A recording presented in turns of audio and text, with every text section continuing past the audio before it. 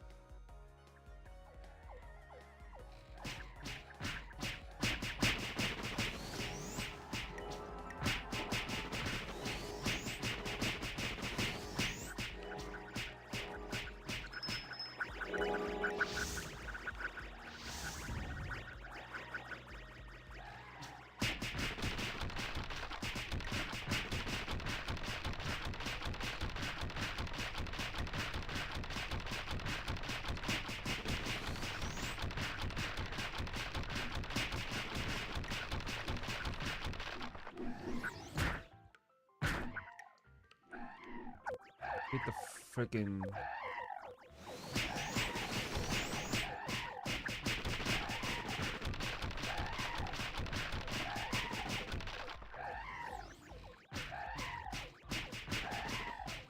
Watching YouTube. Welcome to PlayStation 5. At PlayStation, we believe in generational transitions, and we put years of work into making them happen. We want you to enjoy the unique benefits of moving from one generation to the next. I have one. I have one! There's no games! There's no games on it! It's a Netflix box! There's nothing! If you've been around the gaming social media landscape for the last month, you may have been noticing a very alarming pattern going on with many AAA game studios as of late. That pattern being that they are struggling, big time. From employees being laid off, to game releases failing to meet sales expectations, to even said game releases simply failing to be, actual good video games. Basically, besides for a couple of exceptions like Nintendo and Epic Games, pretty much nearly every massive AAA developer and publisher you can think of is going through rough financial problems right now. With one of these massive publishers being arguably the most infamous among the rest, that one gaming publisher being none other than Sony Interactive Entertainment, aka PlayStation. There has been a lot of recently revealed news about the foreseeable future of PlayStation that shows that they are currently going through a rough time right now. From the aforementioned layoffs, to the announcement of no major game releases for the rest of this year, to even the announcement of the PlayStation 5 console now entering the later stage of its life after failing to meet sales expectations, there's simply no sugarcoating it. The PlayStation brand is currently going in a downward spiral. Naturally, with all of these shocking announcements coming from the actual company itself, this has caused a lot of confusion and justifiable eyebrow raises among general gaming fans. How is PlayStation, a brand that felt like it was on top of the world by the end of the last generation only a few years ago, now suddenly in a position where they had to let go of 900 of their employees? Well, unfortunately, the answer to that question isn't exactly a simple one. While it would be so easy for me to basically summarize this entire video as, haha, the PS5 has no games and that's why no one is buying it, thank you for watching my video, subscribe for more, the simple truth is that there is way more to the situation besides that.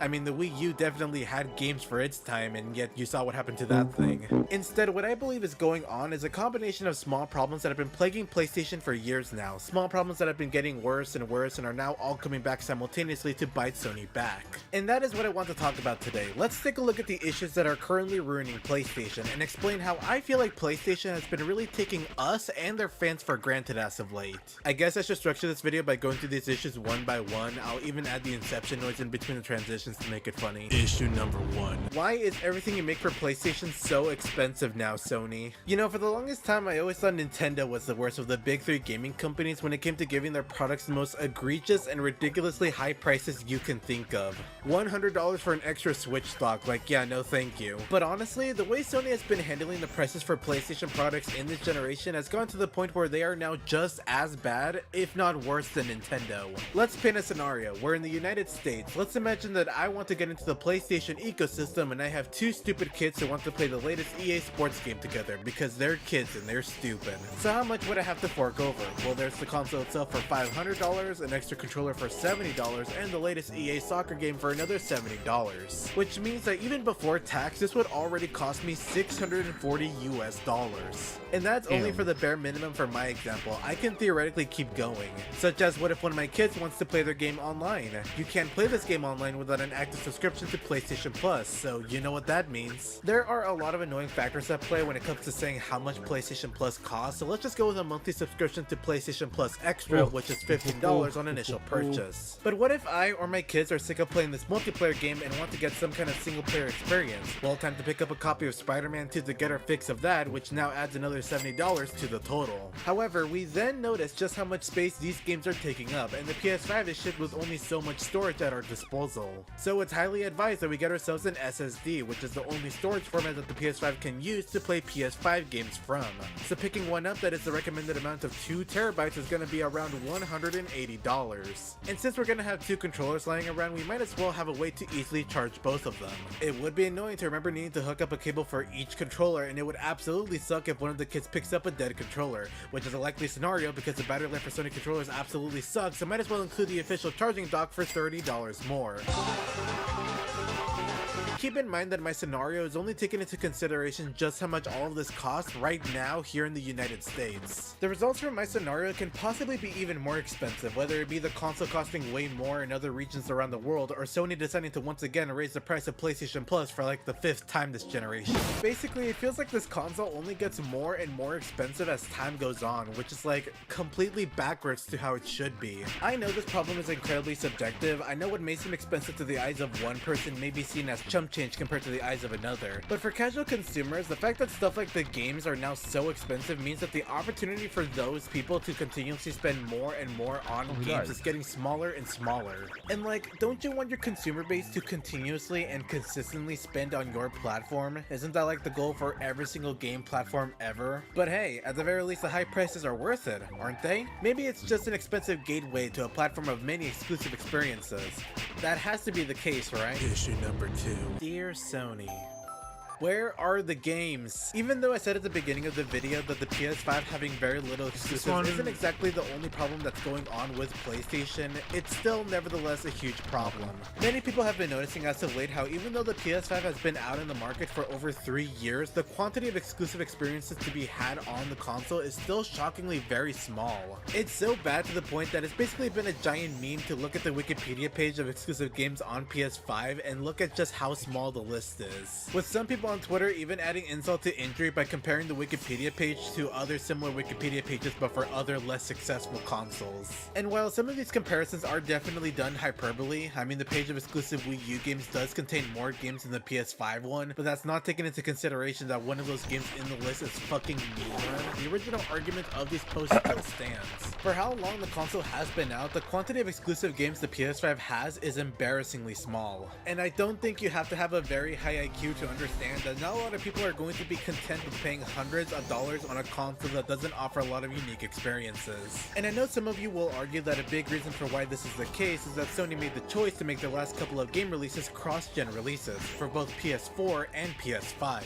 and that only now are Sony finally going to go fully in on making PS5 only games. And look, I get it. The PS5's release couldn't have been more poorly timed even if they tried, as Sony pretty much released that console at the time when the world pretty much ended. So I will say it was a morally good decision from Sony to have their big releases from 2020 to now come out for both their 8th gen system and their 9th gen system.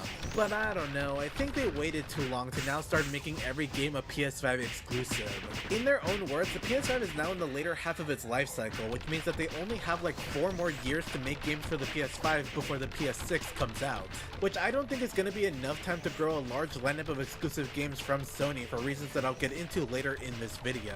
But you know what, let's just say that regardless if they are exclusives or cross-gen releases, at the very least the recent game releases from Sony are still very unique experiences. Is what I would say if it weren't for issue number 3. Where is the variety? I legitimately cannot be the only one who feels like the variety of games that are coming from Sony Studios are now at an all-time low. The games that we've been getting recently from them, as well as the diversity between IPs, has all felt very samey and formulaic. Here is what I mean. I decided to go to PlayStation.com, go to the games section, then PS5, and just simply count how many of the presented games from their internal studios are either remasters/remakes, sequels, or originals. And here are the results. I found out that out of the 15 total first-party games that the page had, 6 of them were remasters or remakes, 6 of them were sequels, and only 3 of them were original games. That certainly is a ratio, alright. I should stress this now that it isn't exactly the quantity of remakes or sequels that necessarily bother me. If it did, I'd probably not be a massive fan of Nintendo, a company who pretty much have been using the same characters over and over and over again. Instead, what really irks me with these large amount of recent PlayStation sequels and remakes is that a grand majority of these are from franchises and IPs that either originated from the PS4 era or were very prominent in the PS4 era. Spider-Man, Horizon, and The Last of Us are very good examples of this. It always bothered me how certain people online would complain about how Nintendo never focuses on their smaller IPs in favor of only using their big IPs. But, and I can't believe I need to say this, Nintendo has actually improved a lot in resolving this issue in this generation, but more importantly, Sony is now just as guilty of this problem, if not much worse. During the Switch era, Nintendo have made sequels, remasters, and remakes for games from across a variety of their generations, with the oldest one being from the stinking Famicom. Meanwhile, Sony can only dig as deep cheap as the PS3 era to create a remake for this generation. I really think Sony choosing to pay attention to a few select game franchises and only those few select game franchises sort of ended up making any new releases from them feel much less special in a way. It's kind of sad to say, but there was a time where it was incredibly hyped to see Spider-Man or Kratos on the screen in game trailers, but now I can't be bothered to necessarily care that much anymore because it feels like that's all that we've been getting now for this generation. It especially doesn't help that nearly all of the represented IPs now feature games that are very similar to each other. Third-person action-adventure games that push for a cinematic approach in their design with serious and usually heart-gripping stories with overly realistic graphics, with the only thing that really differentiates them being their primary gameplay loops. This isn't meant to diss on each game that goes for this approach. I actually do like a few of them, but what made PlayStation so great to me is that they did have such a varied lineup of IPs and franchises many generations ago.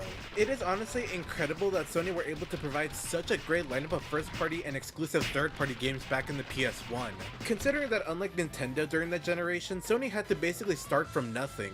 This varied lineup of games would also be carried over to the PS2 generation, where we would also see more IPs get introduced. Really, it wasn't until the PS4 generation where Sony saw the critical and financial success of games like Uncharted 2 and The Last of Us from the last generation and went, hey, let's just make more games like that. This wasn't necessarily a bad thing back in the PS4 generation since there was still some variety when it came to the game releases from that era, but now it's just gotten much worse in this generation. And sadly, it looks like this is going to be one of those problems that's not looking to be resolved anytime soon. Especially when by now you've all probably seen the leaked Insomniac Games roadmap from a few months ago. Look how lame this is. They've basically been relegated to a glorified licensed Marvel game studio now. Yep. I seriously cannot be the only one who feels incredibly depressed just by looking at this. Besides Marvel, they're also working on making another Ratchet and Clank game, which I'm certain will be made as a PlayStation 6 technical showcase, and no actual new IPs from them until the 2030s. Cool. So cool. But you know what? I would accept this change of variety from Sony. Actually, no, that's a lie. I'd still bitch about it. I would tolerate this change of variety from Sony if it weren't for issue number 4. Sony, you're so slow. Due to the nature of Sony's current games always pushing to use the highest end graphics, it means that pretty much every game from PlayStation now has extremely long development cycles. It's pretty common to have each game from PlayStation's big studios now take years on top of years to complete, which plays a huge factor as to why the PS5 has yet to have such a huge catalog of exclusive games. This is also why I don't think Sony has the time now to even try to build a large catalog of exclusive games for the PS5. Once again, Sony has confirmed themselves that the PS5's lifecycle is already halfway done. I don't think that roughly 4 years is going to be enough time for Sony to make more exclusive games on PS5 besides the couple of ones that they've already announced, as well as some very play it safe guesses. I think Sony was hoping that third-party developers could help and alleviate the problem by releasing their games in the meantime that they make their big chungus games. Kind of like how they did back in the PS4 generation. But now some of those studios are also investing equally long development times for some of their big game releases. Just look at Kingdom Hearts, mainline Persona, the Final Fantasy VII remake, or literally every major game release from Rockstar Games after Grand Theft Auto 5. But you know what, I'll give those third-party publishers this. In the meantime that those big game releases get made, they also release smaller and less ambitious titles in the meantime that those games get made. PlayStation can't really say that for themselves. For God's sakes, even the other two major console publishers get this memo. Nintendo and Microsoft also produce and release smaller scale games so they can give something for their fans to play while they work on their more humongous games. And these smaller games can not only be really good, but they can also sometimes be better than the big game releases with the long development cycles. Here's a really good example. Bethesda published 3 games last year, and Microsoft were betting their cards on Starfield being the biggest success of the 3 because it was in fact the biggest game. And well, let's just say that the actual best game of the 3 ended up winning last year. Anyways, going back on topic, I really think PlayStation needs to go back and have studios that are involved with making smaller games with some kind of creative originality in them. Because having all of their workforce make these large-scale games and only large-scale games really limits how many great exclusive games the PS5 could have. Emphasis on go back in that sense, because they actually used to have one studio in the previous generation who did that, Japan Studio. This was the studio that was responsible for some of the most creative and experimental games across PlayStation's history. They were also always my personal favorite studio from PlayStation. A studio like them can be really beneficial in this current era of PlayStation. It's just unfortunate that Sony decided that the best course of action on handling a studio that they needed more than ever is to shut them down early in this generation.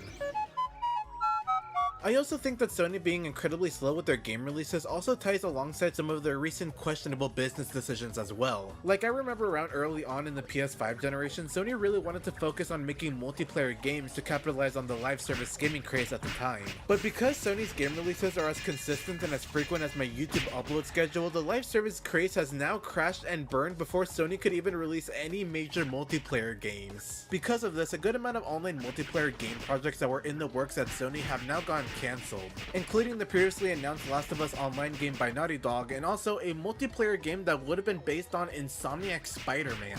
This one wasn't even announced at all. By the time we found out about it, the project had already been canned, so yeah, cool.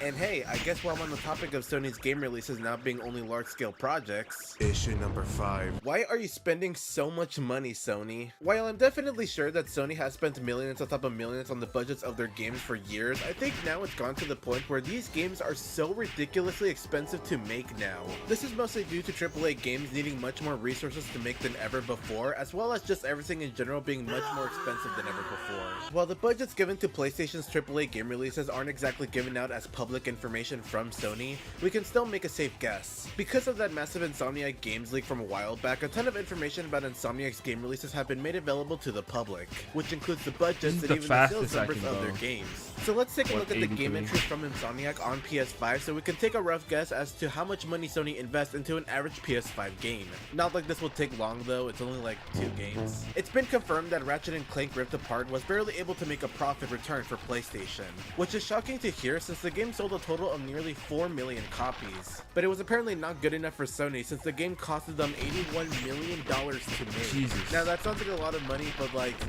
strap in, it gets worse. Now with Spider-Man 2, that game would obviously cost way more to make than Rift Apart, simply because the visuals of that game are way more intensive and the game itself is also just way bigger. With all that being said, this game had a budget of $315 million.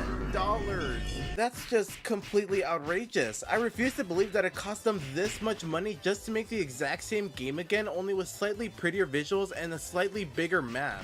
Where did most of that budget go towards? Did it go into Venom and all of his 19 inches? That's the only answer I will accept. In all seriousness though, I feel pretty confident in saying that Sony spending this much money on making games like Spider-Man 2 is most likely the big reason as to why PlayStation stuff in general is now as expensive as it is. A game publisher and developer choosing to make super expensive games that require years to make isn't a problem in and of itself, but the fact of the matter is that in the meantime those types of games get made, that publisher and developer is simply not going to be making any money unless they have external revenue streams. Rockstar Games is so damn lucky that so many people have spent their life savings and probably the grandparents' inheritance on fucking shark cards, because now they're in a position where they can focus entirely on making big budget game releases and not necessarily worry on their release dates, which is both a blessing and an absolute curse at the same time.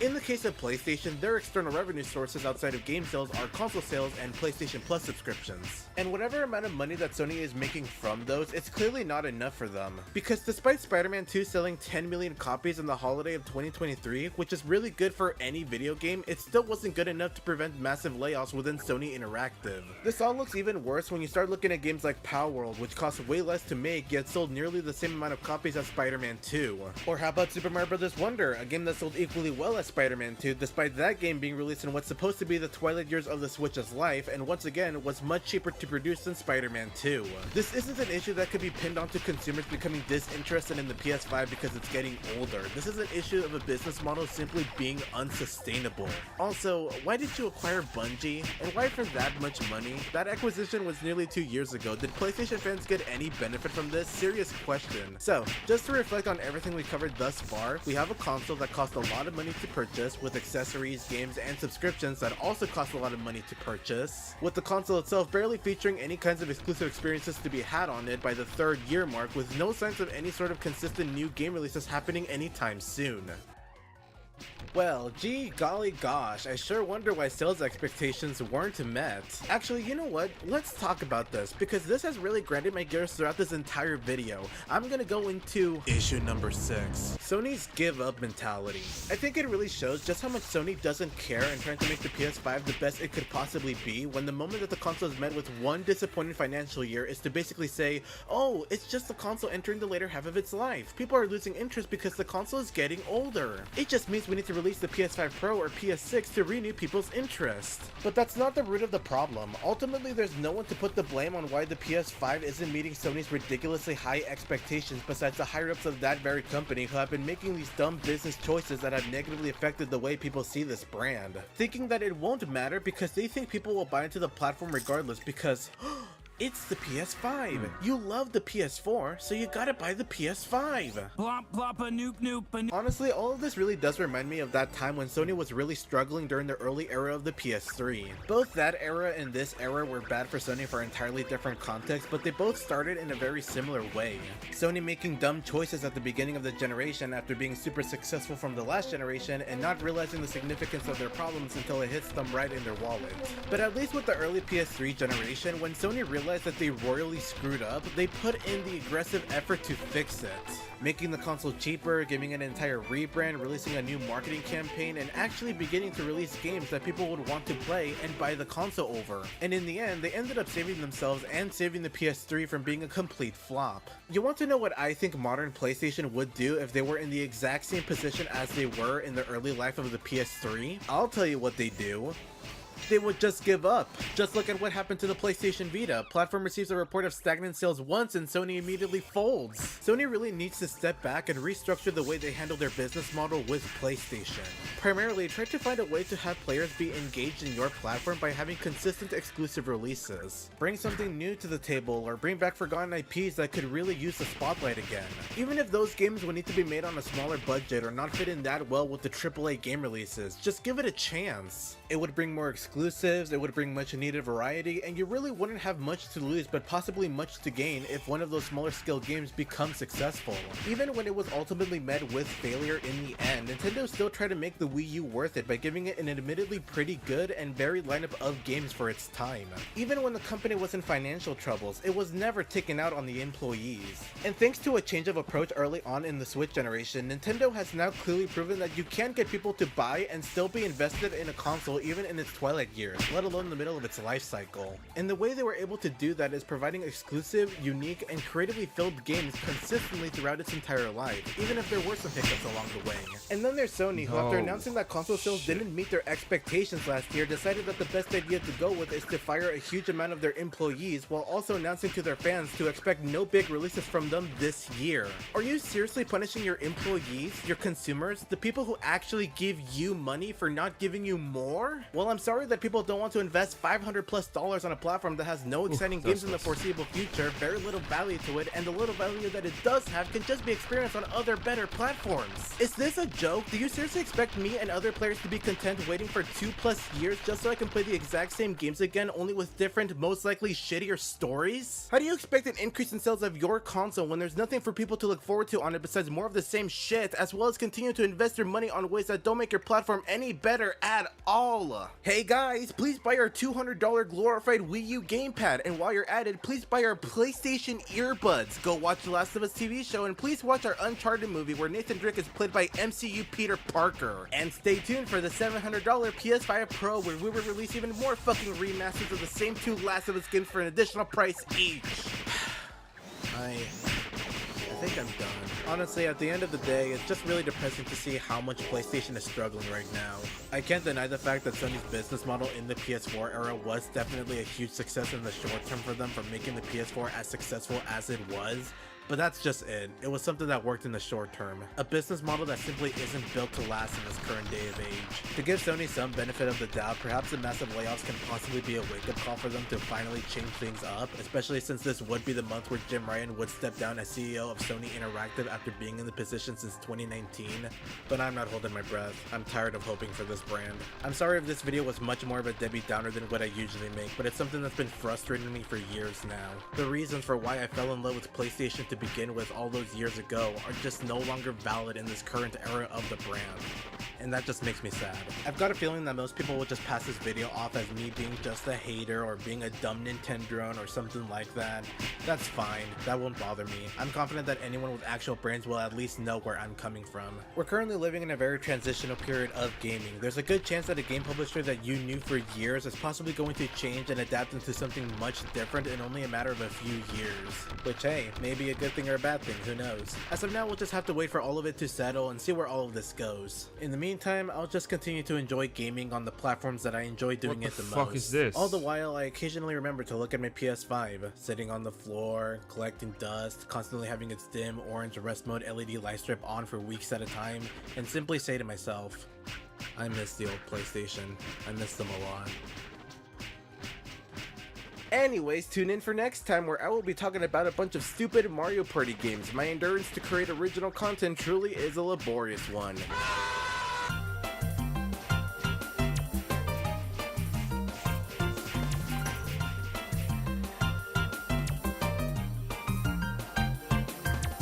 I'm telling you now, I have plans that I cannot share with you right now because the haters will sabotage me. I have plans that I cannot. When you look at the population of every major MMORPG and notice that every one of them has seen its player base decline over the last 10 years. Hold up.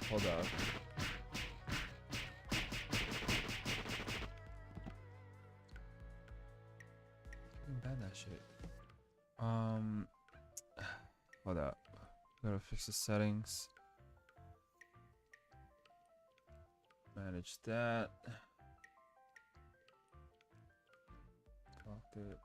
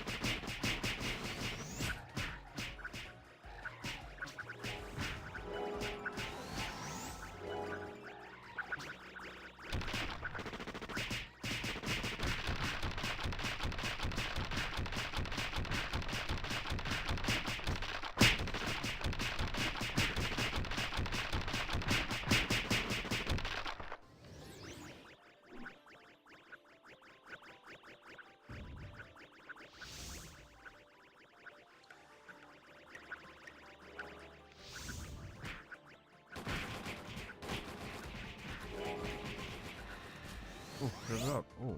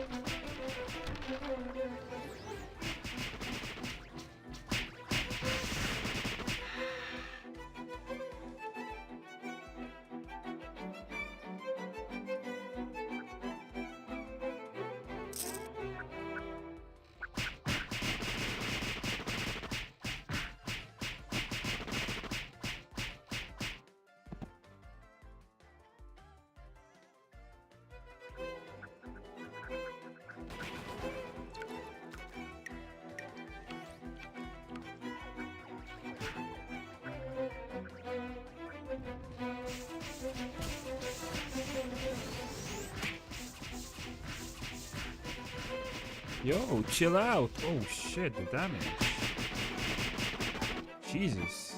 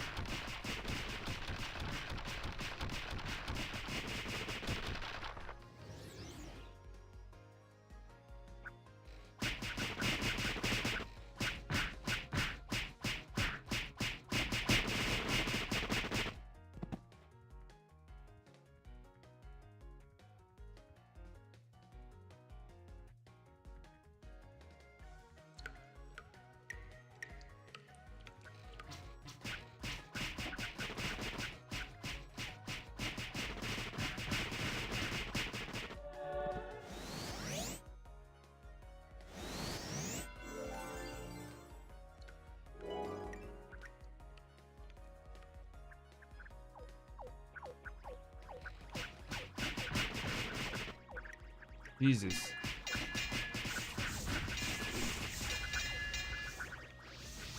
Bring it there. Hey, kill that shit.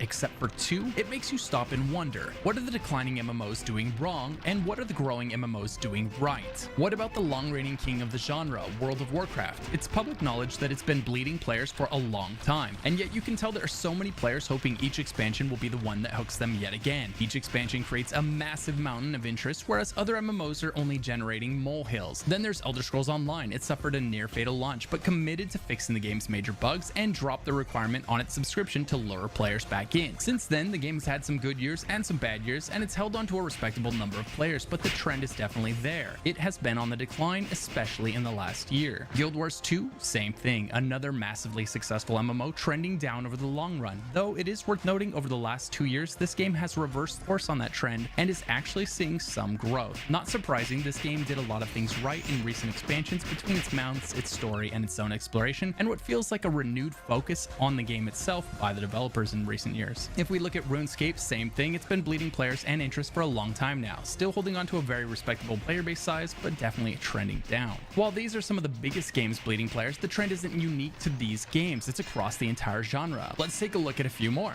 Black Desert Online, Terra, Destiny 2, EverQuest 2, Lord of the Rings Online, Ion, SWTOR. You can pick almost any MMO out there, and the graph is going to look almost exactly the same. Interestingly, there's only 2 games that escape this trend, and they couldn't be more different from one another, and that's Final Fantasy XIV and old school RuneScape. When I see something like this, it always makes me wonder. When I look at something thriving where everything else is struggling to survive and even dying, I want to know why. I have hundreds and sometimes thousands of hours in almost every MMO I mentioned so far. So in this video, let's start by taking a look at what Final Fantasy XIV does differently.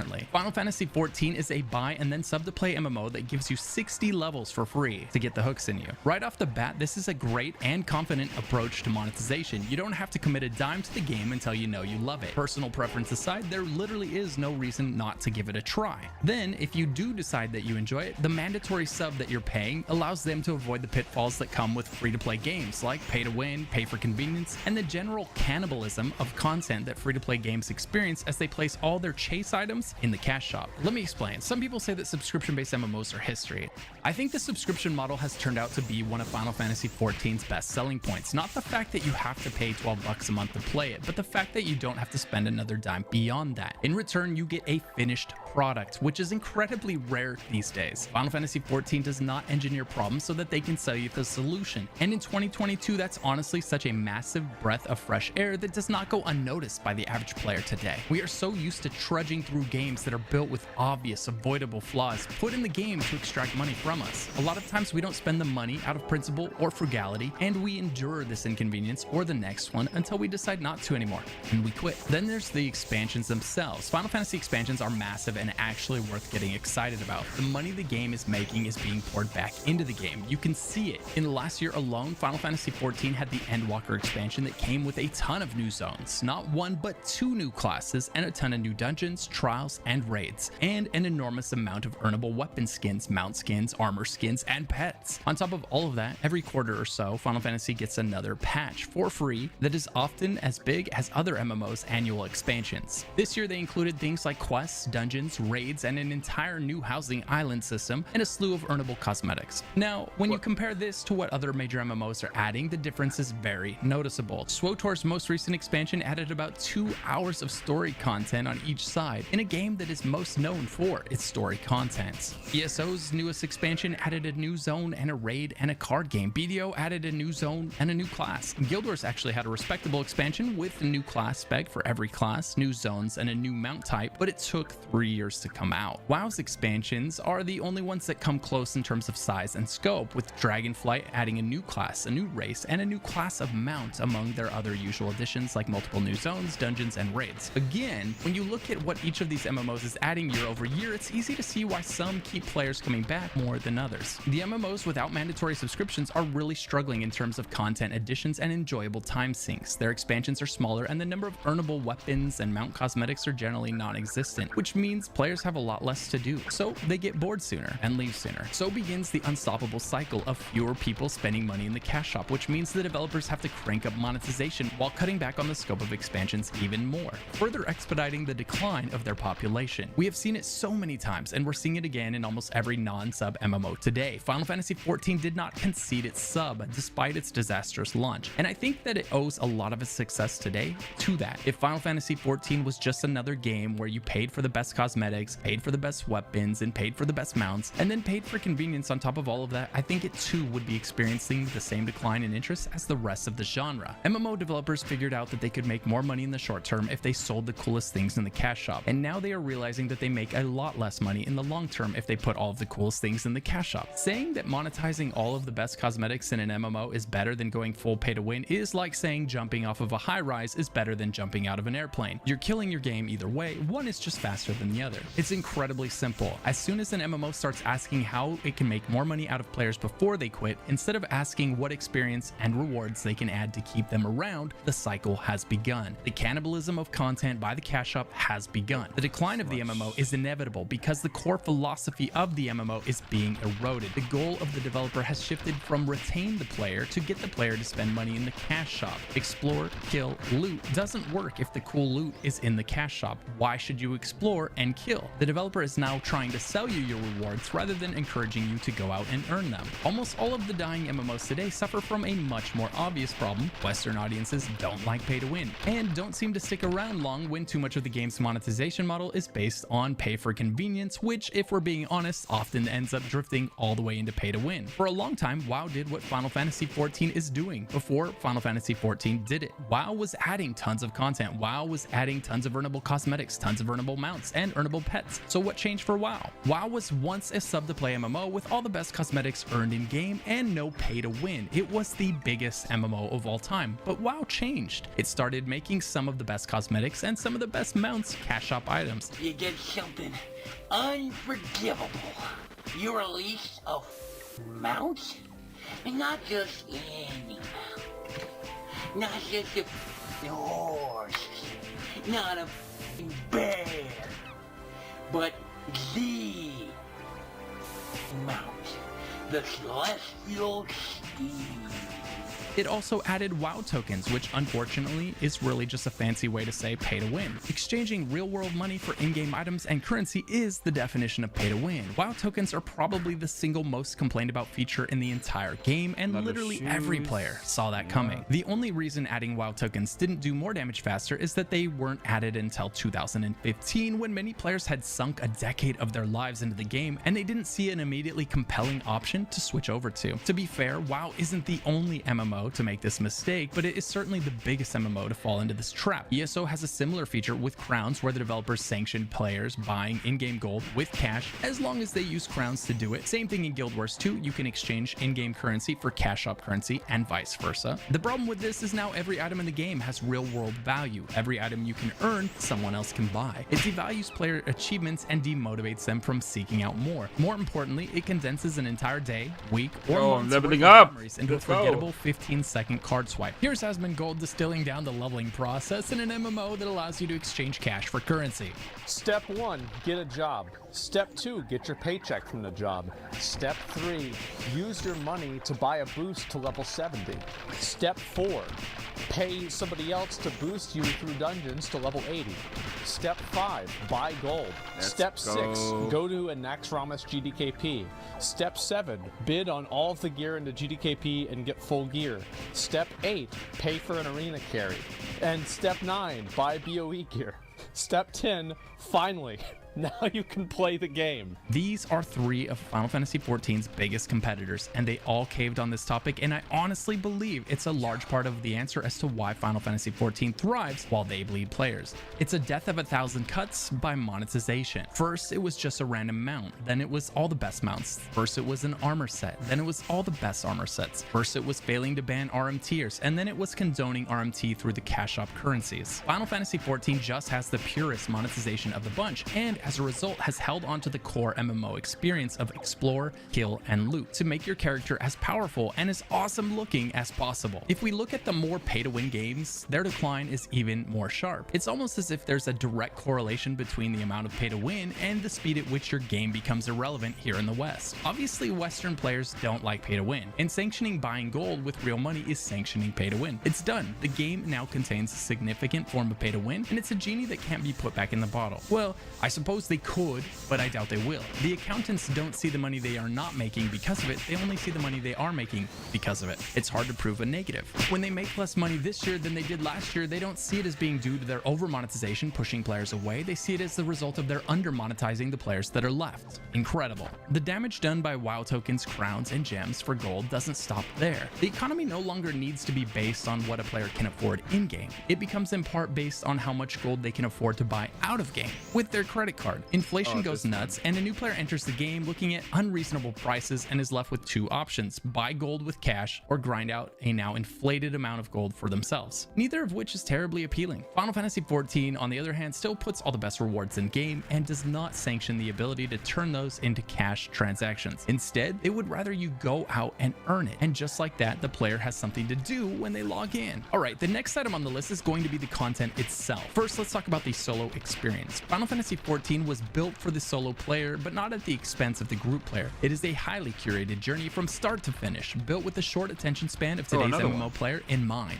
There's not a moment that the game isn't leading you by the hand to the next objective. It's always there in the top left corner, ushering you to the next plot point. There is a continuous 10-year story woven through the game seamlessly. This achieves 2 things. One, the new player never signs in and finds themselves unsure of what to do next. They always have an objective. It's worth noting that they can deviate from this path if they want to. There's plenty of horizontal content, optional trials, optional dungeons, and even optional jobs to level, but the player can also choose the on-rails experience and soak up that main story. The second thing is the quality of the story. It's amazingly written with twists, turns, and jaw-dropping backstabs, complete with music and cutscenes. It's not perfect, nothing is. It's got way too many dialogue boxes, in my opinion, that really serve to age the MMO. But the story those dialogue boxes tell is so good that it keeps players moving forward. And for the players that choose to skip the dialogue boxes, the cutscenes do a good job of presenting the key plot points so that they are mostly able to follow along as well. Final Fantasy XIV focuses on delivering a masterfully told story, which is something a lot of MMOs treat as optional when it's really not. A good story,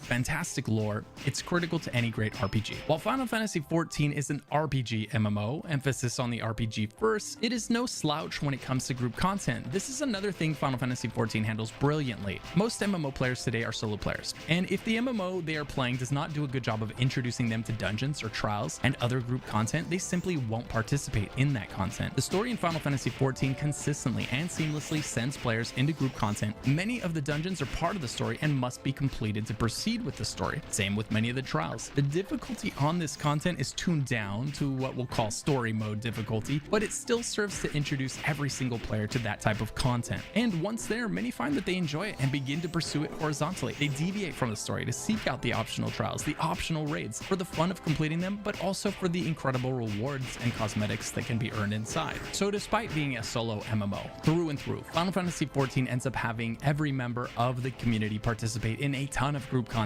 every expansion. This means you can always find a group for any dungeon, trial, or raid in the game. Level scaling ensures that it will always be fun, and there won't be one person in the group killing everything and trivializing the content while you struggle to keep up. I think other MMOs should recognize the success of Final Fantasy XIV's approach to dungeons and specifically trials. You spawn in front of a boss and you can already tell 100% of the developers' time and effort are put into this one fight. There are no boring trash pulls to wade through over and over, no filler DPS sponge side bosses with low effort mechanics, no long runs back when you wipe. You just spawn in front of the boss, the final act. There are boss transformations, stage transformations, music changes, and cutscenes. It's a cinematic experience as well as a mechanically heavy experience with multiple levels of difficulty so that you can choose how hard you want it to be. And if you do choose the hardest difficulties, there are great rewards for your efforts. The trials are great bite-sized group content that I always look forward to because they're a spectacle and they're fun. Some other MMOs are noticing. It looks like Guild Wars 2 has been inspired by these trials and its strike missions recently, and I think more MMOs would benefit from focusing on this quick, high-intensity, mechanic-heavy group content. All thriller, no filler, get in, get out. It works and it works well.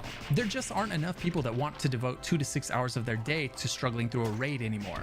Final Fantasy XIV's trials are the best part of that raid experience. The final fight and its loot. And none of the filler that leads up to that. Anyways, these are the things that I noticed when I played Final Fantasy XIV. The game launched horribly. They shut it down, and perhaps the best decision they made was to not give up the subscription model. By retaining that, they ensured that they could continue to outdo themselves from one expansion to the next. They were able to continue to give players great in-game rewards for their achievements, rather than locking them all in a cash shop. They were able to crank the cinematic spectacles to 11 on the group content, and I think that's something a lot of MMOs forget. Raids, trials, and dungeons, they should be spectacles in 2022 and beyond. No one is impressed by running through a cave and killing things along the way anymore. Those days are over. Developers have to think beyond that. Give us stage transformations, give us boss transformations, give us epic soundtracks, and if you won't, Final Fantasy XIV will. Final Fantasy XIV isn't perfect. It's not a one-size-fits-all MMO. The art style is hit and miss for a lot of players. Some people are never going to be okay with a flying car pulling up next to them in their fantasy MMO. The base game has way too many dialogue boxes that make it feel old compared to modern RPGs. The questing experience is definitely carried by the story. There's literally almost zero combat while questing. It's mostly talking to one NPC and then the next until you unlock a dungeon or a trial. But when you do get a solo duty or a dungeon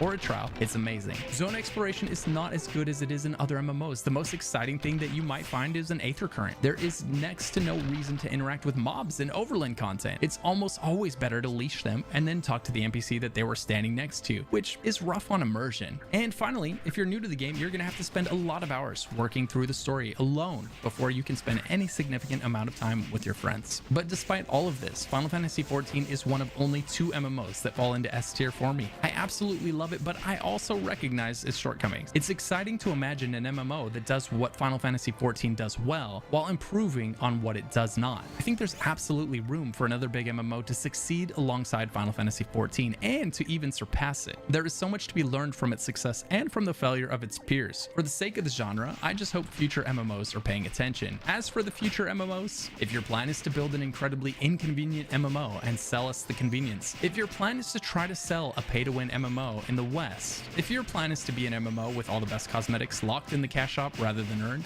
well, you just haven't been paying attention. If you're still here, hopefully you enjoyed the video, so be sure to like and subscribe for more MMO content. And a massive shout out for my YouTube members for supporting the channel. If you want to become a YouTube member, click the join button below. And if you're not sure what to do next, maybe check out one of the videos popping up on screen right now. This video ran long, so I'm gonna have to break the discussion of old school RuneScape into the next video. Be sure to subscribe so you're alerted when I post it.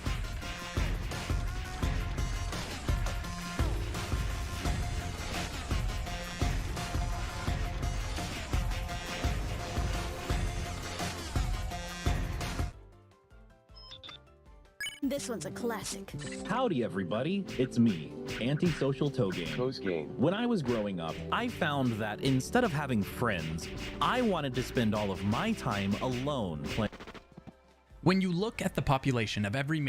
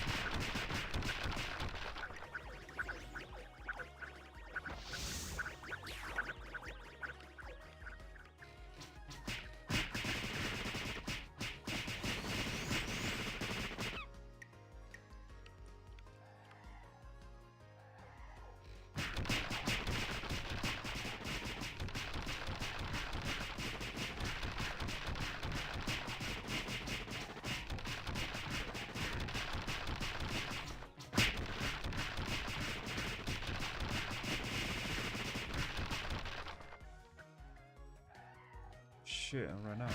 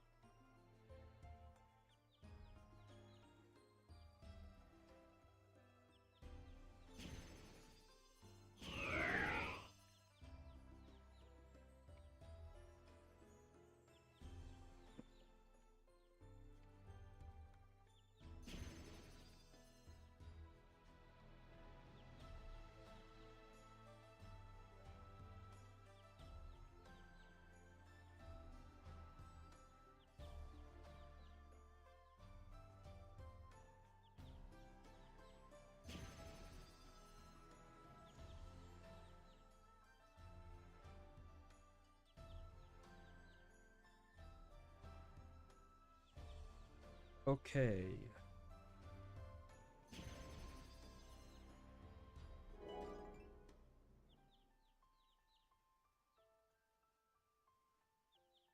Final Fantasy XIV is one of only 2 MMOs that fall into S tier for me. I absolutely love it, but I also recognize its shortcomings. It's exciting to imagine an MMO that does what Final Fantasy XIV does well, while improving on what it does not. I think there's absolutely room for another big MMO to succeed alongside Final Fantasy XIV and to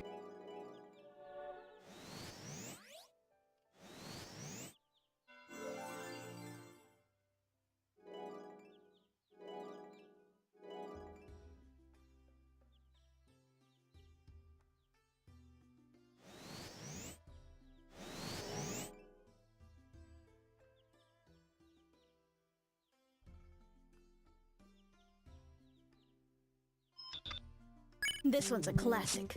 Howdy, everybody. It's me, Antisocial Toe Game. When I was growing up, I'm gonna do that later. What time is it? 9:00.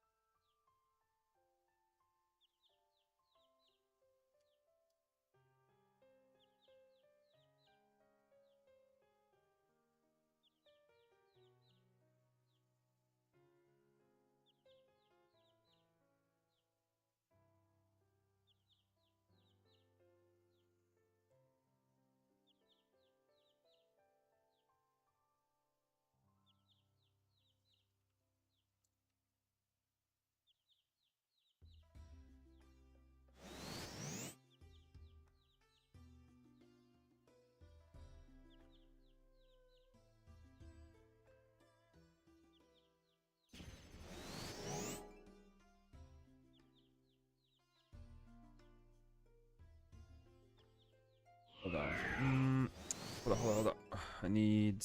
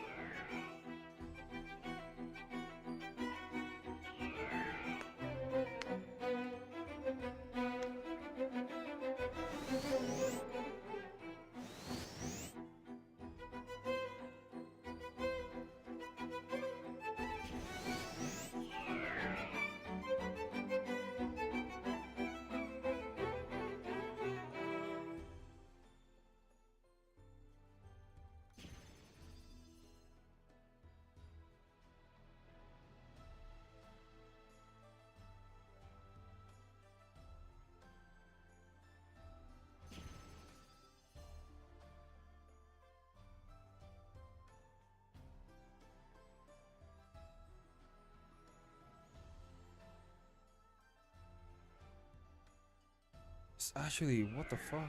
You get more XP?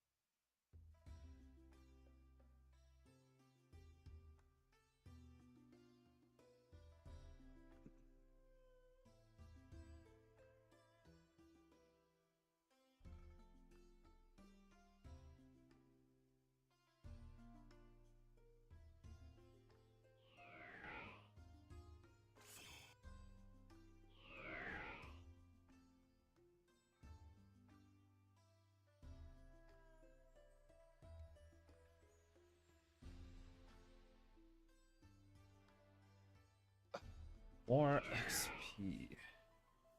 This one's actually sick.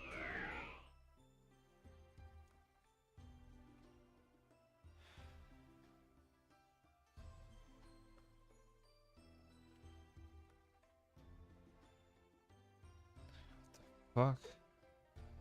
Anubis card.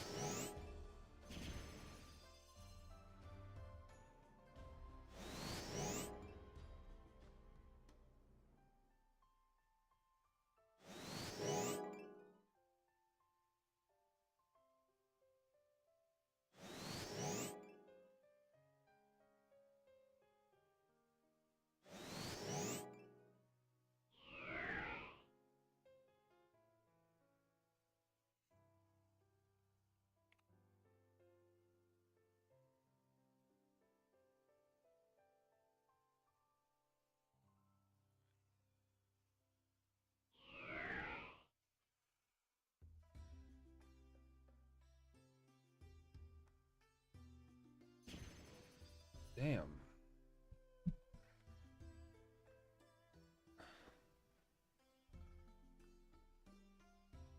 This one's actually really good. Fuck. What's with the...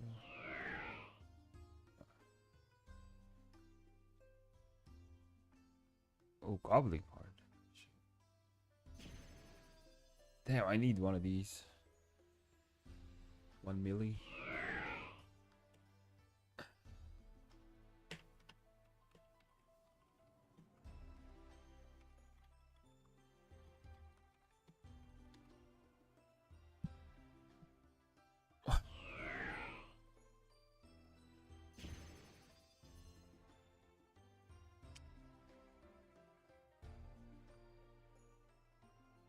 It's 1 million. Shit.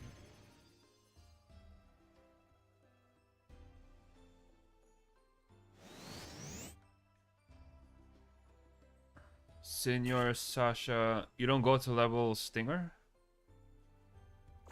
I mean, I could go there. But I'm just taking a break for now. I just leveled up, so yeah.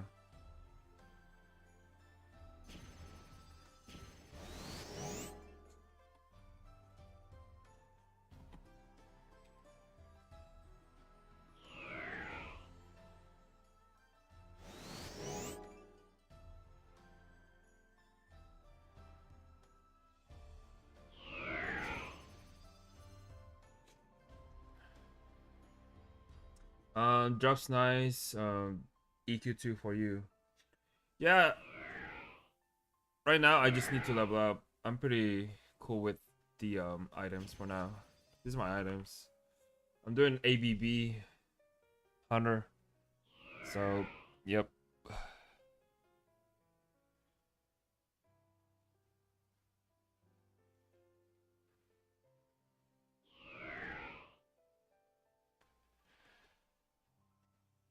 There's actually a custom dungeon here, so I don't have to go to a Stinger.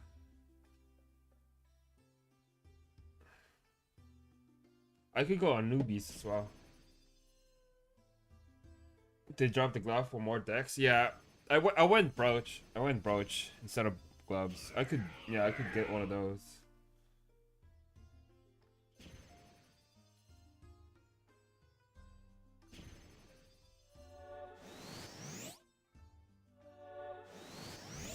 But I don't know, dude. It's gonna take forever again. Drop gloves. Those shits are like, and the grind gonna be really long, man.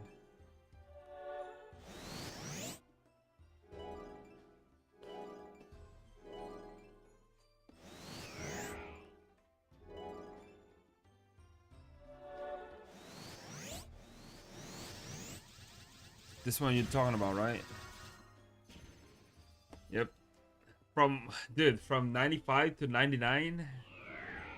Yo. This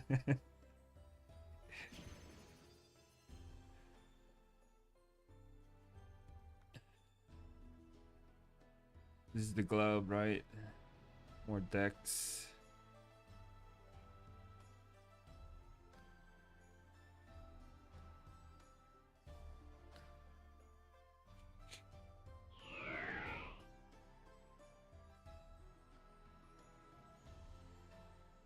Oh, you played RO in a long time?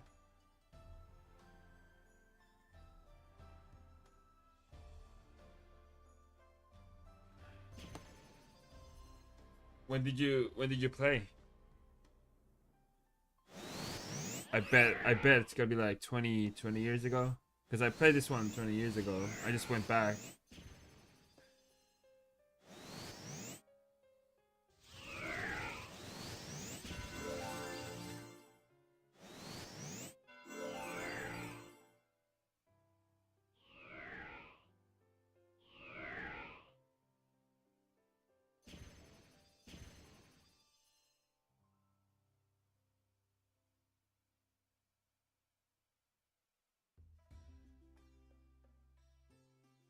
Yep.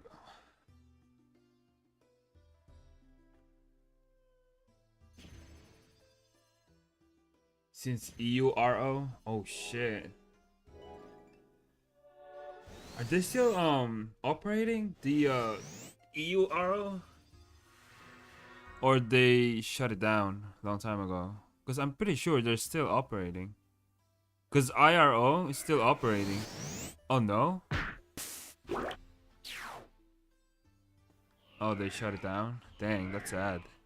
Because international RO is still operating. It's still on Steam. Oh, it's gone. Damn, that's sad, dude. Wait, IRO is IRO is still operating. It's still on Steam. Or you can still Google it. I didn't like it. I don't like. I'm not a fan of renewal. Renewal is just shit.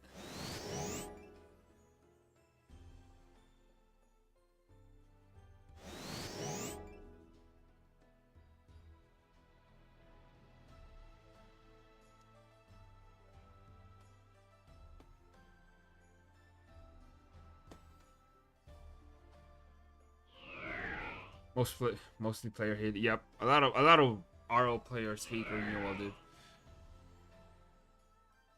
They destroyed the soul of RO.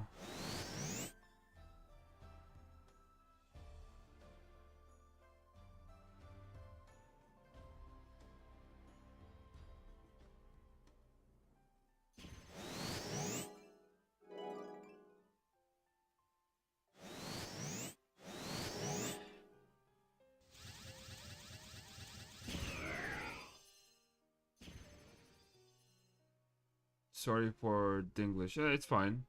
I mean, it's pretty. I mean, I understand it, so it doesn't really bother me.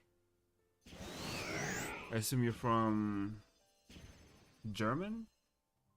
You're from Germany.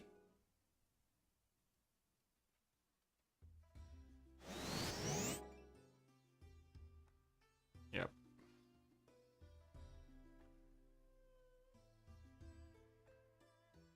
Deutschland.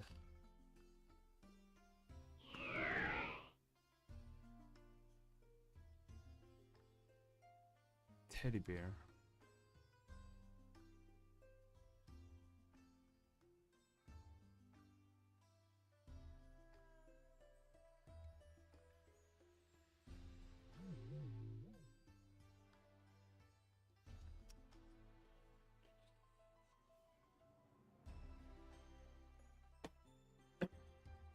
Well, there are many German players here. Yep. A lot of them are high level too. Germans here. But the problem is their latency and their ping are pretty high. They're playing on the US server.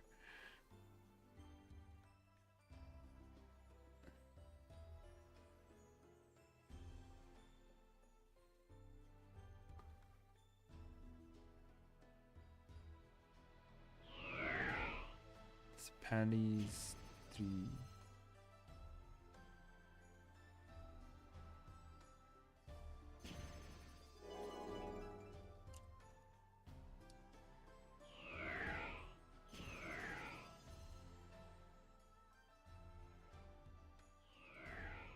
Mastering card.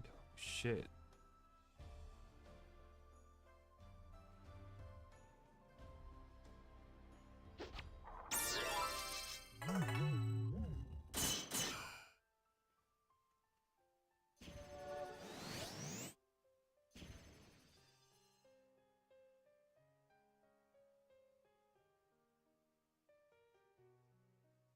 Yeah, Anubis the one I was looking for, or leveling up. I'm thinking about Anubis, but then I need the support first. Yeah, because as a hunter, it's kind of hard to level out there by myself. I need the support there first. But there's a custom dungeon here. You can level up by yourself, and it's pretty good compared to Sphinx.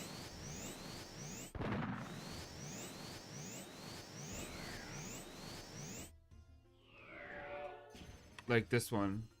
There's like an they call it under tomb. Like it's around here. You can level up here all the way to 99. It's actually pretty decent. The XP.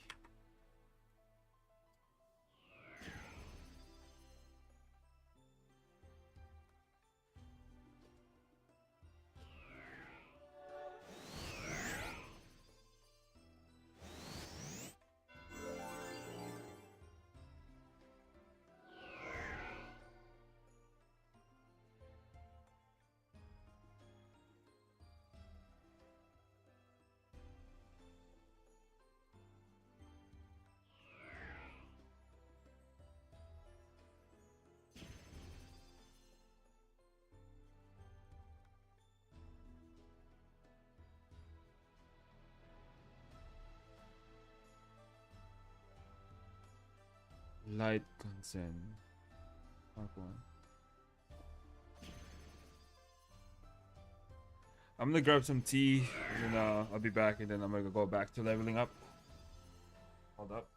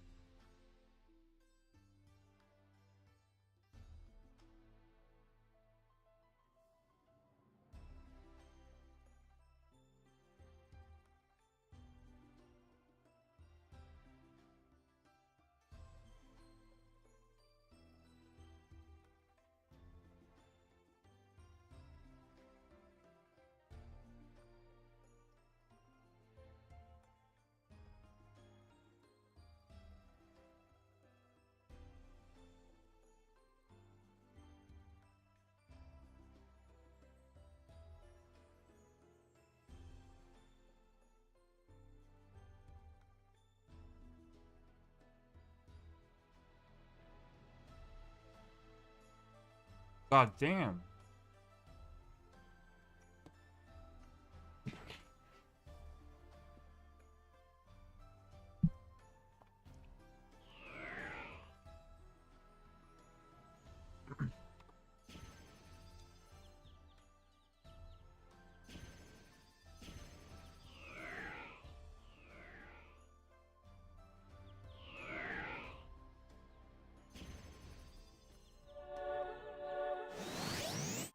And buff cups.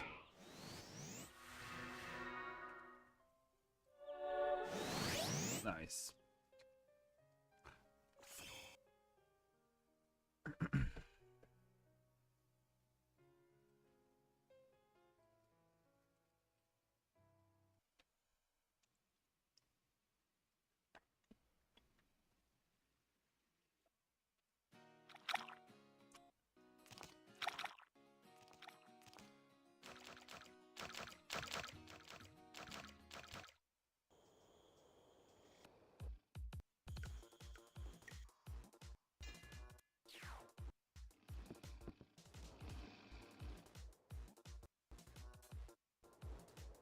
Oh, what the fuck?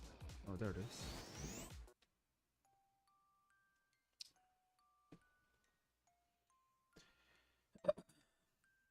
This is where I level up.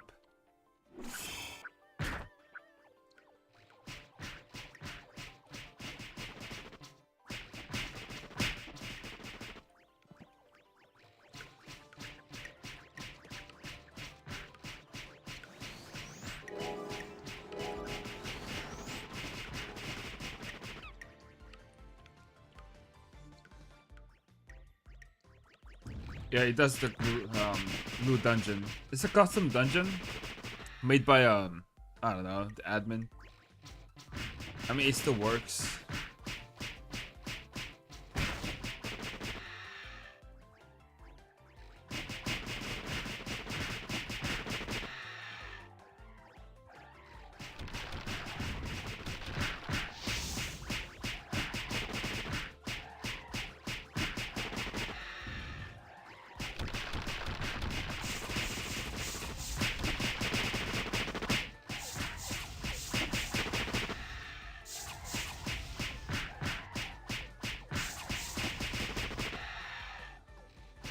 Are you in, wait, are you in this server?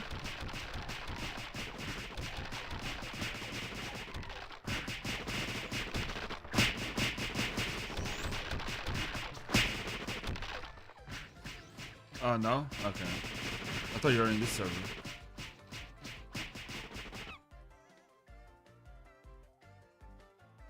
What did I ask that? Yeah, you.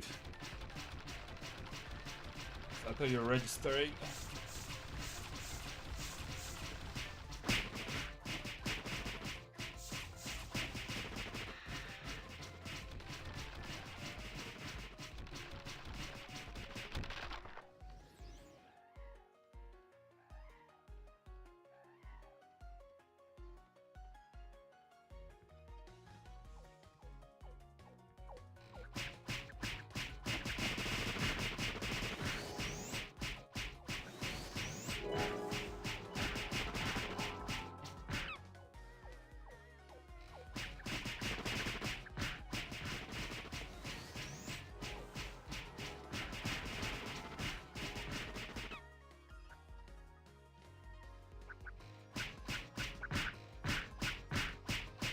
This guy hits so hard.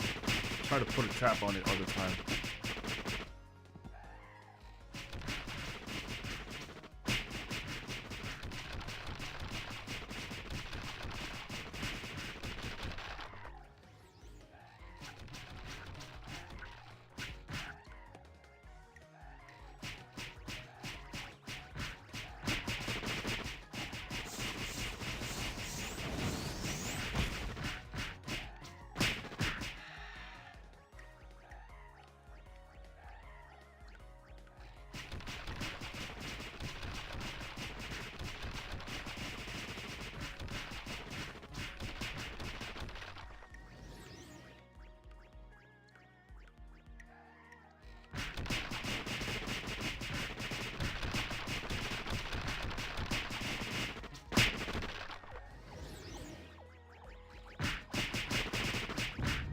It's a long grind.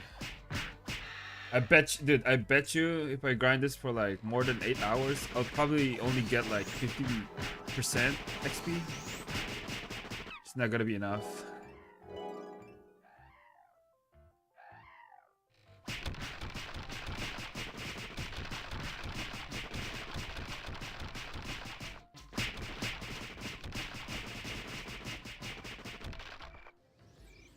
Let me get some buffs here.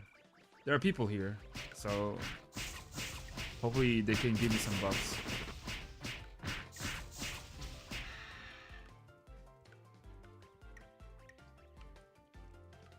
Oh, the people here are gone.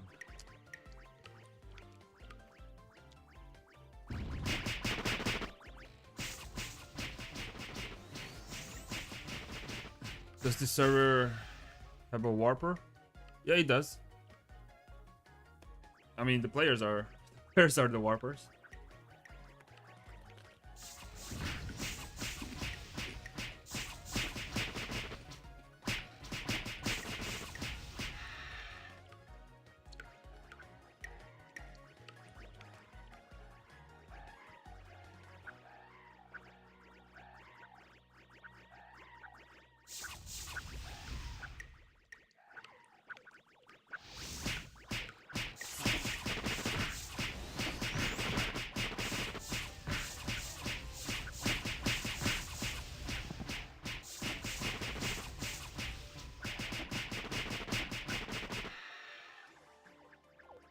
Most dungeons shoot you. I think there's you can warp to not the exact location, but you can warp to the to that place.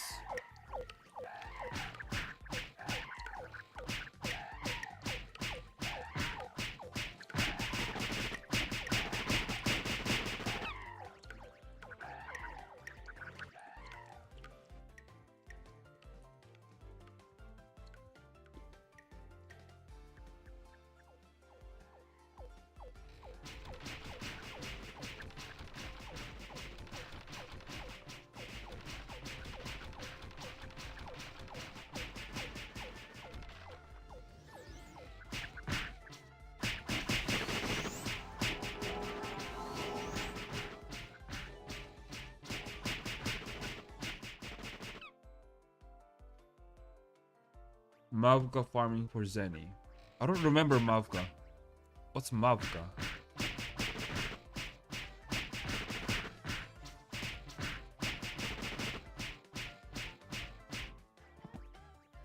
This one?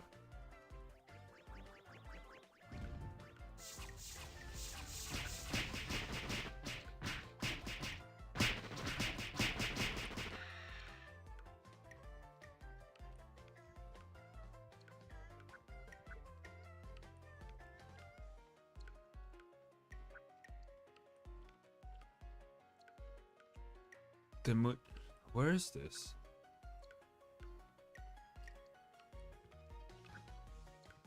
I think this is like renewal, right?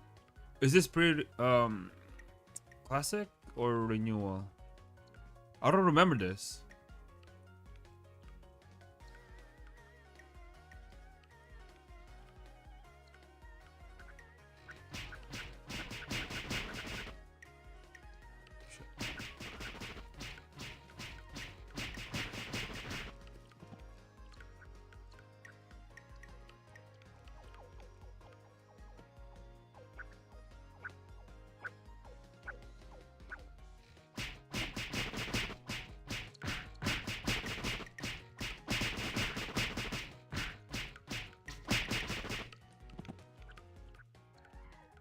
The wither, the rose.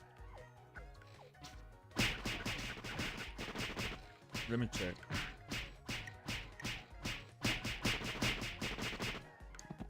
Oh shit, you're right.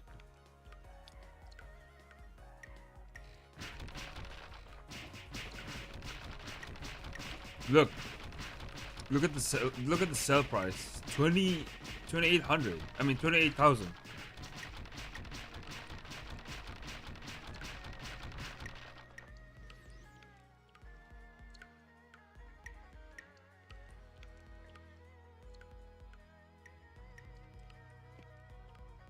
Maybe I should go there. I mean, this dungeon right here, they drop really nice items too. But they're pretty rare, so compared to this one.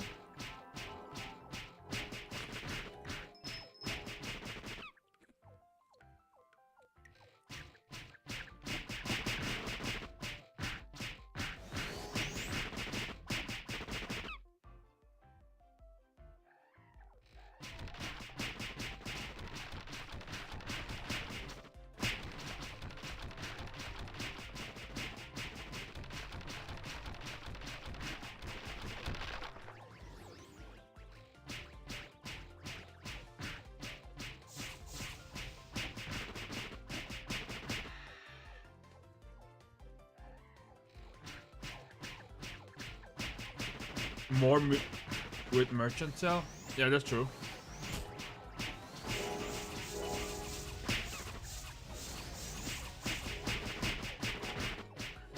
My merchant's not that. Well, it's not that leveled up. It's pretty low.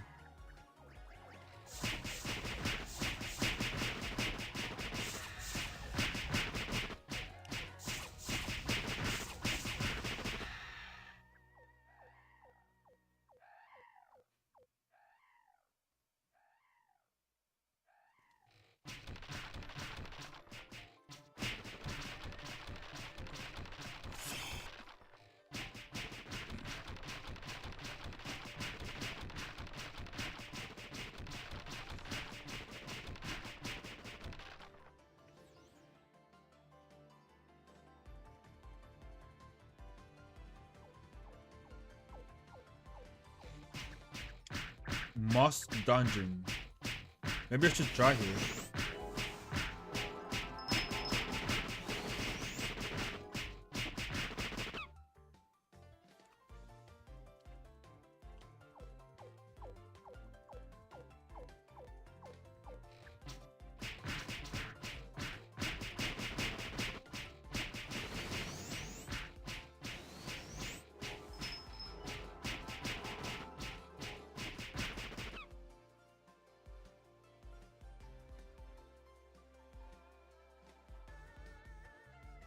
It's not that good, but very good for XC farm only. Only for Zenny. Oh, it's not good for XP farm, but only good for Zenny. Yeah, I can tell. But then the drop rate's like only 3%. I don't know, the chances of me getting that is pretty slim.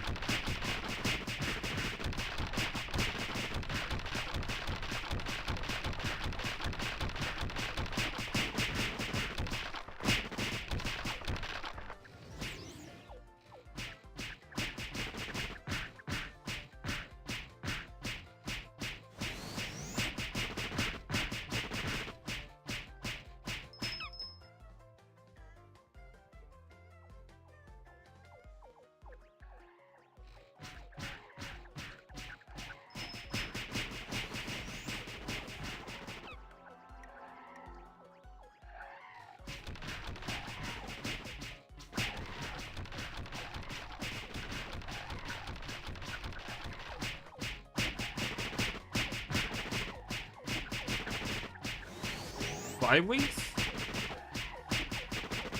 What do you mean kill it with fly wings?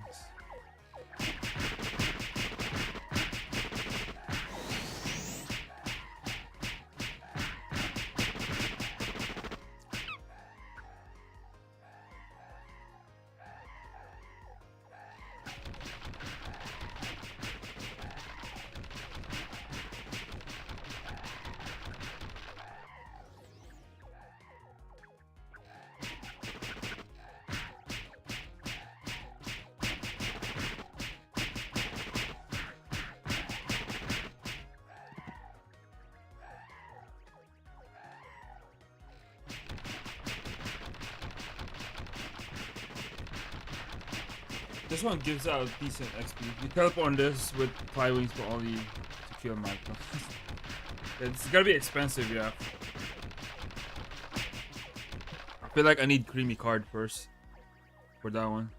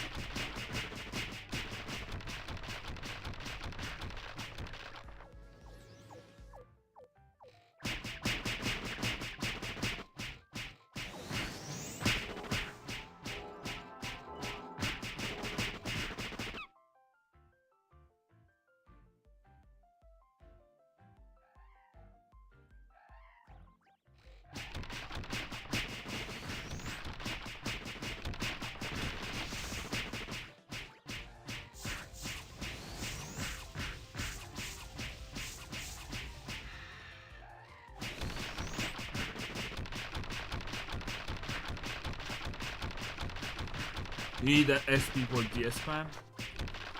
I'm not really a DS build. More of a ABB build. Because if you look at my stats, it's not for DS.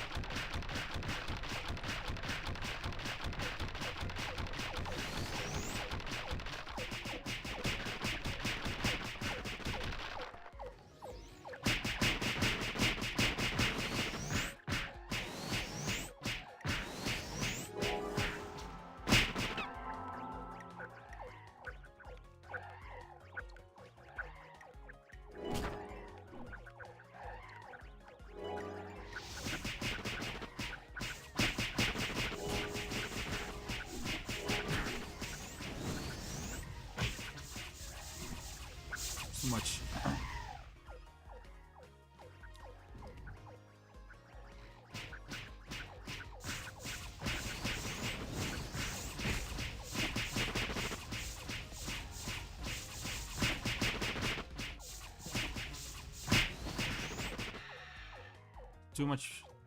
Too much blockers.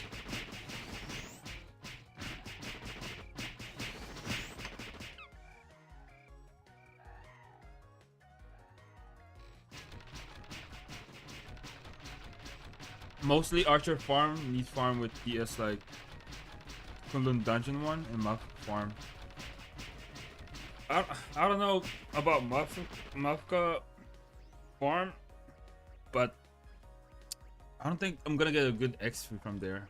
I think I'd rather farm in Anubis.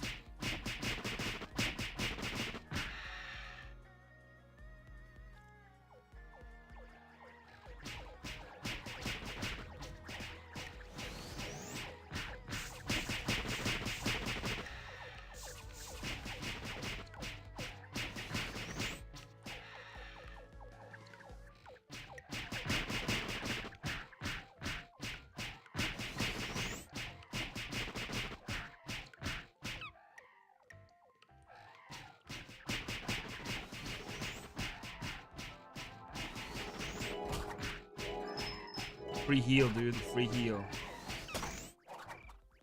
Oh shit.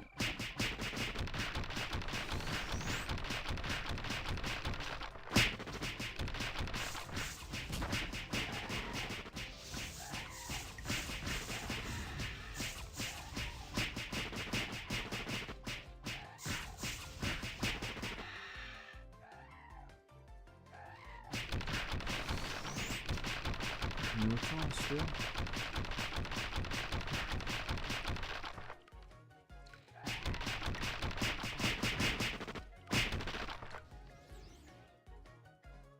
I think I need plus 10 combo and 4 goblin cards with this one.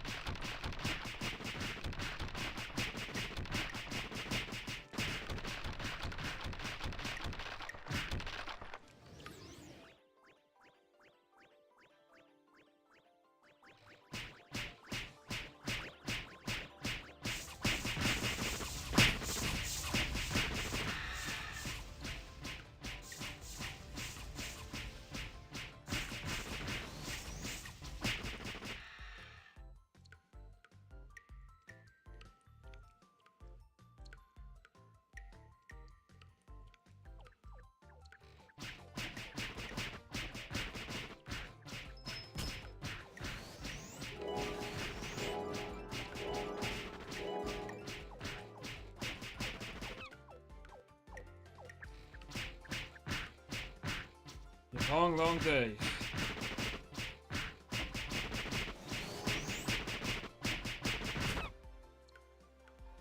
Jesus. I'm only like 4%, dude. After all that. It's insane, man.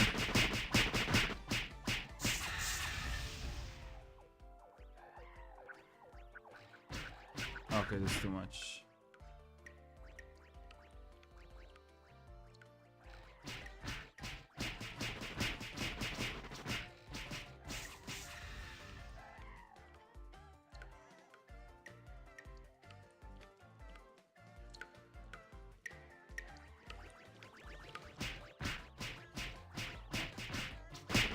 Mouth to form. What's Kun one? Is Kun?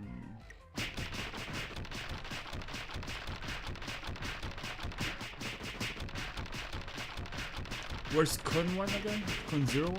Is it's Kunlun Dungeon, right?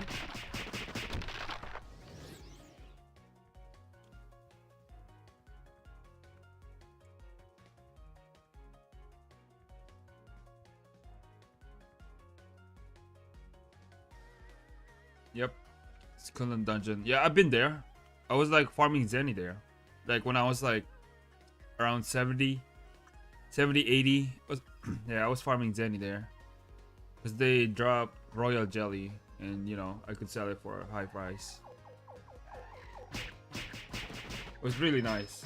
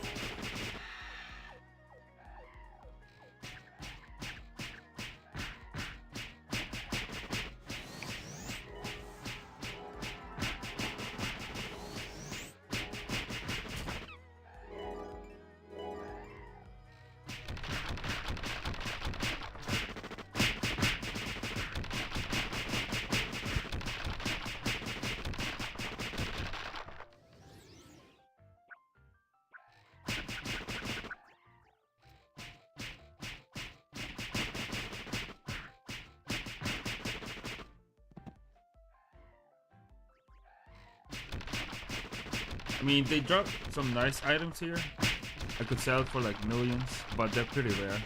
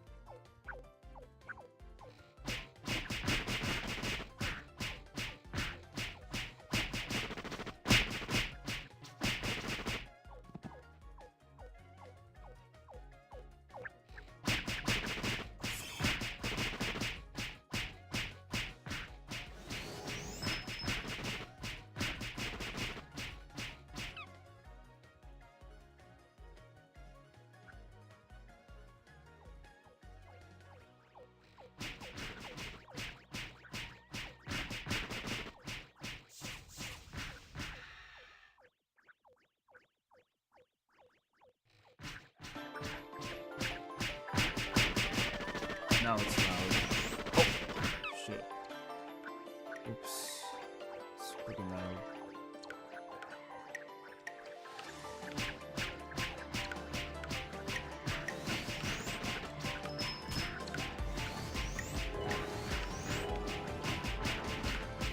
What is it?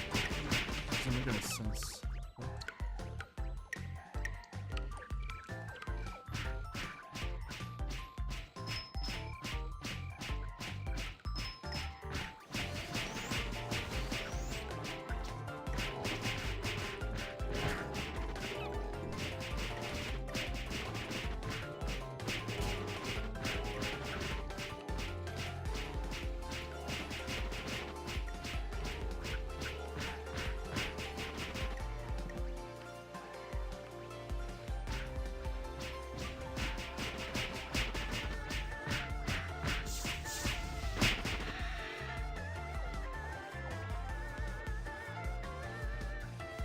I need the music, man. It's gonna be a long day. I'm gonna be farming here all day.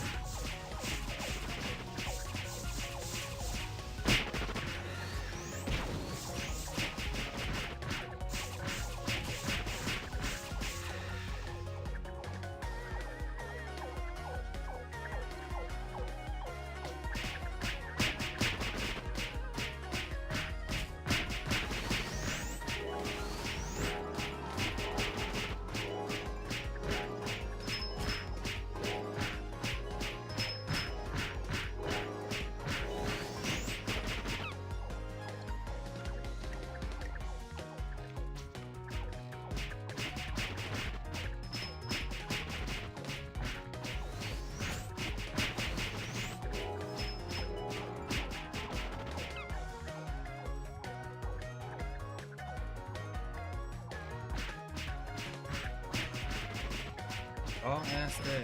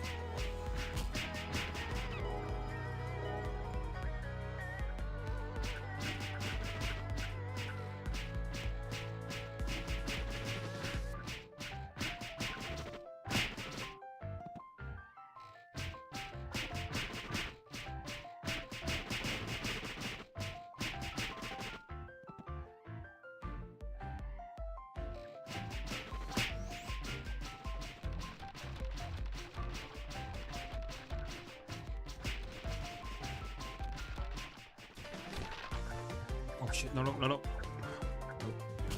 Ouch.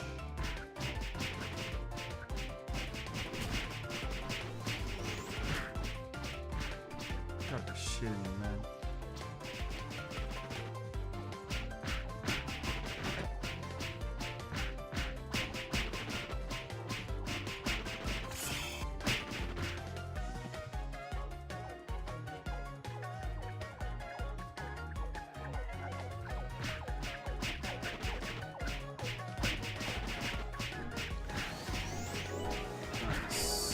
Heal.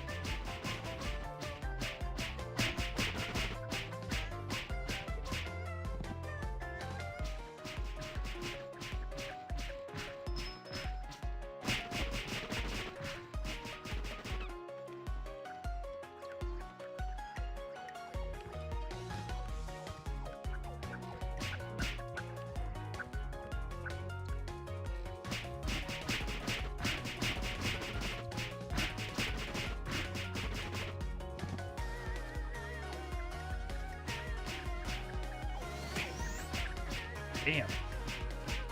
2K.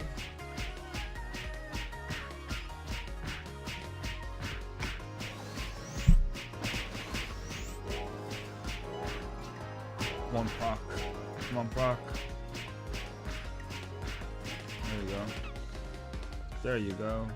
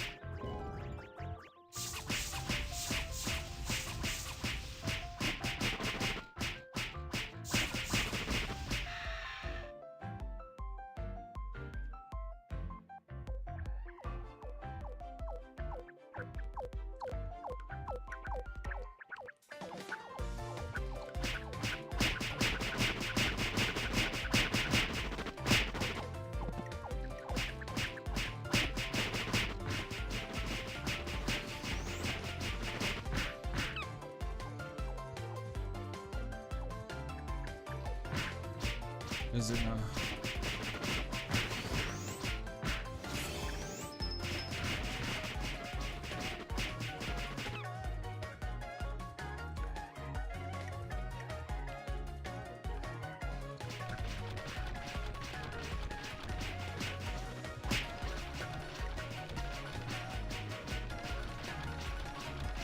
Whatever army.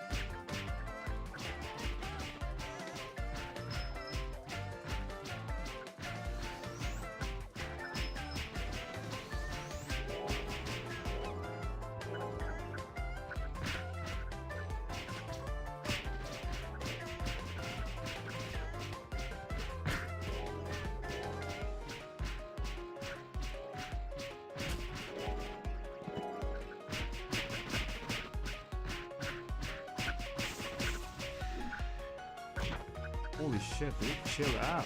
Jesus. Oh, jeez.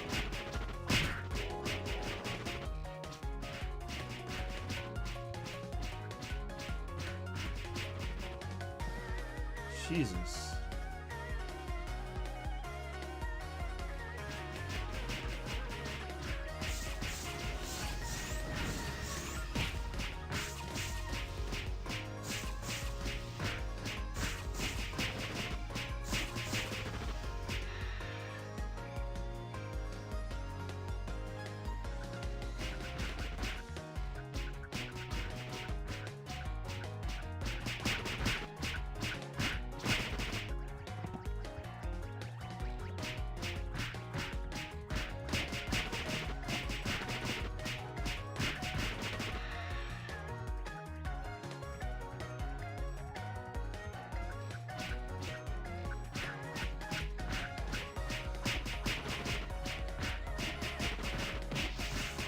What the? Yo, chill out.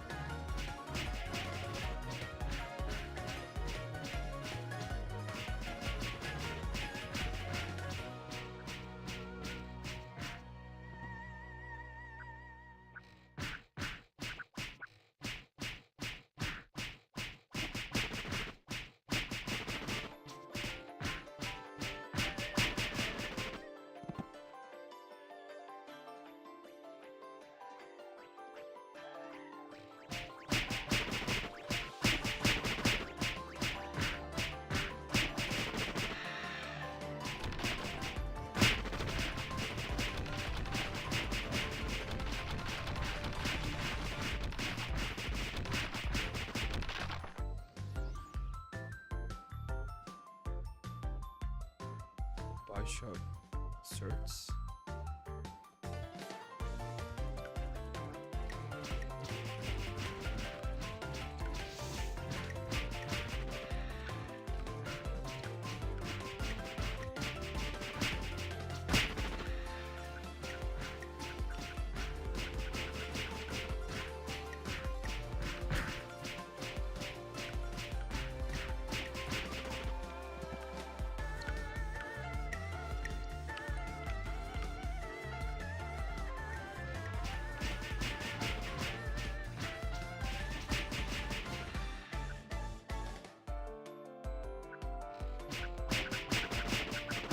Nice.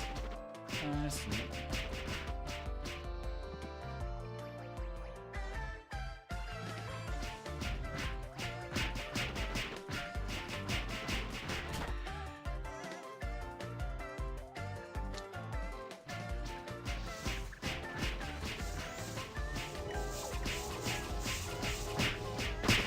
Free heal. It's insane, dude.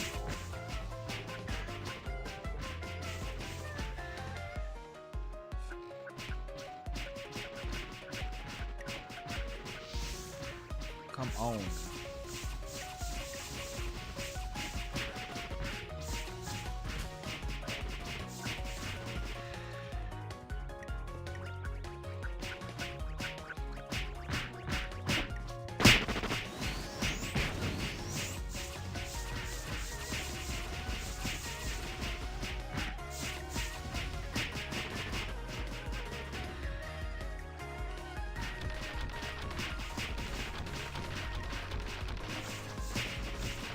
Let's go.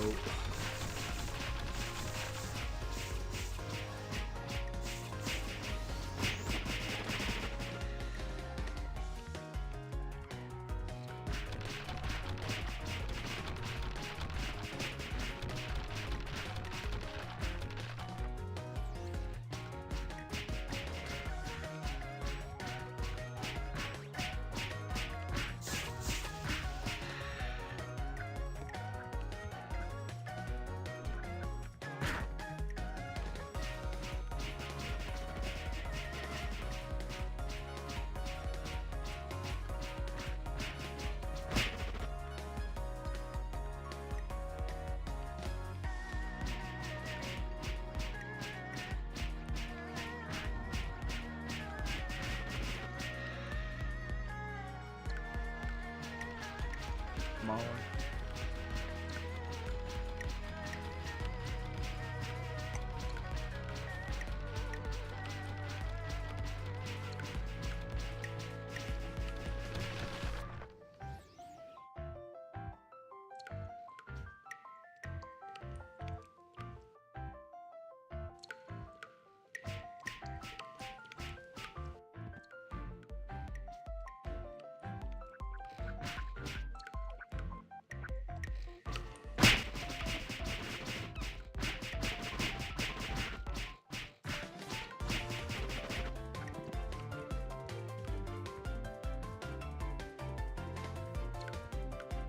Yeah, I'm gonna need Gakumbo for this shit.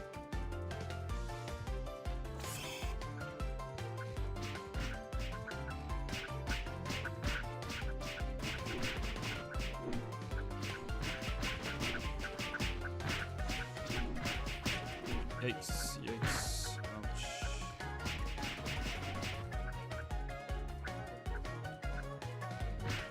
Too many rabbits.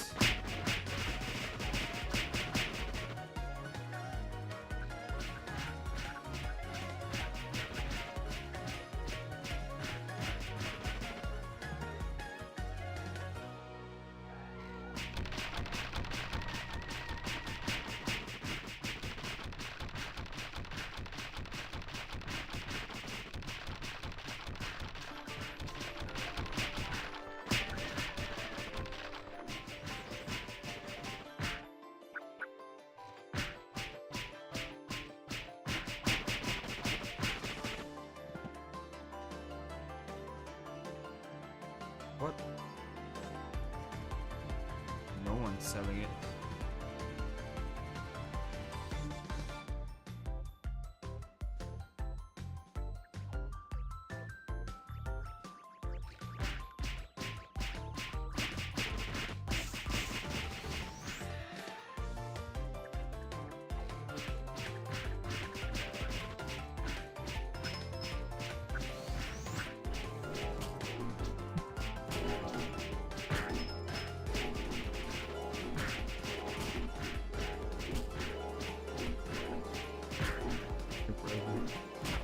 There it is.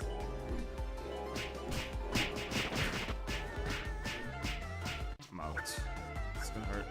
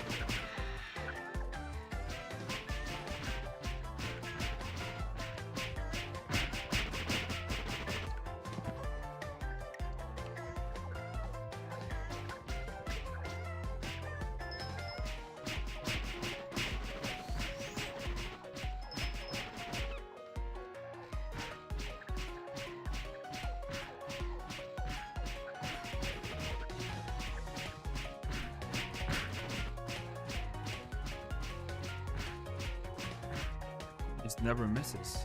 Jesus. Jeez. Heal. One, I need heal.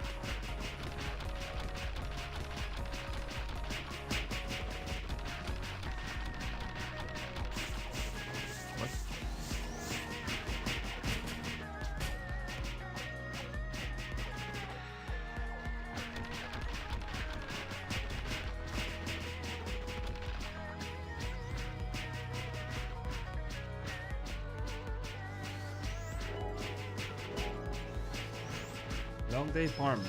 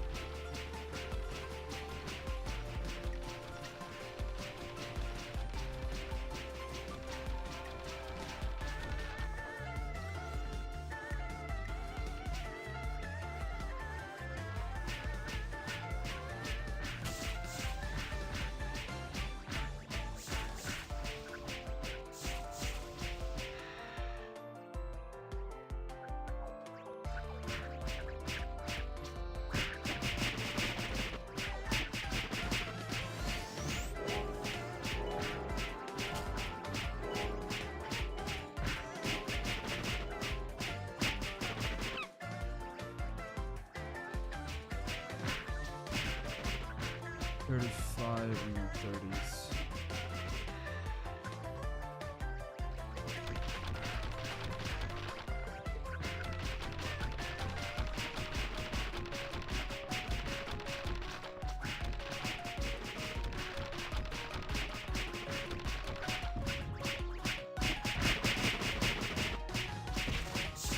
What the fuck? That hit me? Come here, dude.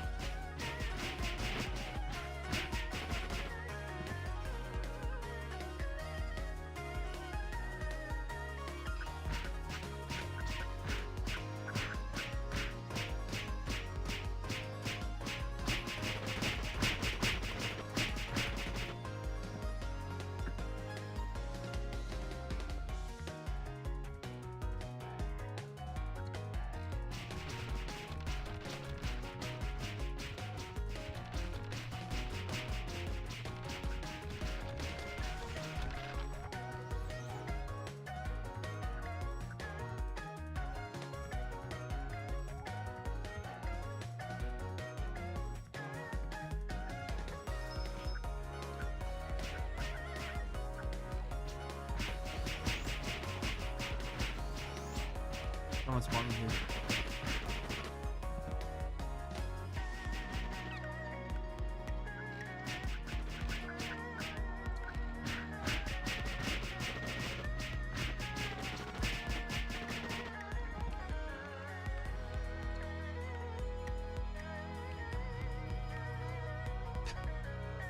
30 minutes of farming, 4%, dude. That's crazy.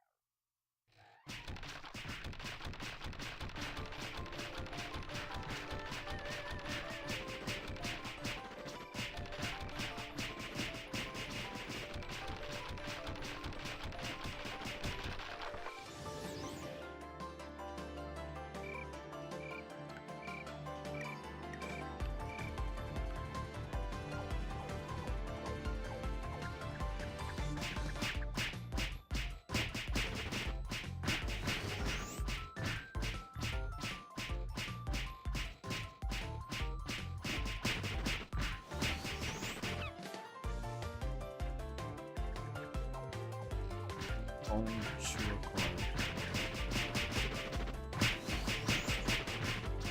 Yup.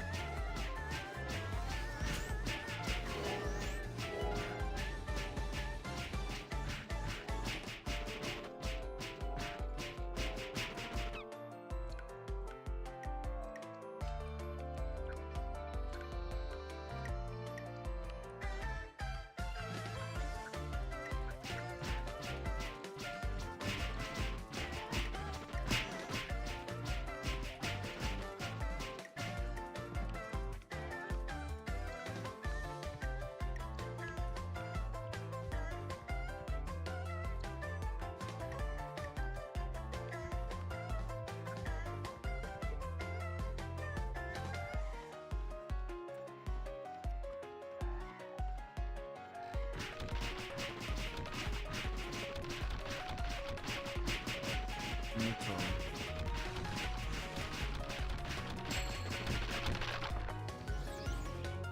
What is it? Dead branch again. Yep.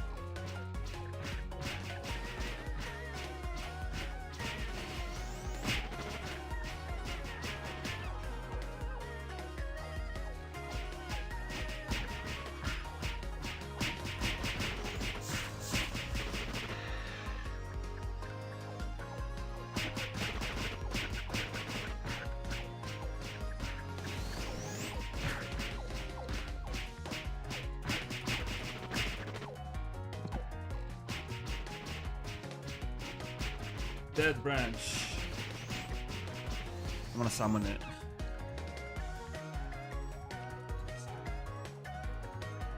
Hold up. What is this? Mark?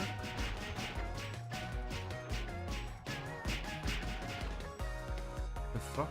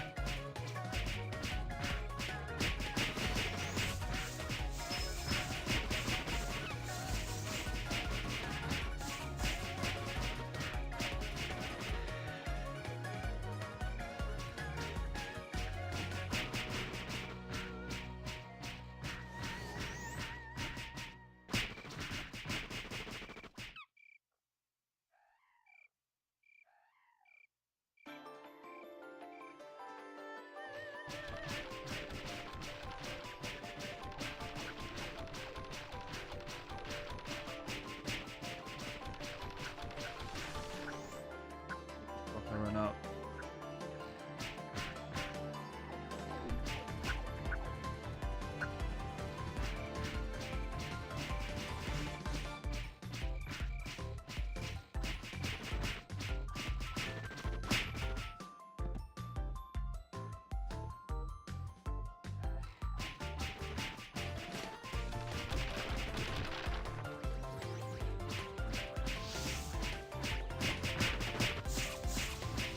Ran out.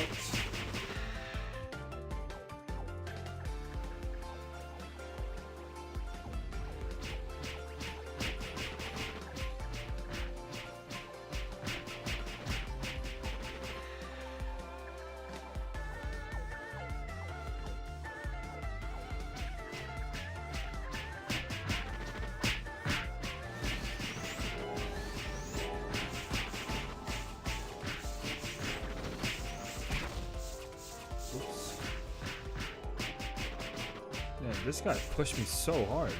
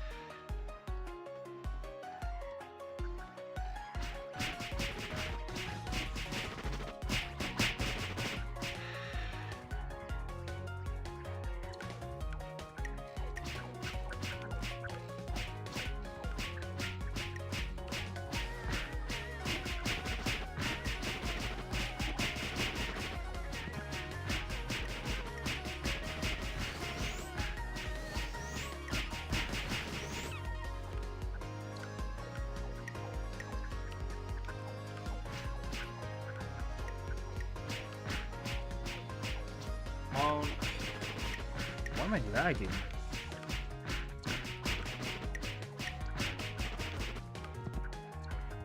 It's too much. What the fuck? I'm out.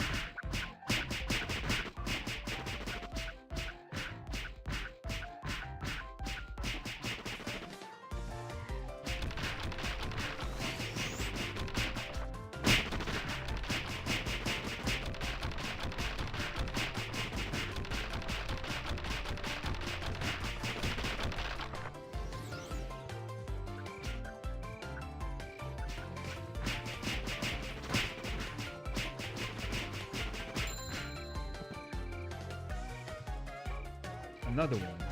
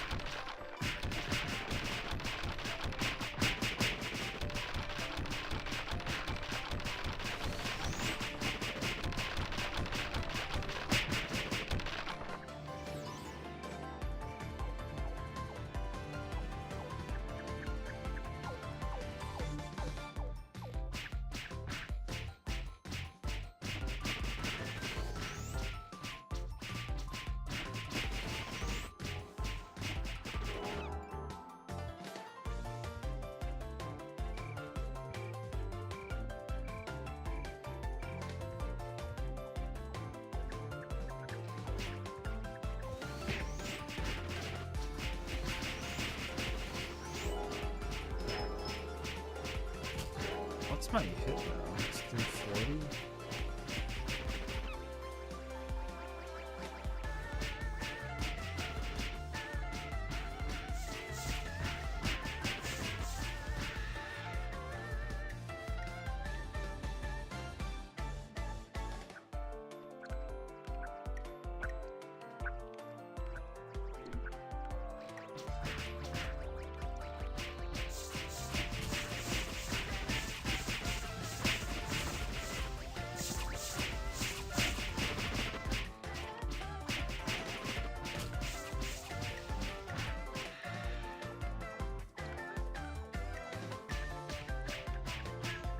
Leveling up. It's gonna take forever.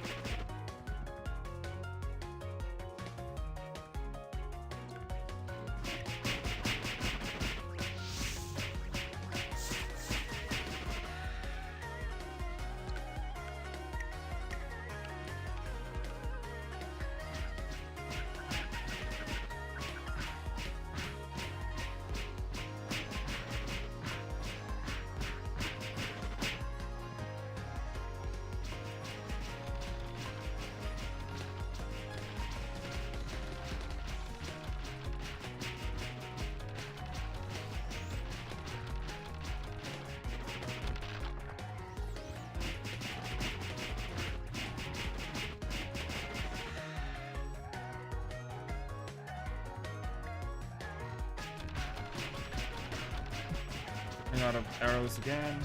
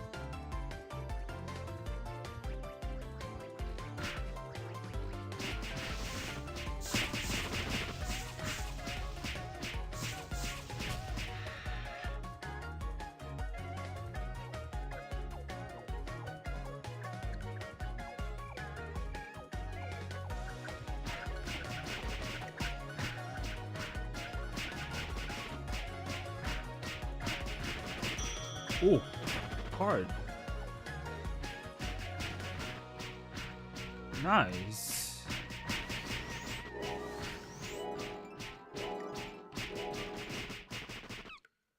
What? On wall castle maps, the increased healing is reduced. Okay. It's probably cheap. Probably like cheap as shit.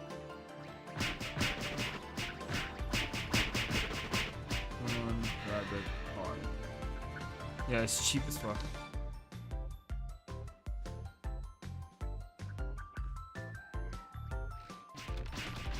How many moon rabbit do I have to kill?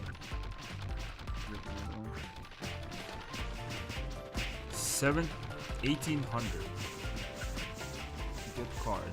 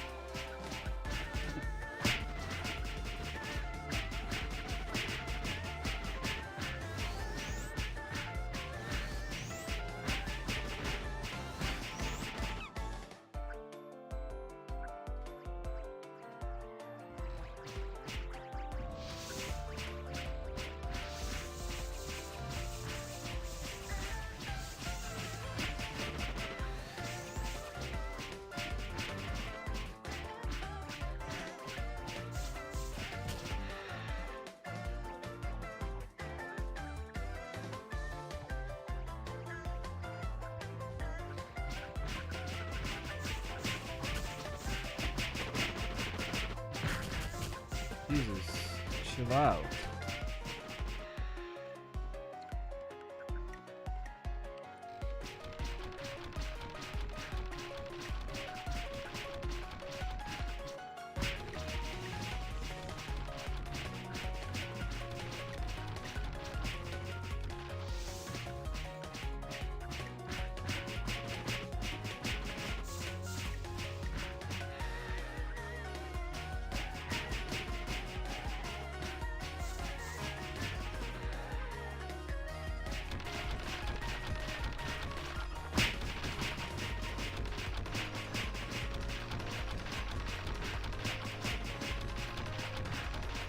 After an hour and a half, almost, we got 10%.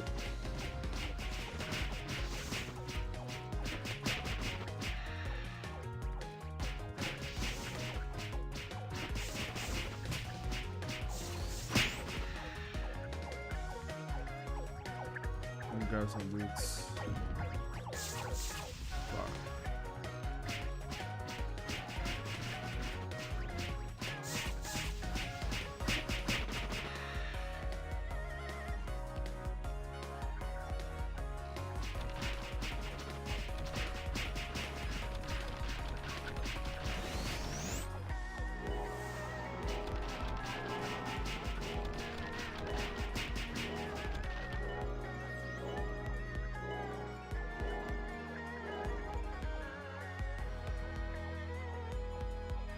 Have it.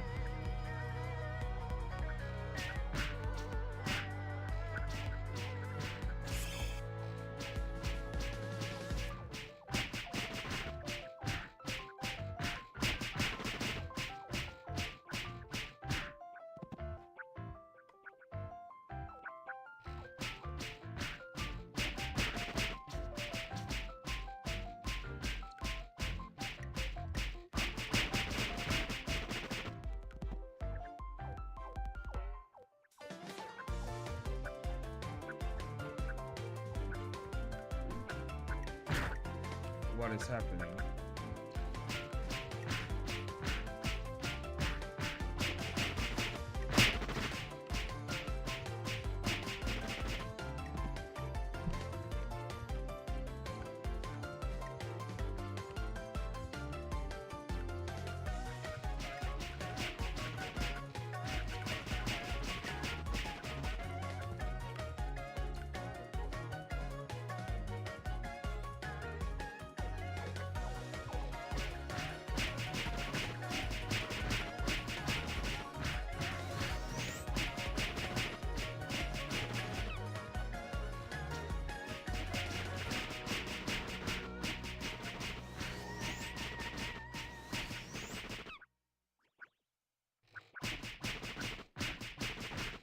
Neutral.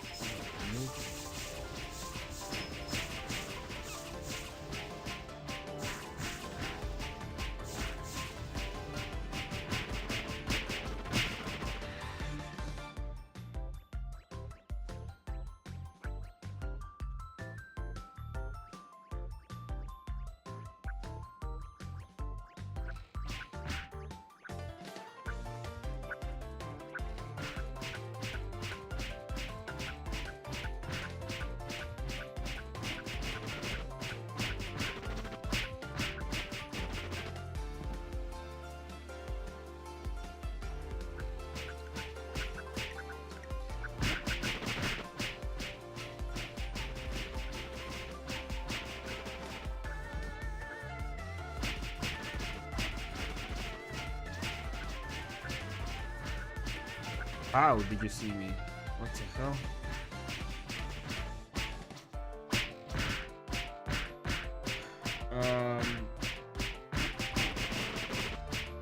You gotta go. Have a nice day. Alright, man. Take care, dude.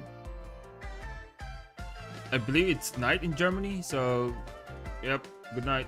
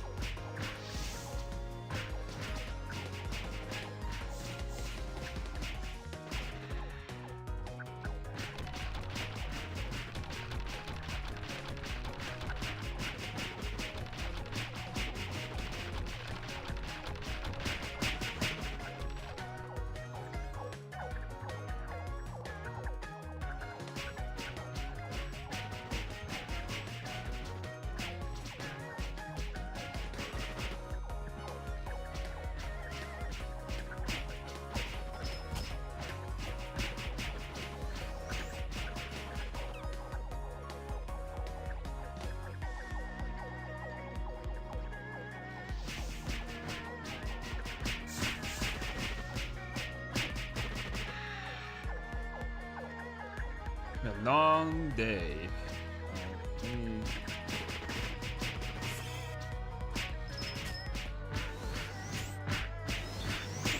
This one's a classic. Howdy, everybody. It's me, Antisocial Toegame. When I was growing up, I found that instead of having friends, I wanted to spend all of my time alone playing a variety of MMOs. These were usually Korean MMOs, since they were so early to adopt the free-to-play model. For whatever reason, this was the more appealing path for me. I opted to spend my time playing games that had cool design choices and themes, but were admittedly plagued with pay-to-win mechanics and a lack of polish. Okay, I've successfully created a background because the game developers didn't want to. These games were often run by companies who, from our perspective, didn't really seem to care as much about the awesome games they had as they did about their bottom line. And I get it, running an MMO is probably pretty tough financially. In the early 2000s, game developers were starting to tire a bit of the gritty, dark themes that so many Korean MMOs had been relying on. And it was during this era that we saw an influx of these cute little K-MMOs from a variety of companies. There were 3 games in particular that I really loved and spent a lot of time playing as a kid: Flife, Trickster Online, and Ragnarok Online. There was also another game called Maple's Tori that I played a little bit, but I don't know who Maple is or how you could make a game about their Tori, which is not a real word. All I ever cared about in these cutesy MMOs that I grew up playing was exploring their worlds, seeing what every class, area, skill tree, and town held. I had no money as a kid, and I certainly wasn't playing optimally, so when I was growing up, the microtransactions seemed like a non-factor in the experience of the game. I also usually never cared about reaching endgame. I played these games as though they were single-player experiences. I just wanted to see everything they had to offer. The insane amount of grinding that these MMOs demanded was something I simply had to adjust to, since it was often necessary to reach a high level in order to see all of the content that the artists and designers created for the game. And with this knowledge of endgame content being harder to come by back in the day, especially in the early days of YouTube, this high-level content felt magical and new and exciting whenever I would unlock it. That's not really the case so much anymore. MMOs have changed, that's a fact. Over-documentation has ruined all mystery, and the feeling of excitement and wonder that I used to get launching a new game that was 2 gigabytes in size and took 3 hours to download in 2007 is something that just can't be captured anymore. And that's fine. Accepting that change is important, I think. So in the interest of accepting change and never dwelling on the past, let's talk about these early 2000s cutesy Korean MMOs for the next hour and a half.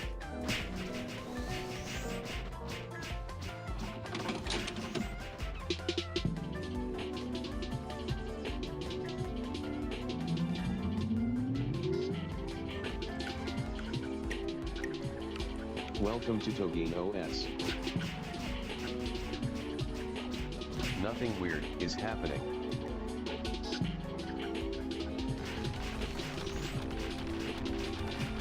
New program added. Life.exe. Virus. Chapter 1. Life.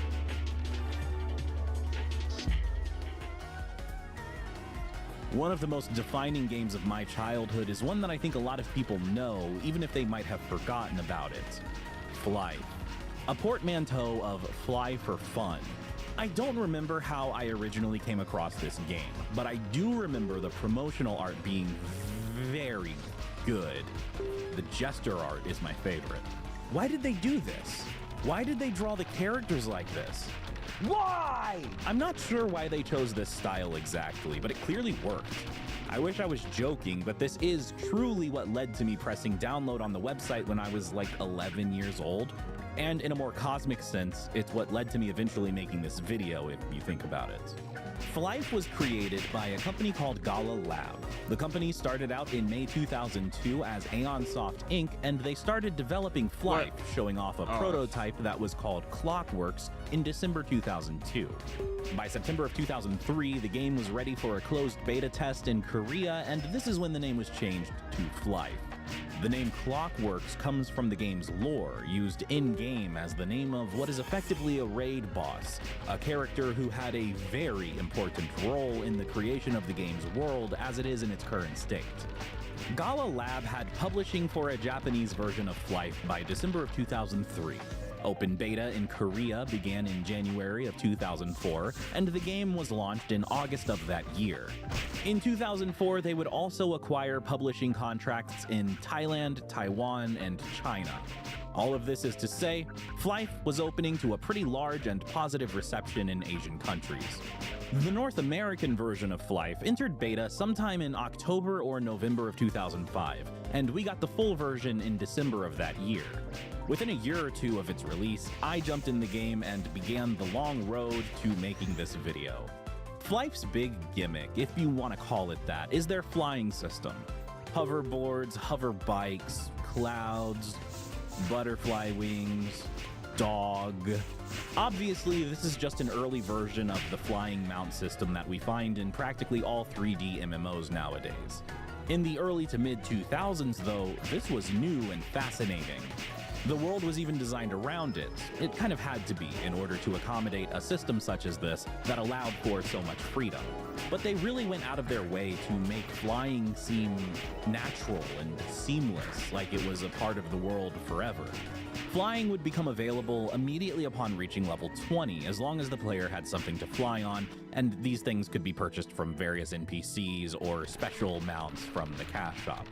This is quite out of the ordinary for an MMO of this era.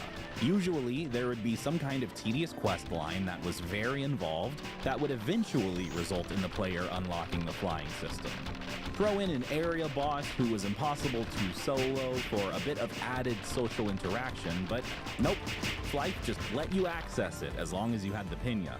As a game, Flife had enough of an appeal for me already that I didn't need the flying mounts to want to stick around, but it definitely helped. The promise of exploring a world on a cool stick, or on the back of a dog. The class that I have the most experience with in Flife is Assist, which is a very literal name for this job. This is the support class of Flife, but they were actually given two paths that allowed them to specialize in either support or damage. The support class for an assist is the Ringmaster. Ringmasters have crazy buffs that are so impactful that people will often run two clients so that they can have their Ringmaster follow them around on their main and have access to unlimited buffs and healing. The buffs even scaled with the Ringmaster's int, so they'd get pretty strong, and these buffs had a huge impact on the game. In an old MMO from the early 2000s that's been kept alive as long as this game has, you'll find a lot more Ringmaster mules than actual mains like myself. So the question is, does maining Ringmaster make me King of Flife? I'm not sure, but yes. I remember trying to solo level an assist back in the day and giving up before I was even through the mid-20s. What, I have to talk to people and join a party to get EXP? Not gonna happen. When I did convince my friends to play Flife with me, it was nice to actually have some kind of role as a support in a game like this, though most of our very low-level gameplay involved me just standing around hoping they'd actually take enough damage that I could use a heal on them and feel useful. After I decided that the game was being unfair towards my unsocial nature, I switched to a Bill Poster build instead. Bill Poster is the damage path for an assist, known for being a brawling type of class. They have some interesting interactions with them having a base as a support class with the damage output of a normal DPS class. For example, I remember carrying around a stick as a future Bill Poster so that I could cast buffs on myself before switching back to a knuckle and returning to regular attacking. I'm not sure if this was efficient or not, but it was a cool system that I enjoyed utilizing. Until level 60, both Ringmasters and Bill Posters are just assists with different builds. Second job becomes available at that point, and that's when they receive their actual title and more skills that cater better to their drastically different playstyles. So, I've never reached level 60 in Flife before. I really wanted to finally become a ringmaster and prove my ability to do the exact same repetitive activity for just long enough to reach an arbitrary milestone. This is my assist, and this is what I need to do for 12 more levels before I can finally say that I did something that nobody cares about. This is my pet, and oh yeah, this the whip. Flife Universe has made a lot of improvements to the game since its launch. Graphical and UI improvements are the most apparent, as well as having the game run in a browser now, making it more accessible overall. One of my favorite changes was the redesigned assist skill tree, specifically for solo future ringmaster leveling. Moonbeam is a new skill that was added at some point in the life cycle of Flife Universe. This skill is a 9-second dot that deals enough damage to actually make solo leveling on a ringmaster viable for a while. Hopefully viable for long enough that I can finish up level 60. Flife.me recommends doing some quests, and after the amount of grinding I had already done to reach level 48, I was ready to shake it up. Our first quest is to bring a rubbed copy of the Iblis Revelation to this guy. Who rubbed this book? Why did they rub it? What does that mean? These are the cool mysteries and adventures we get to experience in the world of Flife. To acquire this mysterious rubbed book, I first had to explore Iblis Temple, which is obviously what I did here. Done. Then I had to kill a chocobo, and I got 25% EXP for it. A short grind later, I was at level 49. To get to 50, I need to finish another quest and kill 300 enemies. Easily done. This is now officially the highest level I've ever been on any character in Flife. I've made it to the mid-40s before on a mercenary, but I never managed to make that push to 50. It turns out, up until now, I had spent the majority of my time playing this character just killing enemies and not really doing any quest lines. A lot of the questing involved me catching up by doing the low-level prerequisite quests that then unlocked the ones that actually gave good EXP at my level. I found this thing. It turns out they put furries in Flife at some point, and nobody bothered telling me? This ringmaster showed up randomly while I was working on a quest, rudely interrupting me by casting helpful buffs on my character and trying to befriend me. I couldn't make out this language he was speaking. Perhaps you are a violet here, hee. So I lost another opportunity to make my first friend ever. I had plenty of so I looked out this language he was speaking. Perhaps you are a violet here, hee. So I lost another opportunity to make my first friend ever. I had plenty of motivation and quest lines to complete in the early 50s, but by the mid-50s, things were starting to slow down and become a bit more tedious. I had begun running out of quests, and killing monsters was becoming more and more difficult as a weak, non-combat focused class. Almost all of the enemies I fought at this point had a ranged attack, so I couldn't place a dot on them and kite as effectively anymore. This turned out mostly to be a skill issue that I resolved after enough practice, but it got me killed more times than I care to admit.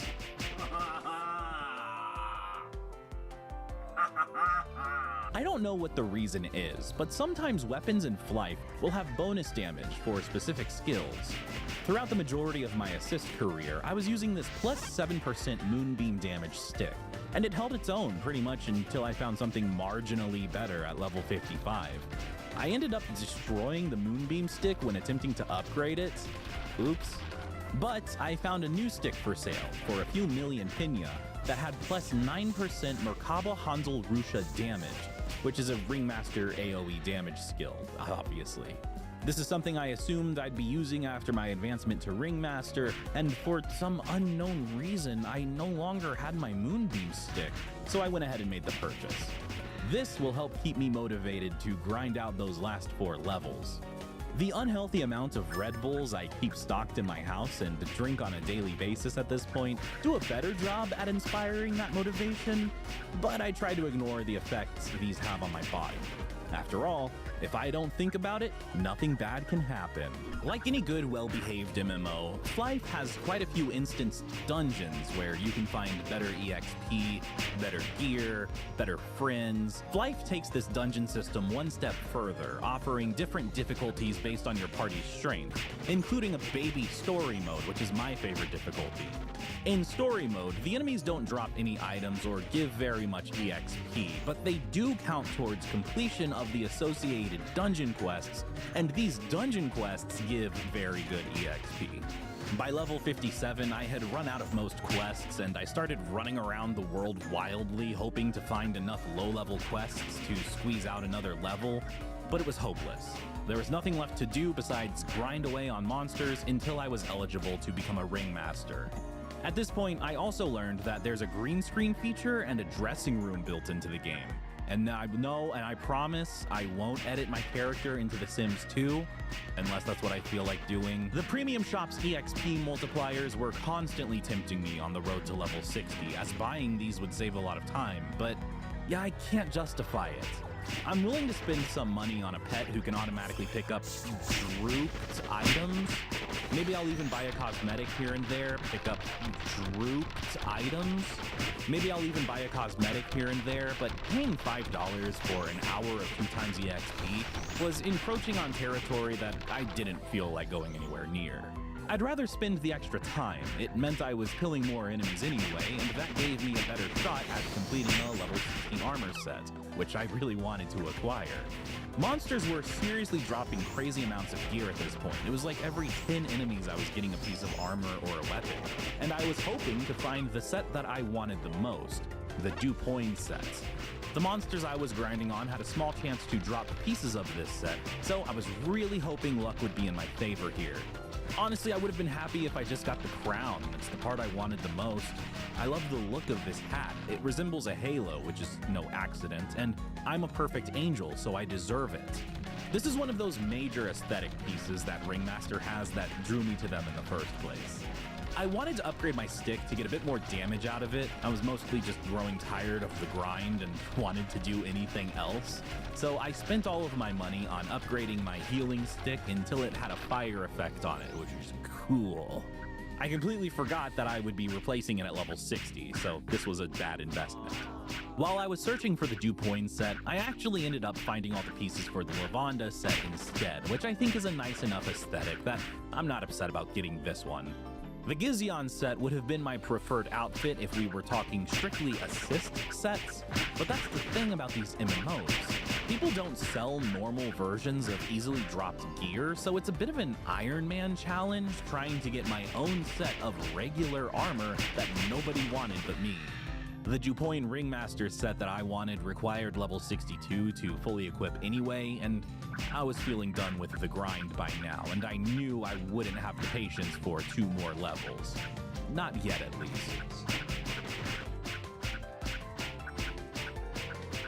There it is! Level 60. And now I'm not allowed to gain any more EXP until I get my job objective. So that's the next step. Oh my god, I can't believe I finally did it. Hell yeah, let's go become a ringmaster. That's a nice set. That is a nice set. I like it. Alright, let's go become a ringmaster. I've never done this before. I have no idea what this is gonna be like. I'm thinking it's probably not too crazy. I would imagine that the 3rd job quest line is really the crazy one. Alright, first step, 20 drillers. Let's go. Oh wait, I have a new stick. I forgot I got a new stick.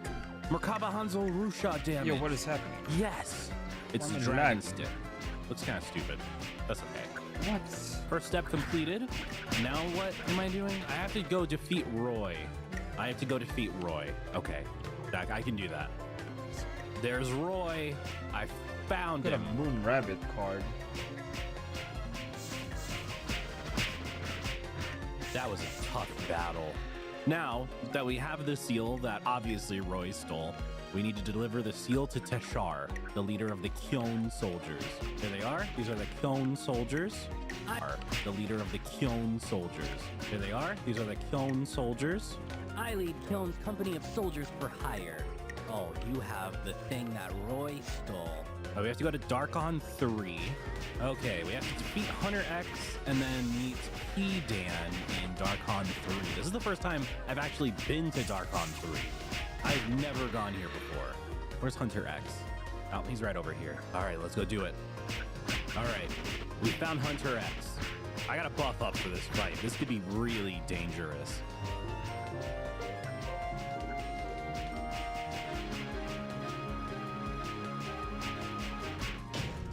Barely made it. I'm just gonna teleport straight to Darkon. You have to be level 60 to go here. So it makes sense that I've never been here before. So we're talking to the giant yellow question mark. We have to do one more task to be recognized as a successor of Hero. Go to the Room of the Guardian, located where else but Guardian. Defeat Cardinal Guard, located where else but Guardian. Defeat Cardinal Guardian, get his heart, and we can become a Ringmaster. I'm gonna just use another teleport. I'm just gonna use another teleport. Wink, wink. Straight to the Guardian's room. I'm not traveling. Why would I bother? Holy fucking level 104? Yeah, right. There's no way I was getting in here. Well, I could probably get past that guy. There's no way I was getting in here reasonably without teleporting directly to it. All right, another tough one. This is gonna be another difficult battle. This is gonna be really hard to beat this one. Ow, 400 damage? That's less than the normal monsters I used to grind to level 60 did to me. Ouch. What the fuck are you talking about? He reset. Okay, well, he reset. If you step outside of their zone, they instantly leash and heal to full. I don't even know why I'm bothering kiting this guy. Like, just sit here and spam him and attack him with his stick. Like, who cares?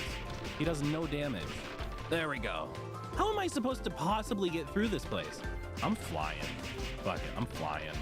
Whoa, this place looks cool. What the hell? This is so weird. This looks like a Quake map. I appoint you the successor of the Ringmaster Hero. Aim, bless, and watch over this person who is following your will, Ringmaster. Yay! We are now officially a Ringmaster. Yes. Yes. Yes, I can see the Ringmaster skills. Finally! I have wanted this for so long. Now that I'm actually a Ringmaster, I actually need real stuff equipped. I can't just use a stick. I wonder if Holy Cross snapshots the damage from Moonbeam, because that would be really good. That effectively doubles my Moonbeam damage. Yeah, that increases my damage output by 100%, if that's how it works. That's something I might look into more in the future. I just want to get this out because I want to see what Merkaba Hansel Rusho looks like. Yep, here we go. A Bless poster. Need one of these. How much does this stack to? Okay, that's not the stack amount. And then Merkaba Hansel Rusha is that, and it consumes one Bless poster. That's pretty cool. Well, maybe we'll revisit this character again in the future. That is how I became a Ringmaster. Total playtime, 38 hours from character creation to becoming a Ringmaster. You can knock this out in under a work week easily. And I definitely didn't do it as quickly as you possibly can. Becoming a Ringmaster is a childhood dream that I'm happy to finally have accomplished. If it wasn't for the sake of fulfilling this dream for my 12-year-old self, I don't think I would have done this grind. I'm pretty sure that during the grind to level 60, I saw more areas and experienced more of the game than I ever had the patience to as a kid, likely due to all of the questing. It's a good thing I got most of the grind out of the way before starting this video by playing on and off over a couple of months, because my patience for it was definitely running out by the end. I have a Ringmaster now, though, and I'm proud of that. Maybe it'll be helpful to have in the future when I revisit the game. Life has a few of the elements that I really enjoy in an MMO. A day-night cycle, weather effects, cute aesthetics, a world that's fun to explore, and a somewhat tough and unforgiving leveling experience that makes high-level players rare and cool to see. Even small things like ammo consumption that forces the player to maintain enough ammo in their backpack to actually use their skills. Annoying mechanics like this aren't often found in modern MMOs because we've decided as a society that we should probably avoid annoying ourselves for entertainment. Call me old if you want, but I grew up with these annoying mechanics and find games that don't have them lacking the same charm. I don't know what kind of in-game activities Flight has. I've never gotten anywhere close to that point, and I honestly don't think I ever will. But the journey throughout the world and leveling of my first character to second job was a very fun and time-consuming experience. I'm glad I took the time to do it. There's a lot more to see within the world of Flife, but these games are super good at taking your time and money, and we still have a couple other games to look at in this video. I will probably revisit Flife in the future and check out another class or something, but for now, we part with Flife and move on to our next game.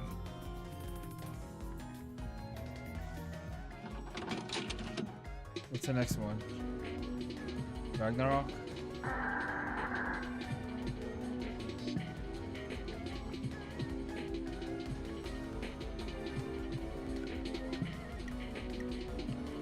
Welcome back to Togain OS. Do you want to watch awesome dances?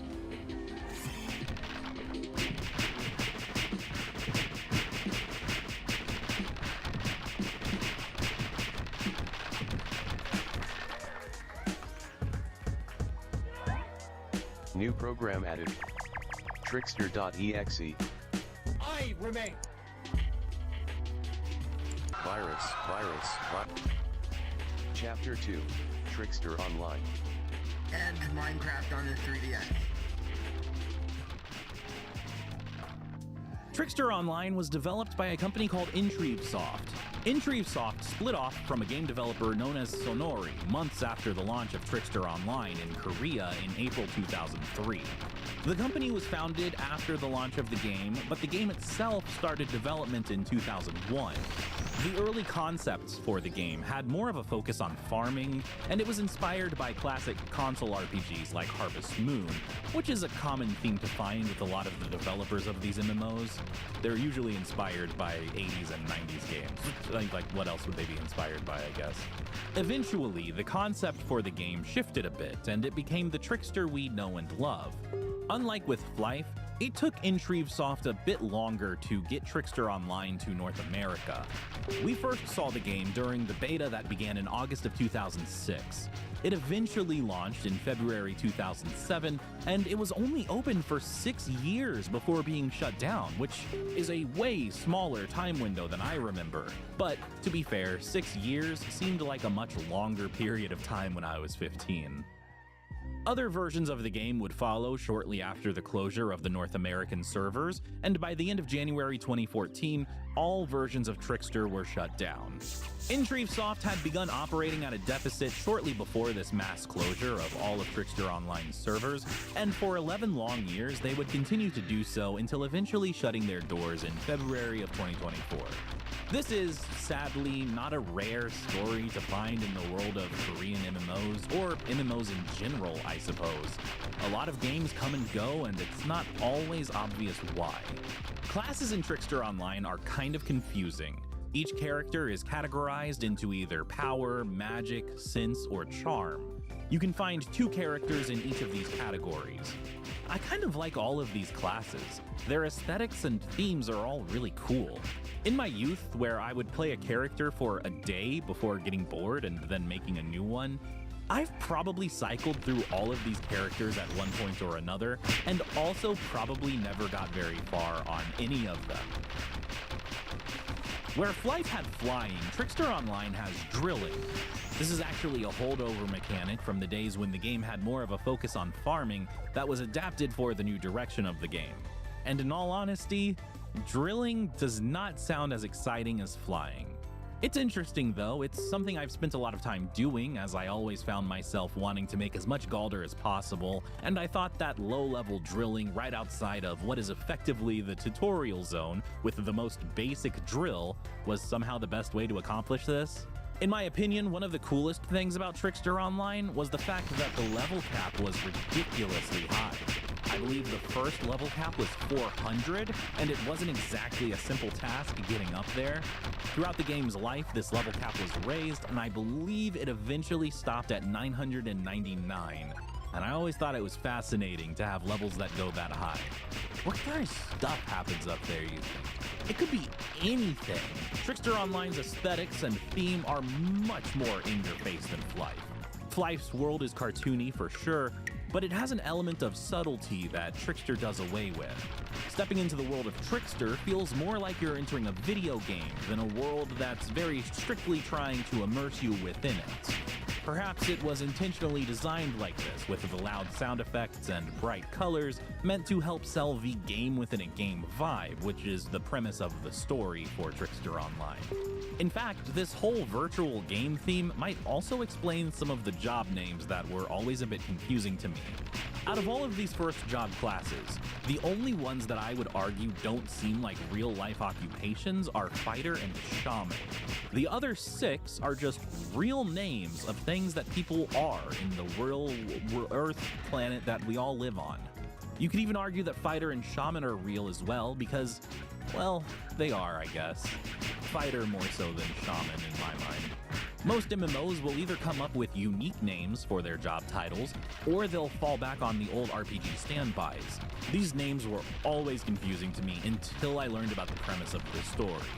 The story that I had previously never paid an ounce of attention to. So the story goes, after Don Cavalier created his masterpiece of a game, Trickster, he suddenly passed away and left his billions to be distributed to whomever wishes to participate in the game. The news is spread worldwide, and people from all walks of life show up to participate. Presumably, first job in the world of Trickster Online is just the name of whatever occupation the person had in the real world, and subsequent job titles are more video gaming. This game honestly has a lot going on that I don't really understand, and we could sit here and talk about it non-stop. So I'm just gonna jump in and get to it. Exactly, and in Minecraft on the 3DS, they have chicken. All right, let's create a new character. Let's get this started. For some reason, being a raccoon is normal difficulty. A cat is hard mode. You see all these other ones are bullshit. It's hard being a dragon femboy in 2024? Yeah, right. He uses cards and shows splendid attacks. Also has strong health and outstanding defense, which are advantageous in battles. You play Raccoon if you want exciting and powerful battle. When I was younger, I found that Raccoon was one of my favorite classes. The teacher job, not something I've ever aspired to be in real life. I always liked this anime character archetype as well, because I'm a huge loser. Why did they turn Bunnymaid into a YouTube poop version of herself? Trickster Online has some weird design choices that you notice right off the bat. It has the usual overwhelming MMO pop-ups and menus that you have to spend time learning about individually to even get a grasp on the game at all. But what I noticed immediately after 15 years of video game innovations is the way the camera and basic interaction within the game world intersect. Which is to say, they don't complement each other. Holy shit, Lifeguard Dean. That's an hourglass figure if I've ever seen one. Okay, thankfully, I finally got the duck set. I finally unlocked it. So I think I'm done with the game now. As your character moves, the camera moves along with them, and you don't have free control of it. But at the same time, the game demands precision clicking to execute skills and pick up items, which can be difficult to do if the camera follows the player character and misclicking causes the player to move. This is something I didn't really get when I was younger. I always thought Trickster had a bit of a learning curve with regards to its controls, but I never truly understood why until now. Eventually, I found that there was a cursor snap option, and this made things much easier, though it didn't solve the problem entirely. After the monkey was pleased with my gathering of herbs, I entered the first portal that had a loading screen. Oh, that's cute! Oh my god, the loading screens! Don't forget to mention loading screens in the script. These loading screens are a bit of a trip. I forgot about them until now. Flyff had some loading screens as well, so does Ragnarok Online, but there's a huge issue with these loading screens in the modern day. Loading areas in a 2005 MMO on a 2024 M.2 SSD means instant loading times. If your brain can comprehend the image within the 4 frames it's visible, you probably have 700 IQ, and you should not be watching this video. Go work for NASA. Why are you watching me? I found myself sometimes going through portals back and forth just to get a glimpse of some of these loading screens, but when I realized they're all stored locally in the game's data folder, I took a look at them there. This loading screen image of the Dark Lord Dragon actually made me rethink my decision to make a raccoon. It just looks so cool, and I really like the femboy aesthetic that Dragon has going on. One thing they forgot to put in Minecraft on the 3DS is diamonds. They don't exist. Where are they? I moved further through the desert, and I learned more about the systems of the game, specifically the skill system, which requires cards to learn a skill initially, and then TM points earned from leveling to increase the level of that skill. 1 TM level equals 1 point that can be used to level a skill. I think some skills require more than 1 point per level, but I don't think I ever got to that point. I got my hands on Galder Throw, the best skill in the game. You throw money at enemies to do damage, and according to the skill description, the anger caused by doing so is what makes the money deal damage. Yeah, I want to use Galder Throw. Galder Throw was like one of my favorite skills when I was younger, so I want to use Galder Throw a lot. The world of Trickster doesn't feel as massive as some other MMOs for some reason. It could be because of the isometric perspective, the locked camera, or the fact that I only put in a few hours into the game before I got bored of Raccoon. I should have just made a dragon. I don't know what I was thinking. As I pushed further towards second job, I had to start learning about some more of the questing systems in the game. Turns out, unlocking these key quests, which are very important, took a bit more effort than I first expected. These key quests require you to receive an item from multiple NPCs after earning their trust by completing their quests. In order to earn an NPC's trust, you have to complete their quests multiple times, I believe 5. This is such an odd approach to a questing system in an MMO, but you do get different rewards after every completion, and you can turn them all in at once if you choose, as long as you have the required materials. We good? Good. We'll see if I can see this person's info. This Dark Lord Dragon is level 311. That's so cool. I love the Dark Lord Dragon art so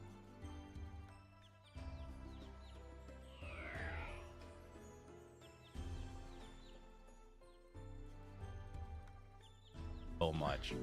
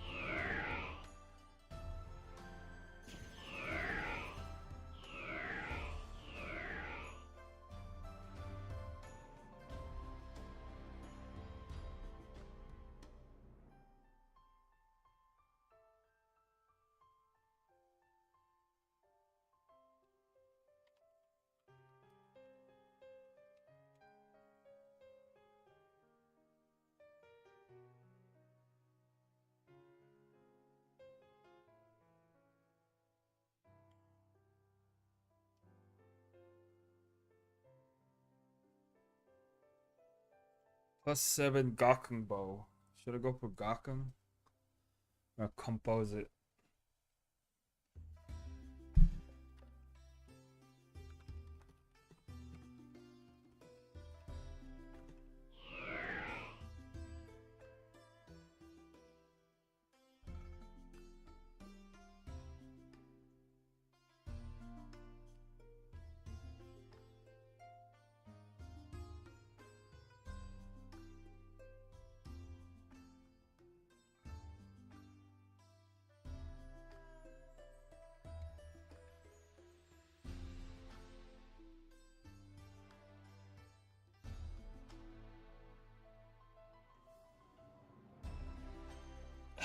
Go to let me go eat, grab some food, and then I'm gonna come back.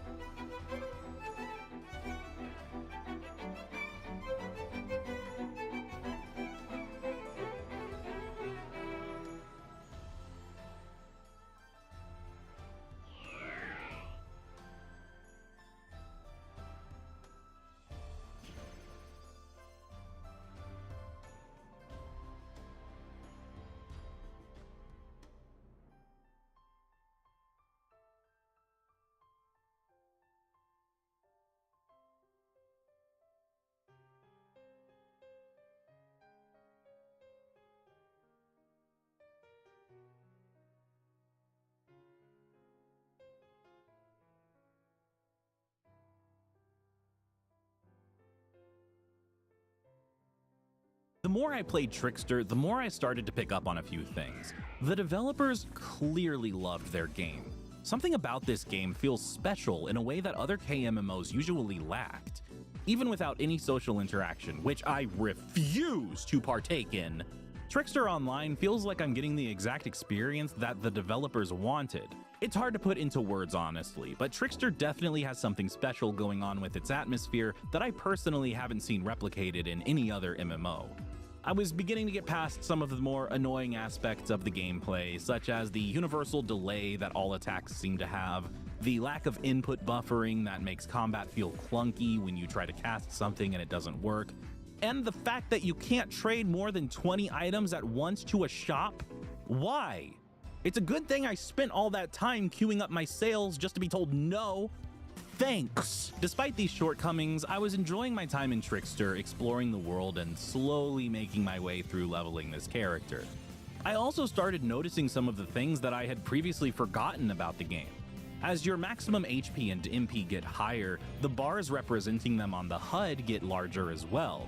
I always thought this was neat. It makes your increased stats feel like they have more of an impact than just number go up, bar get wide as well.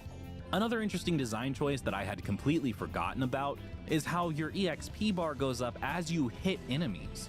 I would say that in the majority of MMOs and RPGs as a whole, your EXP doesn't increase until the monster is dead. In Trickster, every hit on an enemy results in a small chunk of that enemy's EXP. This is also how EXP gains work for combat stats in RuneScape, but I personally observed this in Trickster well before I spent much time playing RuneScape. Eventually, the game started to shift focus a lot more to drilling in order to complete quests, and this proved to be kind of an uninteresting mechanic that was sapping away what little enjoyment I was still getting out of this raccoon. I need three 100,000 Galder checks to do this. How am I gonna get the money for this?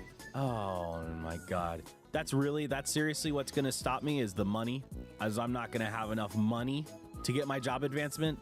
300,000? I have 180. So I'm like halfway there. That's bullshit. Yeah, look, 100k Galder check is 105k, which is fine, but I just don't have that much Galder. How am I supposed to get that? Maybe I should stop using Galder throws so much. As if. Now that I know I'm not going to be able to afford my job advancement, which is so silly that is what's stopping me from getting my job advancement. I think I'm pretty much good. I've seen everything I need to see. I've reminisced and experienced this childhood game enough that I kind of get what's going on. Level 71, Raccoon. It's been fun. Maybe I need to play a different character. It's, it's a really good port. It might be the best version of Minecraft. I would say that if you really want to experience Minecraft at its fullest, you can't go wrong with Minecraft on the 3DS. This game is just about exactly what I remember it being. A bit confusing, very flashy and cute, with more charm than you can find in most games of the era. It has an adorable, unique art style that, as time passed, has created a time capsule of the early 2000s anime aesthetic that I grew up surrounded by. A style that reminds me of Ouran High School Host Club or Soul Eater. Name any 2000s anime and you can find a character in Trickster Online that looks as though they were taken right out of that universe. I love Trickster Online. Even after my 7 hours of playing, my opinion on it is much the same as it was before. Though it is a bit less of an enigma to me now since I understand it better with my huge adult brain, but it's the same game I've always loved. I don't think it aged as gracefully as some other MMOs though. If you go into Trickster Online, expect a very dated experience. But if you grew up playing these games during their era, it's not going to be too difficult to adjust to. If you're used to the extremely technically impressive, well-polished games that we have available nowadays though, you might find yourself struggling to get any enjoyment out of Trickster Online. PvP is something I overlooked in Flife, despite its prevalence within that game, and PvP finds its way into the world of Trickster as well. I don't know, I just never really cared about PvP in these games, or in most MMOs to begin with. To me, PvP is meant for competitive multiplayer games like Quake or Unreal Tournament, where the premise of the game is to compete with other people. It's the same reason I never really got into Black Desert Online very much. The whole endgame was just PvP. I can't imagine taking competition seriously when you can just buy power with microtransactions, and more importantly, when there's no shoot involved. My standards for competition in video games are probably higher than most with my esports background, but I think the general population would agree with me on this one. Putting in time to grow your character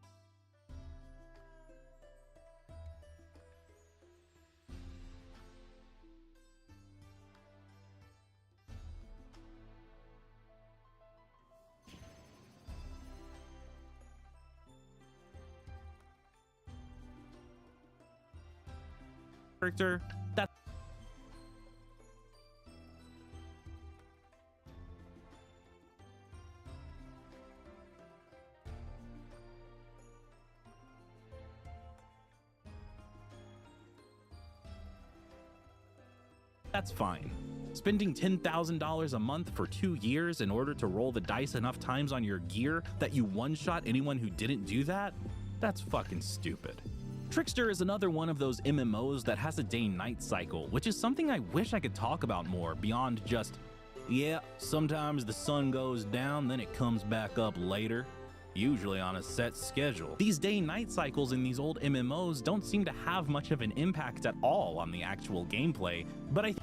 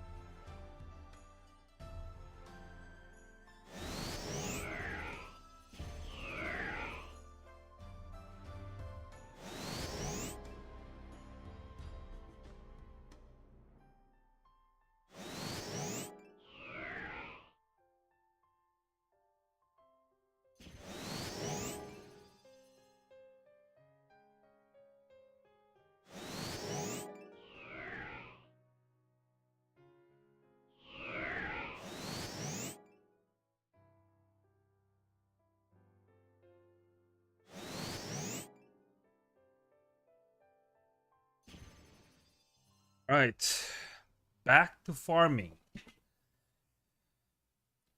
hold up.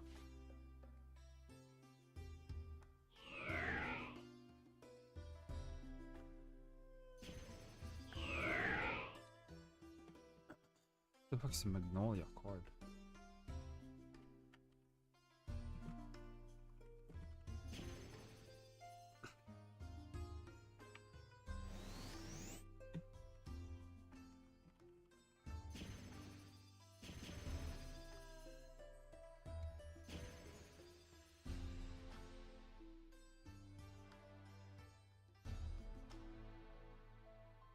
Oh.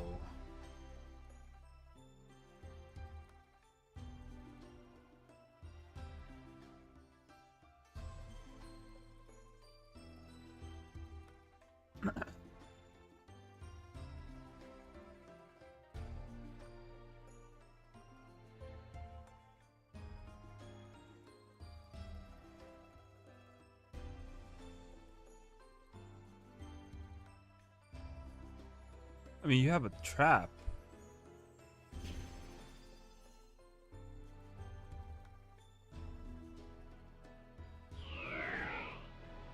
Magnolia and then triple goblin, maybe?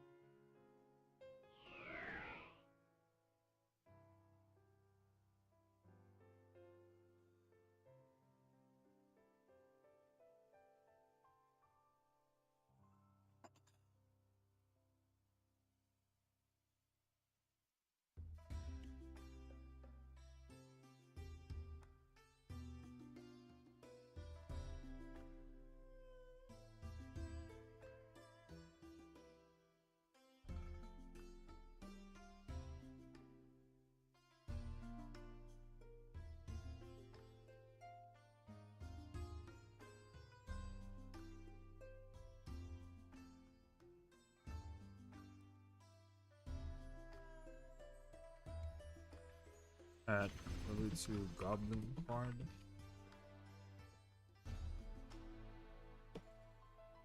Goblin card would be increasable on brute mods.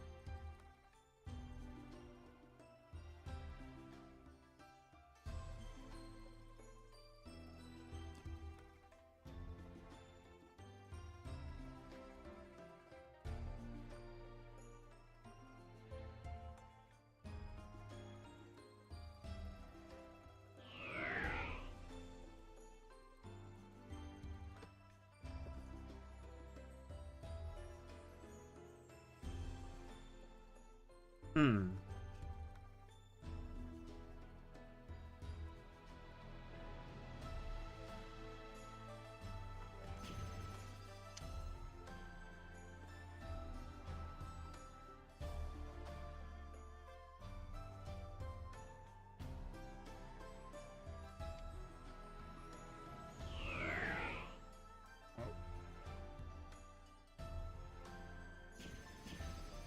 Understand it better with my very is meant for into the world look deployment out of Trickster Online.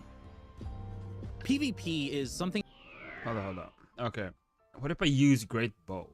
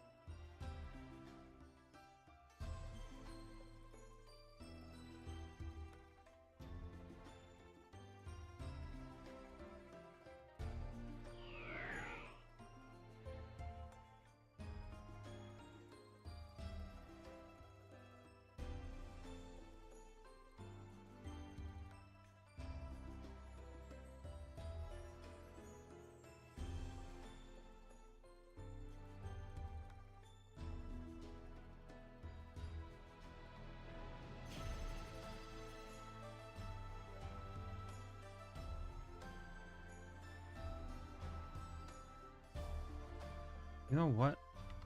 I'm gonna.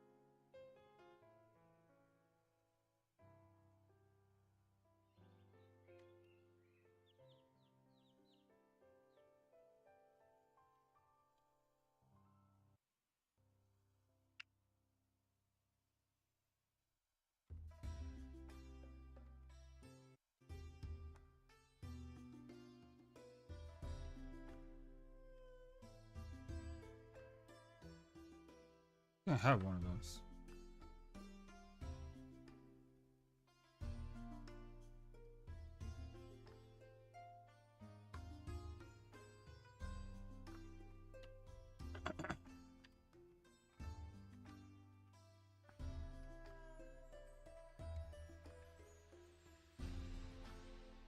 Hmm?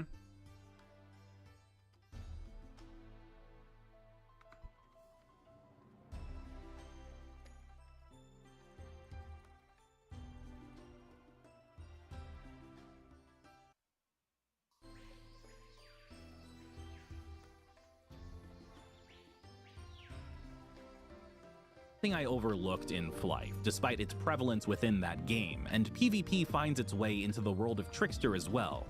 I don't know, I just never really cared about PvP in these games, or in most MMOs to begin with.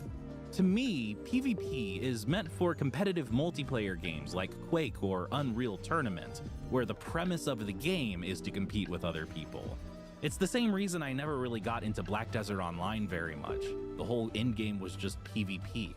I can't imagine taking competition seriously when you can just buy power with microtransactions, and more importantly, when there's no shoot involved. My standards for competition in video games are probably higher than most with my esports background, but I think the general population would agree with me on this one.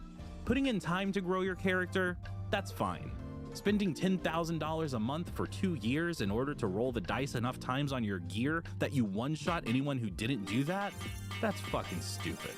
Trickster is another one of those MMOs that has a day-night cycle, which is something I wish I could talk about more beyond just, yeah, sometimes the sun goes down, then it comes back up later.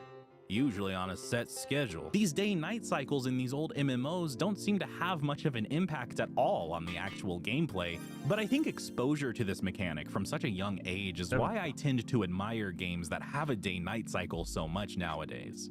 I'm not sure if weather effects are present in Trickster. I don't think I stuck around long enough to find out, but even if they were, I would imagine they would have little to no impact on the world outside of some aesthetic changes.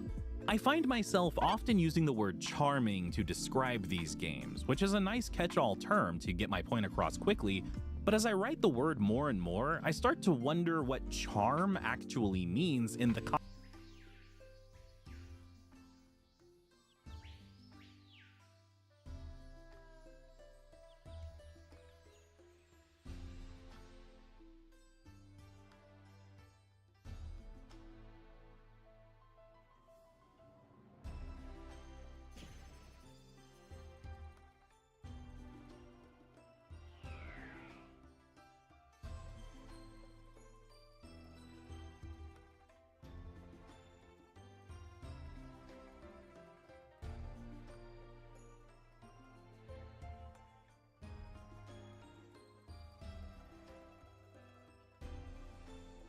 I think Goblin card would be nice.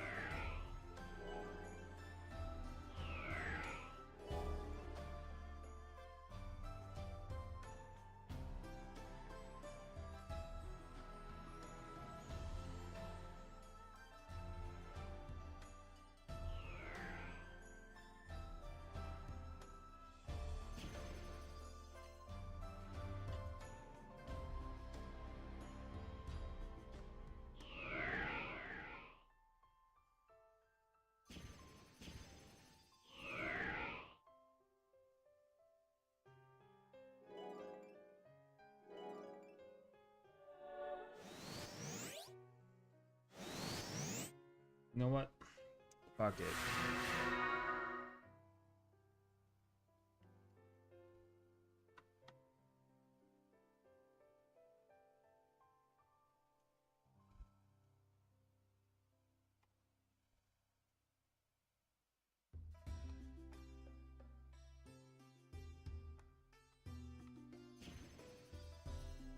Neutral.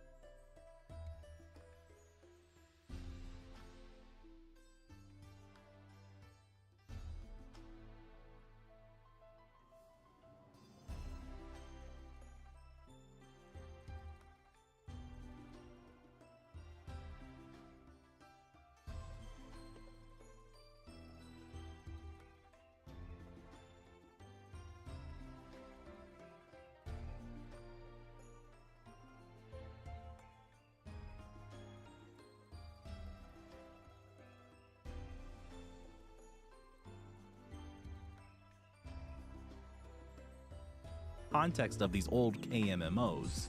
Let's cover the list. Day-night cycle. Charming.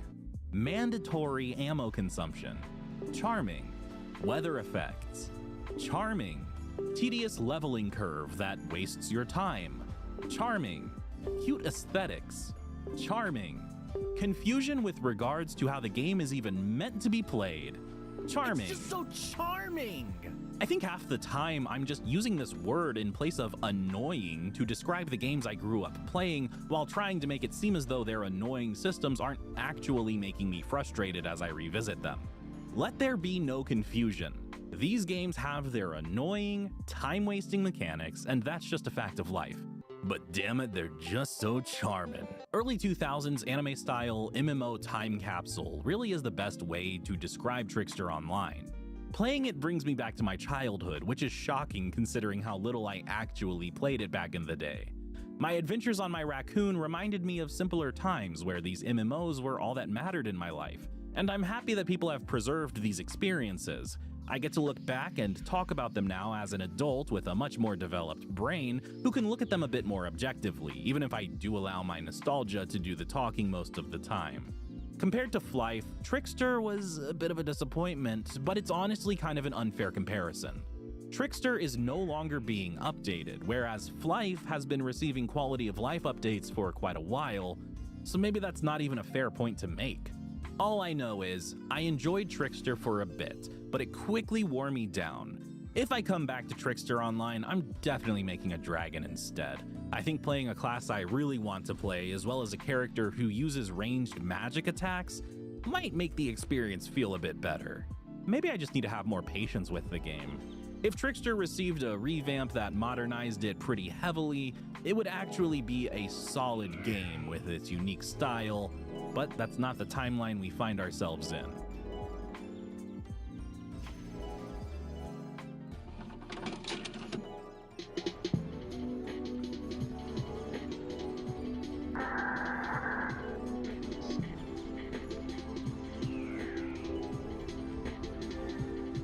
Welcome back to Togane OS.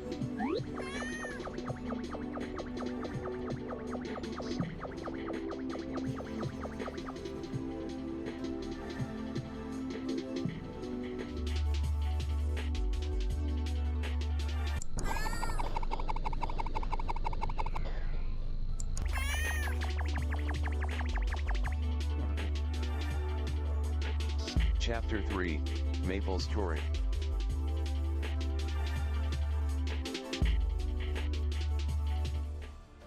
I think it would be a mistake to not at least mention MapleStory in this video. It's kind of the king of this genre in many ways. I started playing MapleStory when I was 10 years old. I saw an ad on some website and it led me down this path, much in the same way Flife's advertising appealed to me. but with less gesture artwork. I specifically remember watching these 3D animations while waiting for the game to download. Originally, I was going to tear into these and talk about how awful they looked and how much the animation sucked, but really it's not so bad.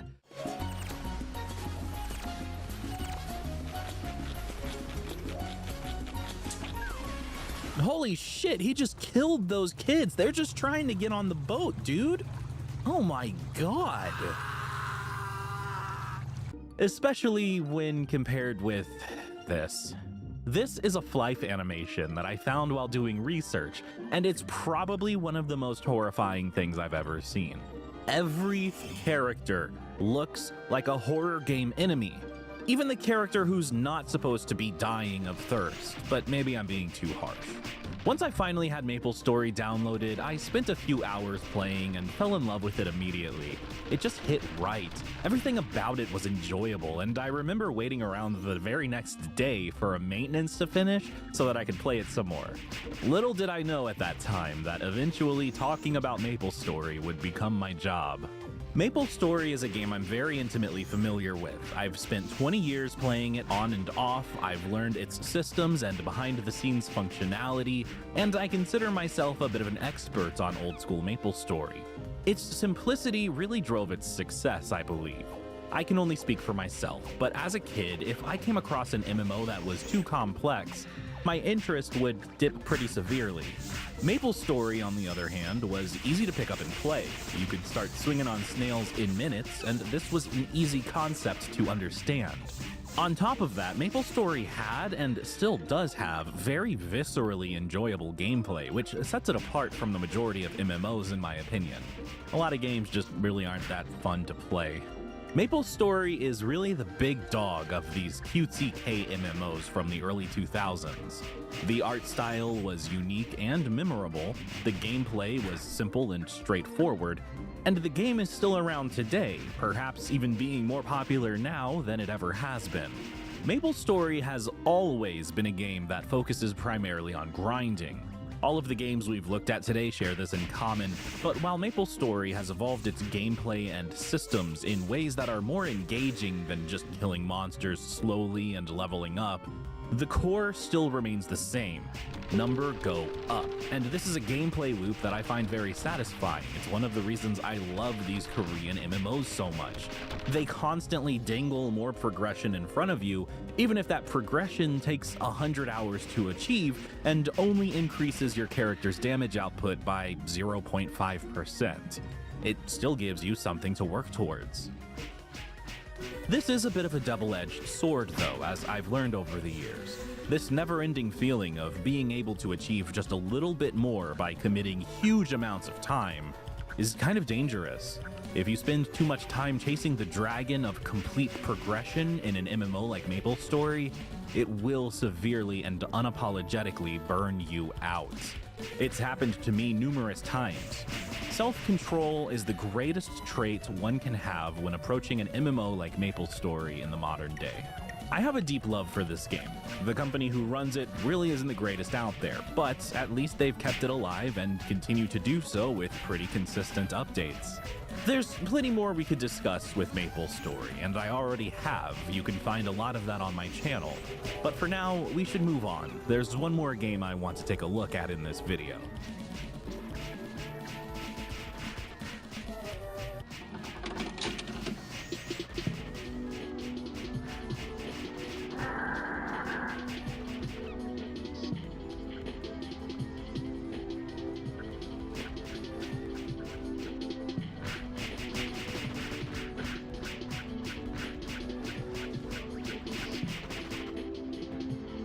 Welcome back to Togane OS.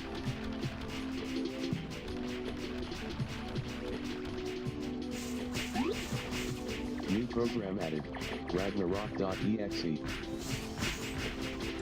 Togane OS has encountered an error and has to crash now. There's just no other option.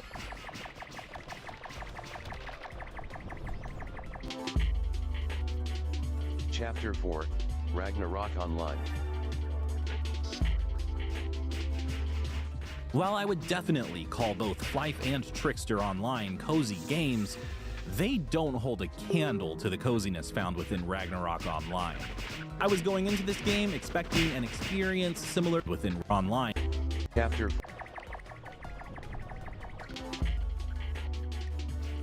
4, Ragnarok Online.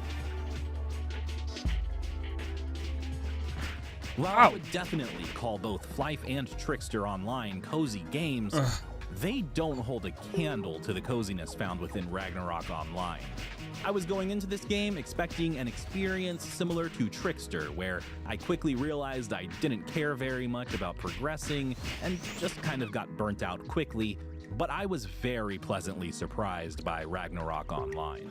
Ragnarok, as I understood it for a long time, falls into the category of franchises that have attempted different versions of their IP in many different styles over the years. There's the original Ragnarok Online for PC, Ragnarok Online 2, Ragnarok for the DS, Ragnarok Odyssey, Ragnarok Clicker, and then a few different mobile games, including Idle Pouring, which is the best one, and the game I've easily spent the most time playing. Ragnarok Begins, Ragnarok Origin, Ragnarok M, Ragnarok Zero, Ragnarok in Wonderland. Even official Ragnarok NFTs were created for Ragnarok Labyrinth NFT in 2022. This list doesn't even cover the total number of Ragnarok games that have existed at some point. But today, we're only focused on the original, Ragnarok Online. Ragnarok's origins can be traced back to the manhwa created by this guy in 1998. The MMO version, Ragnarok Online, was created by a company called Gravity, and they're doing all right. Ragnarok has clearly been incredibly successful for them, but they've also been very active, investing in other companies and at least attempting growth outside of Korea. Gravity as a company isn't breaking any records in terms of revenue or anything, and the majority shares were purchased by a company called Gung Ho Online Entertainment in 2008, who was in charge of the mobile game Puzzles and Dragons, which was the first mobile game in history to gross over $1 billion US. As it turns out, the history of the company behind Ragnarok is quite extensive and interesting, involving many different big names. It shouldn't be surprising since Ragnarok Online is still a well-known entity in the modern day, as they've attempted many different games and kept their franchise alive in that way. I even played Ragnarok Online through Steam, so someone's taking care of this game. However, like many of the Korean MMOs of the early 2000s, it wasn't that popular outside of Asian countries. I would say that Ragnarok Online definitely hit entity and gross over $1 billion US. As it turns out, the history of the company behind Ragnarok is quite extensive and interesting, involving many different big names. It shouldn't be surprising since Ragnarok Online is still a well-known entity in the modern day, as they've attempted many different games and kept their franchise alive in that way. I even played Ragnarok Online through Steam, so someone's taking care of this game. However, like many of the Korean MMOs of the early 2000s, it wasn't that popular outside of Asian countries. I would say that Ragnarok Online definitely has its fan base nowadays, and I wouldn't be surprised if some of them are watching this video, but it's a game I've only ever heard about until I played Idle Pouring in the 2010s. Yes, that's right, I lied to you guys. I didn't actually play Ragnarok Online as a kid. I was too busy with MapleStory. I saw it around. It was difficult to avoid exposure to these games when you were a part of any KMMO community back then. But when I was younger, I honestly thought it looked dumb. This didn't, I guess. This is an opinion I no longer hold, by the way. I find Ragnarok's art style ridiculously charming. Flife was going for a 3D look in the mid-2000s, which became heavily outdated since it didn't have too much of a unique style. Trickster has a unique style, but instead of aging gracefully, it has become more of a time with an opinion I no longer hold, by the way. I find Ragnarok's art style ridiculously charming. Flife was going for a 3D look in the mid-2000s, which became heavily outdated since it didn't have too much of a unique style. Trickster has a unique style, but instead of aging gracefully, it has become more of a time capsule that makes me think of watching Inuyasha on Toonami. Ragnarok Online, however, has a mix of SNES-style graphics within 3D environments, and the style has enough personality that you wouldn't even realize it isn't just a 2024 indie game with slightly retro-style graphics. as long as you don't look at the UI, or the resolution, or play it for yourself, or even attempt to download it. Most sprites used in the game appear as though they were put through a warming filter. It's hard to explain, but this sprite work might be some of the best I've ever seen in any game. The item art is just as good, and you can tell there was a lot of effort put into Ragnarok Online's art. This was the first indication to me that Ragnarok Online was going to be a very special experience. In Ragnarok, you level both your base character and their job separately through similar means. I would assume questing and MMO things of that nature. We start out as a novice with base level 1 and job level 1. After a series of leveling, re-leveling, and even transcending, so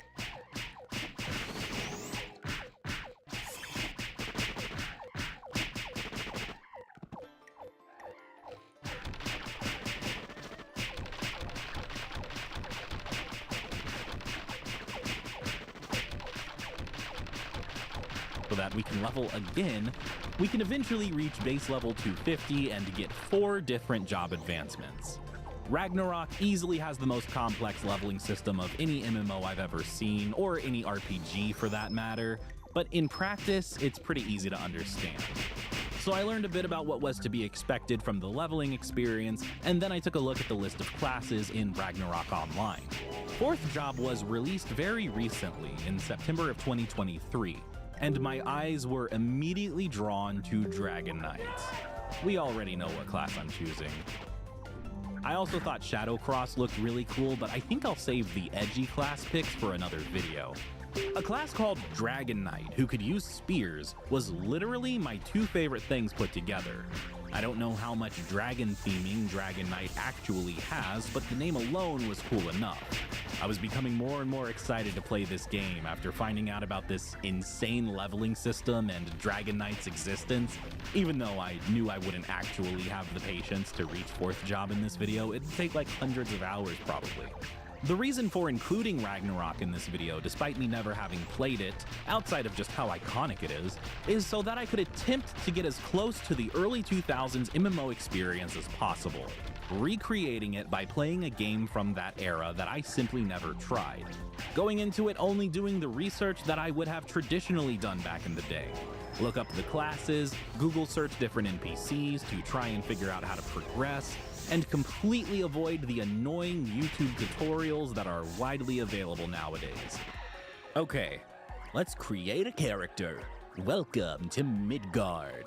You can be a human or a furry. Choose your character. So Ragnarok did a really great thing here. Okay, the game froze. Okay.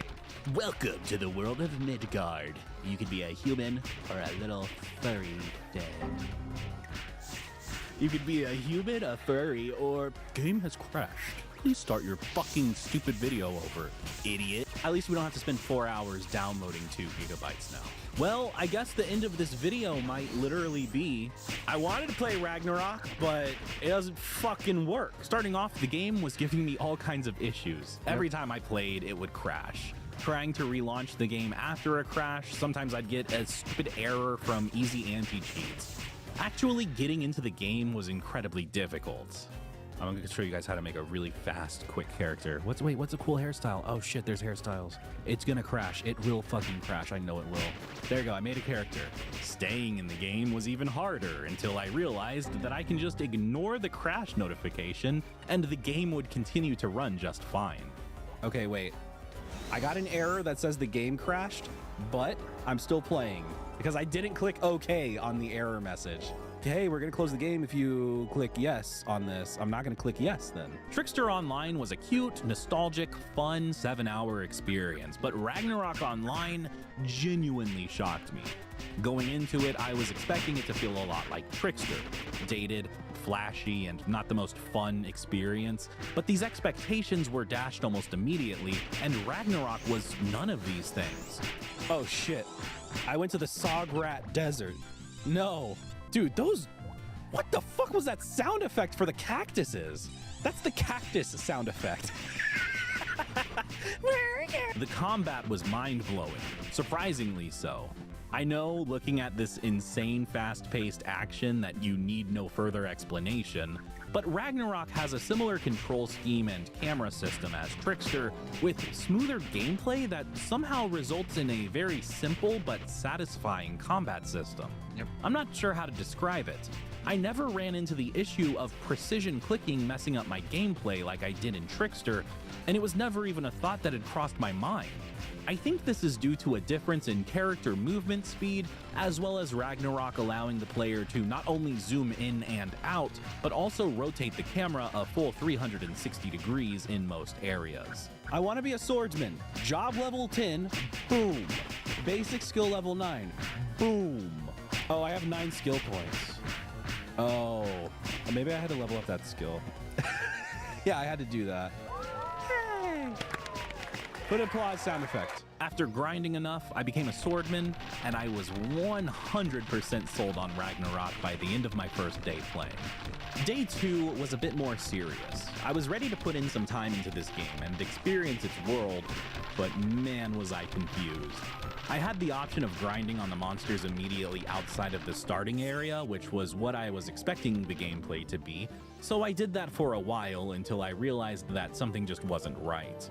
The game was too unforgiving. On the same map that had monsters I could one-shot, there were monsters who could one-shot me, and they would take every opportunity to do so. Double KO. Moving one map away, there were monsters who would gang up on me, forcing me to spam my very expensive potions to avoid dying for the 85th time in my 3 hours playing so far. Chicken. For a while, I was ready to accept that this was just what I had to do to progress, but I was informed that there was actually a better way. Eden Group Leveling Quests. These are basically just a series of repeatable quests that give decent EXP and are available from level 1 all the way to level 140.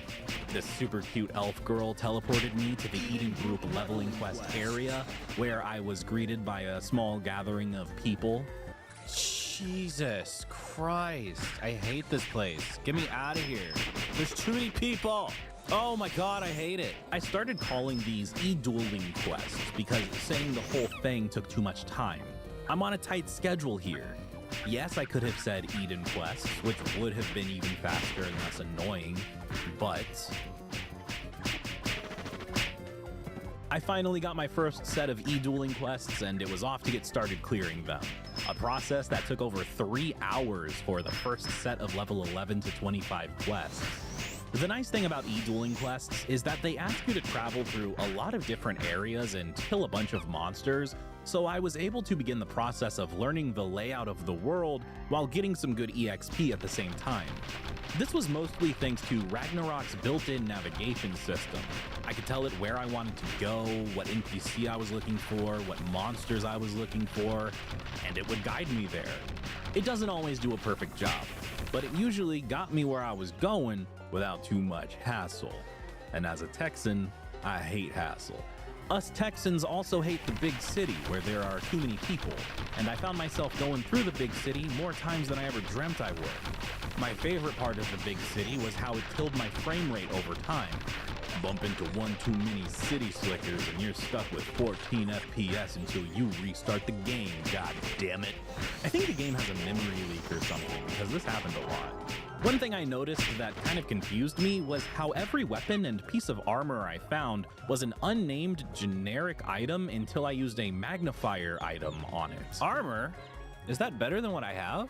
Oh, I need to use you have to use magnifiers on everything. It's a weird system, and I really don't have any money to spare to carry around a bunch of magnifiers right now. I'm not sure why this system exists. Literally just adds another step between finding a new piece of gear and figuring out if it's worth keeping. A step that feels completely unnecessary in my opinion. Traveling as much as I did to complete these quests wore me down pretty heavily by the end of day 2, and I still had 4 more quests to complete from this initial set. But I felt like I was making good progress that actually mattered, bringing me one step closer to becoming a Dragon Knight, which was a goal I didn't actually expect to complete, seeing as how I had already played 6 hours and I wasn't even a knight yet, the most basic version of a Dragon Knight. All right, well, that's day 2 of Ragnarok Online. God damn, I'm tired. I guess tomorrow we'll finish up these quests and just keep doing them, because that seems to be what the game is. I knew if nothing else, I could make it to second job and become a knight with enough time and e-dueling quests, so I made that my goal. Day 3 was pretty much just working towards that. I was starting to tire of the title Swordman and was becoming more and more anxious to reach job level 50 where I could finally become a knight, but I knew this gameplay loop of questing would eventually bore me, especially when so much of the game becomes slowly walking from one area to another. Ragnarok Online features a weight system, a common mechanic in Korean MMOs, but it seems more punishing than any system like it that I've dealt with in the past. Each item has a set weight, and if you're carrying more than 50% of what you can hold, you simply won't passively recover HP or SP, which is absurd. It's such a ridiculous implementation of this system that I found myself waiting for SP recovery multiple times, only to then see this stupid little icon informing me that I was over 50% encumbrance. Why not a higher value, like 75%, 80%? Something that makes sense. This is a minor complaint, but it bugged me. Trickster Online has a weight system as well, but the server I played on gave me an accessory that increased my carrying capacity by a huge amount, so it was never a factor. I can't even remember what the downside to being encumbered is on Trickster. Can't pick up more stuff. And that is all of the e-dueling quests, the first set of them completed. Let's go turn in the ones that I haven't already and grab the next set because we're not done yet. I had started to realize that these e-dueling quests weren't going to pay the bills, and more offensively, they were starting to bore me. I had a lot of HP, and I was trying to increase my defense as much as I reasonably could, but there were times where I'd find myself spamming potions just to stay alive, and that burned through Zinni like crazy. I started to look around for money-making opportunities so that I could reasonably continue to play without getting burnt out. And that's when I came across the best enemies that the Nordic gods ever bestowed upon us. Ant eggs. I think these ant eggs are going to be the best way to grind, actually. It's going to take a while, but they don't hit me, and they give good EXP. I'll see how long I can stay here. I need to get my agility up a little bit, though. Oh, that's base level 47. That's job level 41. This seems like a really good way to get EXP. I'm already halfway through base level 47, and I've just been walking around kind of doing nothing, auto-attacking these ant eggs. This is the best. Fully stationary, quick respawn, and best of all, they don't attack back. These guys are free EXP and money as soon as you're able to damage them at all. It turns out this was a very popular enemy to train on in the Ant Health dungeon, so I moved a bit deeper into the dungeon to find a spot that was unoccupied, and then I grinded like crazy. This was how I started making enough money to purchase potions that would allow me to move on to stronger enemies, and I knew I always had these guys as a fallback option if I desperately needed money in the future. This discovery actually shifted my opinion of Ragnarok significantly. Up until now, Ragnarok was a frustration-filled experience that I wasn't sure I would be able to get past in order to enjoy the game that I knew was underneath all of the jankiness and frustration.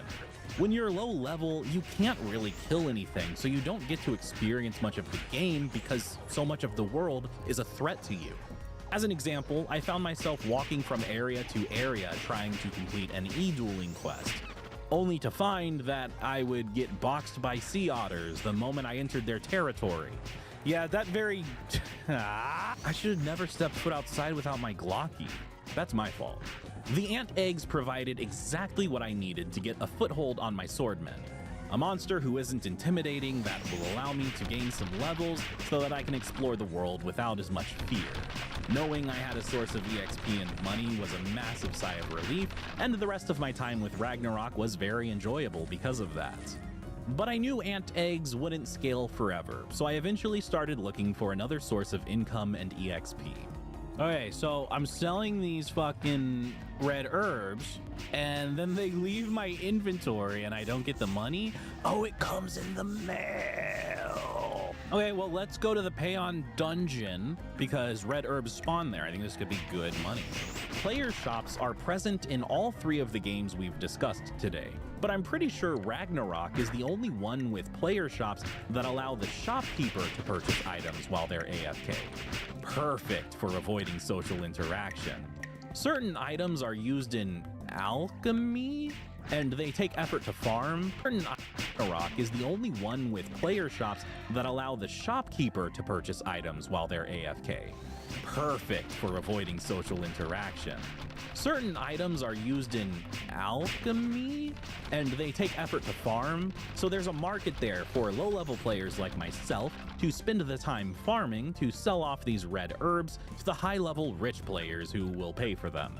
And I still don't even have to the high-level rich players who will pay for them. And I still don't even have to talk to anybody. The Payon dungeon is where I made my riches. Red herbs are abundant here, even the enemies have a chance to drop them, and the second floor of the dungeon was right at my level range by the mid to high 40s, giving me the EXP I was looking for alongside the red herbs and some other drops that I could sell for a huge profit. At job level 40, I had thought I would be done with Ragnarok Online, and I just wanted to become a knight so I could reach my arbitrary milestone, but this was before the ant egg discovery that made the game good. If you start the Knight Job Advancement quest at job level 50, the max level, you can skip one of the most tedious steps that requires multiple items from a variety of monsters and takes forever to complete. Oh my god! Are you serious? The thing is, since I started the quest already, it didn't matter whether I reached job level 50 or not. I was locked into doing this part of the job advancement. So even though I eventually grinded to job level 50 before I did the Knight Job Advancement, I was still forced to do the tedious fetch quest because I had already accepted it pre-50, and I wasn't very happy about that. Ragnarok Online, for whatever reason, doesn't have a way to forfeit quests. I had no choice, my hands were tied, but this is what being a knight is all about. We always take the most difficult path on accident so our healers can correct us, and our DPS players can just think we're stupid. Yeah! We reached job level 50. Hell yeah. We, the two of us, you and me, we did it. And I'm about to reach base level 60. And that's base level 60. Pay on, and we'll go sell these red herbs. Sell all 117 for another 35k. I'm almost at 100,000 zenny now. Hell yeah. Okay. I hope I don't have to do this because I already started the quest. Really hoping that they don't require me to actually do it. I'm back in the Knights Guild, but I think Sir Andrew's gonna be annoying, and he's gonna make me do this anyway. Oh my god, yeah, I have to actually do it because I already started. Yeah, so, I think I have to do this quest anyway. Well, I'm a lot stronger now, so I guess bug legs and all getting all this stuff's not gonna be that bad. So I've effectively locked myself in a position where, even though I got to job level 50, I still have to do this step of the quest. Great. That's awesome. I actually need to get the Man-Eater Blossoms for this quest. They're very valuable. Man-Eater Blossoms, gonna need a lot of those. Might as well grab them while I'm here. 2, that's 3, but I'm out of potions, I just realized. I didn't restock. Okay, that's 4 Man-Eater Blossoms, and this, I should get the last one here. Are these really this easy to get? This might actually be decent money as I get a little stronger. Well, done with that section. Let's look at these bug legs. 1, and that's all 5 bug legs taken care of. Now we can get the hell out of here. Now we need clam flesh, and that is from shellfish, probably on the frickin' beach. It's 2 a.m., but I am determined to become a knight before I go to sleep. Are they gonna make me go through the otters again? Because I don't think I can survive that. Maybe I can now. Yep, we're back at the sea otters. Well, this sucks because I don't know any other way to get through here, so I hope I can survive it now. Don't use magic, don't use magic.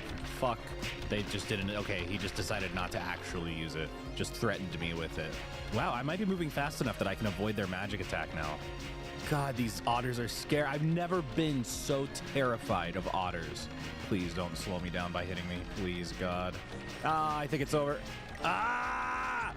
Look how close I was! How am I supposed to get through here? Please tell me. I'm just gonna find these shellfish somewhere else because it's not possible to get through there. Still! It's still not possible. Oh boy, this is gonna be such a long journey. I need a mount at some point. I need to look into getting a mount. There we go. There are shellfish on this map, and I'm gonna kill them, and I'm gonna get the clams meat and become a knight. What, are these guys aggroed? One, oh, it's base level 61. I'll take it. 2 clam flesh, 3 clam meat. That's 4 clam flesh. Ah, that's it. That's all 5. All right, we're done here. Okay, clam meat acquired. Let's get some old frying pans from Magnolia's. Oh, I know where these guys are. Yeah, we can just find these right in this Sograt Desert. All right, let's get some frying pans. Need 5 of them. 1, 2, 3, 4, 5. Wow, that one was really easy. All right, next is Mermaid's Heart. Oh man, it's in the dungeon. Where am I going? I need Mermaid's Hearts. I need to kill these mermaids. I need their hearts. I need their hearts. But I don't see any mermaids with hearts that I can rip from them. There's one. All right, we have 1 heart. 2 mermaids' hearts. Ahaha. 3rd mermaid heart. Oh, I've got an achievement. I don't even know what it was for. Reach achievement level 4. I don't know what that was. 4 mermaid hearts. And that's all 5. Done. One item remains. Snail's shell. So close to done. I'm just almost done. 1, 2, 3. All right, that's 4 snail shells. And that's all 5. Everything is acquired. Let's go back to Sir Andrew. Okay, Sir Andrew, you fucking asshole. I did it. Let's keep going. Sir Syracuse, give me your riddle. Next, Sir Windsor. All right, combat test. All right, that was pretty easy, actually. I'm very high level for that test now. One more test. Well, there's more, but this is the next test. And now we sit here. We have to sit here for 5 minutes. I have to sit here and wait for 5 minutes.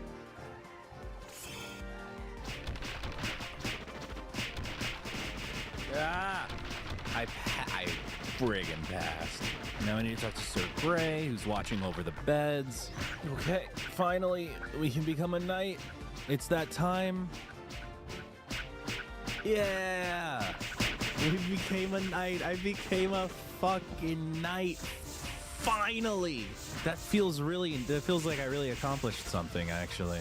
I actually feel like I kind of accomplished something, and I get a booster skill? Oh, hell yeah. Anyway, this is all gonna have to wait until I return to the game because I am worn out. But I'm a knight. I did it. And that wraps up my exploration of these games. With Ragnarok, I think I did a pretty decent job of recreating the experience of an old cutesy Korean MMO from the early 2000s. This experience turned out to be way more enjoyable than I expected, and to be honest, I wasn't even sure what this video was going to become. I started this script in January of 2024, and I spent months figuring out how I could turn it into an actual video. This is certainly something I'd love to revisit in the future. There are plenty more games I could explore, and even more to look at within the games we've discussed today. But who knows what the future holds.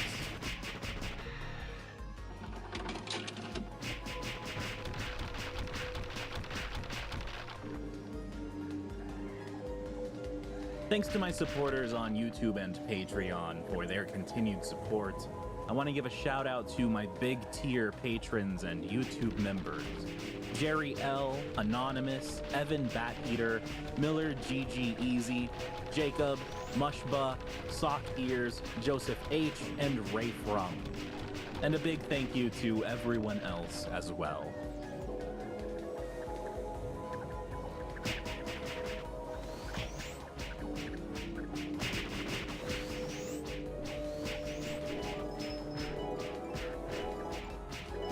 Okay, so we are now going to talk yet again, as we do every few months, about pay to win in MMOs.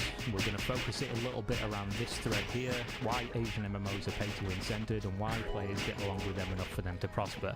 Now, I would say this is not an East versus West problem. I don't think Western MMOs are not pay to win. I think just in general, the MMO genre is pay to win overall. I don't think World of Warcraft's not pay to win, and that's a Western game. RuneScape is a Western game, pay to win. Albion Online, Western game, pay to win. I think you struggle to find many MMOs that you can say there are no pay to win elements to this, even if they're smaller than others. Now, why I think most people look at Eastern MMOs and think they're pay to win, but the Western ones aren't, or at least way to a lesser degree, it's because Western MMOs typically hide it a little bit better, and say, for instance, World of Warcraft, you can literally buy tokens on the auction house and then buy boosts to get the best gear in the game, the literal top tier best gear in the game. There's almost nothing you can't do in WoW that you can't just pull your credit card out and swipe to get, which is fundamentally no different than being able to buy the best gear in Black Desert Online, for example. I think the difference is that in Eastern MMOs, they put a lot of inconvenience in their games, and people like to call it pay for convenience. I like to call it the developers making the game objectively worse to trick you into paying for things, thinking that, oh, you know, I've got less time, so I'll buy this. As opposed to what we should expect, which is the game will just be developed good, and then we'll spend money on things that don't inconvenience us and further incentivize them to continue doing so. But realistically, there's a lot of nuance to that, so let's get into it. All MMOs are pay to win. Eastern MMOs typically do things such as Black Desert Online, where they're going to give you a game, there's a lot of stuff you can do in the game, but they're going to say, do you enjoy horse breeding? Well, we're going to sell you a bunch of stuff that make it insanely more profitable, or essentially when you're playing without.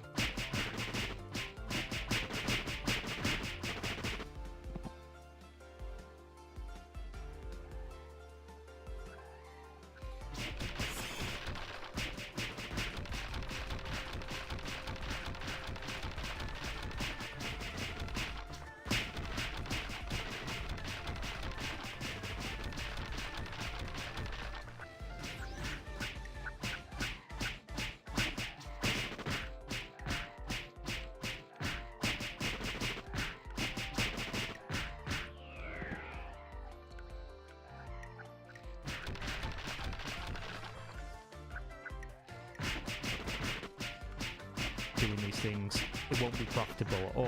You can buy X, Y, and Z, and that will make it better. We'll do it with cooking, we'll do it with alchemy, we'll do it with literally every single element of the game. Whereas in Western games, like for instance Guild Wars 2, you can basically just play the game and then there's a bunch of stuff tacked onto the side. World of Warcraft, you can basically play all the game, and there's nothing really as a barrier to make things massively slower. But you can just pay to skip to the very end, essentially. I think Eastern MMOs would have a much less shit rep if they literally just sold you gear from other players, like not them creating it out of thin air, but other players just being able to sell you gear for silver. People would still call it pay to win because it objectively would be, but it'd be no worse than World of Warcraft, it'd be no worse than these other games that already let you do that in just a slightly more veiled manner. So I don't understand why Asian entertainment culture is apparently so much pay-to-win centered. There is a culture around this, by the way, in Asia, in Korea and China specifically. I'm not going to say with broad strokes that this is everybody, but there is definitely some part of the culture which is like, I am a businessman, I have a bunch of money, why should some nerd who plays games for longer than me, who can sit and play for 12 hours a day, be more powerful than me when I can come in and drop my wallet? I should be stronger than him because I'm better in real life, like I earn more money. There is a materialistic approach to this of like elitism. That is definitely a factor. Is it as big of a factor as other things? I don't know. It's just a contributing factor, definitely. There is a cultural element to it. Games such as Black Desert or the upcoming Arcade 2, they look beautiful, they offer absurd content, details, graphics, animations, They're insanely good games on paper, but then they all revolve around pay-to-win bullshit where you indefinitely scale according to how much nerd you are or how much you pay to power up your toon, to a point where casual players are literally privileged to one-shot in any context. You have basically, in this sentence, explained both the problem and the solution to the point where the discussion's already had in your own comment. Because when it's indefinitely scaling according to how much a nerd you are, meaning how much you play, versus how much you pay, that is the argument for pay to win, and this is the one that people will always make. I have money, but I don't have enough time, but I still want to enjoy the game. Now, what a developer could do is make the game just more fair and not have it be for money, but it's a business. Of course, if people are going to pay for it, why would they not give you the ability to do so? We've already set that standard, so it's never going to change. And this is not specifically, again, Eastern games. This is just games, full stop. If there's something you can grind for, or there's something you can pay to skip, if they give you both options, they could make the grind as fair as they want to. People will still pay for the skip, because some people have more money than they do time, and they value that thing the same as somebody who's going to grind for it, but they value the money less. So they're just going to buy it. I also noticed that gear upgrade systems are so close to slot machines, having to try for insanely low success percentages behind lots of efforts to even farm a chance for said upgrade. This is true, and it feels worse. I've had the same problems with games like Lost Ark, and people have said to me, when you play WoW, waiting for that upgrade to drop, that's just a percentage. It's the same thing. It's RNG behind thinly veiled mechanics that make you think it's not as bad. I still prefer drop chances of items than what we've moved to with a lot of Korean games, and there's a specific reason they do this, and it is literally make you think it's not as bad. I still prefer drop chances of items than what we've moved to with a lot of Korean games, and there's a specific reason they do this, and it is literally the gambling impact, the gambling addiction. When you're doing like Black Desert Online, you've all seen them, you've played a Korean MMO. I need my weapon to go from +9 to +10, and it'll say like, 3%, or it might even hide the percentage, and then you click it, and it's waiting, it's flashing, it's doing something, and then it fails, and you're like, oh man, that feels bad. But when it hits, it feels great. It's like hitting the jackpot. This is designed like this for a reason. It's the exact same reason that gambling is so addicting to people. It gets its hooks in you, and they literally have people, like psychologists, design this shit to be as addictive as possible.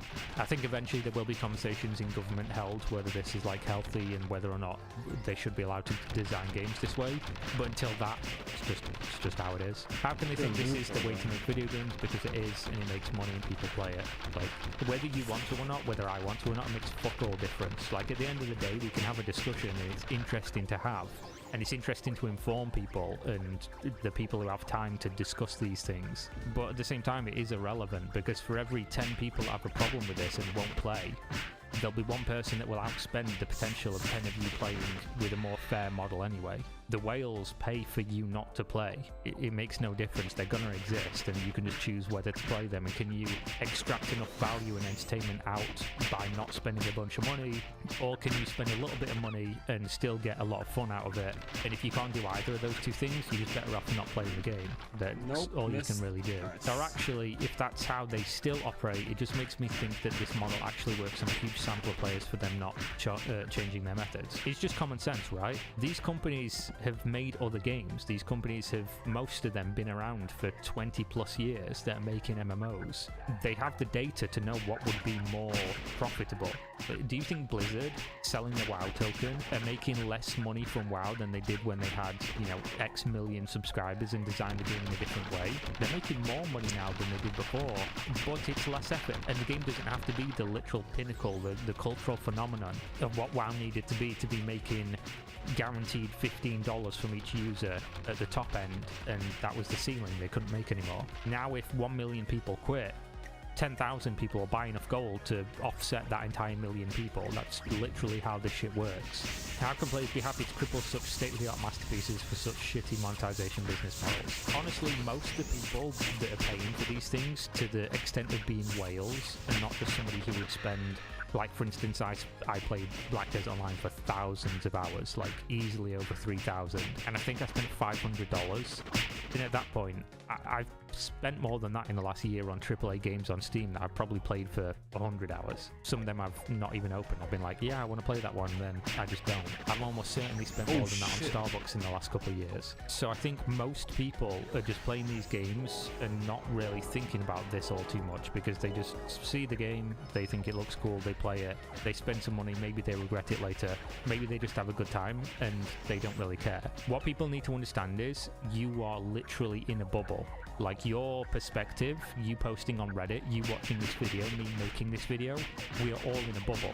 The vast majority of people that are playing these games, and this is the same for any topic of discussion you have on the internet or in real life or anything that's not like on a global consciousness level, the majority of people are not interacting with these things. They're not even having these discussions. Most people don't even know the discussions are being held. Most people don't care, they don't have time to care, and they're never going to. They come home from work, from their 9 to 5 or whatever, they kiss their wife, they throw the ball with their son maybe, they eat their dinner, and then they log on for 3 hours and play Black Desert Online in the evening. Or whatever the game is, insert game. That's why a boycott will never work for anything like this, because the vast majority of consumers simply don't even know it's fucking happening. And even if they do know it's happening, they'll get told and they'll think, I don't give a fuck, I just like playing the game. So it's not even about players being happy. The majority of people having this discussion don't like these things, and actually most of them just grim and bear it and just accept it. That's why having these discussions will never change anything. The companies don't care. Every single person who reads this thread, watches this video, could not spend a penny, not play these games that come out, and they wouldn't even notice. And at the end of the day, it's only going to be your loss. And to be honest, I've come to the realization over time that while I will still have the discussions, because I think they're important for some people to know, because some people will literally just not play a game based on if the monetization's bad, which is understandable, and that's why I do it, and again, because it's interesting. I do have some money, and I do enjoy playing the game, so if the game is okay, if I can get by without being a whale and you know, forced to spend thousands of dollars, I'm probably still going to play it. Because if I want to play and I'm having fun, then spending money on something is just what we do. If you're a biker, if you're literally insert any hobby, you will spend money on it as you go. Video games are going to be no different. I would obviously prefer if all the convenient stuff was just stripped out, the games were designed to be good, and then people could literally just buy gold and buy gear from each other. Like, not inflationary, not that the company generates the gold or generates the actual items, but how WoW does it is generally just like the best model. You buy the WoW token exists and it gives you a subscription. The subscription lets you play the game. Of course, with these free-to-play games, the sub would have to give you something else. Some just like, you know, little boosts or perks or whatever, because that is obviously a finite amount of stuff, so it's not impacting the game crazily. Have the people who don't want to buy that, don't want to spend money, be able to sell their gold to get that, and then sell items between each other on the marketplace that obviously have gold value. And then of course you can just buy the token for real money, trade the token with other people for gold, and that just seems fine. Is it pay to win? Yes. Is it any more pay to win than the time before, when obviously trading was in MMOs still and people would just sell stuff to each other for real life money on player auctions or whatever else? No, it's the same shit. It's always been this way. Anybody who's played any of these games seriously, even UO, Doc, for all these like hardcore MMOs from back in the day, EverQuest, people were selling everything on player auctions, on eBay, stuff like that. Now all that's happened is we've allowed companies to take control of this, remove trading, remove all these like social elements from games, and then just make games inconvenient to sell you little boosts and shit. I think that's the biggest problem, and not the fact that they're pay to win. I think pay to win it's always been there, it's always going to be there, and you just have to decide what is an acceptable level for you. So the top comment says, you all keep complaining about pay to win games being popular, yet you all keep playing it. To be honest, I don't think most people complaining are playing them, to be honest. It seems like a lot of people that take this hardline stance of pay to win just don't play the games. 5 out of 6 most popular MMOs are considered pay to win in the West. 2 of them, BD and Lost Ark, are considered pay to win even in Korea. Face it, pay to win MMOs will continue as the average age of gamers becomes older. Adults have real life responsibilities and can't play for 4+ hours a day. They'd rather spend $100 a month than grind for an extra 100 hours a month. It's sad, but it's the reality. Pay to win is here to stay. I think this is the problem, and also sort of just the same answer I gave earlier.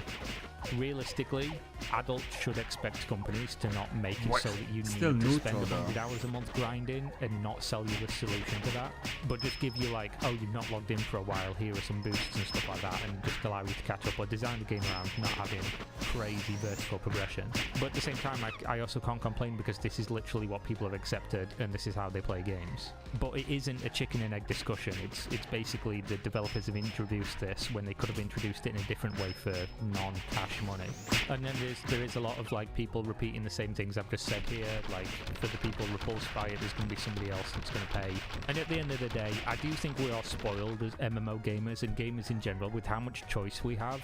Expecting to be able to play an MMO nowadays, where people don't want to buy a box price game, and then people complain if there's other monetization in the game. And it's like, guys, I understand I want to go back to the golden era too, but I live in reality and it's never going to happen, and you can't complain about every form of monetization ever. I mean, you can, but you're wasting your fucking time, and it's also kind of dumb. I remember playing MMOs for years and years when it was box price, sub model, and people still complained the whole time that they didn't have money to pay for the sub, they didn't have a credit card, and then free to play came, and it's like, how do you think they're going to monetize free to play? If they couldn't do sub base because they needed to reach a larger audience and people were complaining about it, what do you think they're going to do? They're going to sell things that people are going to buy, and they're going to have to subsidize free to play players with paying players, because that's the only way the game continues to be made. In every sense of the discussion, we did this to ourselves, especially because whenever an indie developer starts up an MMO and says like, oh, this is coming out when we're not going to be pay to win and we're going to have submodel, all of the top comments are people saying, no, I'm not going to pay for a submodel. Like, I've seen it dozens of times by this stage. So it's literally a situation that nobody can win. We just have to accept what we've got, and you have to make that decision. Is this game good enough? Is this game fun enough that I can pay and play for a certain amount of time and get my money's worth? And if you can't, don't play the games, and if you can, cool, that's it. I think it's worth discussing for every individual game, like how bad is it as a casual player? How much does it impact the gameplay? Is it as bad as BDO used to be? I think BDO is way better than it was originally, but they still do lean heavily, and this is again the big problem with the Eastern games mostly, are not just skips but literally be inconvenienced if you don't pay. This is slower, this is worse, this is way less efficient. If it was literally just buy gear, at this point I couldn't fucking care less about it, to be honest, because I'll just play the game and then people are better gear than me, and hopefully the game has content that's either equalized or people around me is generally not in the best gear, because why would the best geared people be in that region of the game? It's like when I'm doing a World of Warcraft raid, I don't have to think about somebody that's doing Mythic that has 30 item level higher than me, because the fuck relevance does it have to my gameplay? Obviously with the game being PvP, maybe somebody's going to show up and spank your ass, but I will make this same argument every single time, which is if somebody played the game for 12 hours a day and had the same gear as you, but you play 2 hours a day, they're probably going to beat your ass just as much as the person who spends $1,000 a month more than you, because that's just how skill works. It's like if somebody plays 5,000 hours of Dota and you play 100 hours of Dota, they're probably going to beat you. Like, it's just how it is. So the point of that is people will either outskill you or they'll outpay you, but they're going to do one of those. And if you can't do either and you're just a pure casual, then hopefully the game has casual content or there's casual games for you to play. It's just like, it's a merry-go-round of discussion. We just go round in circles because it always comes back to these same points. There's never going to be a game that is going to be fair all the time while you're playing it where skill or money doesn't matter. And generally if you play, and there is going to be exceptions to the rule where you're the 40-year-old dad who has 2 kids and comes home to his wife and plays 3 hours every single week, but you're actually in the top 1% of players skill-wise and you're really good and you could be even better if you played more. But for the vast majority of people making this argument, that's not you. You don't have time to put into the game, you're not good at the game, you don't have the money to put into the game. So the discussion about, oh, if somebody pays more money than me, they're going to be better than me, is kind of redundant, because they would be better than you because they played more than you anyways. So yeah, there we go. Thanks for watching as always. We'll have this discussion again as it comes up, as it always does. Probably when Throne of Liberty comes out, because the cash shopping that's probably going to be pretty bad. But yeah, thanks for watching. See you next time. Peace out. Alright, so I found this neat little game called Geometry Dash. It's just a fun little rhythm-based platformer, and it was only like $5 too. I mean, it can't be like Celeste though. I'll probably just put a few hours into it and crap.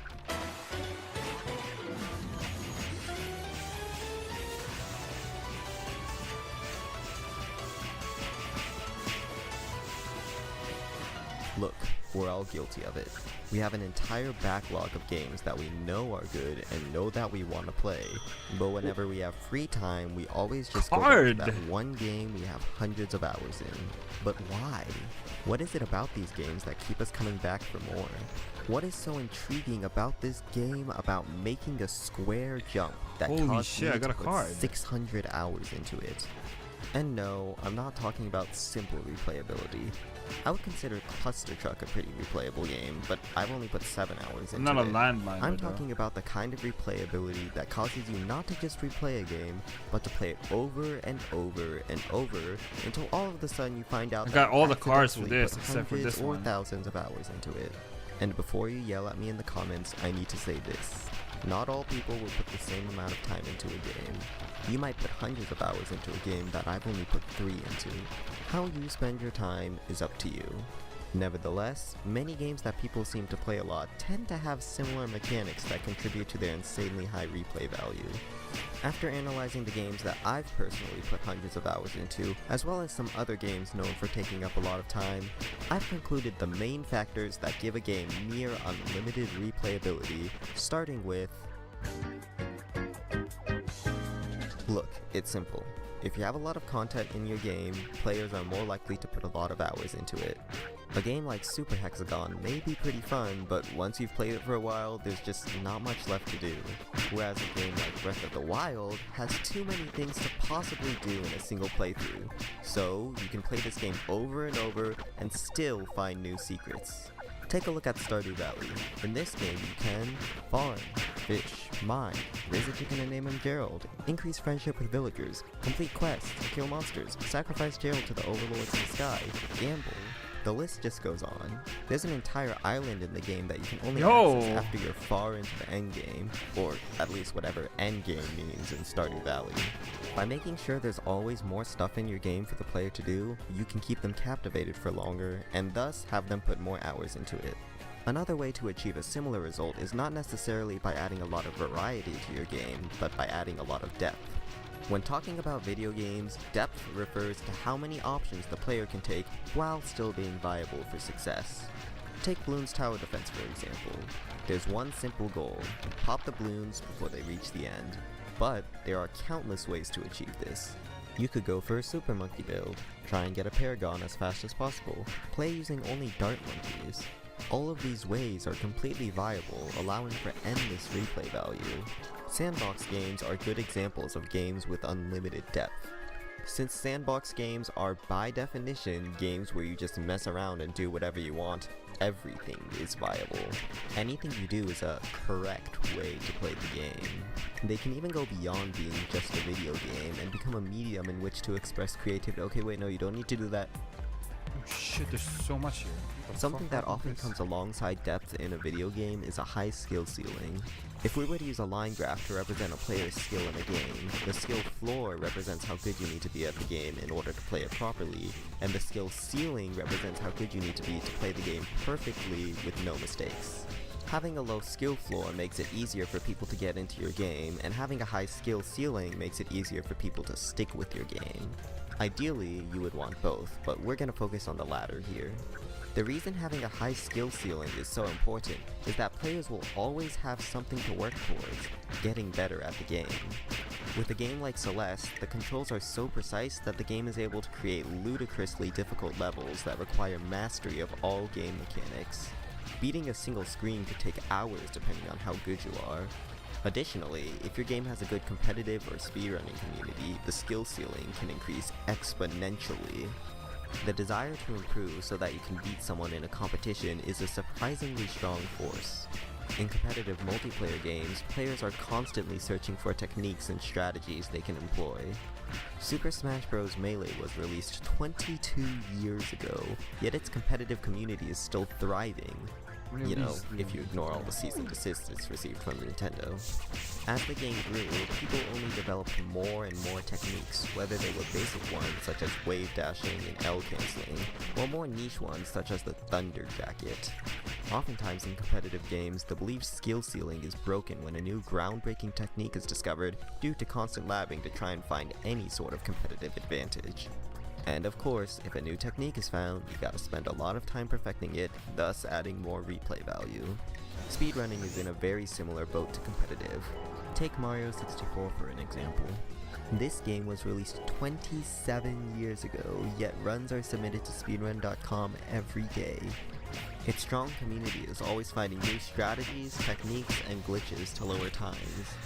The first 120-star world records were in the ballpark of around 3 hours. The current world record beats it in a little over an hour and a half, almost half the time of the old record. And that's not even close to the theoretical perfect time. Fuck, I need to If you get can out. always get better at a game, then there's always a reason to keep playing it. Of course, even then, you'll still sometimes run out of stuff to do. Kill The this perfect strategy will be guy. found, and the game will become That was boring again dangerous. since every match is the same. In this situation, developers can still keep you hooked on the game through clever usage of... Not everyone can be a good game designer. Sometimes your game just lacks depth, variety, or any reason to get good at it. However, thanks to the power of the internet, games are able to be updated post-launch. This can be as small as a quick bug patch, or as large as a new chapter or area of the game. This is most notable in online multiplayer games, where new updates and meta shakeups are constantly being released.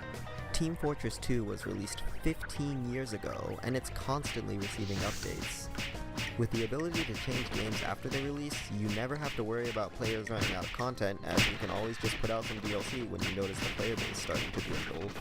Of course, not every game has the luxury of being owned by the largest PC game distributor in the world. Sometimes you don't have enough money or resources to keep pushing out good updates. In this situation, you can rely on community-generated content. Take a look at Skyrim. It's already got a large amount of content, but players will eventually explore every corner of the world. But open up a mod installer and you can get stuff like this. Community-generated content is a great way to keep your game alive, and the best part about it is that it's free for both the developers and the players. The simple inclusion of a level creator or easy modding tools allow for a near infinite amount of new content, so long as players are willing to create more. Games like Gary's Mod and Mario Maker have their entire premise based on community content. So long as the communities of these games are still active, players will always have something to do.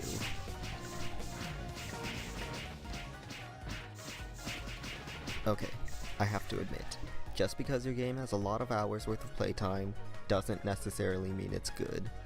Sometimes games keep pushing out low-effort updates or funding competitive tournaments in a desperate attempt to stay relevant. Arguably, one of the worst ways to make your game have more hours worth of playtime is to implement the use of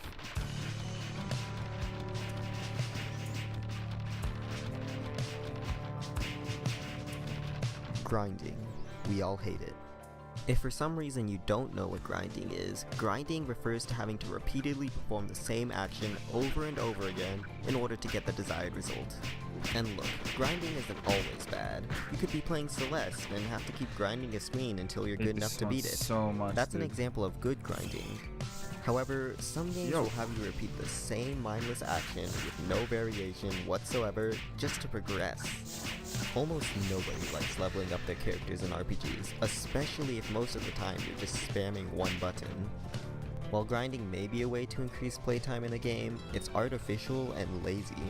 Players usually won't be willing to grind unless it's in small amounts, or you have a bit of deception on your end that makes them think the grind will be worth it. You'll often see MMOs and mobile games do this a lot. They'll disguise themselves as this cool new game, but to get to any of the said cool parts, you have to grind for a few hours. This is especially true if your game involves microtransactions. I mean, why grind for a while when you could just spend a few bucks to skip it? I mean, you've already spent a lot of time on this game, so the money is completely justified. And of course, there's this one particular game I hate that is notorious for its heavy grinding and microtransactions. But do I really want to do this? I mean, I do need the footage, but whatever, let's just get this over with. Genshin Impact is a game, and if I'm being completely honest, it's not the worst game I've ever played. Believe me when I say I've played some pretty bad games. The reason why I always talk about how I hate Genshin Impact is because it's just disappointing. An open world game with graphics that look like this make it seem like it should be a really good game. But as it turns out, most of the game consists of pure grinding. I don't want to play a video game like it's my full-time job. I want to play a video game because I want to enjoy the most important factor that you can add to your game if you want players to increase their playtime. And of course, that factor is...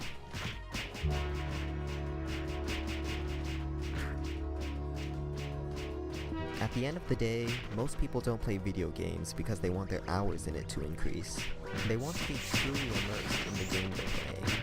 They want to enjoy the time they spend playing it. They want to have fun. Some games don't have a lot of depth or variety.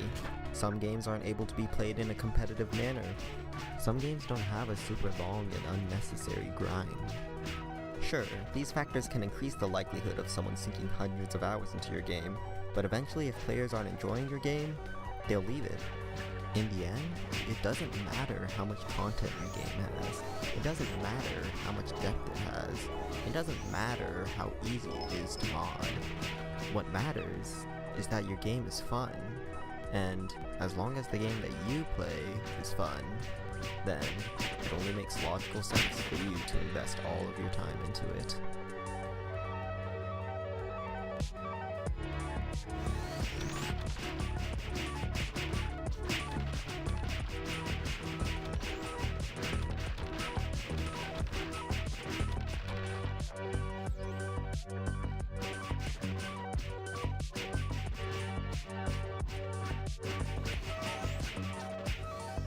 What? No. Oh, shit. Yep, stay there. I'm gonna heal. You heal.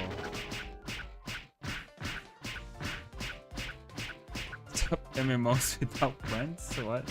Why would you want to play an MMO solo? Let's start with that, because the truth is a lot of us end up spending most of our time playing our MMOs by ourselves. Whether it's on purpose or not, we log into these massively multiplayer worlds and then do solo activities like questing or farming some rare cosmetic.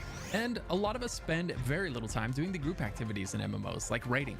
So why play an MMO? In my opinion, it's because it gives us the option to scratch that multiplayer itch if and when we want to. But also, we love the idea of a never-ending RPG, of developing a character over months and years as a story constantly unfolds ahead of us. Year after year, new stories, quests, and abilities get added, and that never-ending nature of an MMORPG is truly unique to the genre. Not only that, the epic cosmetic that you just farmed is so much more satisfying to wear when there's actually somebody else around to see it. The massively multiplayer part of the MMO is great, but the fact that all that work we put into the character isn't discarded after a week or two like in a single-player game, well, that's just as important. So, which MMOs do the best job of providing endless, high-quality content for the solo player? Whether they are the player that doesn't have friends to play with, or the player who does have friends, but those friends are always way behind or way ahead of them. Let's dive in, and here they are in no particular order. First up, Final Fantasy XIV, PC, and PlayStation. Beautiful cat girls, tiny lalas, and arguably the most popular MMO in the world right now.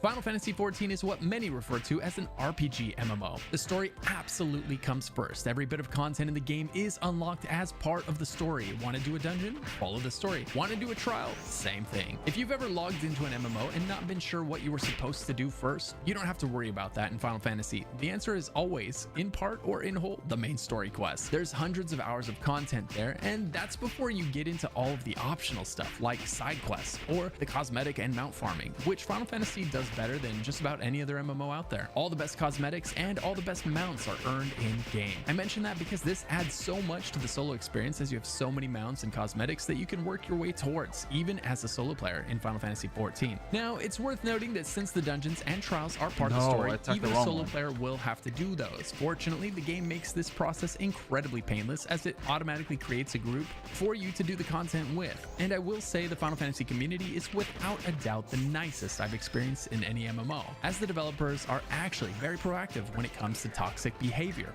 But my dear fellow introverts, if you're still concerned, don't worry. Final Fantasy XIV has this thing called the trust system that lets you queue into group content with a group of NPCs, allowing you to avoid all human interaction in a lot of the would-be group content if you so desire. If you're in the mood for an amazing decade decade-long story with a fantastic cast of characters, an unforgettable score, and some of the most epic cutscenes in any game ever, check out Final Fantasy XIV. Final Fantasy XIV's last expansion was its most successful ever, so there's never been a better time to jump in. You can try the first 60 levels for free. After that, you will have to purchase the game and subscribe if you want to continue progressing that character. Elder Scrolls Online, PC, Mac, Xbox, PlayStation, and Stadia. Daedric Princes, the 3-faction war, and furries. Elder Scrolls Online is another MMO that focuses on the story first and the group content second. In Elder Scrolls Online, you can go to any zone in any order, as each zone's story is a compartmentalized experience. This means that the Morrowind fans can start in Morrowind, and the stealth archers can start in Skyrim, and the people who have no idea what I'm talking about, well, they can start at the beginning. ESO is a theme park MMO, which means you've got a ton of different options that you can choose from every time you sign in. You can do quests, delves, dungeons, trials, and more. They are adding new content every quarter, so you never have to worry about running out of new things to do. While the group content does offer a lot of great experiences and amazing gear, you are by no means required to engage with any of it. You can stick to the solo questing activities exclusively if you so desire. If you want to make friends, that's easy too, as ESO lets you join 5 guilds at a time so that you can be in a specific guild for each type of activity, whether it's dungeons, roleplay, the economy,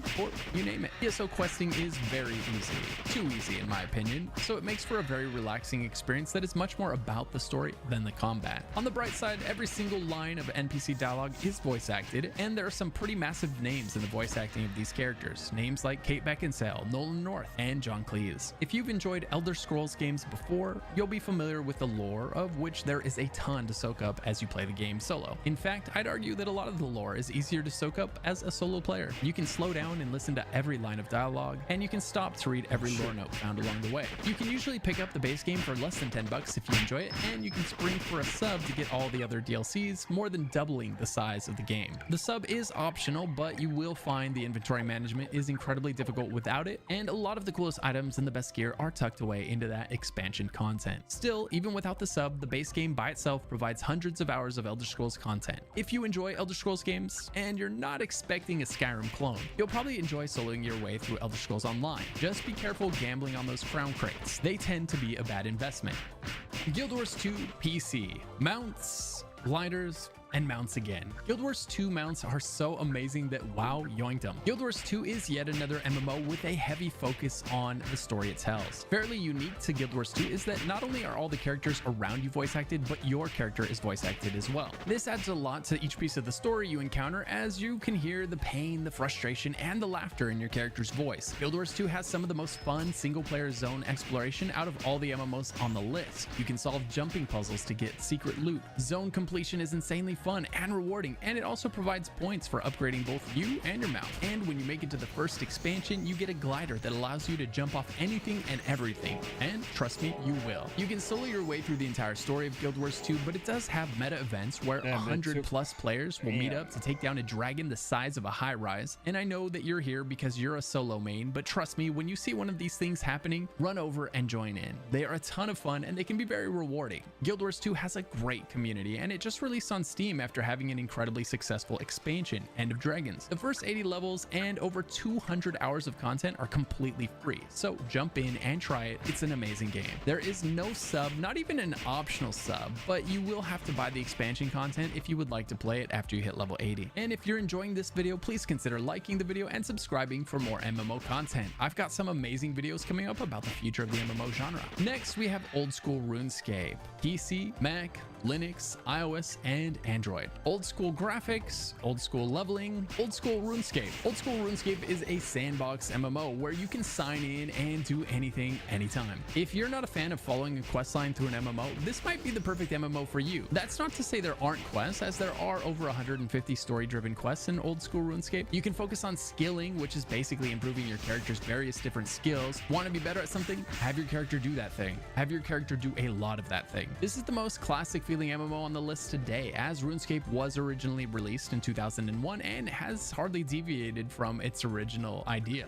Thanks to its old age and thus modest computational demand, the MMO can even be played on your phone. Thanks to the very low device requirements and the slower nature of the game in general, this is definitely one of the most accessible MMOs on the list today. You can group up with others or choose to go at it alone. Almost all of this game is soloable if you really want to go that route. Old school RuneScape is free, which means there's no reason not to try it if it looks looks interesting to you. RuneScape is one of the most popular MMOs in the world, despite its age. Clearly, they've done something right here. So if you're looking for that classic MMO experience, or if you want something that you can play on your phone while watching TV, maybe give RuneScape a try. World of Warcraft, PC, and Mac. The Horde, the Alliance, and a massive number of players that have been playing this MMO for longer than some of you people watching this video right now have been alive. For a long time, World of Warcraft was the uncontested king of the MMO sphere, dwarfing its competition in terms of player count. Today, it's still massive, though definitely not the uncontested titan that it once was. WoW has been around since 2004, and as a result has a massive amount of content that you can do solo. This includes, of course, tons and tons of questing, and also the ability to go back and solo old dungeons and raids while you're on the hunt for cosmetics, pets, and mounts. I do feel like WoW has fallen behind a little bit on the questing experience. Other MMOs have voice acting, and some even have cutscenes, making WoW text boxes feel a little bit low effort by today's standards. But WoW does feature a massive, seamless, open world for you to explore and hundreds of collectibles to farm. You don't have to participate in group content in WoW, but if you decide to, WoW does provide the ability for you to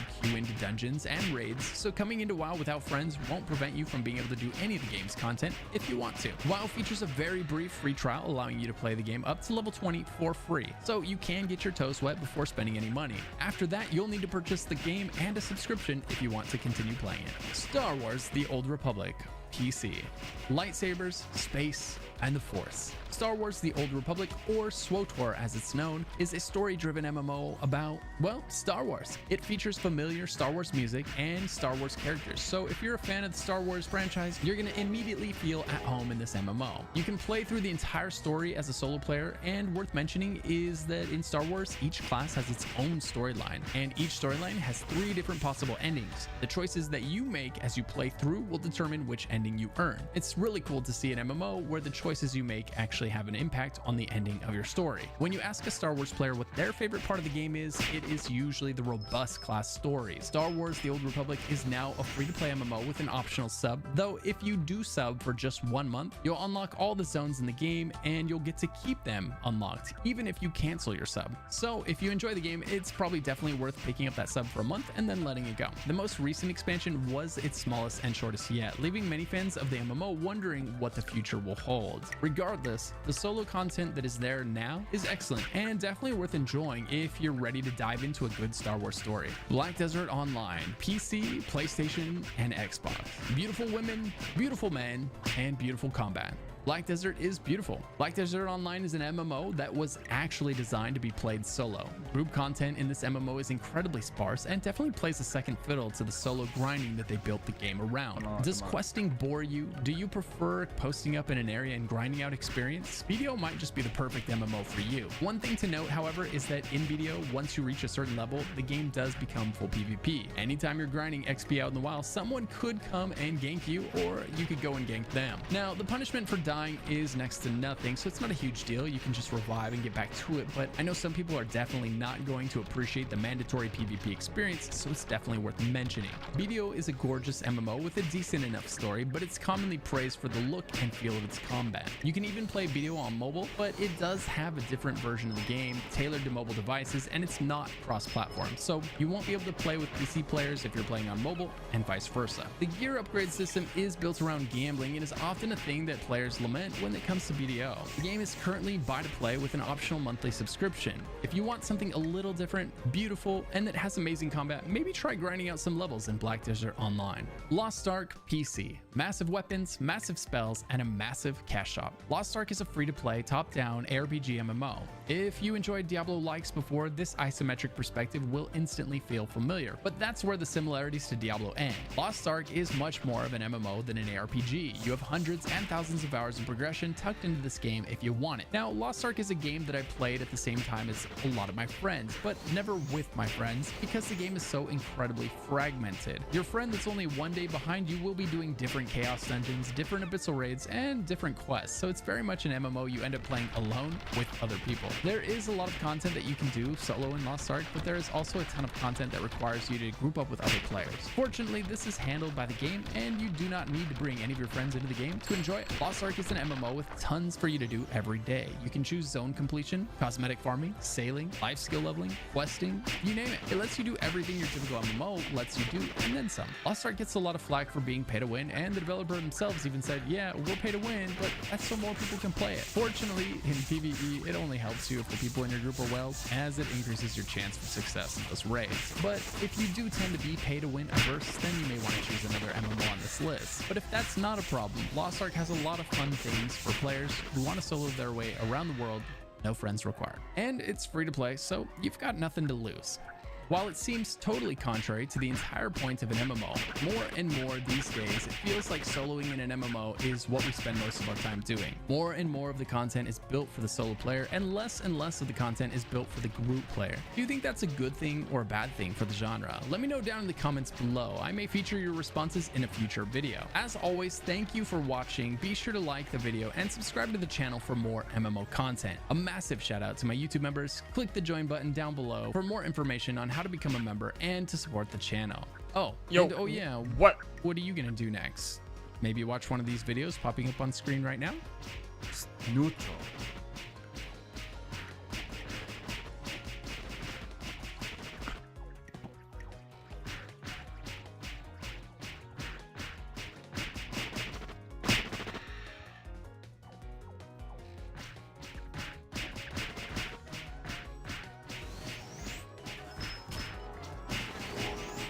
What is the best MMO ever created?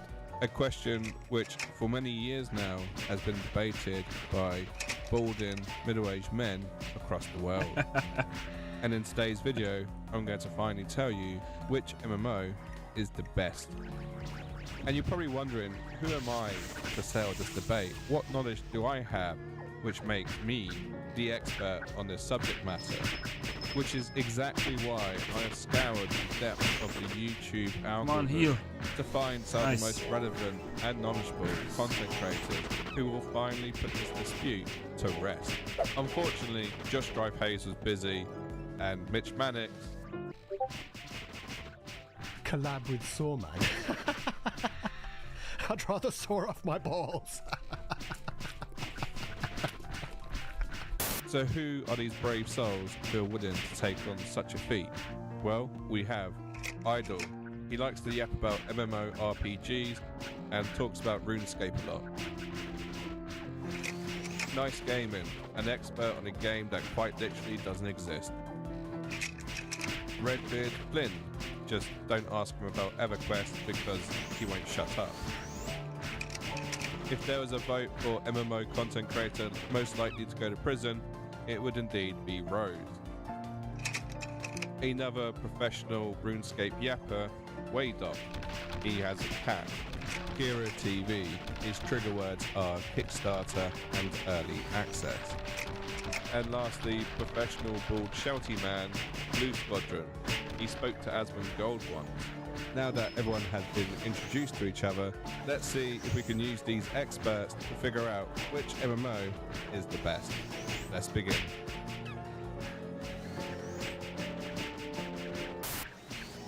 New World. Where would I put New World on the tier list?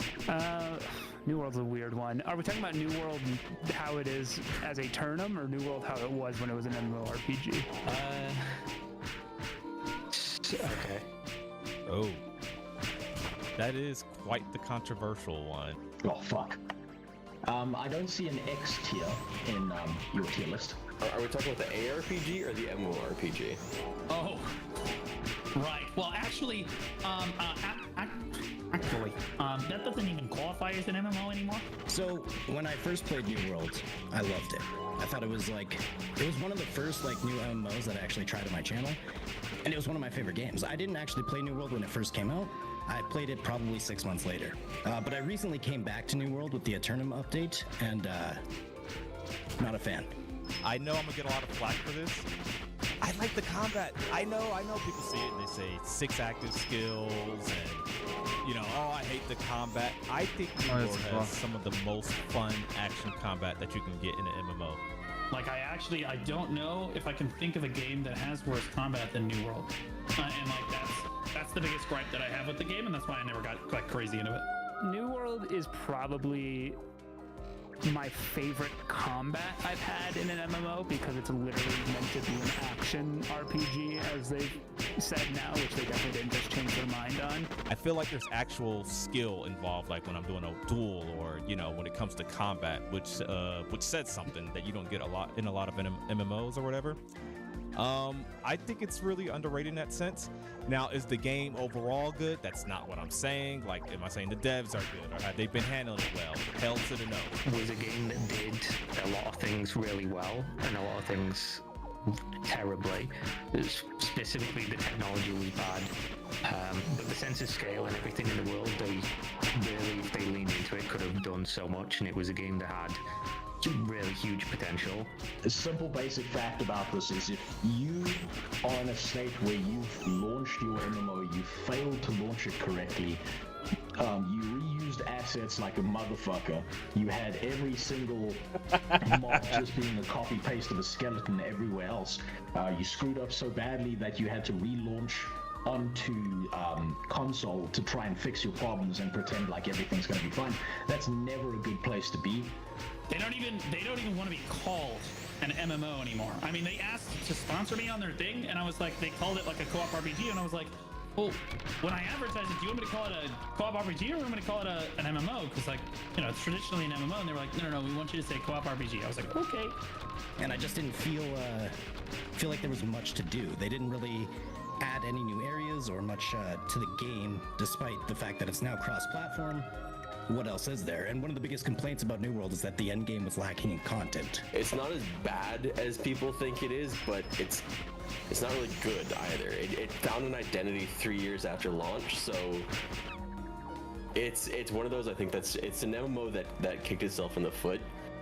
It could have been better than it is, but it also lacks a lot of inspiration. It feels very bland in a lot of ways. My issue with New World comes with it wants to be so much. Like, it's so clear from the moment it came out how it wanted to do everything. Like, it wanted to be the MMO that had everything. Everything about the game was an afterthought, to be honest. It was half-baked with just like a few really well done things. The world, the graphics, the audio, the interface, the pop-ups and everything, the trading, the fact that you could play with other players and feel like an MMO. It did so many things right and then just had no content to back any of it up. I assume it wanted an end game, although it never really figured that part out. It wanted progression to be like endless, with almost too many progression mechanics, from like your region reputation to your gathering skills, your combat skills, your guild reputation, or what is it called, companies in New World. I feel like with that game, they had a classic issue, which I think a lot of new MMOs have, which is trying to master everything, and you end up spreading yourself so thin that it makes the gameplay thin. I came back recently, very recently. I logged in for about 2 hours. I felt so confused, and I felt like I didn't know what the point of me playing the game was, so I actually logged off in like 2 hours. I was going to make a whole video on it, the Eternum update, but I just felt like there wasn't enough there, so. It doesn't have a subscription fee. It doesn't have like any crazily overly pay-to-win stuff in their shop. I don't like the battle pass, but I wouldn't call it fair, but I wouldn't call it like atrocious either. But if I was going to choose an MMO to play for a while in a very casual way, and I didn't really care that much, and I was a guy with 5 kids and 2 wives, then yeah, New World will keep you busy for a few hours a day, without like feeling like some ultra sweaty monster is going to destroy you every second of every day. Although the new auto-lock feature does fix that for casual players. I'd probably put this as a C tier. It should have been like an A tier, but it just had no content. So overall, you're going to say it's F tier? Yeah, it's F. Would C just be like, it's fine? Some might say that way, yeah. Okay, I'll put it in C because it's fine.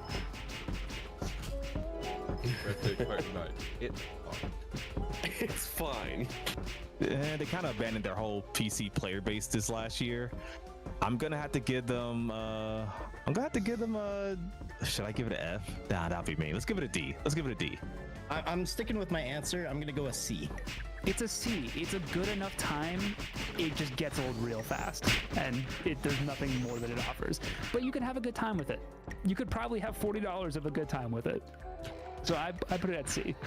New World, probably D tier. Needs more endgame, needs more content, needs a higher server population size. It's got all the fundamentals it requires to be a good action combat MMO, but with none of the execution behind it. Okay. And they keep on doing weird and stupid things like reworking the content that's fine instead of just making new content. Especially for the endgame. So in order to work out the total score for each MMO, I've added a number value to each tier, and from that I'm going to work out the average. With the highest rank being a C and the lowest rank being an F, it should come as no surprise that overall New World is seen as a D tier MMO. Surely it can't get any worse from here. Let's move on to the next MMO. Retail or classic? Are we differentiating between classic and retail? Wait, classic or do we mean retail? I think you have to split World of Warcraft into two tiers, one for classic and one for retail. Why is everyone keep after that? It's a big question. That's important. I'm just gonna say both. Everyone keeps asking me this, but I see what WoW was like. Can't be both. Can't be both. They're so different. They're different games. I refuse to judge both like that. That's nonsense. I refuse. You're gonna need to tell me one. Just pick one right now. Retail. Fine, we'll do retail. Telling me to judge them both as one is crazy, man. Because classic is undoubtedly better in every way, shape. Okay, no. Because I would have a different ranking for both of them. And both are S tier. And I think anyone who doesn't think World of Warcraft is an S tier MMO is just, they're just lying to themselves, or they're just hating, because World of Warcraft it transcended MMOs, full stop. It transcended the genre. The MMO that changed MMOs for better or worse, depending on who you ask, and probably worse for most people. So I think I'm gonna have a much different take on World of Warcraft from anyone else in this video. I am a very unique individual in that I'm just now in my life starting World of Warcraft within the last 2 months. New player, jaded, I know. And I'm going to be playing a lot more of this in this coming month because I'm doing OnlyFans. I've only actually played to level 20 to get the Liadrin skin, and I basically just ran and killed the same mob over and over again, and then a giraffe farmed me in a field for like 20 minutes and I gave up. It has hands down the best group dungeon content, probably out of any MMO currently, with Mythic Plus and its rating. Good ideas, outdated execution. It's still got a massive player base. It's still got people who love playing it. Oh, you're gonna get some hate if you include this part. I started World of Warcraft Classic. I uninstalled after about 8 hours. Got a refund, so there's that. I tried retail and the combat was a lot better. And before I go forward, before there's a hate campaign for me, I'm not saying retail is better than classic. Classic, like the original game and what it was at the beginning and the first few expansions, there was nothing like it. There'll, again, probably never be anything like it. Even going back and playing it now, it's not just nostalgia, it's just a fantastically designed game. The world's great, the lore's great, it's one of the only MMOs I'll care about the lore. And what World of Warcraft, I think, has always had going for it is its world of Warcraft. It's a really immersive world, and I think they're leaning into that really well, and I think a lot of other MMOs can kind of fall flat in their world and in their storytelling, and I know World of Warcraft has a little bit. But I mean, it's the biggest MMO for a reason. I played a lot of it, like probably way too much of it. Are you a classic Andy or retail Andy? Neither. I played, so when I played was around Wrath of the Lich King. but I don't necessarily want to go back to that. Retail, the only thing that matters is the last expansion. Classic, the only thing that matters is how many mods you can put on the game to make it more interesting, like them stealing hardcore or season of discovery and stuff like that. I actually think that WoW and Blizzard do an exceptional job at lore, and like their trailers and stuff are really good. And I think that their storyline, at least the starting storyline, that like the cinematics and everything that I've seen, is exceptionally good. The new expansions that are coming out have a sort of, what would you say? They're sort of a callback to the past. They're rectifying a lot of the mistakes that they've made in the past. I think Shadowlands was really the last time where, the entire player base was like, we don't like this, we don't like this, we don't like this. And it sounds like ever since then, they've started to at least listen a little bit more. That's in terms of retail. I had a decently fun leveling experience. I think World of Warcraft has the best questing. I haven't even seen a fraction of it. I mean, come on, I'm 2 decades late to this MMO, right? So there's a lot of quests I haven't even seen, but I used the timeline system and all that, and the story, it was just immersive, dude. For retail, the game's had a bunch of problems. The game still has problems now. I still play it. As soon as we finish this, I'll be going back on World of Warcraft to play the world within. It's way different. It's designed for you to basically log on, do something real quick, log out, and really easy to play with friends. The combat is the smoothest combat in any MMO, full stop. Like, it's tab targeting done perfectly. Monetization, everything went to shit after they added the WoW token, and they like to pretend it fixed bots and all these other problems. It didn't. A lot of the community, because they don't look into this, they don't spend hours of their life like I do, looking at bots, numbers, data behind it and all of that stuff. They think that the game's fine, but it's not when it comes to that. So monetization wise, I'd say it's worse than New World. And I'd say they get away with it because people are just locked either in nostalgia or pretending that it doesn't exist. We no longer have a true MMO that's not in some way pay to win, I think. The WoW token is pay to win, but it's one of those things you just gotta kind of deal with it, I guess. You can argue WoW is pay to win, and you can make the argument very easily. You can make the argument for pretty much any MMO. I think the only one that doesn't is maybe Final Fantasy XIV and Iron Man old school RuneScape. Aside from that, most MMOs are pay to win, so they ask you to pay money at every step of the way. So you pay for the expansions, you pay for a subscription fee, you can buy in-game gold with the WoW token. Obviously you can use that for other services as well. I think being able to essentially pay for gold is gross. Coming from, I don't want to say too much about RuneScape, but RuneScape like Bonds, which is the same thing. I don't like it. I don't like it at all. I especially resent the fact that when Wrath of the Lich King Classic came out, they put it into Wrath of the Lich King Classic, when one of the big things about Classic, not only era, but as they re-release expansions, was the fact that it was from a time before microtransactions. With the WoW token, I just don't give a fuck. It just makes no difference to how I experience the game whatsoever. The people will say, oh, you can buy the best gear, but the best gear is useless unless you're doing the best content, which is where you get the best gear. So it's kind of like, it doesn't do anything for you. Blizzard is just the new EA. It's no secret that Blizzard's a toxic environment, and I don't think that's changed since they got acquired by Microsoft.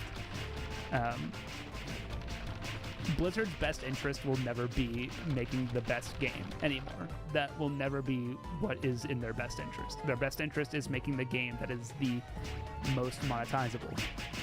That should be making the best game. You would think it's making the best game, but there's better ways to make money. There's been evidence of that. And I can see that trying to fix the issue. There's been evidence of that.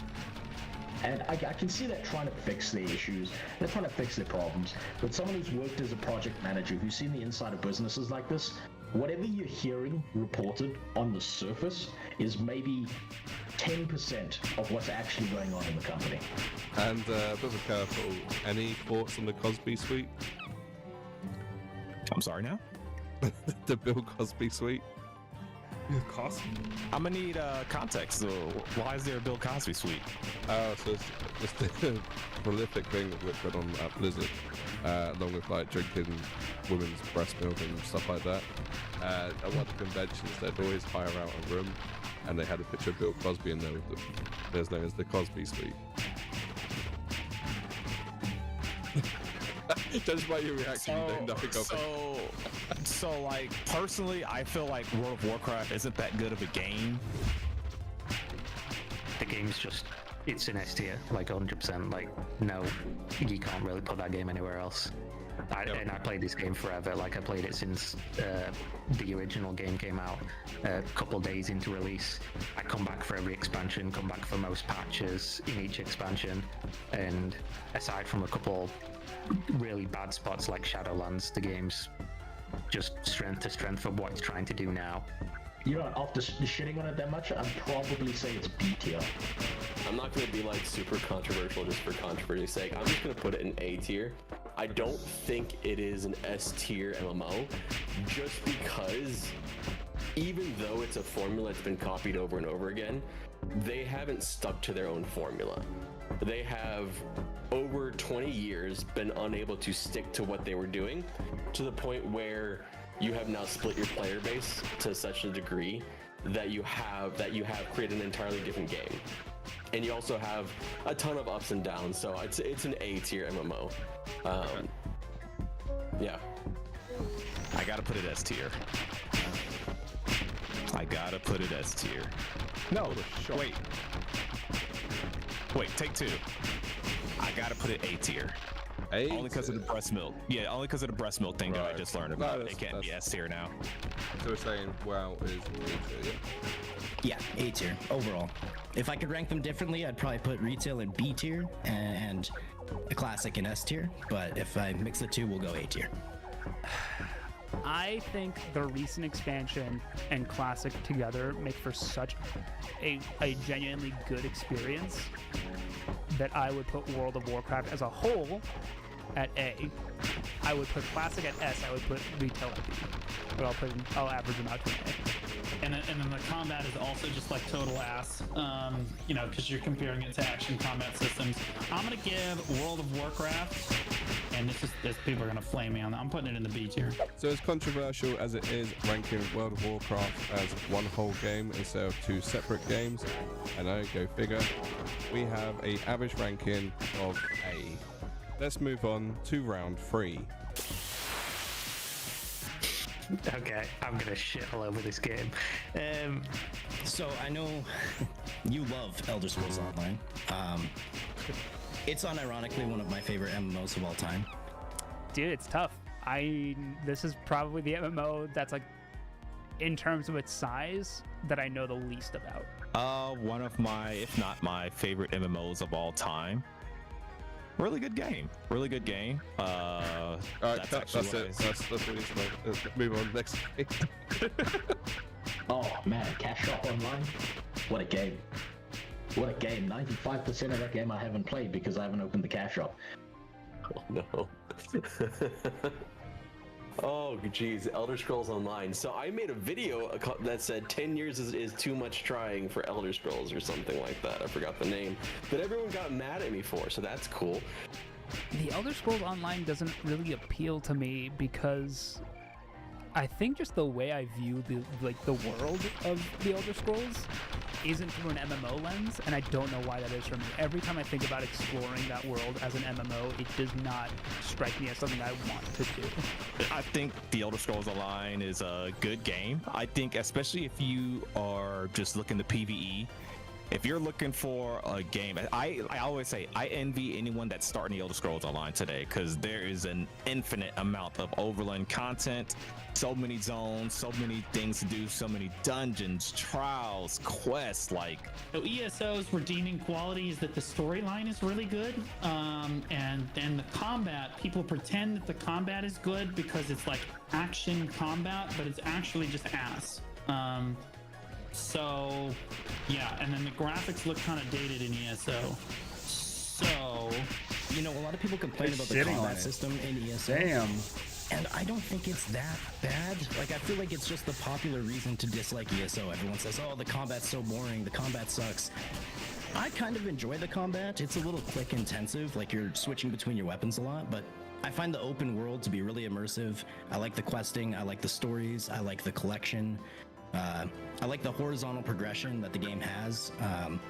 I wish they had a bit more in terms of like end game content.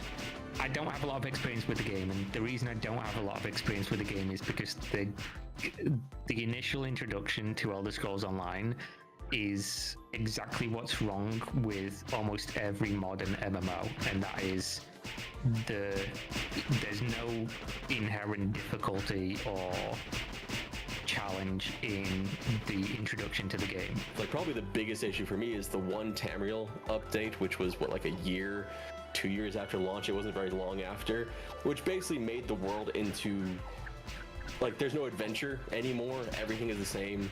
Depends, like, yeah, there's a lot of freedom, but there's no progression. There's no point in going from one zone to the next. But again, it kind of falls into that they stopped caring about developing the game and they started caring about making as much money as possible. So most of their resources are into how do we milk those little gamer nipples off of, you know, everyone playing the game. And for me, the combat in Elder Scrolls Online is terrible. I just can't get over like how floaty the game feels. I can't get over how I basically am expected to either go out of my way to find something that's not apparent by finding it on Google, or to just kind of like sit and do mind-numbing, boring content when I don't particularly care about story, to then get to like the late game.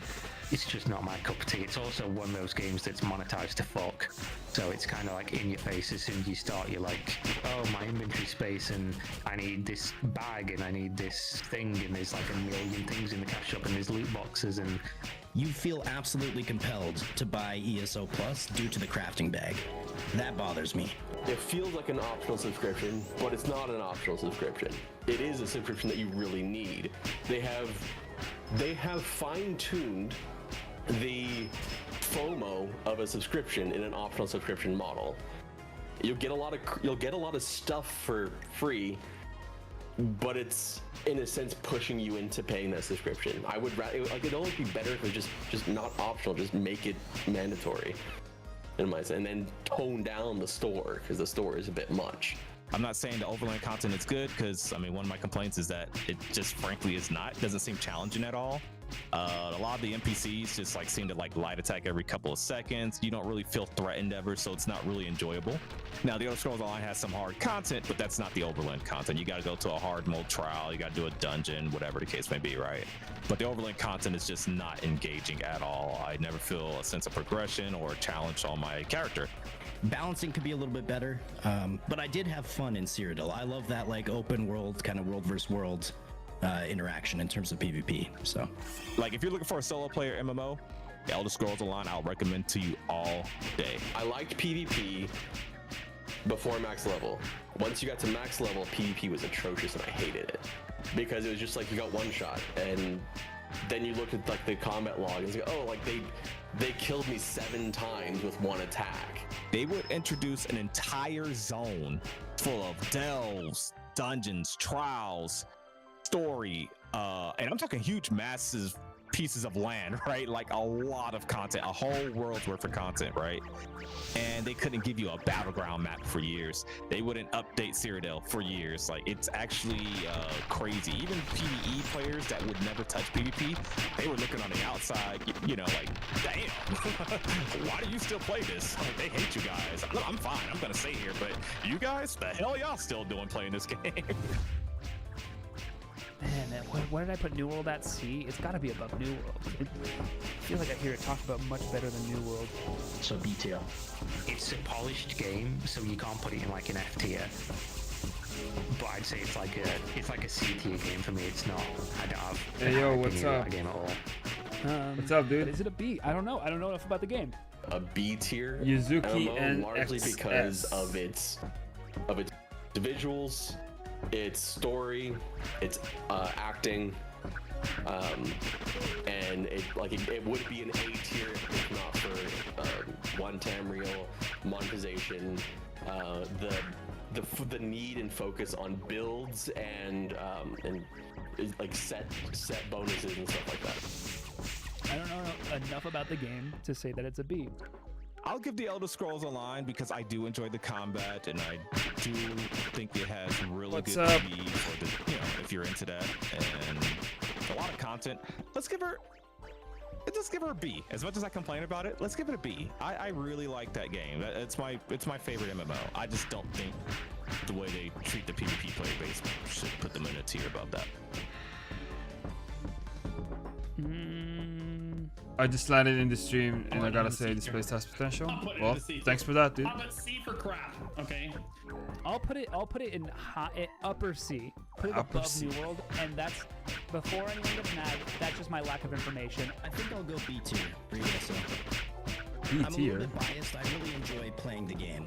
There's like all kinds of negative things I can point out about it, but at the end of the day, I have a lot of fun playing it. So B tier. All in all, a very vanilla rating for the Elder Scrolls Online, which actually gives it an average of C tier, which, in my personal opinion, might be a little bit too high. Yeah, that's the MMO that I'm terrified of. It's gonna be controversial, man. It's gonna be controversial. I don't like it. I don't like that game. Okay, I'm gonna get myself cancelled like Lazy Payon on this one. Why are people scared of this one? I don't like having sex with people in game on the internet, so I don't like this game as much as some of the other people that like MMOs. So I might have a bit of an interesting take on this one because people always ask me, wait, why haven't you reviewed Final Fantasy XIV? I know better than to disrespect it. I think we need another tier for Final Fantasy XIV. I'd say S+, actually. S+. Really good game. Really good game. I'm scared of going near that MMO because it's like an infinite amount of story, and I don't know if it's good or not. It's got like the best story, right? Like the MMO that failed went back into development for 3 years and then relaunched. Like that's kind of just like that's just gonna always be an amazing story. Final Fantasy XIV. Man. I played a good amount of. It's fun enough. It's gonna be forever. The story doesn't fit for me, and that's the biggest part of the game. Like whenever people talk about what they love about Final Fantasy XIV, it almost always comes down to story. I mean, it's a great game. It's just not an MMORPG for 99.9% of the game, and you can argue most MMOs are not nowadays. But Final Fantasy XIV is first and foremost a JRPG, and then it's an MMO much later and much secondary. That game is an RP player's wet dream. Like, and in some cases that's actual literally. And it's crazy because Final Fantasy as a series is one of my favorite video games of all time. Final Fantasy X is easily in my top 5. But Final Fantasy XIV as an MMO is just a very big undertaking if we want to do a good review of the game. People keep telling me to play through it. What keeps holding me back is you just have to get past the first 60 hours of the main story, Blue, and then you can do it, right? And then it's gonna get good. And I'm like, dude, I don't want to play for 60 hours and then the game gets good. Dude, the combat is fine. The combat is like it's very standard MMO tab target combat, which feels good. That's the most I could say about the combat. Like it feels smooth. And I'm gonna be just completely honest here. I do not play MMOs for the story ever. The quests are fun. Nobody gives a shit about the quests story. are boring. It's probably one of the worst questing systems I've seen in an MMO, and that's saying something because I played a lot of World of Warcraft Classic where the quests can be really boring. I haven't played enough of it kind of takes so far, say it's A tier, but I might be having my opinion altered and manipulated by the fact that there's bunny girls in that game. That shit's hard. I think when I think of like the chosen one syndrome of MMOs, Final Fantasy XIV is top of mind for me. You're the chosen one and everyone else is as well. But that is what the game is. It almost feels like an RPG first and an MMO second. When I'm playing a video game, I want loot. I want to do big damage. Yep. And I want to top a DPS meter and mostly loot. That's why I play video games. And so I feel like Final Fantasy XIV. Everybody's like that, I believe. Focus on the story, and I comes don't to know MMO. if I'm gonna love that. Oh, and you know what is actually really nice, and this should not go unnoticed about some of these MMOs, is just how active it is. like it's hard to go anywhere in Final Fantasy 14 and not You're see other back? people, and like there is a lot of built-in interaction you can have in that game. As far as immersive roleplay, it's really good, and I think they have some difficult PvE content, is what I know about that game. If I want to be told a story, I'll play a story game, one that respects my time and doesn't want me to pay a subscription. And that's not to say Final Fantasy XIV is made in a way to try and pad things out to keep your subscription. But to me, Your it mom feels called like it you? is, because I can go and read a book, and the book tells me a story. Do chores or without something? any Help her fucking out? around. Final Fantasy 14 is a game you can play a lot on your own, though. Like, there are certain parts that you need to do for, so it's like, it's not really the game that needs the most interaction, but it is nice that you go around to cities and stuff, and there's tons of people, and there's, like, I've talked to a lot of people in the game just because I'm kind of a psychopath in MMOs where I talk in public chat all the time. But it's just a game that I've really, really struggled with. I actually really enjoy. I like tab target combat, so the combat was fun for me. It was kind of what I'm used to. The PvP was awful. Like the PvP was really, really bad. So that part of it sucked. Like that was how like it compares favorably to WoW. And then I played the PvP and I was like, oh, this is terrible. Just text on a screen. It's a lot of characters poorly animated, like turning around and walking, and you just sat looking at it, and it's like 10 seconds between one character saying something and another character saying something, then the other one turns around, and then you have to go do a very small task, and then you come back and it's the same thing. I'm fairly certain that there's like this dance club, and they had a rival dance club, and they actually bought a billboard somewhere in the US, and they advertised their Final Fantasy 14 club. There's on so the much highways. I love So much RPers, rabbit though. hole. Like, I love RPers and MMOs because it's like watching a story event happen. It's so great, but I have not personally fancy Final Fantasy 14. I'm a big fan of it, though. I love it. You ever been to like a Final Fantasy 14 nightclub at any point? No, is that similar to, if any World of Warcraft people are out there, a Goldshire Inn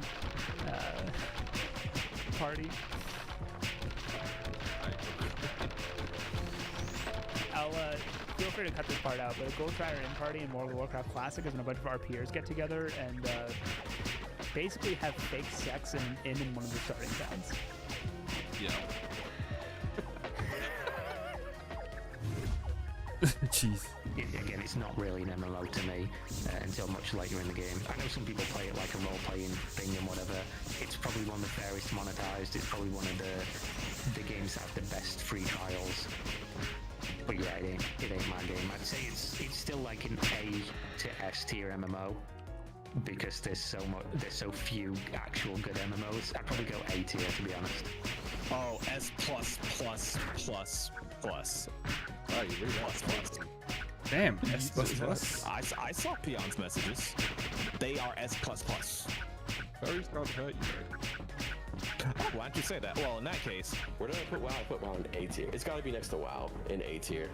I'd say it's A tier from what I've experienced, but I think that my opinion on Final Fantasy is probably an invalid one because I haven't experienced enough of the game to give like a formulated opinion. It's like I play the game for like maybe 30 hours. That's it. I'm gonna put them at A tier simply because I don't feel like I can put something at S tier that I haven't played personally. Seeing as I haven't played the game, this is really tough to do. But because I know that the game is so focused on story, I'm gonna go D tier.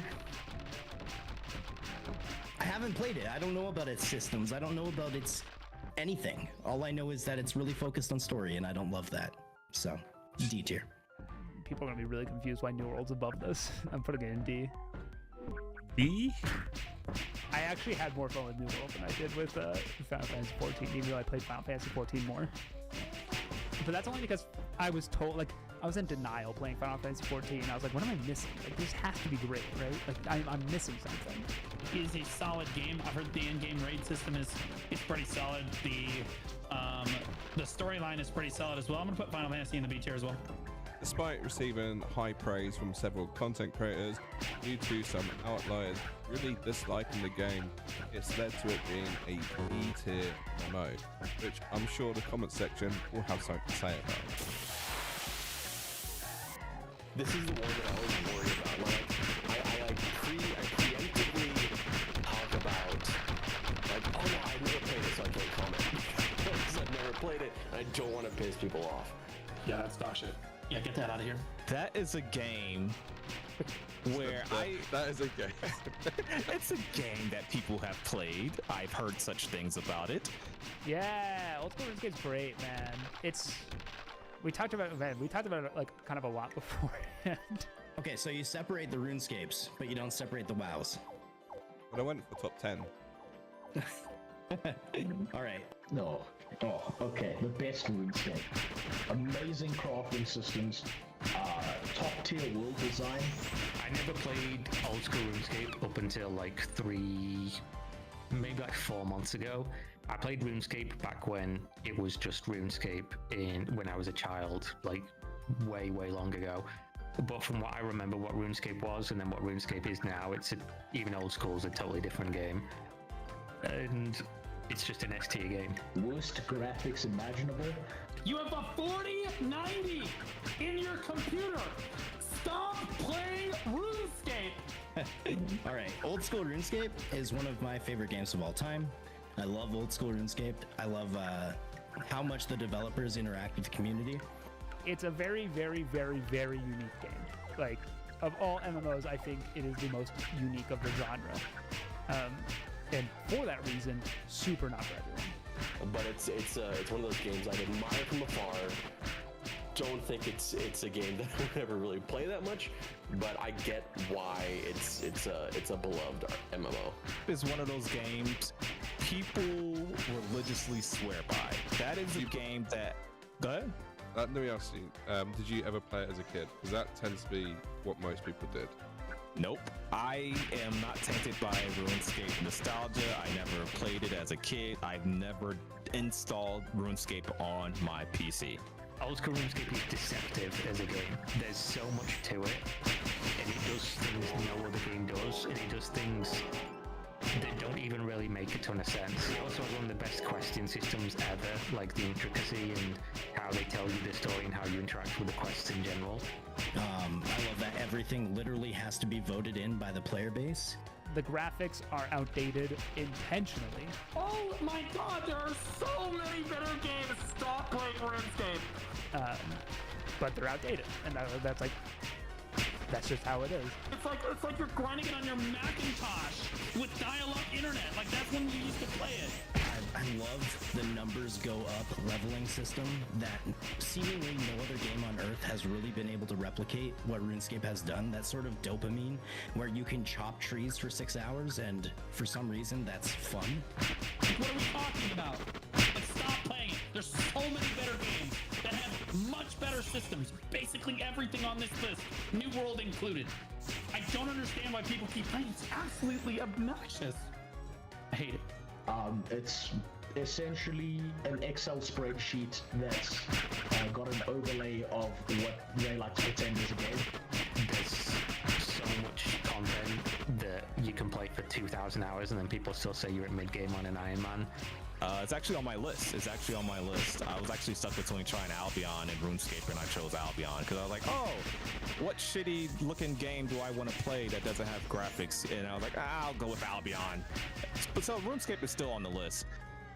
For a lot of people, it's actually like maintaining bad graphics on purpose. For me and for a lot of Old School RuneScape fans, it's maintaining the feel of the game, which is the important part. But I can see how for a lot of people it's like, oh, bad graphics, I'm not interested. Because as much as graphics don't matter to me as much, it's a part of the game. It's an important part of the game, and I can see that being a turn off. I think it will always, like, if Old School RuneScape, because of when it launched, it's going to be the first MMO for a lot of people, and that in itself is going to be hard, very hard to dislodge from your best MMO ever. So I think there's a lot of personal entanglement with any best MMO ever. Very few other MMOs have that much of a grind and have made that much of a grind something you actually enjoy doing. And the reason is because, especially with Old School RuneScape, it's really a second monitor game. If you're playing Old School RuneScape, you're probably playing another game or watching a movie or doing your homework or whatever, right? Oh, man. So yeah, when it comes to Old School RuneScape, it's easily one of my favorite games I've ever played, and I still play it to this day. It's just an amazing game. There's not really a ton you can say about it without getting into the weeds, but Old School RuneScape's just a fantastically made game and supported and cared for by its community in a way that almost no other game is. So, where do you want to do it? Oh, it's F. F for fucking dog shit. Yeah. It's just an S tier game. It's just the best. I'm gonna give it a. I'm gonna have to. It needs a B at least. I'm gonna put it A tier. I'm gonna put it in A tier. I think RuneScape, and you know what? Put it S tier. Put RuneScape S tier. A Steer? if I'm going personal opinion. A B if I'm going technical opinion. It's just old and outdated, and we need to see newer, better things coming out of MMOs. But the problem is, again, this is a paradox. If I think about newer MMOs, it's all just cash shop, pay to win, spend as much money as possible, and then I look at anything that's older than that, and I'm like, damn, we had it so good. We lived through a golden age. Okay. So probably high B tier. A. I'm almost feeling mean to New World now because like everything's an A and then there's New World. Elder Scrolls is a B. Oh wait, ESO. Yeah, Elder Scrolls is B. There we go. F tier. No, probably S tier. It's one of my favorite games of all time. It's an S tier for me, man. It's not even close. It'd be right up there with WoW Classic if you were smart enough to separate them. But nope, WoW had to be its own thing, its own big thing. For some reason. Although 4 content creators ranked Old School RuneScape as S tier, the sentiment wasn't shared across the board, with even one content creator bringing it all the way down to F tier. Oh my god, there are so many better games! Stop playing RuneScape! Controversial, I know, but what this meant was that the overall rank of RuneScape got dragged down to an A tier MMO. Dude, why are the boobs so big in that game? I don't get it. The boobs are huge in that game. No, I haven't played it in a little while. I haven't played it in probably over a month. Is, without a doubt, the best free-to-play MMO that is on mobile that I've seen so far. Can't say I felt super engaged with it. I gotta give it a little bit of leeway given my history because it's technically a Kickstarter MMO.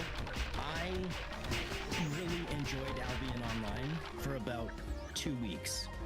Because during those 2 weeks, my friends were playing with me, and Albion Online as a cooperative experience is a lot of fun. Okay, so my background with MMOs is obviously I played basically almost everything at this stage, at least a little bit. Albion Online is a sandbox PvP MMO that I originally covered and backed when it was pre-alpha, like before anyone even really knew what it was. And I think I was one of the first content creators that got a key, even though I had like 10 subscribers on a YouTube channel I never uploaded to. Albion Online, I think about 90 hours, approaching 90 hours. It don't feel like it. It feels like more than that, though. Not saying 90 hours exactly.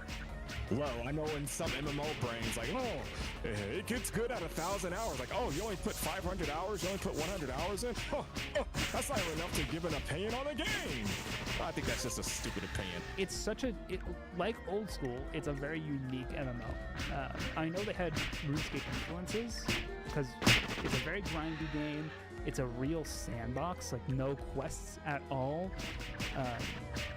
No real like world lore.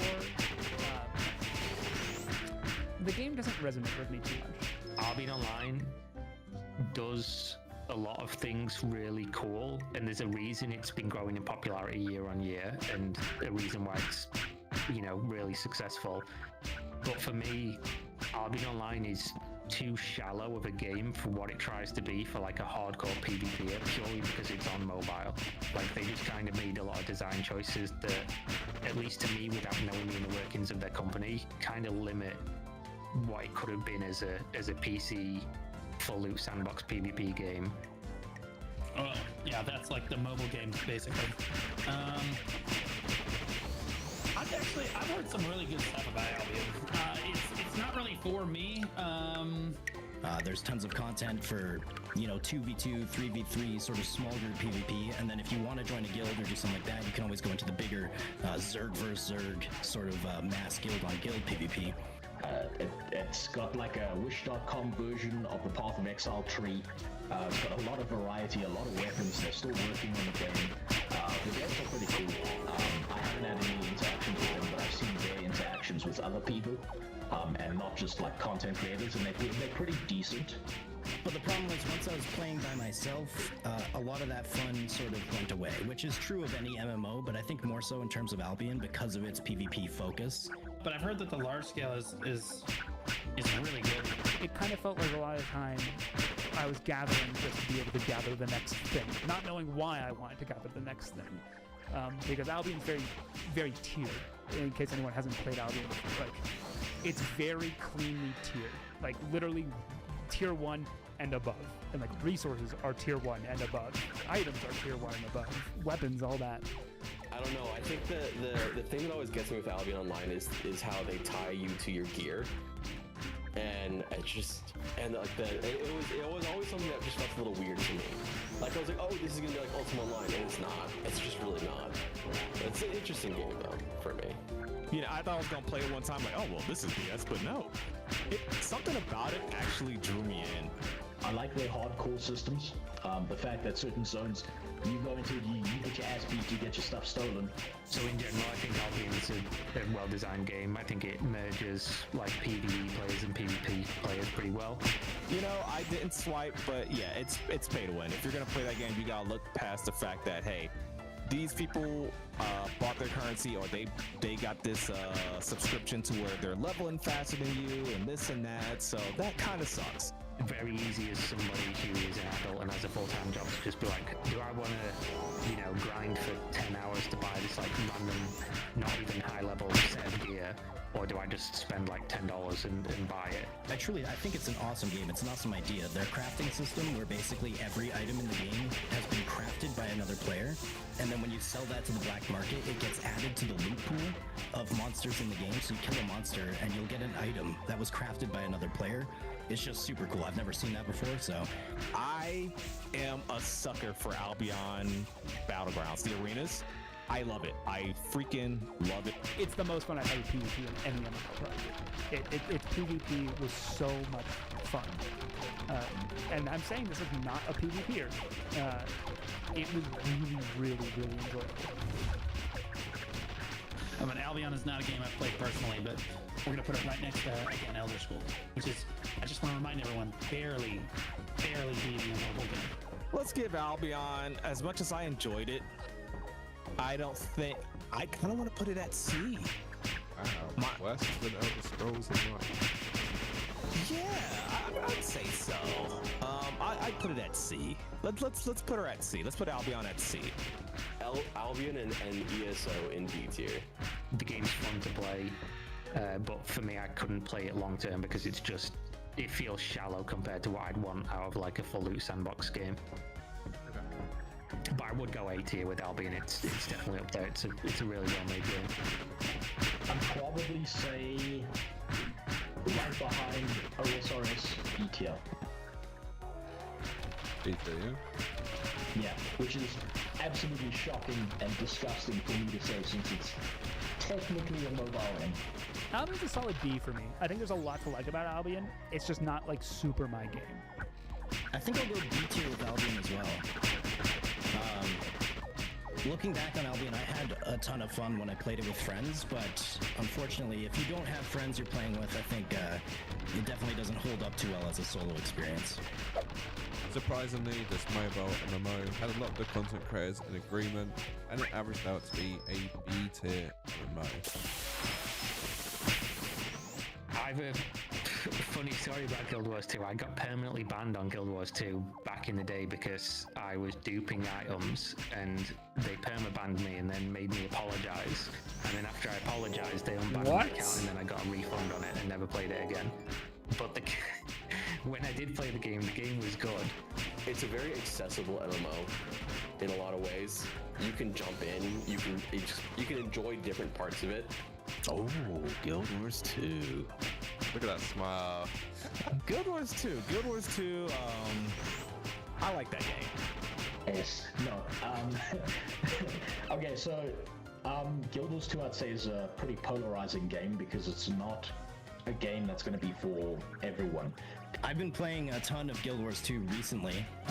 They just had a new expansion come out. I haven't got to that part yet, so I haven't even really delved into the new expansion. But once again, like I mentioned with ESO, I love horizontal progression, and Guild Wars 2 probably has the single best horizontal progression that exists on the MMO market currently. Yeah, that is an interesting one, because I've hardly played Guild Wars 2, but I played Guild Wars 1 a lot as a kid. Guild Wars 1 was the only other MMO I played a lot of as a kid. And Guild Wars 2 is very different. It's super different. Okay, so I recently dipped my toes into Guild Wars 2, and I've really craved playing it. Throne of Liberty came out, like, right as I kind of started it, which so now I'm, like, torn, and I really like playing Guild Wars 2. I'm actually having a lot of fun with it, and I'm still only in the early levels. There's so much content in the game. There's so much stuff for people to do.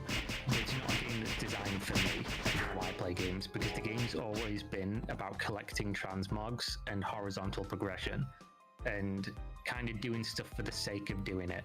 Something about Guild Wars 2 that puzzles me is I feel it deserves more than what it gets. For some reason, it's not like what I could consider in the space a mainstream MMO. Like, I just feel like it should be more popular than it is. Like, I feel like Guild Wars 2 isn't that household name the way it needs to be. I like it. I know their shop can have some stuff in it. I really hate the key stuff. You get keys, open up chests, and the randomization part of that. Anytime you enter in randomization and monetization, it's kind of, it's a slot machine to me. But I can only go from my experience, and I spent like nothing on it. People are either going to pick up the game, enjoy it a lot, keep playing it, start discovering all the systems. It's got low hand holding, and people are gonna then like fall in love with what they think an MMO should be.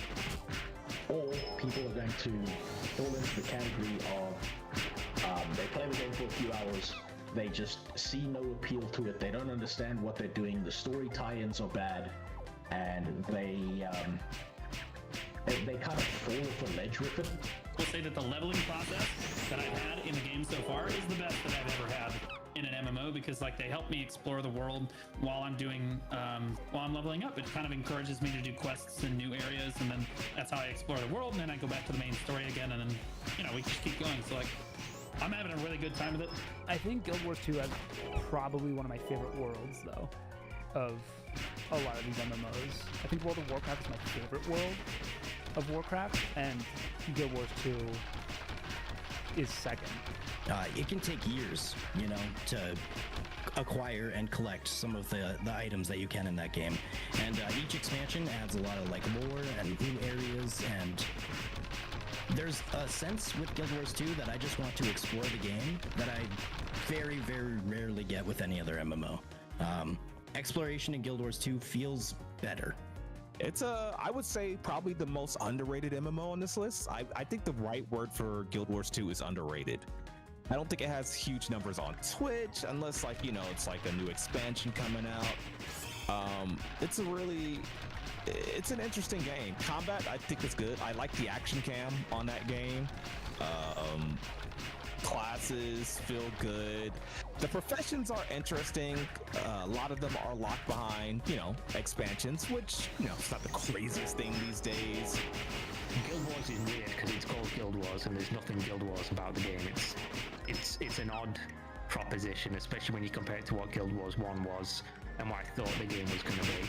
But it's a really well-made game. It has a ton of stuff for a ton of people, and apparently they support the story content really well. Monetization is fair. I think I had one critique in my video, which people ripped me apart for, but I still stand by it. Inventory space feels a little crappy in Guild Wars 2, and you can purchase more. And they definitely make it feel like you should purchase more. That was one of my main complaints, but the in-game shop and stuff, it's not too excessive. There's not too much pay to win. It's a very like even keel game. There's not a lot that I don't like about it. There's not a lot that I love about it. like when I think back to anything that stands out, I'm like, does the combat stand out? No, it doesn't stand out as being bad either. It's just like it's very, very solid. So like when I think of Guild Wars 2, I just think solid, like solid game. Not my favorite. Don't hate it. So, as much as I personally enjoy it, I would still say it's not an S tier MMO, it's an A tier at most. Yeah, I'd put it in A tier. I don't have a bunch of experience with like the last fucking 10 years of the game, so it's hard to really say. I'd say from when I played and just knowing how well made the game is, it's definitely like an A tier MMO though. It's a super middle of the road game for me. Like, I don't think Guild Wars 2 is that special. I don't think it's that bad. Like, it's okay if your combat is not as good, if the world PvP is just that good. You know what I mean? If you have that many people to play with and you're having that good of a time, the combat matters less, in my opinion. It's an A. Low B, the lowest in B. I want to give it a C, but I want to give it a B. Let's give Guild Wars 2 a good B tier. Let's give it a good B tier. It has potential. Well, what do you think of Guild Wars 2? Because like whenever I hear people talk about it, they almost like, even if they have different levels of enthusiasm, I'm like, you're saying the same stuff as me. The game's like solid. It's a solid game. Like, good job. Base game, it's definitely a little bit, compared to the expansions, it's like night and day in terms of content. So I'm gonna go A tier. Could definitely be an S tier, and it's almost there. It's top of the A tier, but not quite. So it seemed that everyone is in agreement that Guild Wars 2 is okay. It's fine, just nothing too special. Not S tier anyway. So it averages out as a A tier MMO, which arguably is pretty good for a okay game. A tier. I played a very limited amount. I hated it. I fucking hated that game so much. Jesus Christ. Like, if you took everything I could dislike about an MMO and boiled it down into one game, it would be that. It's an MMO that felt painful for me to get B-roll for. I tried it. I tried to like it. I was like, it's got this crazy combat system, right? It's a beautiful game, and I just I do not like that game at all. The most fun game you've ever played for a week, and then it's the most boring game to ever go back into. Black Desert Online, I have not played. I have not even played 10 hours like you did. But something about that game, it looks like the best combat that I haven't played, if that makes sense. This will be a spicy one. I think Black Desert Online, I'm going to immediately just say it's an A tier. For personal preference and how I play games, I'd probably put it as an S, just because I love South Korean MMOs. I know most people hate them, but I grew up playing like Chinese and South Korean MMOs, and I love grinding in games. I'm just gonna say this: Black Desert's current state of the game and the systems that they have it in a really, really, really bad spot.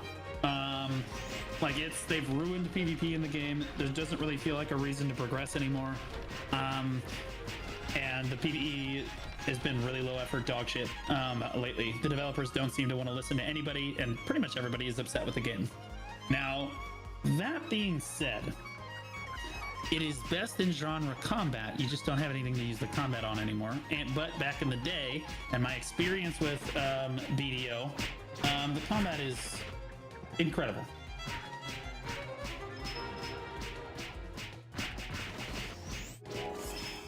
Sorry, that was my wife just phoning me to tell me how shit Black Desert Online is. Black Desert Online, that game's all about the tits.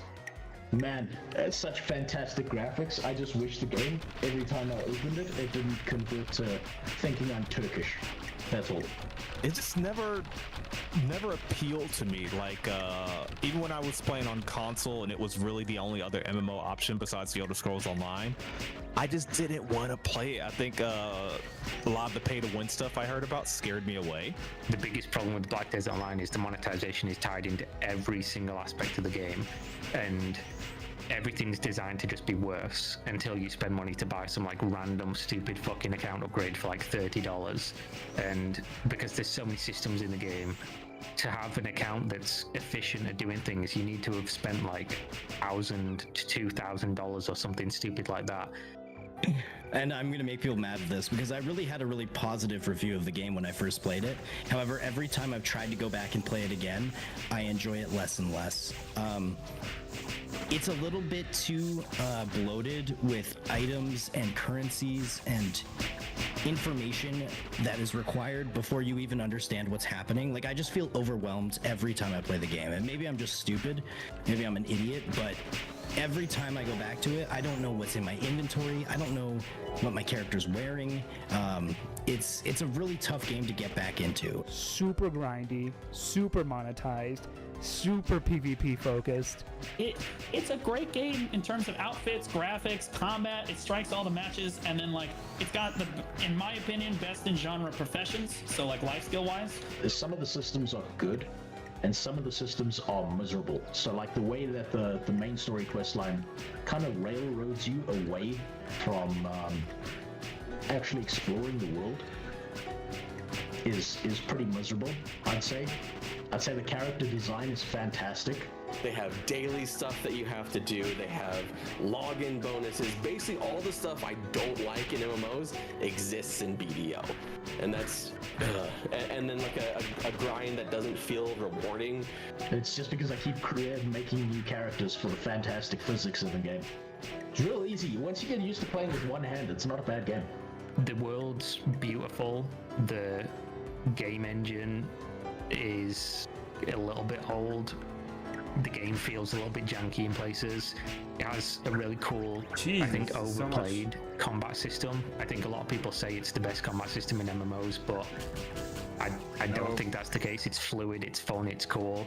But the AI system in the game, the lack of PB in the game. I think around the time that I was gonna try Black Desert Online is when your video came out and you did your your review, and then I saw the responses. Yeah, that the first impressions from that community, I was like, yeah, let's avoid that one. So, yeah.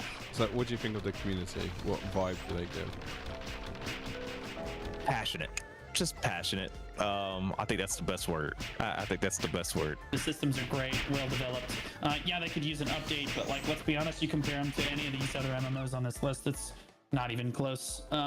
So like, that being said, my experience with Black Desert is gonna have me put it in the S tier, even though I'm really upset with the game right now. I don't even know what else to say. F. I hate that game. I hate that game a lot. I actually don't get why it's so popular.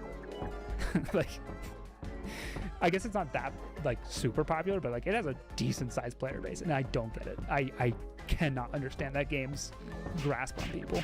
It does look like fun, thrilling combat, and I think that's what's carried it this long.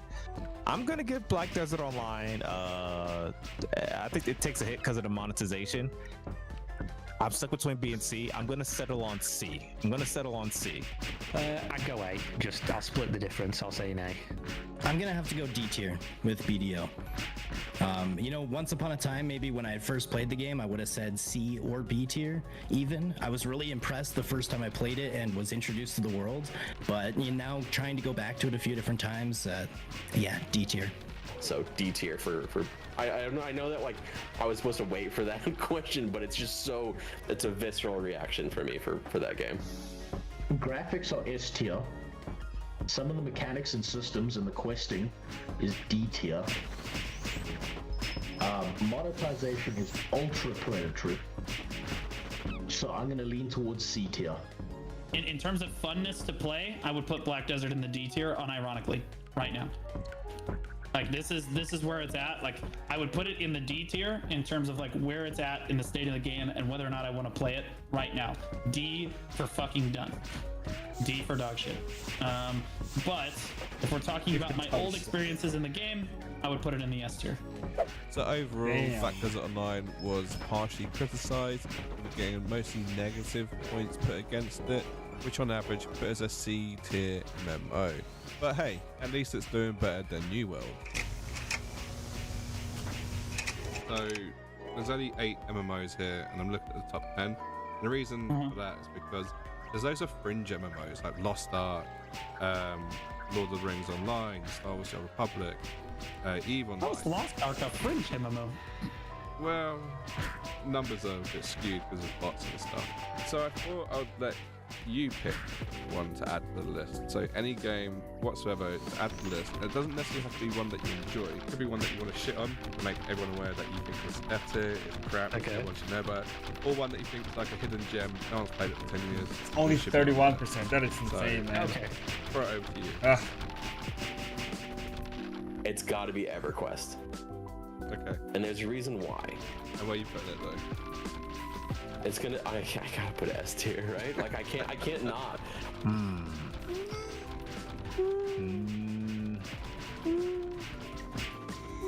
Nah, I can't even think of one. I'm sure I'll think of a better one later. Yeah, let's go ahead and talk about RuneScape 3. Actual answer? RuneScape 3? Yeah. Okay. Yeah. So, can I get into it? Do you want to hear it first, or do you want to just like it off? Or... So RuneScape 3, I will put in F tier.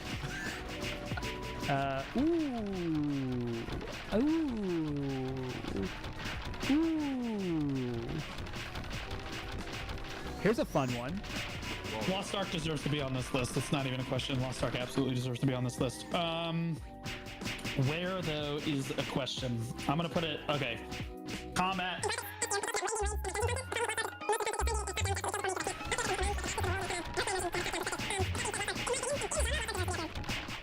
Because again, I rate things off of kind of combat and graphics. Am I allowed to put one more on this list? No. But Throne and Liberty has to be on here. It just came out. Throne of Liberty is it's relevant because it's new. This is an interesting title. I don't get that MMO feel. Like, it's massive, like it's huge battles, and may I say, it is the best performing MMO I've seen or played. Like, the amount of people that can be on screen, the amount of people that can be in town without you lagging, it needs to be studied. People need to study that. Like, it is insane how good their performance is. Well, I take it back then. We're taking Lost Ark off the list. Fuck those losers. Anyway, nobody cares. We're gonna put Throne and Liberty in the A tier, below or above Guild Wars 2. Throne of Liberty is a puzzling one. I think the tab target combat's okay. It's no World of Warcraft, but it's good combat. Very fun combat, I'd even say. Throne and Liberty. Let's put her... I don't want no one to hate me because a lot of people still jaded by that new game experience. I'm stuck between C and D. I think it has a lot of potential, though. I'm going to put it at C. Okay, right. You want to know how cynical I am? I don't think currently there is the existence of an actual S tier MMO. I don't think in the modern day we have an actual S tier MMO. We don't have one that's got the community behind it. We don't have one that people lose their minds over and lose their entire livelihood to. I think that it doesn't exist currently. EverQuest to me is an S tier MMO specifically because it was the blueprint for the dungeon type MMO. So when World of Warcraft came in, it was like, here, we're gonna do all these big dungeons and stuff, whether they're instance or not. The blueprint came from EverQuest. Okay, so I'm just gonna say Dogfall, because again, nobody ever played the game. Dogfall had two versions. It was originally Dogfall Online, then they made Dogfall Unholy Wars. I think Dogfall Online was the better version of the game, but Unholy Wars was cool as well. You can't play it anymore. They shut down. It's gone. It's dead, and probably will never be alive. I think one company is still doing like a licensed version called Rise of Aegon or something, but the people running that are incompetent, and it fucking sucks. And it's not even really. It doesn't even feel like what it originally was. The reason I'm going to do that is because Darkfall Online was so far ahead of its time for what it was, even technologically, that it just deserves to be remembered, and almost nobody does remember this game. Yes, you had dungeons in Ultima Online as well, but it was an EverQuest specific thing to have these raid bosses and all this stuff. And it's just the blueprint of so much, and it's also one of the games that is the closest tied to the tabletop of Dungeons and Dragons. If it came out 10 years later, would probably have been appreciated way more than what it was. There was naval combat. It was a massive, huge open world with no load screens where you could have thousands of people in a battle at any time with sieges and dynamic like destruction of buildings and team play. And the game was just the ideal playing with other people game. It's a game that has withstood the test of time, largely because it focuses on a very simple gameplay loop that has been completely abandoned by MMORPGs. It's kind of the simple go out and grind mobs and work with friends and take on challenges and explore the world, and it has some of the best and deepest lore of any MMO I've ever played. It was an insanely intricate game, so yeah, that is an S tier for me and always will be, but the game was probably an objective F tier for what the game had in it. It was a fantastic shit game. Here's a really fun MMO that I can throw in there that I don't know if anyone else has mentioned. They probably have. It's a popular one. Warframe. Very different MMO for like its setting and how it plays. It's like a very like fast-paced, combat-focused one. I really dislike Warframe. I really don't like it. Star Citizen is 100% a D tier MMO, right? Do you think this is as good as New World? Yes. It's got more content. Star Citizen is a D tier MMO. It is not an F tier MMO because, as much as people like to say it, it is not an outright scam. There is a playable product, it's just not a complete playable product, and it probably never will be a playable product. I really, really dislike Warframe. It's like the missions in the game, which are like kind of like a big core of the game, are so goddamn repetitive. And like grinding is often used as a singular term. Like, oh, grinding's bad. Oh, I like grindy games. Grinding is not one thing. Grinding is not done one way. It is not this behemoth thing. Grinding it comes in many shapes and forms, and the grinding in Warframe is slow and fucking boring. And a lot of the times, this is gonna sound so weird to say given I just praised old school RuneScape so much. It's just grinding for grinding's sake in that game. And I understand how stupid that sounds, and if there's Warframe fans who heard me praise old school RuneScape, they'll be like, what the fuck? Like, that RuneScape is just grinding to get to more grinding. It feels better in that game. I don't know how else to say it. Also, in Warframe, you need to be paying full attention all the time with the grinding, so it just feels extra bad. That said, low D, it's better than Black Desert Online. But I harbor a deep resentment for what happened to that game after I started playing. I think the release of Necromancy, the constant monetization decisions, the one step forward, two step back sort of situation that happens with the moderators, where they basically put a carrot on a stick out for the fan base. Here's this awesome content that's going to come out, but we won't tell you about all this bad stuff that's going to happen right after.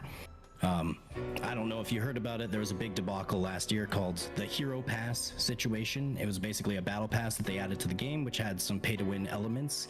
Like, you could take on the hardest content in the game easier, because if you had the battle pass, you would deal like 50% more damage with some abilities and stuff. So it's just completely against the community. It's not what anybody wanted, and they actually labeled that in their roadmap as a major update. So everyone was really excited for this major update that we had been hearing about for a long time, and it turned out the major update was a battle pass.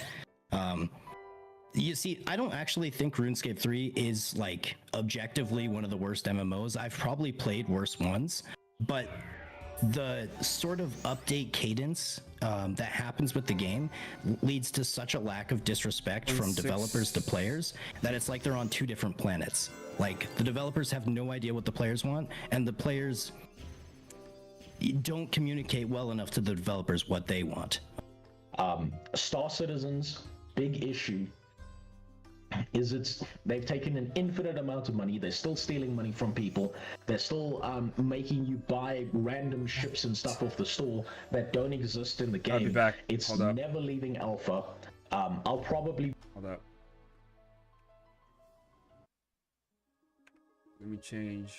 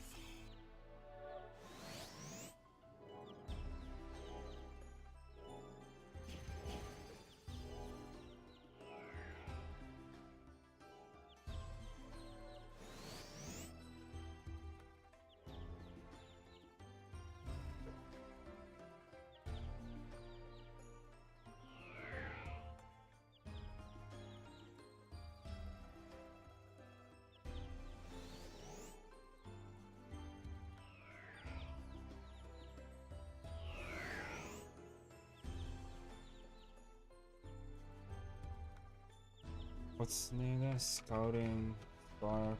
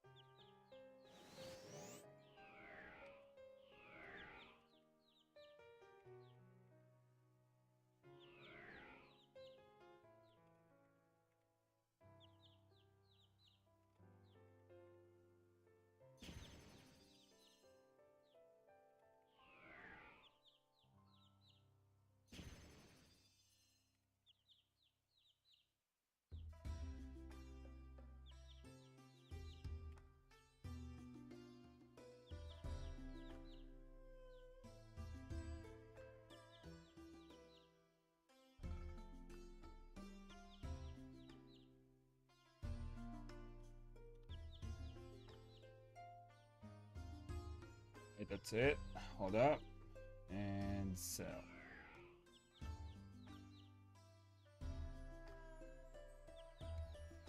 Let's double check the price first. Hold up.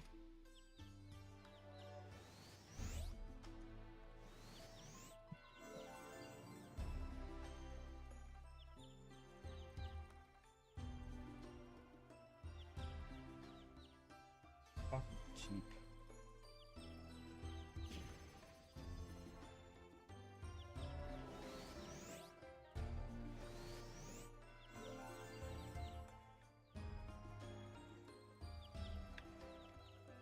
AT.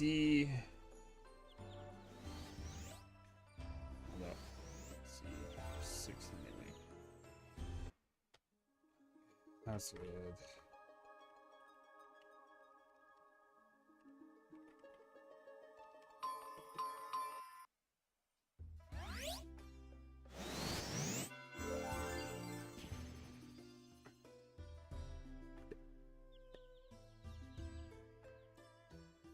Oops. There you go. We're back. Where's my video? Dead before that game's completed. Assuming I live a natural lifespan and don't die of cardiac arrest at some point. Its biggest issue is they are spending so much time dealing with scope creep that they're not actually making something functional. And the most terrifying thing is I work in crypto, and so I investigate into a bunch of games that work in the whole garbage metaverse space where everyone's trying to give their pitch to a bunch of venture capitalists to just try and extract as much money out of them as possible. And it doesn't play like an MMO so much as it does a metaverse world that's tied to crypto. And I wouldn't be shocked within the next 2 to 3 years if it's ultimately fully tied to cryptocurrency in some one way or another. So there you have it, the ultimate MMO tier list from some of your favorite content creators. Is it what you expected?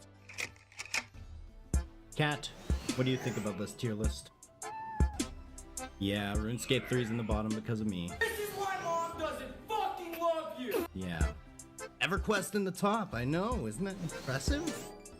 OG EverQuest. It's a good list. I swear, if freaking EverQuest is anywhere like on the bottom of this tier list, I am sending a cease and desist to this damn British dog. Bullshit. Starting out strong with the RuneScape at F.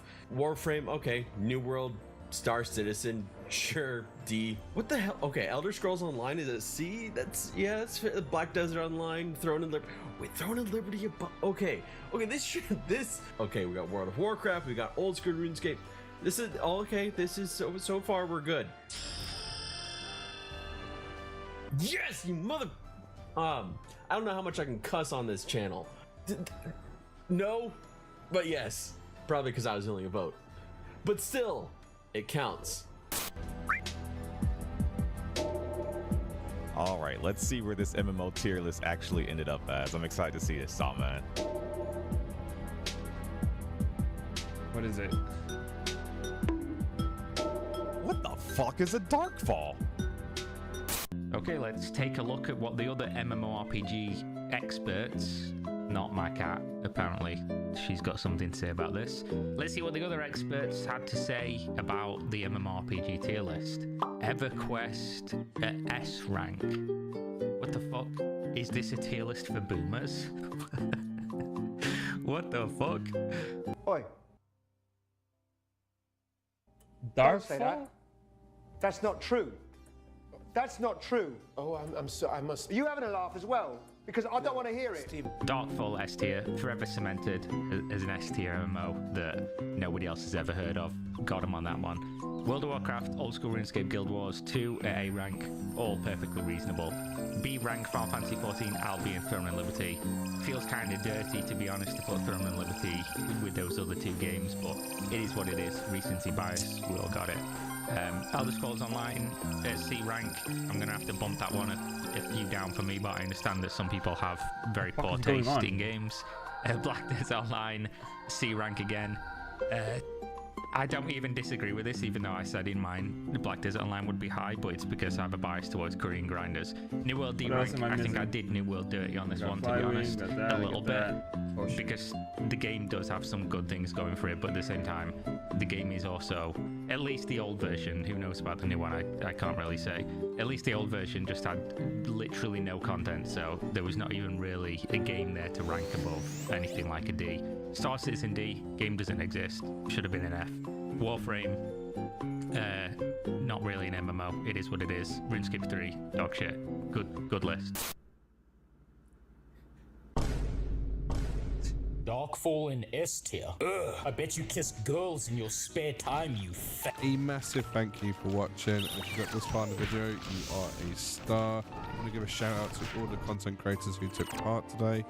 And obviously, if you want to see more content like this, let me know in the comment section below. Maybe leave a like so that I know if you want to see more collaborations. But with that, I'm going to end the video there, and I'll see you in the next one. Bye for now. Oh, it's only here. Move. Don't strike.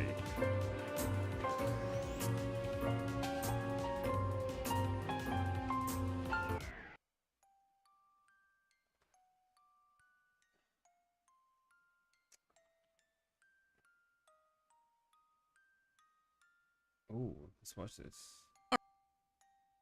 All right, after playing Ashes of Creation, I have a lot of opinions. I've spent the last 3 days, all day, every day, playing this game. Once before it actually launched the alpha, it was like a pre-alpha alpha, and all of that progress was wiped. Then 2 more days where my progress actually carried over each day. Yesterday was the first real Alpha 2 day, and it was a mess. But then today, with just 1 day of fixes under their belt, it was significantly better. Now, I was contemplating what kind of a video to make here, because you could make a rage-filled hate video and be completely justified in making that video. But you could also make a fanboy video talking about the things that you love. And my goal is for this video to be neither of those things. I just want to talk objectively about what Ashes of Creation is today, where it's really at. Is it living up to Stephen Shreve's promises? Is it worth the money that you have to pay to get into the alpha right now? And is this going to be the next Star Citizen that is perpetually unfinished? Before this video's over, I'm going to answer all those questions for you. As is common with MMOs, I'm seeing 2 types of personalities playing this game right now. You've got your toxic positivity players and you've got your toxic negativity players, right? And so the toxic positivity players, every single time you say anything about the game that isn't positive,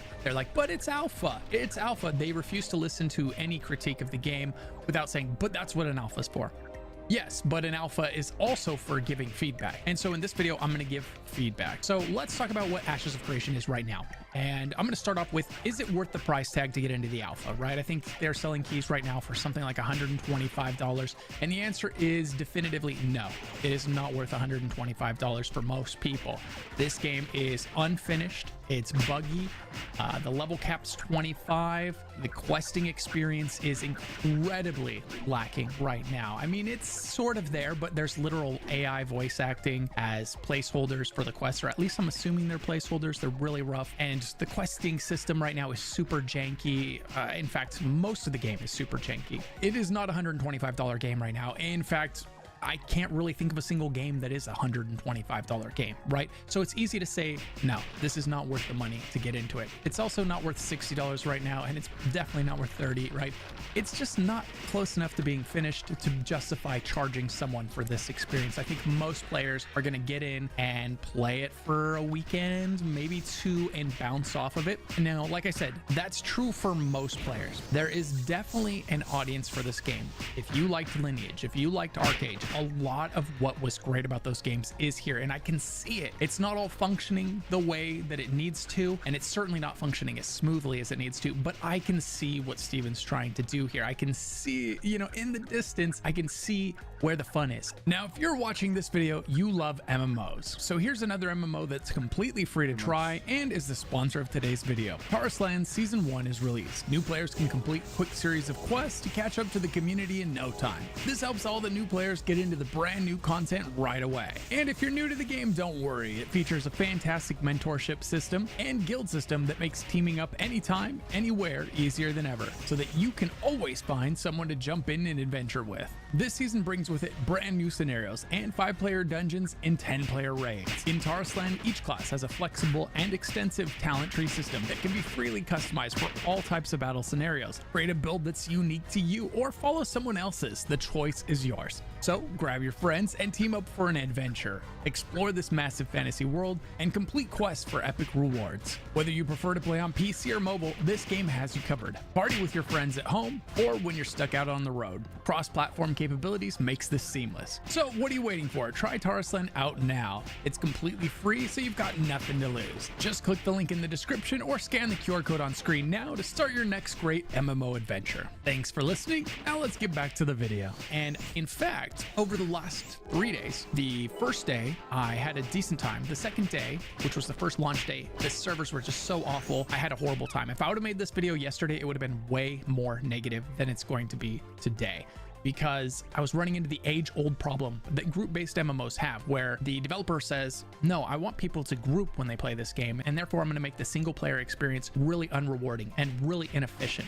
right? So you're sitting there, you're grinding away, and you're making almost no progress as a solo player. And the first day, that's what I was doing. I got into a group for a little bit. Our group was making good progress, it was going well, and then the group disbanded, and for whatever reason, I was just having no luck getting a group after that. I was a level 5 bard. Bards are great for any group, but you know, my shouts were just going into the void when I was talking into global chat. It was just happening that way. And I heard this problem for a lot of people, and it started to remind me of the negative experience of group-based games and why so many MMOs have chosen to move away from that. I was waiting for a group and I couldn't find one, but I knew this is a waste of time. I could be leveling 3 or 4 or 5 times as fast, getting way better rewards, killing way better mobs if I was in a group, but I'm not. And so that reminded me of playing Lineage way back in the day. I'd sign on. My guild was big enough for maybe 3 groups, depending on the night. But if there was already 2 groups formed and there was only a couple other people on, you didn't have enough people to make a 3rd group. And so that night, you literally didn't play. You just kind of went and soloed somewhere and to try to maybe get a little bit of experience, but you knew you weren't getting anything serious done that night. And I can already tell that in the way Ashes of Creation is currently designed, it's going to have that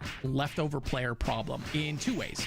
It's going to have that problem for the people that are the 3rd or the 4th man to sign on that night after the group's already been formed, or it's going to have that problem for the late starters, the people that don't start the game on day 1, but they start it 2 months later, because Ashes of Creation has 0 incentive for alts that I can tell so far. The population is going to do nothing but get higher level, and the earlier zones are going to get empty, right? Because there's no incentives to go back and party with low-level players. In fact, you can't. You won't get any experience if you bring them along to kill high-level mobs. And so this is going to be one critique of this game that I'm going to offer to Ashes of Creation right now, and that is to start thinking of a solution to this problem. Your lower-level players that don't start right away with everybody else are going to have a really rough time catching up to everyone. 1, because leveling is so slow, and 2, because it's so much slower when you're solo, and the game isn't really designed with a solo player in mind. In fact, it's designed to push you into groups. And so those people that start later and have no choice but to solo, they're going to be experiencing what is an intentionally unpleasant experience by the devs because the devs wanted you to group. But the problem is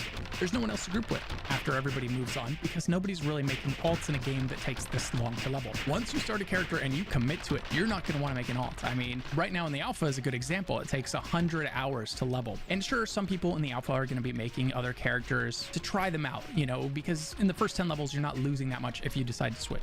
I mean, you kind of are because it takes so, I'm level 8. I mean, the leveling is, I would say it's probably too slow for alpha right now because of how temporary what we've acquired is. I know they're trying to stretch this experience out and try to get testing time on each level, but I still feel like the leveling is too slow. Like, I was actually having fun. Tonight, I got into a group and we were running around finding good spots to farm mobs, and it took me back to my old MMO days where you go, you find the spot, you post up, you pull the mobs, you get that rotation going, you see the XP coming in real nice and good, and we were having a good time. But after 3 days of that, I'm already starting to feel the burnout because I'm just level 8. I don't have nearly enough to show for my time invested, and I don't have nearly enough time to justify putting 100 hours into getting the last 17 levels here, right? I'm level 8, you can go to 25 right now. So I think asking people to spend 100 hours to get to 25 is way too much, but that's just me, and that's something that can be easily changed if they decide, you know, too many people are falling out because progression is just infinitely too slow. Now let's dive into the specifics of the game, and let's talk about the most important topic in any MMO for most players, and that's going to be the combat, right? And the combat in this game, I'm playing as a bard, and by the way, just shout out to the bard. I really like the way this class is designed so far. I've been really enjoying it. I feel like I'm an asset to the team with my group-wide buffs. It's got a really nice range to it. I put out really decent damage while I'm soloing in early levels. I've got some heals that I can use on myself or on my allies, and I can replace the cleric if the cleric dies, or if the cleric leaves for a little bit, or if we don't have a cleric because we couldn't find one, I can kind of pinch heal. I found the bard to be really satisfying to use. The combat with the bard was fun. I was having a really good time on this class, so I'll say the combat in this game is really fun. It's not your high APM modern day MMO rotation. Like, if for you the funnest part about an MMO is memorizing a 2-minute rotation and then repeating that as fast as you can, this isn't the MMO for you, right? This isn't going to be that MMO. It's more about deliberate strategic choices. There's a lot of movement while you're in combat. If you stand still while you're in combat, you're going to be punished for it. There's going to be a poison pool placed under you at some point, and these things don't hurt a little. It's not going to just take 5% of your health a second. It's going to take 40% of your health a second if you stand in it, right? So you've got to be moving, you've got to be on it. And so the challenge comes from positioning and from keeping group members alive, and less from memorizing a 2-minute rotation of 17 different abilities. I'm someone that played Lineage 2, one of the games that this is very much based off of, and I loved that game. I loved the combat and the strategy involved in the combat for that game. It was fun, it was simple. It's a lot more similar to classic WoW than it is modern WoW, in that each skill has a place and a purpose, and it excels really well at that thing, and so you end up being highly rewarded for using the right skill for the right situation. And I'm going to try to mix the good in with the bad here so that this video isn't all the pros and then ending on all the negatives. So you might notice me going back and forth between items here, where I say a good thing and then a bad thing about the state of the game right now. And one of the bad things about the combat is it is a laggy mess. The servers are nowhere near what Steven needs them to be, what he's dreaming that they'll be. He has made the time-honored mistake that every Kickstarter MMO makes of promising 250 v 250 battles and saying he wants 500 v 500 battles. And I laughed when he said it the first time, and I'm gonna laugh every time he says it because it's just not gonna happen. So right now, when there's nowhere near that many people in an area, the server starts to really struggle. So this game is a long way, and the combat is a long way from being able to support the large-scale battles that he is trying to sell right now. That kind of leads into another con for the game at the moment, and that is that the live streams that you've been maybe peeking in on, you've seen other content creators feature in their videos that make it look like the game is in a certain state. I think the thing that I now understand is that those were advertisements. Those are not where the game is. Those are advertisements to the people watching them. This is what we hope the game will look like one day. This alpha looks nothing like those videos that we have seen in the Ashes of Creation's live streams. The graphics don't look look as good as they do in those streams. You know, the weather effects aren't there like they were in those streams. The systems aren't there, and the performance certainly isn't there. What you're seeing in the live streams and what is being played in this alpha are two completely different things. Now, speaking of graphics, this one definitely has some good and some bad. The game is gorgeous, but also it looks like it's Unreal Engine 3 or 4 and not 5. I don't know how to explain it. Like, I'll look at pieces of the world, I'll be looking out at the landscape, and from a distance you can see this, you've got this huge draw distance and the game looks gorgeous. But also if you look at your own character, you look kind of awful. And this is really weird because, again, what we were seeing in the live streams was gorgeous, and then you get into the game and it's just not, right? And so they're building one version of the game that they're showing to us, and they're building another version of the game that we're actually playing here. And the two just don't look the same, or at least in my mind's eye, they don't. I don't know if they've had to lower the graphics to try to make the game playable by more players, or if it's just the result of them being in development for 8 years now, and everything that used to look amazing is starting to look dated and less impressive because it was amazing when we first saw it. But now all the other games are starting to leapfrog this game in terms of technology and graphics that this thing's offering. Or it could just be an alpha thing, you know, and that would make total sense too. I can already hear some of you guys typing on your keyboard, the graphics are bad because it's alpha. That's true. The graphics are the last thing that are going to get polished when you're making an MMO. They're the least important thing when it comes to testing all the systems. I get that. And my point is just that it doesn't look as impressive as what we were shown in the live streams. It's very different. But on the positive note, there's only a couple MMOs that I just truly enjoy walking around in that are just really well crafted. They've got verticality, and as a result, they've got good exploration. And one of those is WoW. Back in its day, and even today, still, they do a really good job with zone design in World of Warcraft, like top notch. You've got verticality, you can fly up to high places, fly down in low places. Their new expansion, you can fly into this cave system, and that's where the expansion actually takes place. Like, they do a really good job with zone design in WoW. They also did a pretty good job with the zone design in New World, in my opinion. It was a nice, big, seamless world. You could run across it from one end to the other, and you're gonna be seeing pretty gorgeous views, vistas, structures the whole way, right? Lots of memorable moments if you traverse that world. And to Ashes of Creation's credit, you can tell someone has been in there handcrafting every inch of this world. Like, this game is so dense with beautiful moments, with rock formations, structures, just views, horizons, bridges, like, and they've put so much work into making the world beautiful. I really appreciate that handcrafted feel that this game has right now. I hope that we continue to see that. And we're right now, if we open up the map and we look at this map, which is also horrible, this map is just super janky and kind of a mess. Like, what is this? Why does it look like this? And you hit this point and then it zooms in again while you're zooming out, but now it's a lower resolution. Like, this whole map just needs to be improved a lot. It's a horrible user experience right now. But if we look at this map, we zoom out and you look at this, and this world is really big. I haven't timed yet how long it takes to run from one side to the other, but it's a long run. It's a really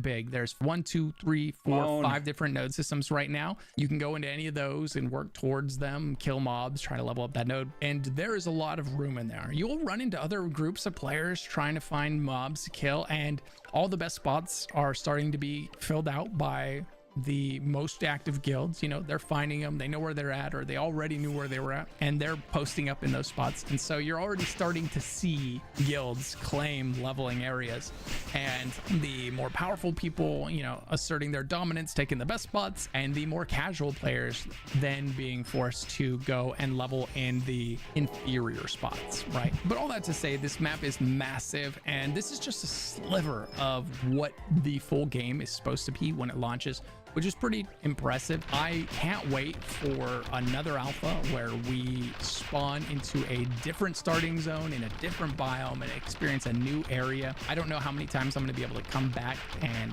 redo this one, if that's something they're going to be expecting us to do, because if I ever manage to get to 25 in this alpha, I don't see myself wanting to do it again. It's just such a grind. It is, especially given that it's got that old school leveling system where you go to a spot, you kill the same mobs over and over as they respawn until you get enough experience to level. As for the questing, I kind of touched on it in the intro of this video. It is not great. It needs a lot of work. I don't know if they're gonna try to tell a compelling story experience, but I think this world's capable of it. I mean, the world itself is beautiful. The lore that I've read on their Twitter sounds really interesting. And so I know this world is capable of telling a really interesting story. I'm just not sure if they're going to try. I think that the game would have a lot more mass appeal if they did, but then also I know they want to try to avoid the whole, here's your quest chain that you follow from 1 to max level as a solo player. Like, they really don't want to do that in this game, and I'm fine with that. I don't need every MMO to have that, and I kind of like the idea of this game not having that, because all the existing big MMOs already do. And I think they should stay true to their vision of making this the next Lineage, where, you know, it's more group centric, but I do think they have to go back and figure out, okay, but how do we fix the onboarding process for new players once the population has moved on? I remember going to Dion, it's a town in Lineage 2, and I think it was like a level 20 town, I want to say, and it was a ghost town. I mean, it was dead once the population had moved on from there. At the very beginning, it was littered with crafters, merchants, everything, but then if you went there later on in the game's life cycle, it was just dead. Same with all the leveling zones, except for the bots, which littered that game. There were bots everywhere, and you could see them in every inch of the game, but seeing all those bots never felt good. It felt awful, because it just kind of made you feel like, why am I spending my real life time, my most important currency in this world, my time, to level a character that someone else is just botting up while they're out having fun with friends or family or doing literally anything else. So the state of the questing in the game right now is not good, but I think they know that. I think everybody knows that. It's very much a placeholder. I don't think this is a surprise to anybody. So I'm not going to spend too much time talking about the state of questing in the game right now. It's janky. It's unintuitive. It's for some reason really hard to follow, even though the quests are really simple. And I think that's all just UI. The UI for all the quests could be a lot better. The way they list what you need to do for the quest could be a lot more clear and concise. And then the map, if this map wasn't so egregiously low budget, like, it just feels rough, man.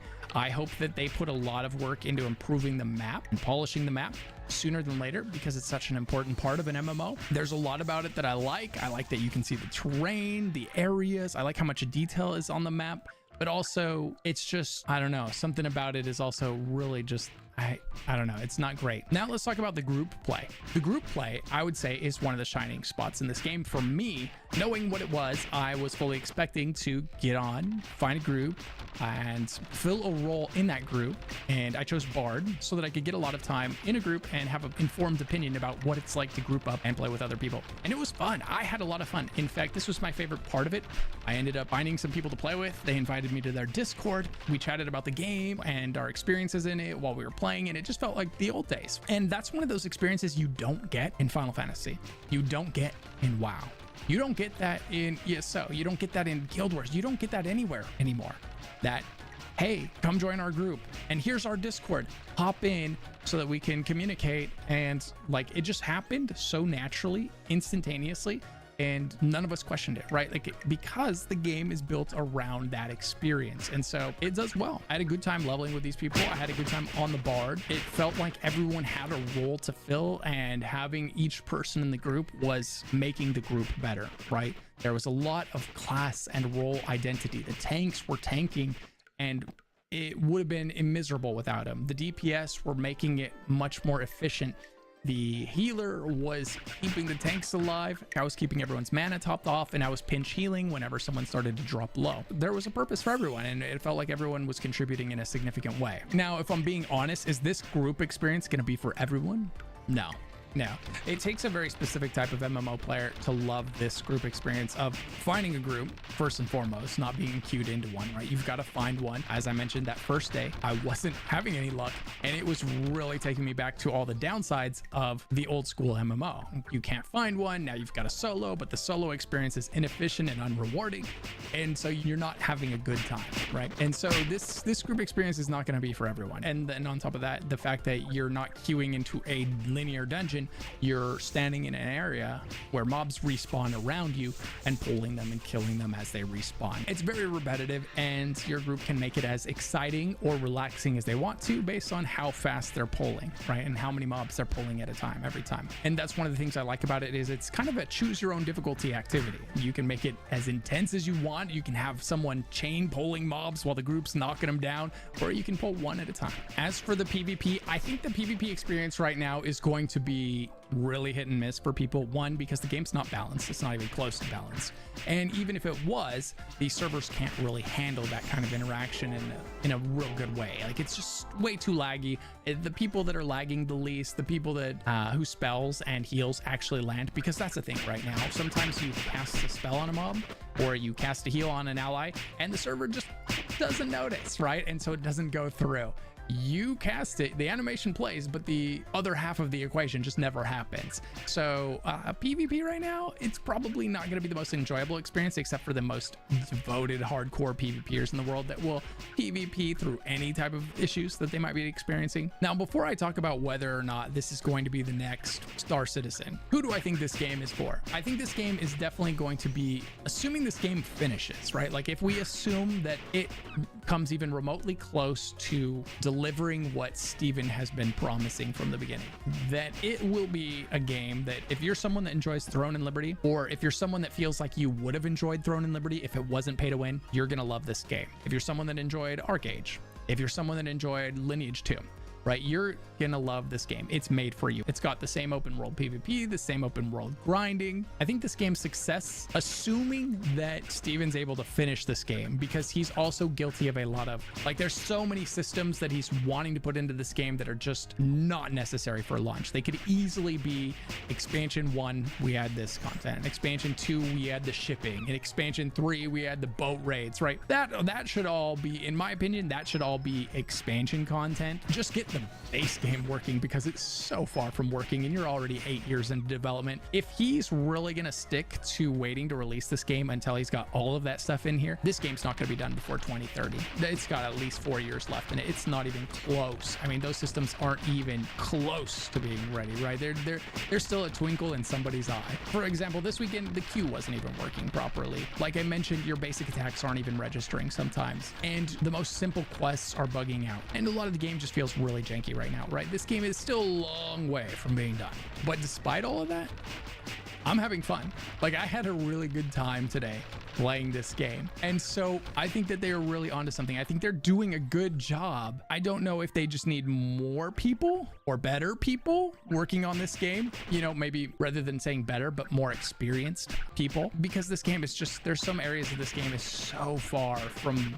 being acceptable, considering that it's 8 years into development. Yes, it's alpha, and so we can excuse any problem the game has under alpha if we want to, but I won't, because it's also 8 years into development, right? You know what other game also the community says, oh, but it's alpha, they're gonna fix that in the next patch? Star Citizen. How's that going for them? That game isn't out. That game's raised $730 million. It's not finished. It's not even close to finished. You still can't do basic quests in that game because they bug out. You can't fly a ship without it breaking something. It's not a game yet. It's a lot like the state of Ashes of Creation right now, where you can see the vision, and at times while you're playing it, you can feel that vision, like it's almost there. Oh, this would be so fun if the whole game just worked the way they want it to.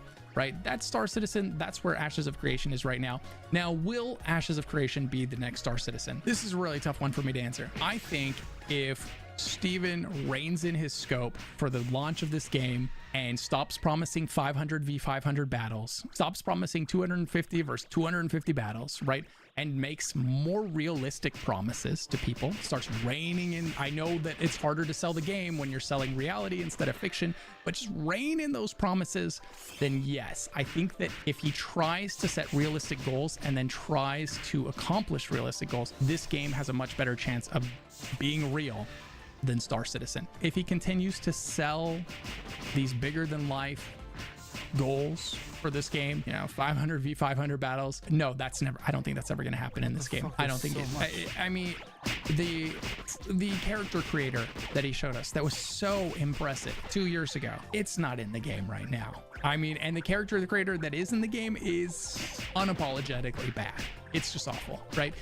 Your character, everybody's characters look pretty much awful, right? There's not a lot of, what happened there? Why did they show us something that looked so good, but then they're like, now try the game, and that's not there? Again, I don't understand, unless that was an advertisement to get you to buy into the game, as opposed to an example of, hey, this is what we've developed so far, right? And so I think that's why you have to look at these live streams now as an advertisement, if we're being honest. They're advertisements. They're not what they've done for the game so far. They're ideas for what they want to do for the game in the future, someday. At least that's how it appears, because so much of what they've showed on their live streams is nowhere to be seen in this alpha. The game does have crafting. The crafting system seems serviceable. It's your usual, go hit that tree, collect that material, go to that bench, refine that material, maybe turn it into something else. It's very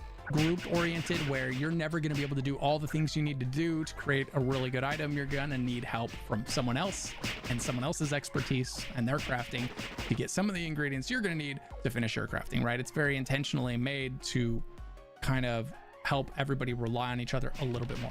The crafting system is fine. I'm not someone that gets big into crafting. As much as I always think, man, I would love a good crafting game, I don't anymore. I've chopped down too many trees in too many different games. It's not novel to me anymore to mine rocks or to collect flowers or to chop down trees. It's just something that I am the type of player. I'll let somebody else do that, and then I'll take the rewards I've got from killing mobs and I'll use that money to buy whatever the crafters are making. And that's great. I mean, everyone should be able to play the game they want to play. And if you like crafting and you like gathering, heck yeah, power to you. Somebody's got to do it, and it ain't gonna be me. So that system seems like it's fine right now for the alpha. That system was okay. I didn't interact with it a whole lot, but I did some basic crafting, some basic collecting and gathering. What do I think the biggest problems are with the game right now? The things they need to solve first and foremost, I would say, I think it's definitely gonna be server performance. Their code is not great right now.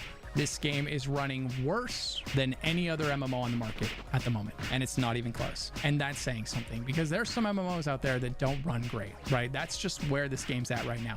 The servers are performing worse than any other MMO on the market right now.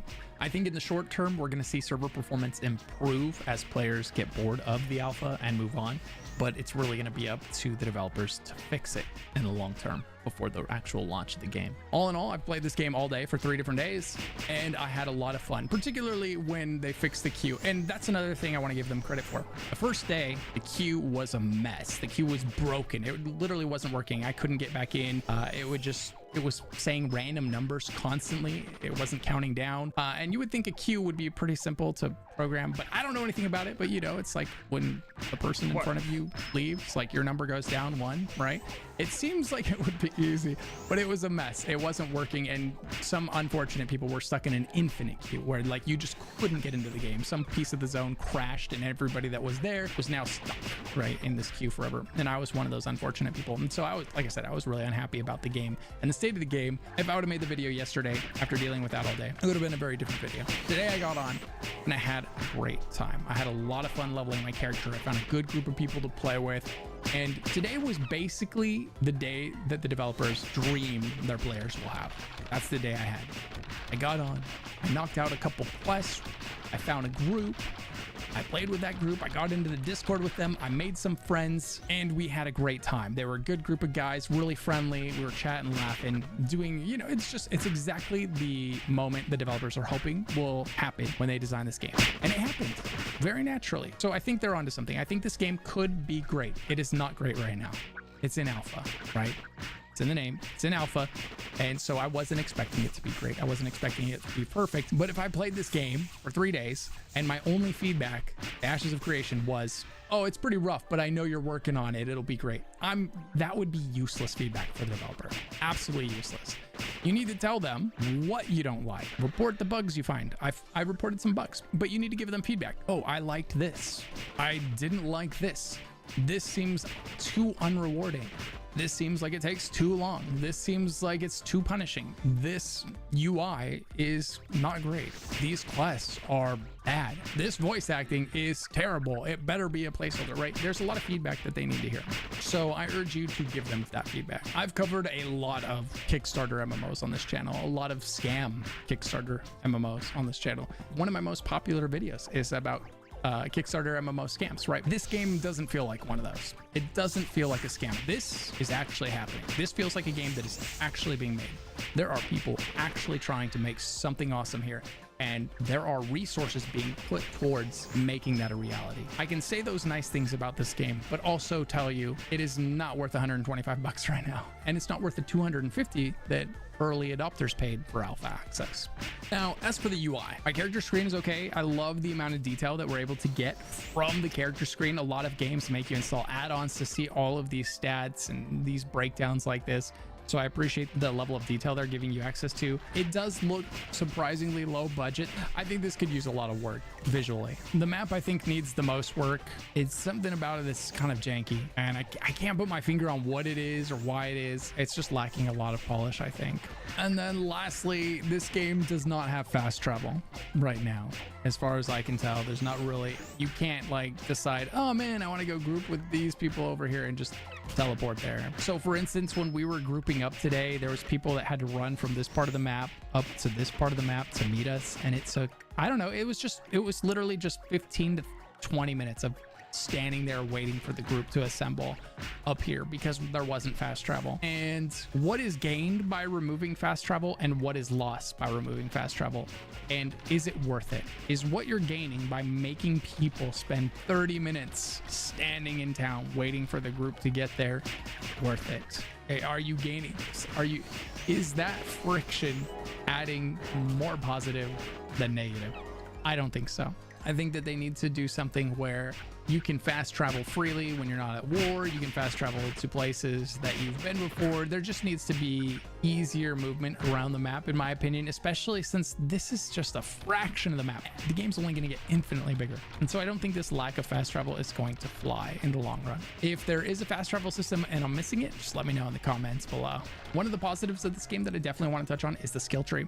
The skill tree was really interesting. You know, they definitely tried to give you options as you were leveling up. You could choose which songs you wanted or not wanted to spec into, or you could choose to spec into all of them. You can choose offensive abilities, defensive abilities. Like, it felt like there was real choices I was making here, and more than one of them seemed like a fun choice, an effective choice, and I really appreciated that. As of right now, I can respec anytime I want. I don't know if that's just because it's alpha or if that's how they want the game to be in the final product, but I really enjoyed being able to respec on the fly. If I happened to join a group with another bard, which happened more than one time, I could spec into different songs than he was spec'd into. And in a system where you're not able to respec, you wouldn't have that luxury. You would just be like, well, we're screwed, you know, because we both happen to pick the songs that everybody's gonna want, instead of assuming that we would be the off bard, the second one to join the group, and so we need to bring the other songs. So part of me hopes that respecing easily will be a permanent fixture in this game. Interestingly, there's also a skill tree for your weapon, and you can choose, you know, trigger deadly finisher chance is increased by 10%, and then you can hold shift to see an advanced tooltips. I really appreciate when games have this feature where you press a button and every word that you might not know pops up and it tells you what those words are. Thank you, Ashes of Creation, for including this. This should be the norm in games, and in fact it is. You're seeing this in AAA games all the time now. and I love it. I love this trend. I think every MMO should do this. Every game should do this, period. Where if you've got a word in a sentence and I don't know what it is, it's going to make it exponentially harder to learn how to play your game. So credit where credit's due. That's awesome. I love the way they implemented it. It tells me deadly finisher, a finisher that deals additional damage and triggers additional deadly finisher effects. And then below that, since it said finisher, it's telling me what finisher is. Finisher, the final hit of a standard weapon combo chain, triggers weapon combo finisher effects. So very nice. I like that. So you've got this skill tree. This UI is great. I'm fine with it. It's very passable. And then there's even a stamina skill tree, interestingly enough. So, you know, I spec'd into being good at running away while in combat. Fine, that's great. It saved my butt once when the party went down. You know, the tanks and the healer went down. The rest of the group had no choice but to run. You know, I didn't get that XP debt. And then it's got my skill book where it's just basically lists all the skills that I could or do have. And that's nice. That's fine. This whole UI, I think this isn't a great place for being in alpha and the state of alpha that it's in right now. I really enjoyed all of this. So my feedback there is well done. This is well made. I like the idea behind it. I like what you're doing. Keep going with this. As for the node system, it's too early to tell or have a real opinion on how this is working so far. As far as I can tell, I haven't really seen any significant changes come about from any of the nodes.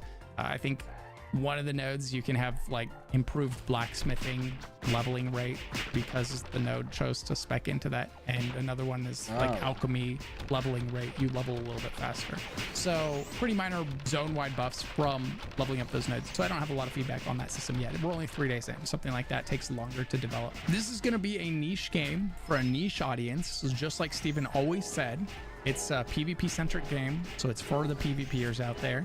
For the people that just wish they had a PvP MMO that was good, that wasn't pay to win. Unfortunately, the only people that make PvP centric MMOs really are the Korean developers, but they always make them pay to win.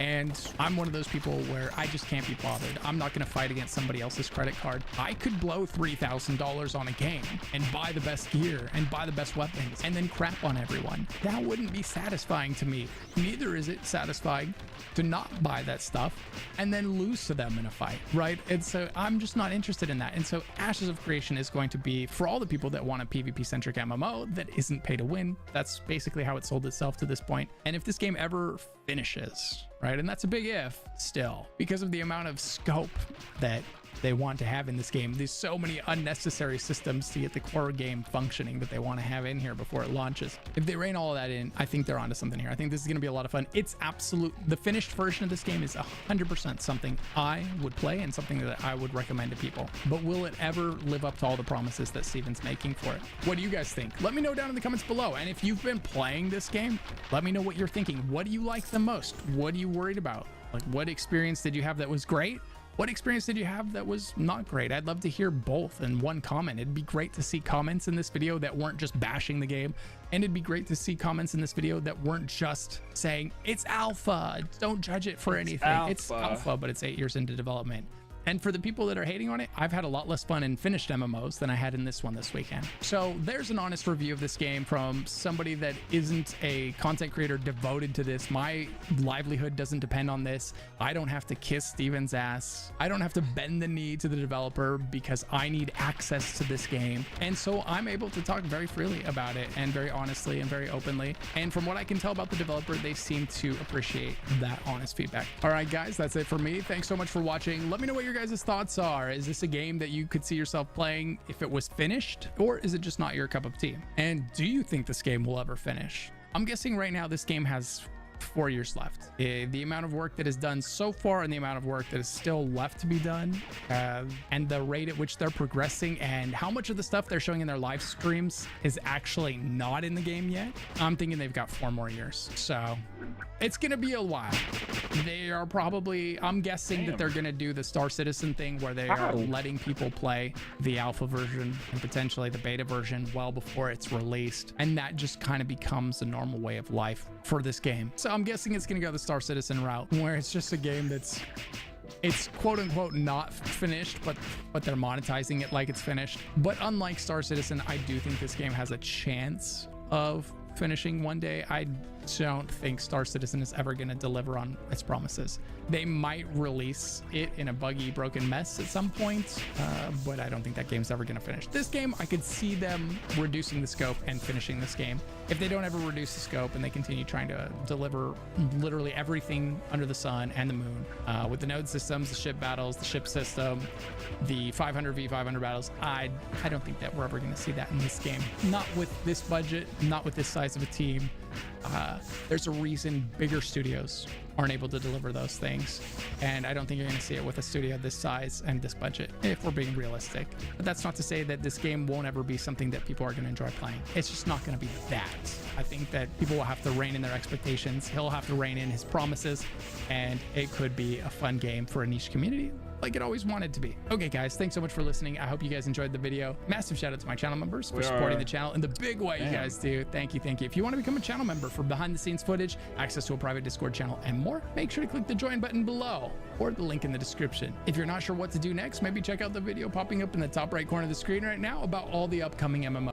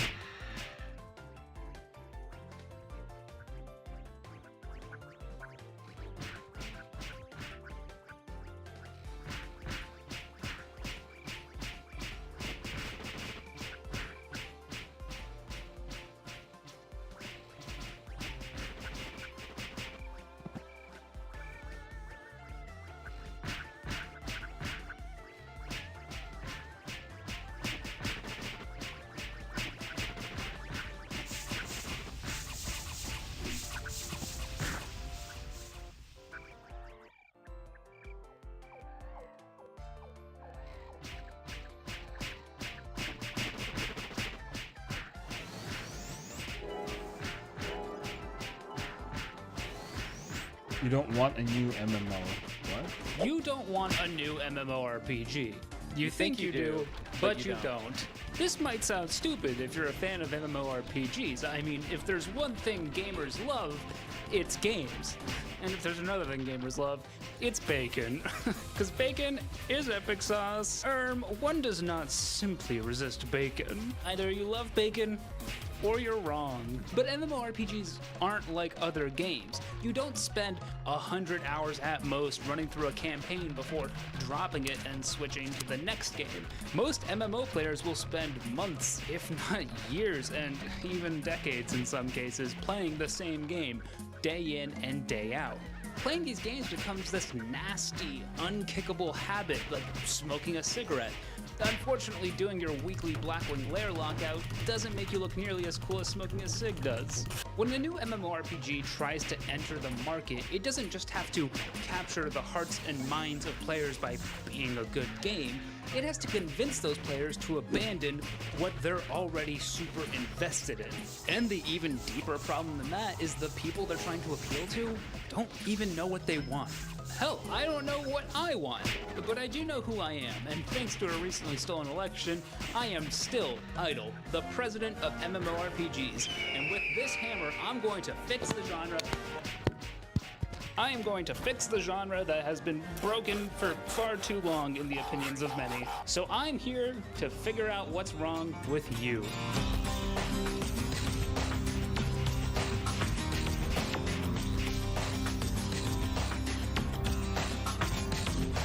The original creator of RuneScape, Andrew Gower, hi, nice to meet you, I'm Idle, just released a new game called Brighter Shores. People were really excited to see the first new MMORPG from such a legendary guy. And then they played the game.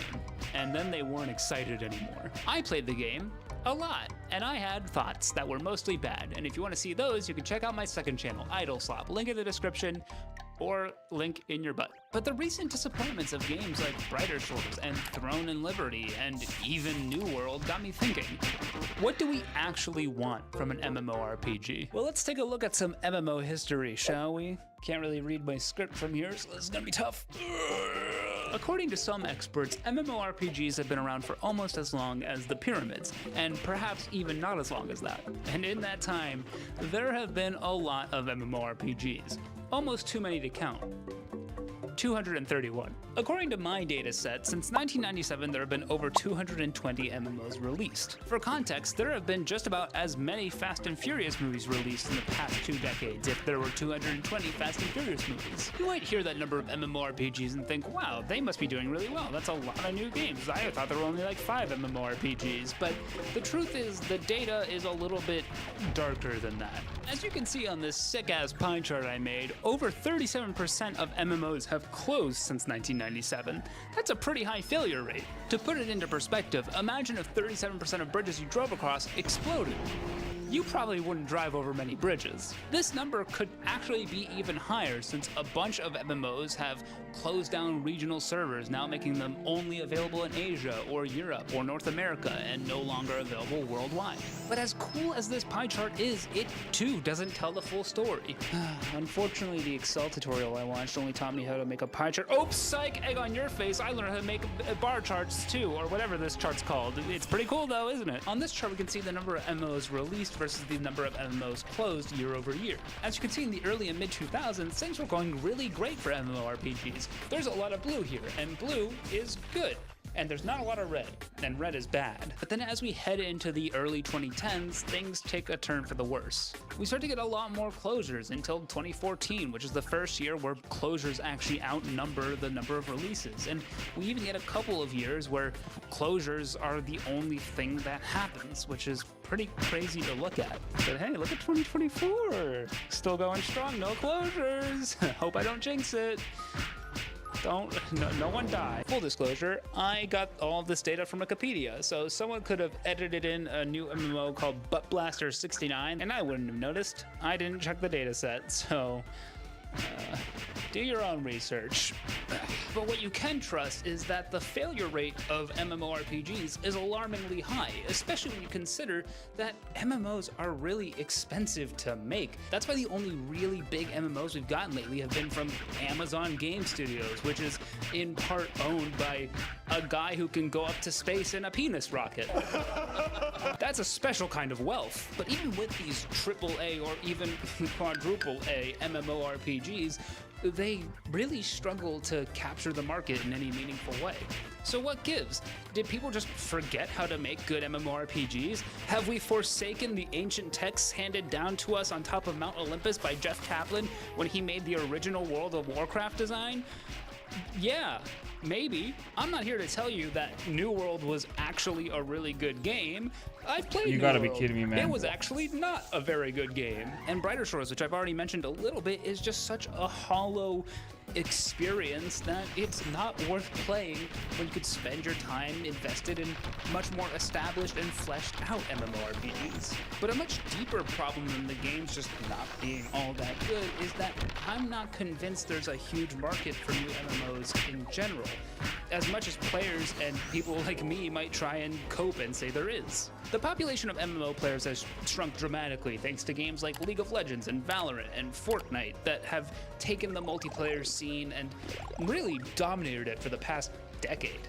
MMOs used to be completely unique in terms of the multiplayer genre. I mean, when World of Warcraft came out in 2004, Xbox Live was only 2 years old and still required a monthly fee, so it wasn't nearly as full as it is today. So MMORPGs like World of Warcraft that did have a monthly fee would still become eternally popular. And there was also RuneScape, which was a big free-to-play game, and established games like Ultima and EverQuest that had already been going since the late 90s. Back in my day, you couldn't just launch a Minecraft server with some friends or join a massive SMP server where you could talk to underage children. We had to talk to children our own age. And these days you can just launch Roblox and find cool servers like the one where you kill other people with a suite of fart-based attacks. This is technology. MMOs were the truest multiplayer experiences you could get back then. And that's just not the case anymore. So the market has spread out. And the people who are still here, like me and presumably you if you're watching this video, don't really know what we want. Yeah, it's easy to say, I want an MMO that is new and modern, but captures the feeling of the old days and the paradigms of classic MMORPGs. But that's like going to McDonald's and ordering a Quarter Pounder with cheese and a Happy Meal toy that will cure all of my anxiety. That just doesn't... Oh, wait, hold on, Mario Kart toys are at Happy Meals now? And you can change out the wheels? This is so cool! Seriously though, here are just some of the MMORPGs that have released in the past decade. Shroud of the Avatar, a game made by Richard Garriott, the original creator of Ultima Online, which is considered by many to be the first true MMORPG. This game was supposed to be the spiritual successor to Ultima Online, but it ended up being more like the spiritual successor to a small college lecture, because that's about how many people play the game. You have Wildstar, a sci-fi MMORPG made by some legendary RPG game designers like Tim Kaine, who made the original Fallout game and tons of other classics. I played this game when it came out in 2014. It was genuinely very good. A lot of people didn't play it, and it shut down 4 years later. That's a real shame, but the market just wasn't there. You've already heard me talk about New World. It's not terrible, but it's also not good, and for that reason, despite it being one of the most hyped MMOs I can remember launching in recent memory, it didn't have the staying power people hoped it would. I mean, seriously, it's not even New World anymore. It's New World Aeternum, a solo-based action RPG. They don't even want to be an MMORPG anymore. But in all fairness, I can think of at least 4 MMORPGs from the past decade that have succeeded. You have Final Fantasy XIV, a game that after it nuked itself in 2011 and relaunched in 2014 as A Realm Reborn, became one of, if not the biggest MMORPG out there. Listen, I'm not trying to diminish the success of this game, but I don't think it would have had the opportunity to get this popular if it was called something like Cat Girls Solve Crime Online. Okay, maybe it would have gotten like really popular if it was called that. A lot of people tried out Final Fantasy XIV because it was called Final Fantasy. The same goes for Elder Scrolls Online, a game that, again, I know has some really good parts to it. But would people have given it a try and really stayed with it if it wasn't part of one of the most iconic RPG series of all time? I think probably not. And then you have 2 of the most iconic MMORPGs released this decade. Old School RuneScape, which is just a re-release of RuneScape as it was in 2007. It's hard to call that a new MMO, but it kind of is. I mean, it's not RuneScape anymore, it's its own beast. And then in 2019, you get World of Warcraft Classic, a game that is still massively popular, despite receiving absolutely no changes in those 5 years since its release. So of the successful MMOs we have in the past decade, 2 of them are from established franchises, and 2 of them are re-releases of games from a lot of people's childhood. That doesn't really show how people want something new, does it? All the MMOs that were, in every sense of the word, new, struggled to stick around. And the way I see it, there's 3 big reasons for that. Reason number 1, I need to check the script. MMORPGs are high investment games. That is no surprise to anyone who plays them. You'll always hear players say, oh, the game gets good at 100 hours, the game gets good at 200 hours. Oh, well, the first 500 hours are actually just a tutorial, and after that, you really start to understand what the game's all about. By the way, bad game design. That's just bad. But the point that gets across is that MMOs are games that you will spend a minimum of hundreds of hours in if you're going to play them to any significant degree. And this makes it doubly hard for the genre to get players into new games. First of all, you need to convince players to drop the games they've played for hundreds, if not thousands of hours, and then you need to convince them to play your game for hundreds, if not thousands of hours. Sure, you could make an MMO that maybe doesn't need to be played for hundreds, if not thousands of hours, but then you're probably just making like an RPG. You should probably just make an RPG, to be honest. And looking back at that failure rate of MMORPGs, it's really tough to convince yourself to switch to a new game and invest hundreds of hours there when in a year from now, it could all be gone. The game could literally just be shut down. You can feel pretty confident if you're playing games like Elder Scrolls Online, RuneScape, World of Warcraft, that your progress won't be done anytime soon. That makes it even harder to pull people away from their established games. Reason number 2, I'm trying to look like a 2. Beyond just material investment of money and time into existing MMOs, players have an emotional investment into these games. Imagine going up to an iPhone user and being like, hey, try out this cool new Android phone. It has features that you might find objectively better than your iPhone. They'll look at you first like you're crazy, and then they will spontaneously combust into hellfire. That's Almost just how it 40%. works. I don't make the rules. The reason for this is just because people are creatures of habit. They like what they like. They like the frictionless experience when they want to relax and log onto a game. They don't want to relearn new mechanics or anything like that. So even if a new MMO comes out and does have a ton of objectively better features than some of the popular games out there, people will just stick with what they know unless they're given a really, really compelling reason to switch over. And reason number 3, check that out. Just for you. MMORPGs, despite the rise of solo gameplay, are inherently social games, even to this day. No matter how you play these games, there's a good chance you have at least a few friends you talk to while playing it. Maybe it's a guild you're super active in and you do raids and PvP every single week, or it's just a casual leveling guild where you just talk while you do some quests on your own. And even if it's not in the game itself, maybe you're just on a Discord call with a few friends who are playing that same MMO as you, and it's a cool way for you guys to all bond and relax. All of these bonds are built through these MMORPGs, and you can't recreate that through mechanics or graphics or anything on the technical side. A lot of people say that MMORPGs were the original social networks, and I think that's true when you look at how competition works in social networks. Twitter is an objectively bad site.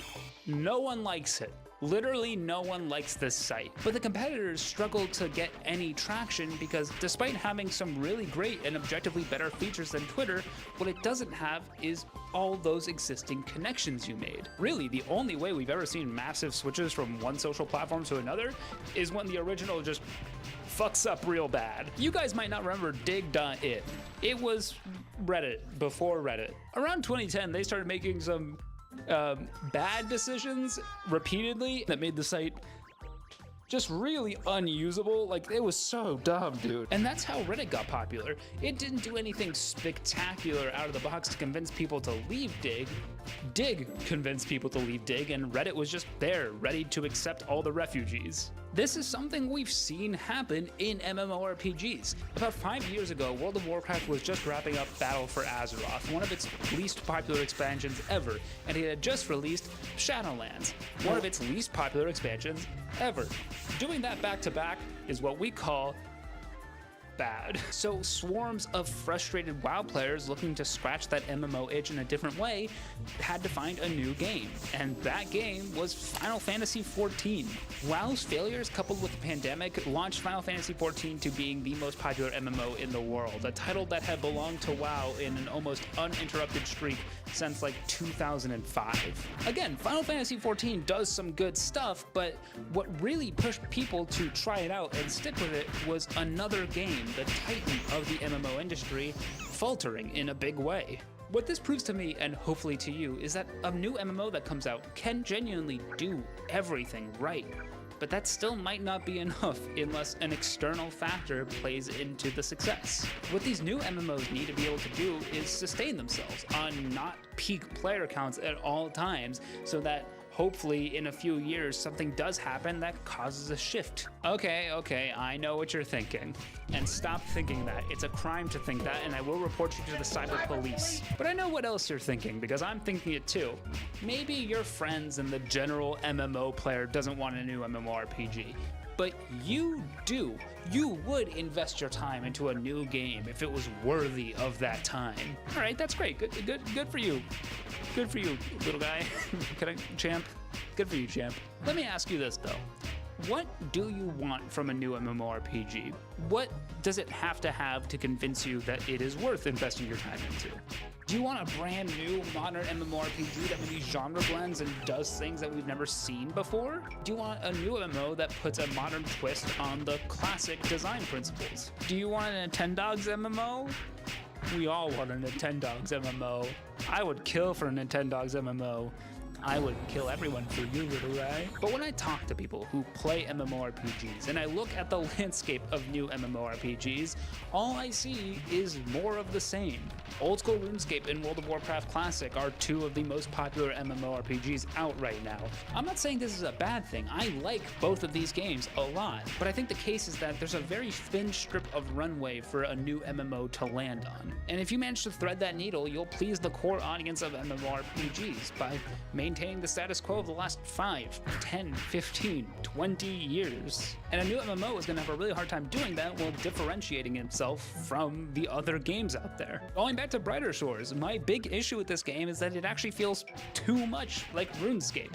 When I play it, I think, well, if I'm going to spend time here, I guess I should just play RuneScape, which is the better version of Brighter Shores. And this was something we saw all the time back in the day when every new MMO was going to be the WoW killer because it did things mostly like World of Warcraft. But when players would play it, they would usually leave because all their friends and their time and investment on World of Warcraft was on World of Warcraft. Why would they play a different game that feels like it but slightly different? This mindset of not wanting anything new obviously doesn't apply to every MMO player. I mean, Warframe is an extremely popular MMO from the past decade, and it's not like anything else, and it is really successful, but that's the exception that proves the rule.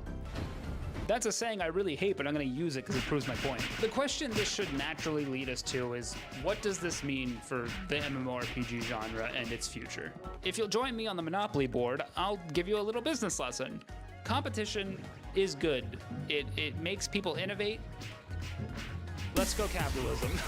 But with so few new MMOs coming out and closures happening more and more every year, except for 2024, you keep going, little guy. Look at you go. The market doesn't have anything to compete against. World of Warcraft can keep doing what World of Warcraft wants to do. New games can keep introducing more microtransactions because where else are you gonna go, little guy? I'd like to see you quit. And at this rate, we have new players coming to the genre at a slower rate than veterans are leaving it. I know this is the case because I saw it in a video recently. It was this video. I said it in this video. The only thing that still gives me faith, though, is that I do believe MMORPGs are still truly unique experiences. Yes, there are more multiplayer games out there that can scratch that social gaming itch, but MMORPGs still are the only truly persistent, massive world where you can interact with thousands and even hundreds of thousands of players at the same time. It's something unlike any other game. And I think one day we'll see a change that revitalizes the genre. Maybe not to the peaks of 2004. I think those days are just behind us, but maybe to a new peak with something totally different. That would be great. I'm not ruling that out. But what I am saying is that's going to be super hard to do because we're all little goblins and we just want to play our little games and we want to drink Mountain Dew. So the genre is in a tough spot. Wait, is that How are you? Are these my patrons? What's going on? Why isn't the Patreon song playing? Play the Patreon song. Play the Patreon song. Hey, you're a patron. Thank you so much for your support. Hey, you're a patron. I like you very much, cause hey, you're a patron. Patreon is where you're at. You went to the URL in the description and you gave me your money, and that's pretty neat. Hey, you're a patron. Thank you so much for your support. Hey, you're a patron. I like you very much, cause hey, you're a patron. Patreon is where you're at. You went to the URL in the description and you gave me your money, and that's pretty neat.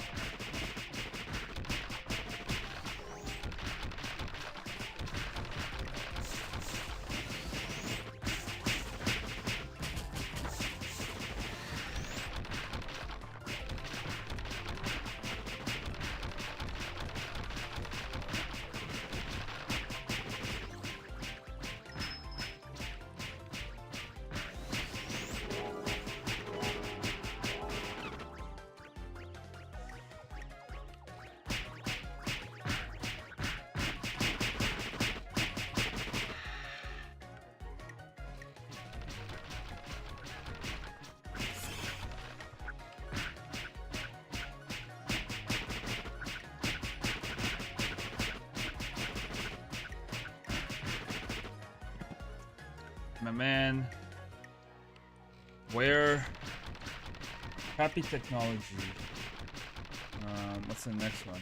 Top 6 MMOs. Hey guys, welcome back. There are 6 MMOs on the horizon that are our next best chance at reclaiming those MMO glory days. As you'll see, some of these have a much better chance than others, but while some may not be the next quote-unquote WoW killer, we can hope that at the very least, these MMOs are able to provide us a fun month and a beautiful new world to explore. So let's dive into the most exciting MMOs currently in development and everything we know about them so far. Let me know down in the comments below what unreleased MMO you're most looking forward to. And you might be interested to know that 3 of the MMOs on this list are scheduled to be released this year. A quick thank you to Fractured Online for sponsoring the video. Fractured Online is a top-down dynamic sandbox MMO that aims to be a more modern take on the survival MMO genre. The game is currently in beta and having a free open beta week starting May 25th through June 2nd, before entering early access in July or August. So if you're interested in trying out this exciting new MMO, you can do this for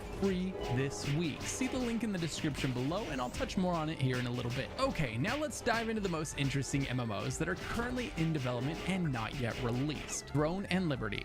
Throne and Liberty is a AAA MMORPG set to be released on PS5 and PC later this year. If you're surprised, you're not alone. This one kind of feels like it came out of nowhere despite being in development since 2011. NCSoft has released very little information about this game until very recently. According to NCSoft, Throne and Liberty is a next-gen MMO on PC and console. Recently, they released this trailer playing in the background that has actual gameplay from the game. It looks like it's going to be actually gorgeous, and we'll touch on some of the things we can see inside of this trailer here in a moment. Throne and Liberty is a spiritual successor to Lineage 2. In fact, Throne and Liberty was originally going to be the next Lineage game, but in writing the story for the game, NCSoft realized it would best be served as an entirely new IP. As someone who put quite a few hours into Lineage 2 and then into Lineage 2 Classic, I'm very curious to see how much of Lineage will still be left in this game. In the past, NCSoft MMOs and Eastern MMOs in general have been accused of being too grindy by Western players. NCSoft has plans to try and help relieve that repetitive nature of grinding out XP in an area by allowing things like the weather to impact your encounters, or even allowing you to encounter entirely new monsters if you spend long enough in one area. Basically, they want the experience to vary even when you're doing the same thing in the same area. If done well, this could be a nice welcome change to the genre. Throne and Liberty will also feature siege battles. The siege battles look like they're going to be a significant part of the game, much like they were in Lineage 2. I mean, look at this footage. It looks absolutely insane. In Lineage 2, the guilds that would win the siege battles would end up controlling that castle or that town for a week or two, usually profiting heavily until it was allowed to be sieged again, at which point they would have to defend it. It was a massive part of the game, and the spread out nature of the scheduled siege battles allowed a nice balance between PvE and PvP content. It's going to be interesting to see how much of the PvP in Throne and Liberty is inspired by the Lineage 2 siege system. If you recall, Steven Sharif has said Lineage 2 has heavily inspired Ashes of Creation as well. If we look at the footage from the gameplay trailer, it looks like the player is going to be highly mobile, being able to grapple onto objects and even shapeshift into birds and wolves. It looks like the game's UI is going to be very clean and simple, and from the little footage we were able to comb through, so far it looks like the number of abilities you'll have access to at any one time will be closer in line to Lineage 2, ESO, or Guild Wars than, say, Final Fantasy XIV or WoW. NCSoft has made and published some amazing MMOs in its time and absolutely has the knowledge and the potential to do so again. As of right now, we know very little else about this MMO scheduled for release this year, which understandably has a lot of us asking if its release won't actually be pushed back to 2023. This MMO has been in development for over 10 years, and it has changed course a few times in that span. Let's hope their hard work pays off. Next, we have Ashes of Creation. Ashes of Creation is a massive MMO featuring a beautiful, seamless open world and is set to release on PC with no current plans for console. As of right now, there's no official release date that's been announced, but we still know a lot more about this game than most of the games on this list, as the developers have put a lot of effort into keeping the community updated on the progress of its development. The first thing we should mention is that the game did have a very successful Alpha 1 back in July of 2021,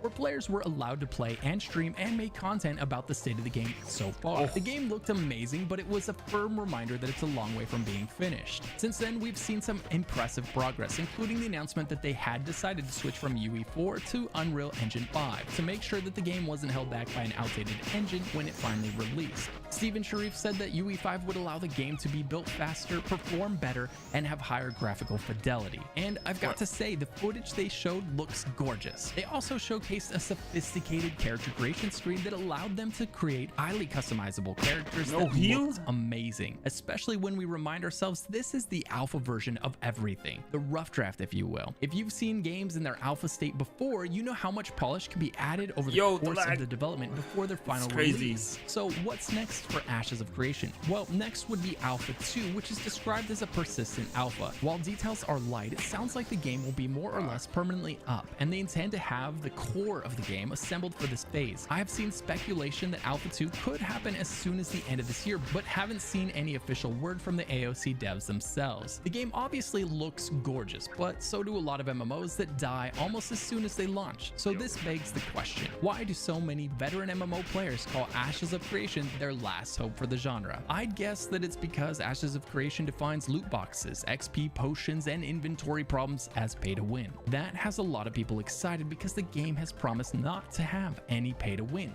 In other words, Ashes of Creation will not have loot boxes, it will not have pay to advance faster, and it will not create inventory problems so that it can sell the solution. The best skins will be earned in-game, and if I understand it correctly, it looks like weapon cosmetics won't even be sold in the cash shop. They will be earned by playing the game. If this all holds true, Ashes of Creation may be the closest we've seen an MMO come to the glory days of MMO monetization, back when cash shops were built for little more than server transfers and name changes, back before they sold solutions to problems they created, and before they were selling level boosts, and before all of the best cosmetics were tucked behind a paywall. Combine that with its beautiful world, traditional MMO design, and ambitious scope, and you can instantly see why Ashes of Creation is currently one of the most anticipated MMOs of all time. Ashes of Creation will be sub to play with no upfront purchases, so you will not have to buy the game, but you will need to subscribe. It will feature the holy trinity of tank, healer, and DPS, and it's currently still fleshing out its combat system, but is trying to implement a hybrid system that uses both action combat as well as tab target combat. Combat is going to be a make or break feature for a game in this genre, so there's understandably a lot of players reserving their excitement until the combat system is fully unveiled. Ashes of Creation also has some innovative features, including things like plans to feature a dynamic world that changes based on player behavior. If a particular race or player contributes to the progression of an area, that area's metropolis will take on the architectural styles of that race.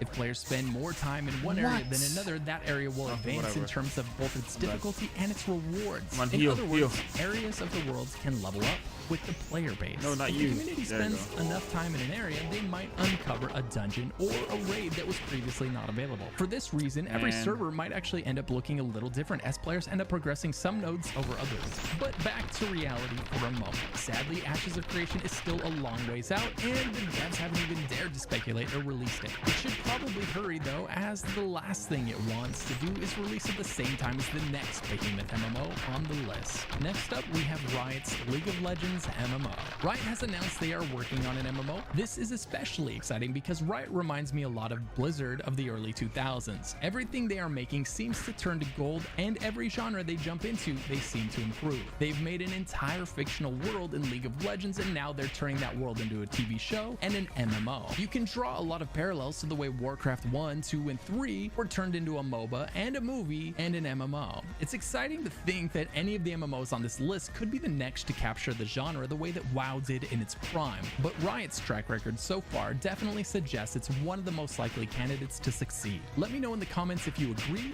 or disagree. Now, before we continue talking about the game, I'm sad to say the game is very early in development, but it is indeed full steam ahead. As of July 2021, most senior roles were filled. He says, like tech director and game director, but we will also need people like a lead rewards designer or lead tools programmer. Heck, I will go as far as to say lead rewards designer is one of the most important roles in this or any MMO. We need a superstar here. And I've got to say, this excites me. I love that they recognize that rewards are what drive the players to continue playing after they hit max level. Failure to create exciting rewards, or worse yet, putting all of the exciting rewards in the cash shop, will always put a lower ceiling on the success an MMO can achieve. So many MMOs fail to create a reward structure that truly feels rewarding enough, and it's exciting to see that he recognizes the elevated importance in the singular topic. topic. But who is Greg and what can we glean from his history? Greg has worked on massive games like Age of Empires, World of Warcraft, and League of Legends. In other words, Greg is stacked. He has experience working on some of the most successful games of all time. Most of what we know about the plans for the Riot MMO are from Greg himself, so let's dive into some of the other things that he has said.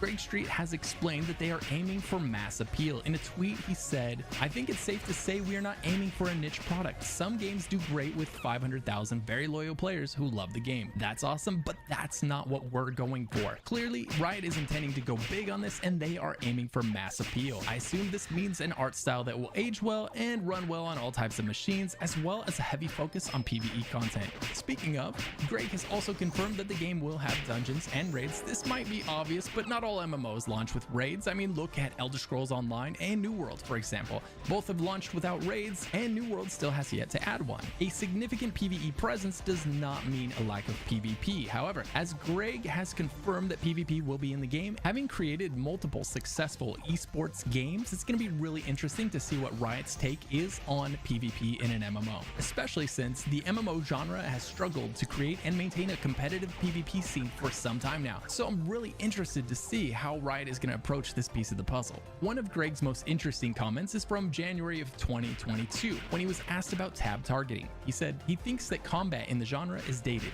and if we combine that information with a job posting where they were seeking an action combat designer, it looks like the game's combat is aiming to evolve past the tab target days of WoW and Final Fantasy XIV in part or in whole. The game appears to be being built on Unreal Engine, as it is hiring developers with Unreal Engine experience, and it is confirmed that the game will have the Holy Trinity. In a tweet, he said the Holy Trinity mostly works, and it sounds like he intends to build group content with the traditional tank, healer, and DPS in mind. And don't worry, fishing is also confirmed as of a tweet in June of 2021. According to a tweet in December of 21, they plan to start having public dev updates in 2022. Hey, it's 2022 right now, so that means if they stick to this, we could start seeing some actual tangible information about the game begin to trickle out here very soon. It sounds like they want the dungeon party size to be around 6 as of a tweet in March of 22. This sounds pretty healthy, as it allows for a tank, a healer, as well as up to 4 DPS, which would be great for keeping the DPS queues short. If you've queued as a DPS in almost any MMO, you know how long these wait times can be. They've stated they aren't trying to reinvent MMOs, they want to make something familiar while innovating a little bit where it makes sense. One interesting choice: make race cosmetics so that you can focus on making your character look how you want it to look. We've seen other MMOs take this approach, especially as of late. Your racial choices in MMOs is becoming very cosmetic, especially when you look at, say, Final Fantasy XIV, and it sounds like Riot is going to double down on that design philosophy. We have no idea when Riot's MMO will be released, but based on other games in the category, a 4 to 7 year window seems reasonable. If the game does come out, it's going to be huge, and we'll definitely be there to check it out. Fractured Online. Fractured Online is one of the more interesting options on the list, in part due to the immediacy of its release. The game is currently in beta, with players playing it every day. It also has one free week where anyone can download the game and try it, coming up here on the 26th of May. So this is a game we actually know a lot about, with a projected release date of this year. Fractured Online is an isometric dynamic sandbox MMO developed by Dynamite Studios, based out of Italy. What does that actually mean? Camera view and controls are reminiscent of Diablo and attempts to bring back some of the best parts of Ultima Online. The game features action combat and hundreds of abilities and dozens of status effects. All the items that you and others equip are crafted by the players from raw materials that they extracted from resource nodes or monsters. Fractured is described as dynamic due to the player-driven in-game politics and the economies, as players and guilds vie for control of desirable territories throughout the game. It is a sandbox MMO due to the total freedom you have while developing your character. The game is classless, so you can combine any items and any skills you want while developing your character as you play the game. For those of you who enjoy a more thematic approach to your character, they have you covered as well. They're adding abilities to the game that will allow you to ultimately be a fleshed out ice mage or a pyromancer, for example. So if you want to lean into a thematic look, feel, or archetype for your character, you certainly can. One of the first things you'll have to decide on is what planet you will be on. This choice will not only impact the look and feel of your zone, but also the type of PvP that you have or don't have. There are 3 planets that you can choose from, different tiers of PvP or lack thereof. Arboreus is the peaceful and mostly safe planet where you can't be ganked or PK'd by other players. Tartaros is on the opposite end of the spectrum with full loot and hardcore PvP for those hardcore PvP players out there. And then right in the middle of those is Syndasia, the in-between, where you could be a criminal and you could PK someone, but there's going to be punishments involved for doing so. Right now, Fractured Online is aiming for a combination of horizontal and vertical progression and trying to create a ton of content so that players don't feel like they need to grind out the same thing over and over. There's 3 elements to character progress. The first is going to be your vertical progression, and that is your talent tree. This immediately reminded me of Path of Exile's talent tree, although a lot less complicated, as it's quite a bit smaller for now. This talent tree does have me excited. I've always really enjoyed the talent tree in Path of Exile, so having a more tamed down version of one that might be a little more approachable for more people sounds like a lot of fun. The second form of progression is going to be your horizontal progression, which is going to be acquiring abilities which are acquired by killing monsters. Different monsters drop different abilities, so you're encouraged to go and kill all types of monsters in all types of places to collect all of the abilities. Remember, this is a classless game, so you start with very few abilities and then you go and farm out the abilities that look cool or exciting to you. The third form of progression will be your gear progression, which is relatively fast and is more about choosing the gear that complements the character you want to play, as opposed to constantly grinding for a decent set of gear like it's a second job. Unlike most of the MMOs on this list, we have a very defined roadmap that leads all the way to the game's release. As of right now, they plan to launch early access in July or August, a crafting profession update in September with new professions and new spells in October, and final content being added in the winter. This would lead to a full release of the game by the end of 2022, as long as everything goes according to plan. Fractured Online looks like it's going to be an exciting addition to the genre, and I plan to dive into it in a full review in the very near future, so watch out for that. Next up, we have a new ZeniMax Online Studios MMO. Or do we? This one's pretty interesting. ZeniMax Online Studios, developer of Elder Scrolls Online, is working on what appears to be multiple projects, and one of which seems to be an MMO. Concrete details are very light on this one, so forgive me as we delve into some speculation and some rumors. Now, let's dive in. Some rumors say that ZOS is working on a new Star Wars Mandalorian MMO. Incredibly random, right? Let's connect some dots and see if we can make that fit. Now, Disney owns Star Wars and Indiana Jones, and we know that Bethesda, sister company to ZeniMax Online Studios, announced an Indiana Jones title in the works. The Indiana Jones game appears to be being worked on by Machine Games, who was acquired by Bethesda's parent company. In summary, there is an open relationship already established between Disney and ZeniMax. If they gave ZeniMax Media an Indiana Jones game, why not toss their online arm a Star Wars MMO? It's not completely unreasonable. The idea of a Star Wars Mandalorian MMO is surprising, but does seem plausible if you look at some of the games that the newly hired devs have worked on in the past. Take, for example, Ben Jones, who was hired in 2018 to be the creative director of a still unannounced project at ZeniMax Online Studios. Let's look at his history. If we look at some of his previous work, we can see that he started with Day of Defeat until that was sold to Valve back in 2002. I remember putting some serious hours into that game, and it's pretty wild to think that he was on the other side of it. He bounced around for a bit before ending up as lead designer for premium content for Battlefield 4, but perhaps most interesting is that he left Battlefield 4 to start Fugitive Games, where they leveraged a successful Kickstarter to build Into the Stars. Into the Stars was apparently one of the first games to ship using Unreal Engine 4, and after finishing that game, he went on to work on a zombie survival game before beginning what he calls the most exciting and unique opportunity of his career at ZeniMax Online. Now, for a man with a track record like that, to say the next project is the most unique and exciting of his career, well, I suppose he has to say that in some ways, but still, he could have said nothing, and it does give the impression that whatever he's working on is going to be huge. If we sum up his career, we see shooters, and we see a passion project about a game that takes place in space. On top of that, ZeniMax hired devs that are experienced in spaceship-themed level design. Could be coincidence. So with all that speculation, let's take a look at what we think we know. ZeniMax Online makes online games, so we can assume at the very least they're working on multiplayer titles. We can take a leap and assume their hiring page hints at a new MMO, as it says we've learned a lot bringing the world of Elder Scrolls to life, and it's time for us to take those lessons and build a new AAA IP. The vision for our next game is grand in every sense of the word, and that's why we're developing a new engine to support the needs of the project and the studio. They are describing a game that is massive and will utilize what they learned from ESO to create a new IP. So we know it's massive, not unlike ESO, but also definitely not ESO, because it's a new IP. And interestingly, they're building the engine in-house, meaning it wouldn't be one of the many UE5 MMOs that's currently in the works. One thing to note, however, is that we did see ZeniMax Online Studios post job listings requesting people with Unreal Engine experience.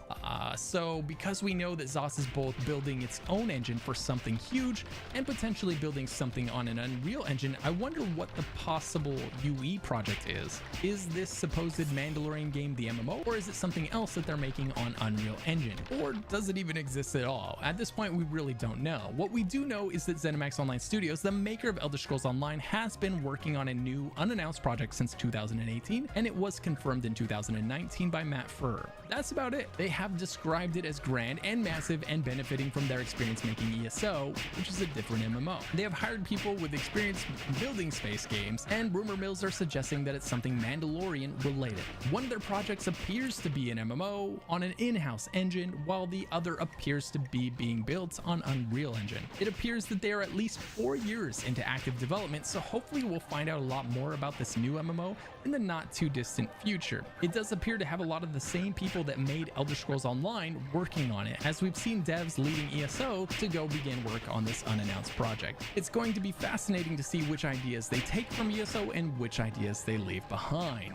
Either way, it's incredibly exciting to see yet another AAA Western developer taking a stab at the MMO genre. Next, we have Bellator's, an MMO just announced in April of 2022, built in Unreal Engine 5. It's going to be a PC exclusive, built with Western players in mind, and made by NU in Korea. Planned for release in 2022, this is another MMO we know surprisingly little about, especially when you consider that their goal was to launch the game or the beta or both in 2022. Bellator's has been in active development since 2017 and has garnered a ton of money from massive companies such as Tencent and even Epic for its development. Epic's investment could have something to do with the fact that this might be the first Unreal Engine 5 MMO to release. According to the developers, the goal for Bellator's is to compete with and exceed the success of BDO. One red flag is that NU was previously a mobile game company, but on the flip side, the current CEO is the former CEO of NCSoft Taiwan in 2003 for 8 years, which means he was part of the Lineage 2 success in Taiwan.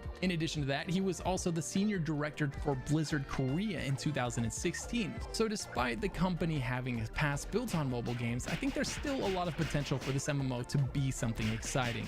It's impossible to tell for sure until we know a lot more about it. On that point, what do we actually know about the game? Surprisingly, very little.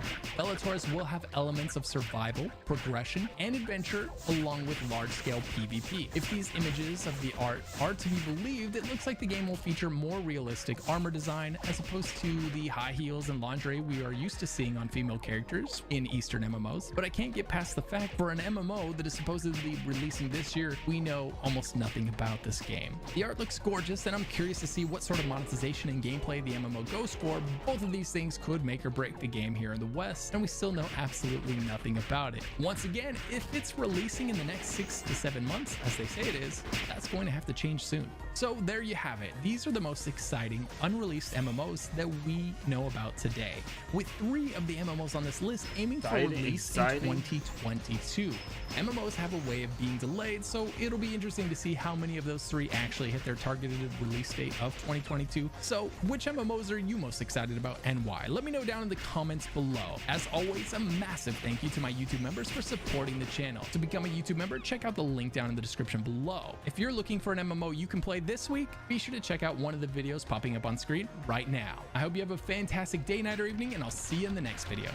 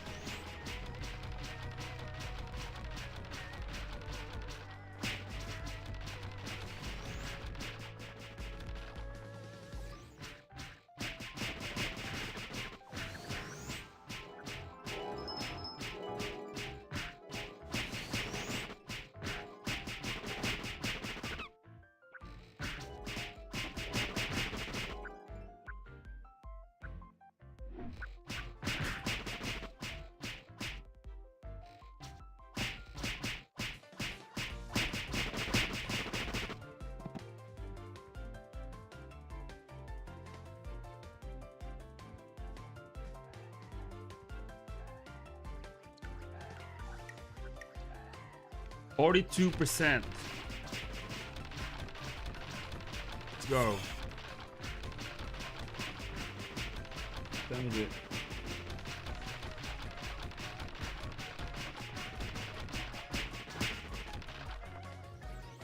Oh no. Oh shit.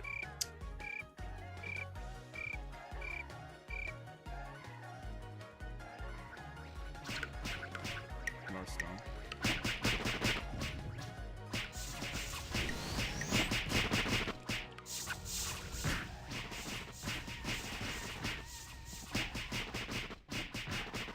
Ugh. Whatever.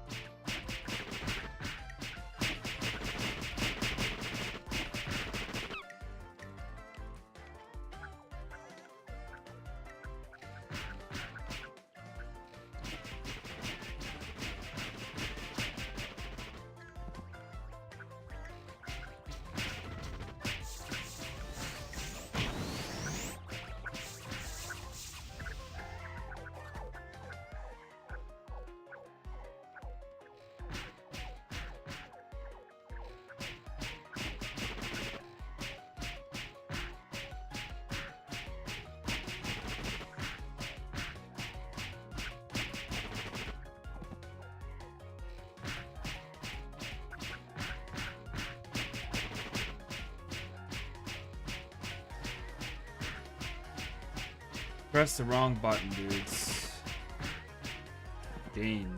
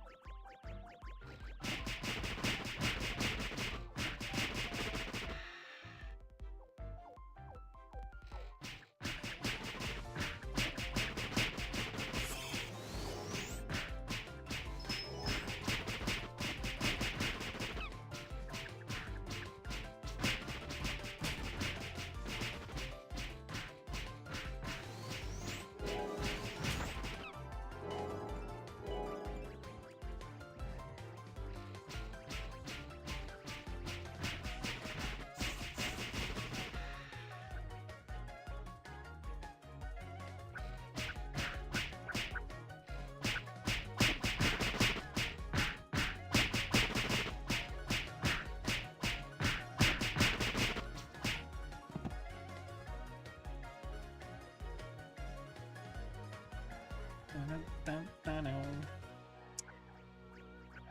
gonna be a long fucking farming.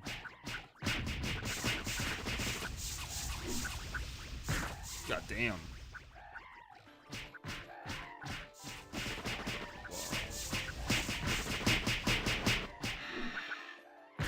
Ouch.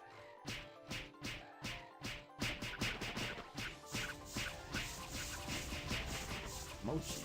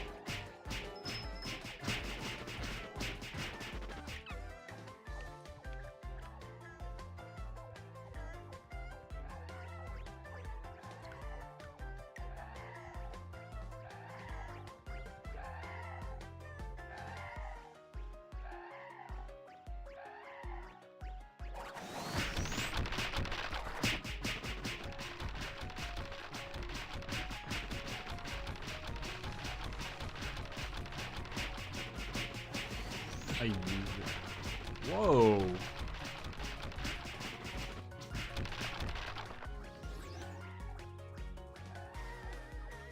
That was 2K. Damn.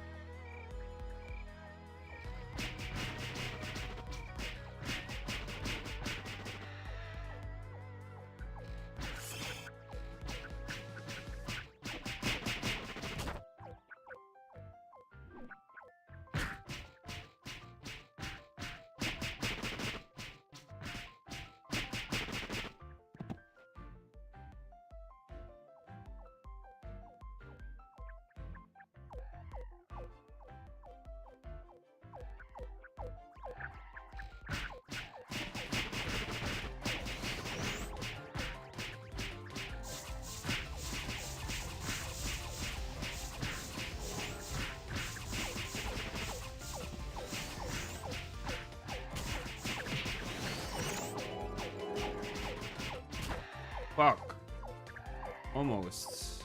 Jesus, that was scary.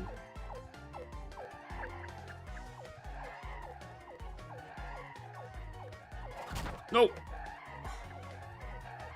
Oof.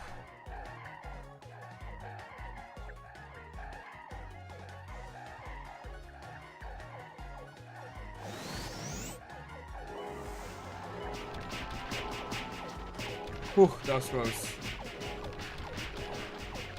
That was really close.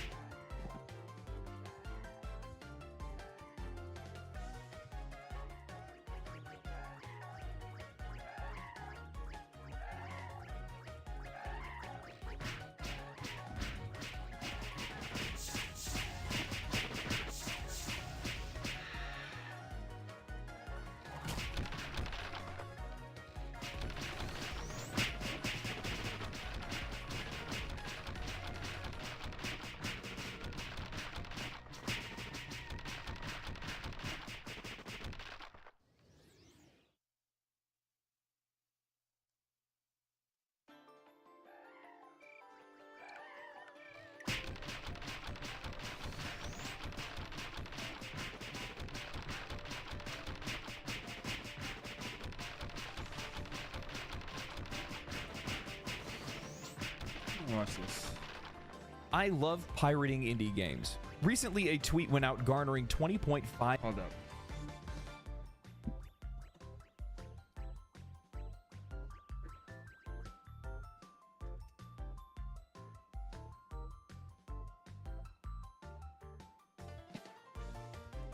Oof. Freaking hot, yo.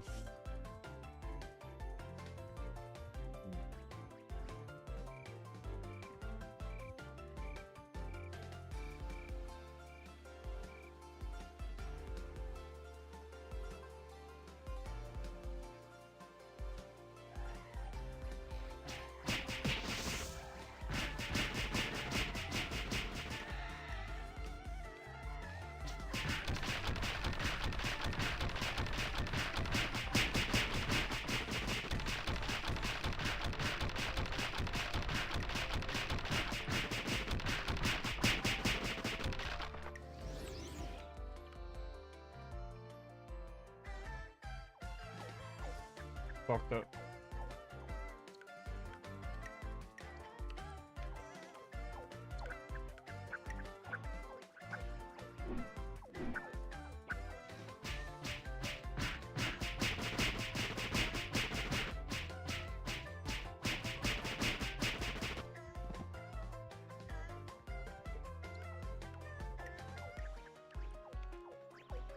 No.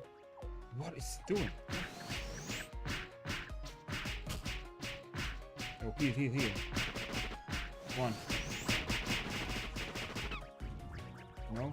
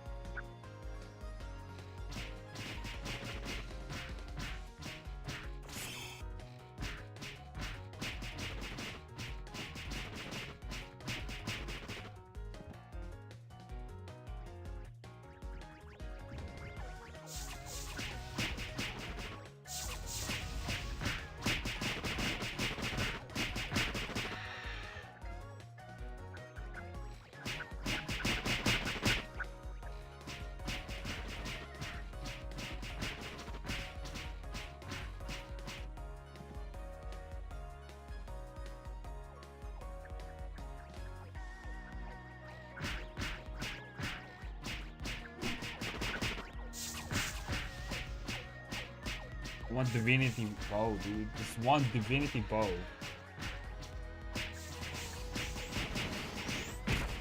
Jesus.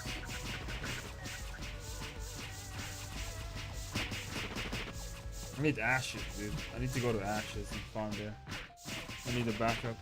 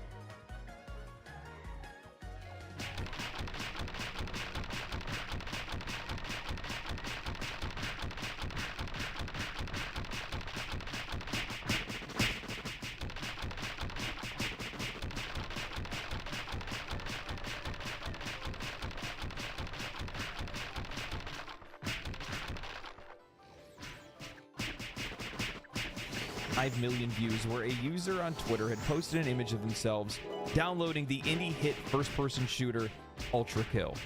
And the solo developer who made that game, going under the name Hakita, responded to the user saying, "As creator of said game, you should support indies if you can. But culture shouldn't exist only for those who can afford it. Ultra Kill wouldn't exist if I hadn't had easy access to movies, music, and games growing up. If you don't have money, you can support via word of mouth." That line of "culture shouldn't exist only for those who can afford it" is beautiful. It's poetry, and honestly, it couldn't be any more true. Lately, we've heard nothing but these CEOs and gaming industry heads coming out talking about how the industry is shrinking and they're worried about the future of gaming and how they need to appeal to a wider and broader modern audience, and the bell is tolled. It's been ringing loud and clear, and everybody can hear it except for these guys. See, because gamers today have been doing whatever they can by any means necessary to play the games that they want to play, and that's only because these CEOs and the heads of the industry are more concerned with the payers rather than the players. If you've watched any of my videos, then you know this is a topic that I'm pretty passionate about, and that's holding publishers and studios accountable for the lies they weave and the graves that they've been digging themselves, all in the name of profit. Year over year, as the gaming industry has grown and gaming has gotten more popular, it's become less about the players and more about their investors. Marketing minds that are taking control, these profit-seeking vampires with no understanding of how creative industries work, are wreaking havoc on beloved studios and franchises, bleeding them dry and leaving their carcasses out to be picked by investment vultures. It shouldn't be a surprise to anybody at this point why piracy is on the rise, but let's break it down piece by piece so we understand why this is going on and why it's going to get bigger and why trying to stop it is the worst choice that these companies can make. This morning, another major food company getting set to raise prices at the grocery store. The Business Insider headline says it all. Millennials are getting priced out of cities, and researchers don't necessarily think the trend will change. It's not the news drivers wanted to wake up to Wednesday morning as gas prices in California hit a record high. Recently, unemployed full-time workers applied to an average of 30 jobs, only to receive an average of 4 callbacks or responses. While this is what's happening in the US, this is happening all across the world. Plain and simple, money is tight, and while it might not be tight for everyone, it might not be tight for you, it's rough for a lot of people right now. As an example, when games like Ubisoft's Assassin's Creed Shadows and Star Wars Outlaws are selling for $130 for the full game first day experience, without any regional pricing, that's over 700 Brazilian real. That's costing 1/4 of the average income of somebody in Brazil.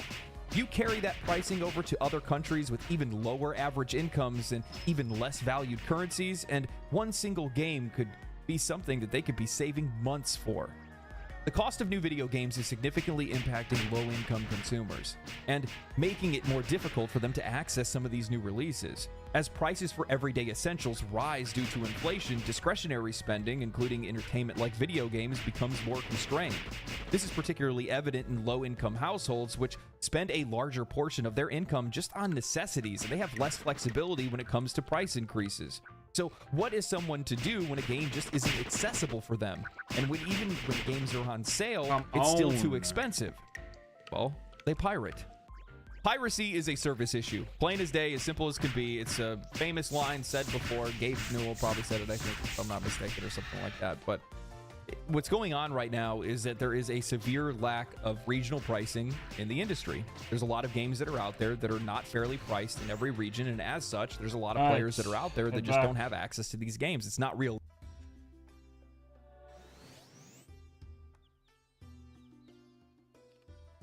I should put it here.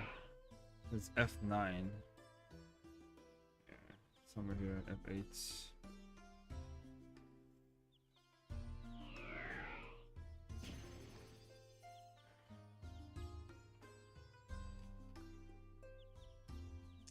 Need to use the bathroom. Mushroom, that, mochi, that. Scale.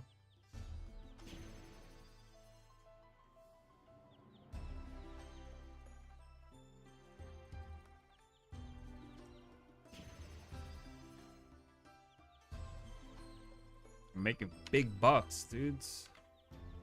shit. What is this? Which?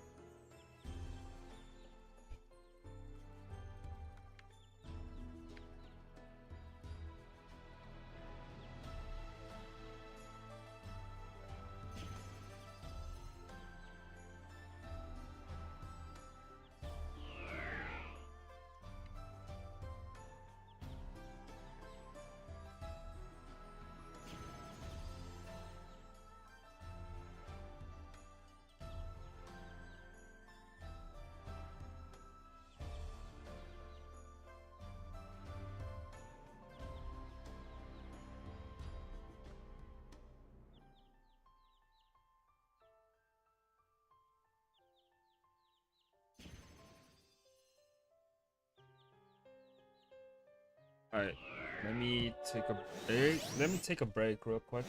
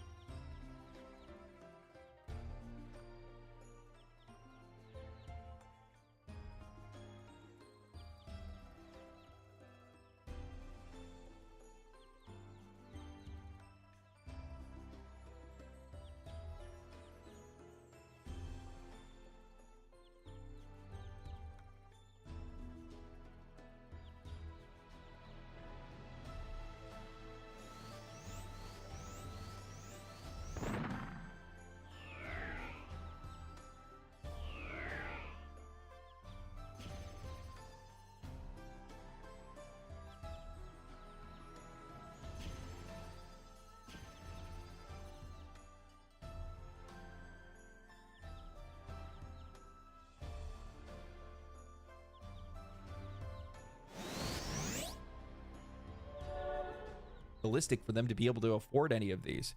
And I realize there's going to be some people that are going to hop in and go, hey, Mr. Streamer, YouTube guy, look here. There's tons of cheaper games that are out there. There's indie games that are out there. There's free-to-play games, man.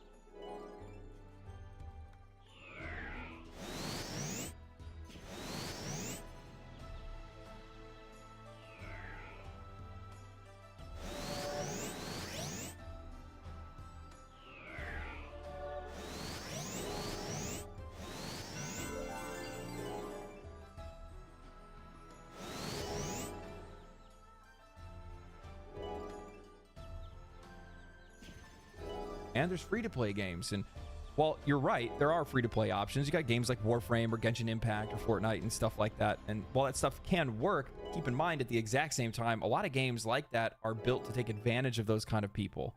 Not all of them, but a lot of them are. And what I mean by that is that it's much easier to get somebody to spend $3, $5, maybe $10 than it is to get them to spend $70 or $130. It's a way for them to be able to capture some of those sales that they haven't been able to get because some of those people can't spend that much money, but we can nickel and dime them. That's much easier to do. That's the part of the prevalency of microtransactions more than anything else. And keep in mind at the exact same too is that a lot of those games are built to take advantage of them also for being, well, food for the whales more than anything else. The schools of fish that the whales feed upon. And one of the things that's kind of bothering me lately, especially thinking about when people point to free-to-play games for folks that don't have a lot of money, is that I'm wondering if a lot of this regional price locking isn't put in place specifically to try to drive those players into their free-to-play games in the first place. And the reason being is because the more players that are there and the more players that aren't spending a lot of money that are there gives more fish for the whales to feed on. And also on top of that, it emboldens the prices and emboldens the purchases that a lot of these whales will end up paying for because of the fact that there's more people to be able to show off their skins to, more people to beat them in PvP, more people to show off their characters to, and whatever else. And I think it's also really important to keep in mind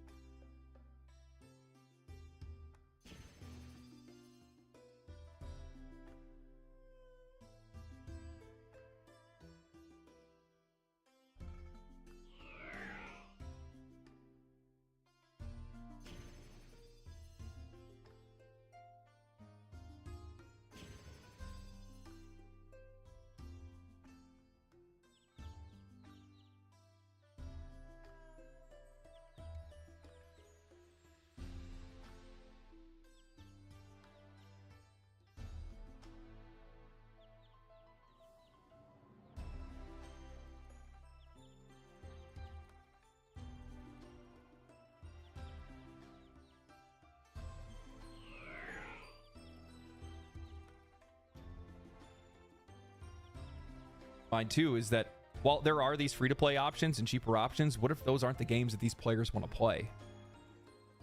Another key issue that's becoming more apparent year over year is digital only and online only. While the internet has become more widely accessible over the years, a 2023 study shows that approximately 67% of the world's population has access to the internet in varying degrees, but that still leaves 2.6 billion people without access at all. And keep in mind, I said varying degrees. While this study shows that they have access, the wide majority of that is likely not the high-speed internet that many of us enjoy, or even internet that's in their own household. Meaning that even if they have access, it's likely impossible to believe that any of them can even attempt to download Call of Duty Black Ops 6's half a terabyte download before Activision releases the next Call of Duty. And we're not even talking about how playable online-only games have put even more pressure on there and put even more games out of reach of players. I've seen far too many games over the last few years switch to playable online only, even when they're widely single-player experiences, or even completely single-player experiences. Some of them are doing it because they want to make sure that players have access to DLC in online stores. Some of it's because most of these games aren't even contained on the disc anymore. However, the vast majority of it is because they're using it for anti-piracy purposes. They're using your internet connection to verify your purchase and your license and give you access to the game. Which, I'll be honest, I think is something that is only directly serving to exacerbate this issue of lower than projected sales that many of these companies have been pointing to. I mean, including these anti-piracy measures and forcing online only, sure, you're stopping a group of players that may play your games through illegal means. However, on the other hand, you're potentially cutting off access to the game from millions of other players that otherwise would have bought it. Let's use a game like Diablo as an example. Both Diablo 3 and Diablo 4 work for this because they are back-to-back Blizzard's fastest-selling titles of all time, record breakers. I mean, the Diablo franchise is one of the most recognizable IPs in all of gaming, but when you have a game that appeals to that wide of a player base, that attracts that much in sales, that equally means there is just as large of an audience that's out there that would have bought and played that game if they had the ability to. But they didn't because Blizzard didn't make it available to them by locking a mostly single-player experience to online only. Blinded by the allure of immediate sales, these companies are going for the bag when they could have gone for the bank the entire time. Personally, I find it hilarious that these CEOs are running to the media crying about how they're seeing the industry going downhill, how there's less people to be able to sell games to, how their investors are upset, they're going to have to lay off, it's just part of business, you know, they're reading the stars or whatever it might be, trying to figure out exactly what they're trying to do next, and it's all self-inflicted. This is all things that they're doing to themselves. It's almost like they didn't see the rake, or even feel, they felt the rake but didn't see the rake when they stepped on it. That's probably the best way to say it. And you know, I think that Sony and Helldivers 2 is the best example of this. Still to this day, it is not available in over 180 countries. That's over 90% of countries in the world that Helldivers 2 is not available in. You're doing this to yourself. When there are less players that have access to your games, that means that you make less money. That means that there's less people that are playing your game. That means there's less people that are talking about your game. That's less people that are selling that game to their friends. When you don't make your games accessible, you make less money. Players have less options, and then those players go and make options for themselves. For many, piracy has become a necessity, even more so when we start looking at legacy titles and retro games. Piracy has increasingly become one of the only options that we have available to us for games preservation due to the evolving nature of digital downloads and often the prohibitive barriers that are imposed by these game publishers. As digital distribution replaces physical media, many games are delisted from online stores, rendering them inaccessible to future generations. Additionally, if you look at DRM restrictions and online-only requirements, even legally purchased games become unplayable once servers for those games are shut down. We recently just saw this with a slew of different games from Ubisoft, like The Crew. In regions where games are either unavailable or unaffordable due to economic disparity or regional restrictions, piracy offers the only viable means to access and preserve a lot of these cultural artifacts. Without the unofficial channels that a lot of these players have access to, a significant portion of gaming history is completely lost, depriving future players of the joys that we've all had the chance to enjoy. I'd argue that the vast majority of people that are out there pirating games for themselves, trading pirated games, or buying them aren't doing it because they want to do it. They're doing it because they have to do it because there's no other options available to them. Again, this is something that is ultimately brought on by the industry that's creating these games and not the consumers themselves.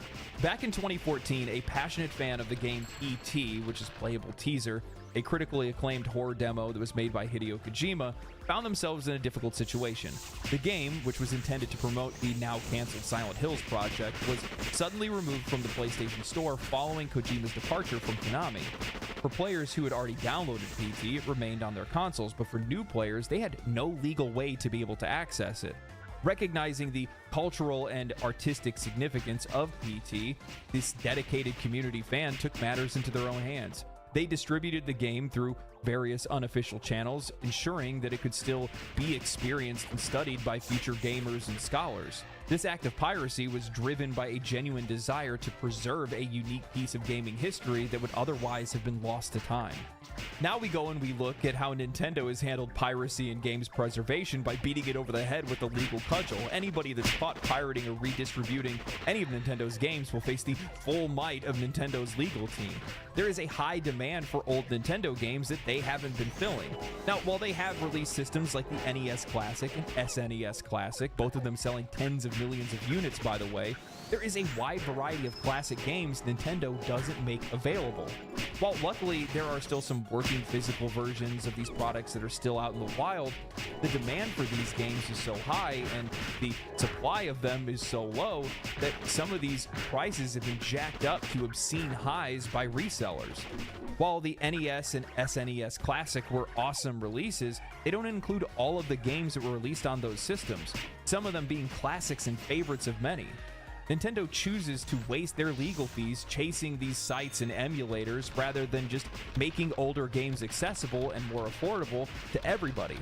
Again, it's another company that's leaving money on the table for no good reason and creating a piracy issue on their own. Now, I want everybody to keep in mind that the NES Classic and the SNES Classic outsold modern consoles in the months that they were released in, which showed that there was a massive hole waiting to be filled. There was a huge part of the market that was looking forward to being able to experience these kind of games again, or even experience it for the first time. I'm sure there's a ton of newer generation, younger generation players that are out there that have wanted to play these games because they've been hearing about them their entire lives, watching videos like this, and they finally got the chance to play it on updated televisions with HDMI, and they went out and bought it too. There's players, they want to buy these games, they want to play these games, and it's as simple as that. It's just crazy to me looking at a company like Nintendo that's spending all this money on legal fees fighting piracy that they created themselves. If they would just make those games available and make them more widely accessible and affordable, well, then players are going to play them, and then all of a sudden, guess what? You don't need to spend all this money on legal fees. Chances are you'll make far more money doing it that way than the way that you're doing it right now. Look, this isn't a video about why piracy is good, because I don't think it's good. It's obviously illegal, and it's illegal for a good reason, but at the exact same time, it's not the pirates that are the problem here, it's the companies. Now, I want to roll back to the initial tweet from Hikita. As creator of said game, you should support indies if you can, but culture shouldn't exist only for those who can afford it. Ultra Kill wouldn't exist if I hadn't had easy access to movies, music, and games growing up. If you don't have money, you can support via word of mouth. Now, while I'm sure there are those that are out there that believe that those of low income or low income countries have a lot more to worry about than video games, Hikita is right. Status shouldn't be a barrier to happiness and culture, especially when that barrier is artificial. Games can be cheaper, games can be more available, and artificial restrictions that are imposed by the industry shouldn't have any bearing on somebody's access to enjoyment, education, and art. I think he also points out something else that far too many have lost touch with, and it's something that's growing more obvious over the last few years. Players sell more games than marketing does. Now, I've brought this up in the past in a previous video, but back in April, Baldur's Gate 3's head of publishing, Michael Dowse, was talking about the popularity and the sales of Baldur's Gate 3 and his thoughts on video game marketing. He was quoted saying, "Marketing is dead. It truly is. I can back this shit up, man. There are no channels anymore. It doesn't work. You used to have marketing, communication, and PR. Marketing was essentially just retail theory. You were trying to get your box on the right point of the store shelf, and you had partnerships with retail stores. Those pipelines are gone. Now you've got the internet. Nobody's looking at ads anymore. All of these channels we would use to market through are no longer really viable. So their function is also reduced by the fact that players just want to be spoken to. They don't want to be bamboozled. They just want to know what you're making, why you're making it, and who it's for." The reason I bring that up is because Hikita recognizes what many in the industry don't. Even players who can't afford to buy your games can help you sell your game. With the age of the internet and the prominence of social media, communication has been the best way to move products. Most people ignore ads. They do whatever they can do to try to avoid them. The more players that are talking about your game means it's more likely to be noticed by more people, and it's probably going to sell more copies. It's just as simple as that. The video game market is becoming more and more saturated year over year, especially on the indie side of things. And how many people do you think out of that 20.5 million views that retweet got heard about Ultra Kill for the very first time?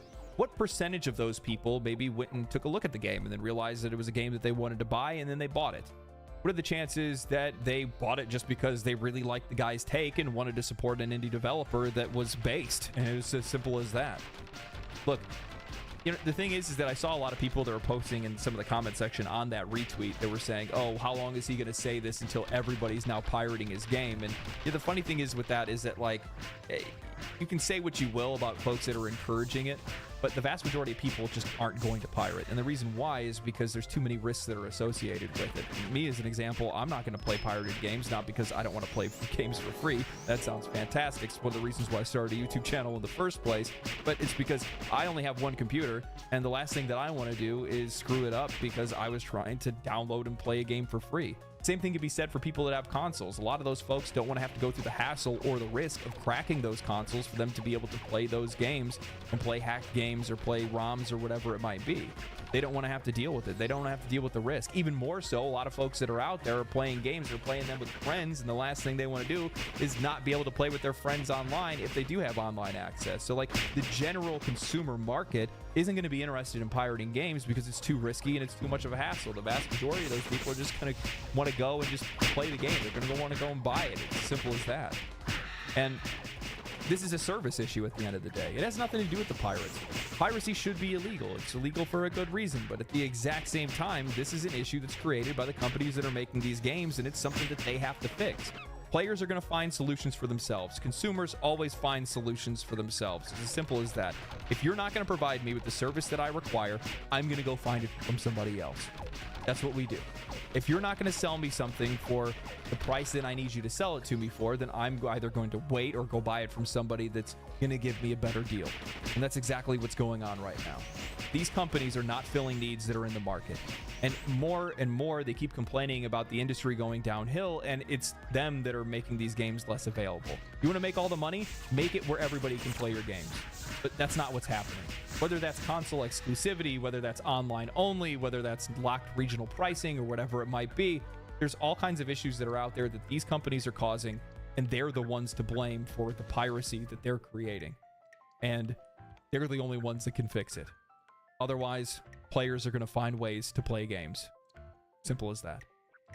Anyway, hope you guys enjoyed this video. That's all I got. It's a really interesting issue. I mean, the dev is absolutely catastrophically based for his take. It's absolutely fantastic. I personally went out and bought the game pretty much. I played the demo and really enjoyed it. It's actually really sick, to be honest with you. I don't know how I didn't hear about it. It's kind of one of those things. You kind of get trapped in these circles of games that you always follow, and you never really hear about some of these other indie games or things like that that are out there, and the next thing you know, all of a sudden, you know, you get exposed to it in one way or another, and you're like, holy shit, how did I not see this? It's a lot of fun. If you guys see some of the gameplay from the video, you might like it, give it a shot. Anyway, thank you guys for watching the video. Stay cool, stay righteous, stay safe, my friends. Follow me on Twitch if you want to catch me reacting to news and things like that live, as well as, you know, sometimes playing video games, I guess, too. But outside of that, yeah, that's all I got. Peace! Family, family, family, family.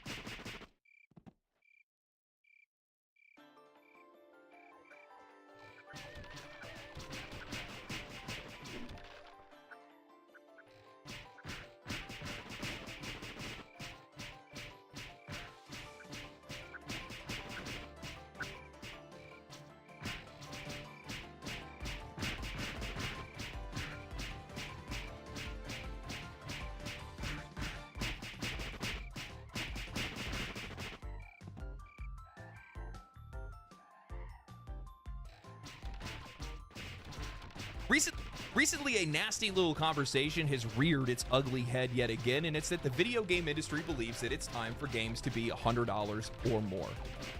Mark my words, if this is the path that the industry chooses to follow, this will likely lead to the largest collapse this industry has ever seen.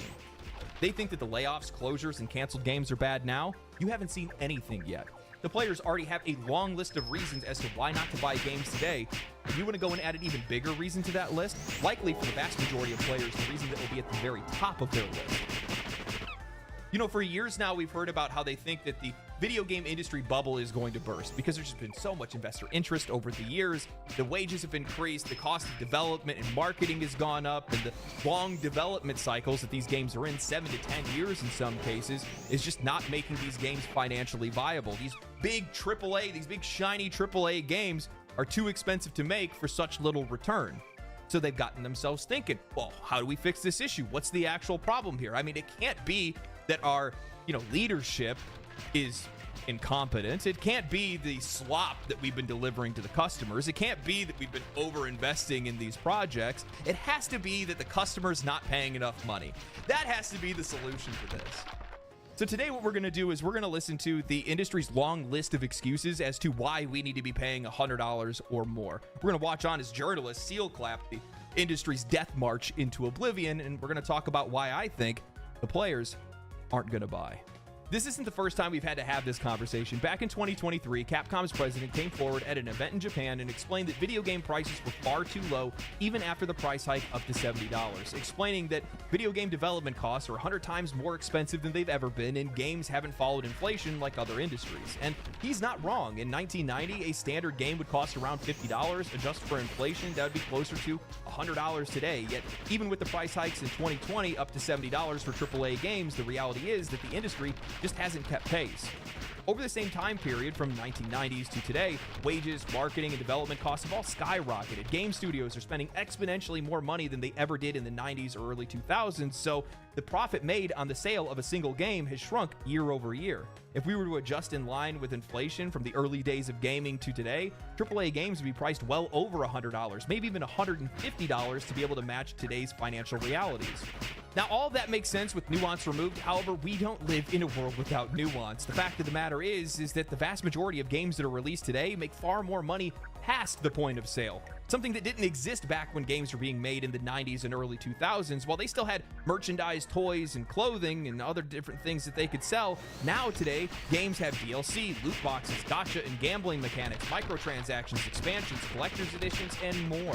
I'm sorry, but you can't convince me that video game companies aren't making enough money today, or there aren't enough ways for them to make money. However, games journalist and industry analyst Matthew Ball are going to try to tell us otherwise. In an article written by Eddie Mackich titled GTA 6 could cost as much as $100, some hope.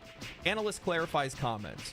If Take-Two raises prices to $80 or more, other publishers could apparently follow suit. Eddie writes, veteran investment analyst and researcher Matthew Ball of Opinion has released a gargantuan 219-page report about the state of video gaming in 2025, and some of the presentation looks at how the video game industry could possibly grow in 2025. In a section titled How Player, Playtime, and Player Spend Might Return to Growth, Ball mentioned a variety of opportunities, including Grand Theft Auto 6 costing as much as $100 when it launches this year.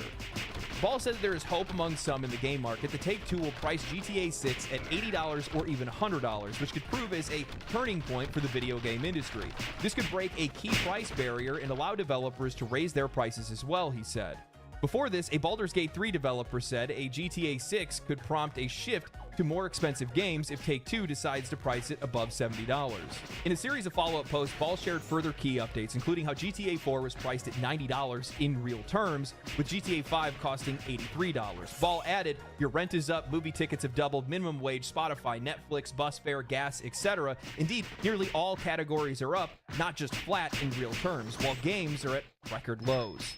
He went on to say Rockstar's cost isn't sufficient to set the price, but the argument games should be the only thing never to adjust for inflation and thus be, in the strictest terms, worth less every year is not healthy either or a good argument, in my opinion. Ball was not making a prediction himself that GTA 6 would cost $100, only that there is a belief in the market by some that it could happen. For his money, Ball said that GTA 6 will cost $70. I can't believe I have to say this, but customers only ever care about inflation when said inflation affects them and their money. $100 is $100. Whether it's 1990 or 2025, no matter how you spin it, what excuses you make, or what numbers you point to, the vast majority of people just flat out cannot afford those prices and will have a far more difficult time justifying buying games day one or buying games at all.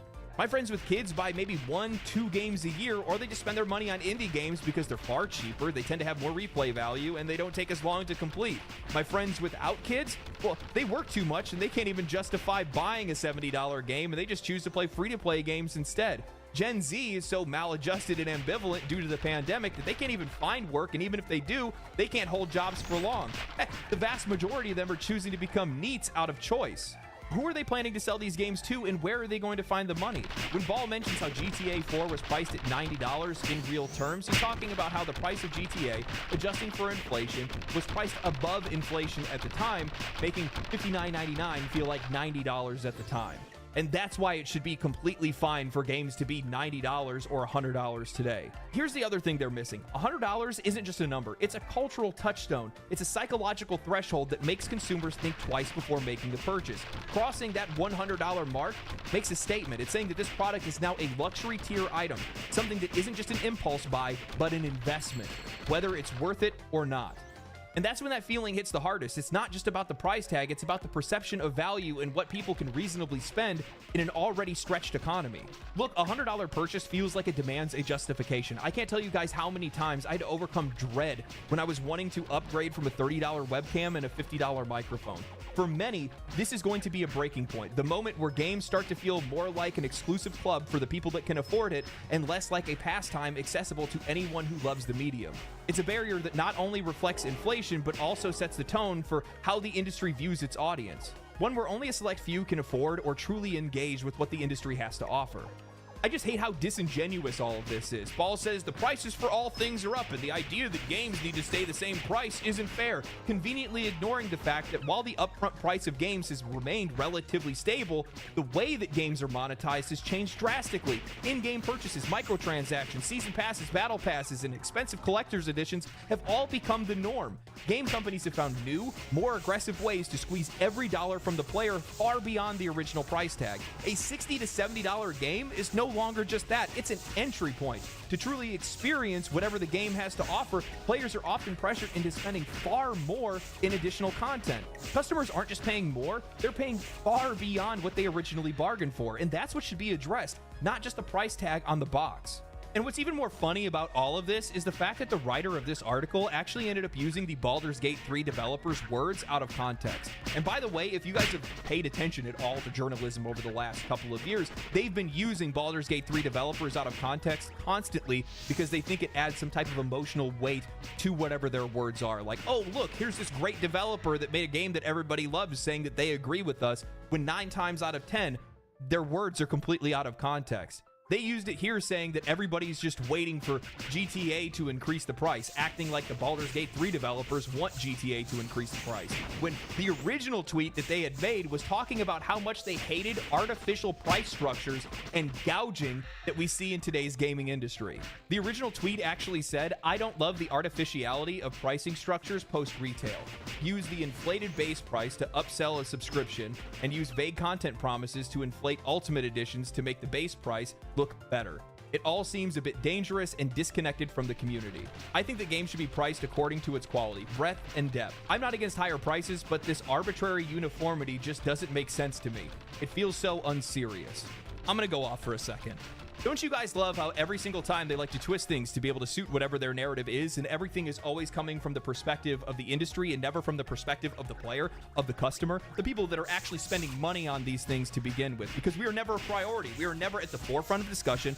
We are never at the forefront of their mind when they're making these decisions. And then they sit back and they wonder why games are failing and studios are closing. I don't know. How could that possibly happen? The prices for everything is going up. You're absolutely right. Now that I think about it, you know what hasn't gone up with inflation? The general quality and day one performance of video games. Even some of the best games that we've seen released over the last few years can't even hit a standardized level of quality. We are spending $60 to $70 on brand new day one video games that we have to sit there and hold the bag because the game's not even finished, because it's always the minimum viable product that's being released to us, and we have to wait for them to finish the game for us to be able to play it. But let me take a wild guess and say they're probably going to try to blame the price of things on that as well. They want to talk about how expensive it is to make games today. You know, my question is, why are we the ones that need to keep up with you and your spending? We didn't sign up for that. When I look around the industry, I see some of the most successful games over the last few years: Baldur's Gate 3, Black Myth Wukong, Space Marine 2. These games were made with a quarter of the budget of some of these big, flashy AAA games that nobody ended up buying in the first place. You guys are making tens of billions of dollars. The vast majority of the money that is made in this industry is coming from microtransactions. This is not my problem. The sheer cowardice of these companies to sit by and wait for somebody else to increase prices because they know it's a game or they think it's a game that everybody's going to buy and it's going to be the best way to just sneak that price change in. And that is so telling because you are pathetic and you realize that your games wouldn't sell. Asman, thanks for unpausing. Eddie continues with $70 is the current market rate for new AAA releases, and in fact, it was Take-Two that was among the first to raise prices from $60 to $70 back in 2020. Many are naturally wondering if Take-Two might raise prices again for GTA 6's launch. But it remains to be seen if that'll happen. Beyond updating the sticker price for games, video publishers have found other ways to be able to make more money out of players, including expensive editions, microtransactions, and battle passes, just to name a few. GTA 5, for example, has sold 205 million copies and brings in a lot of money in microtransactions in GTA Online. Early predictions have said that GTA 6 could sell 40 million copies and earn more than $3 billion in revenue during its first year alone.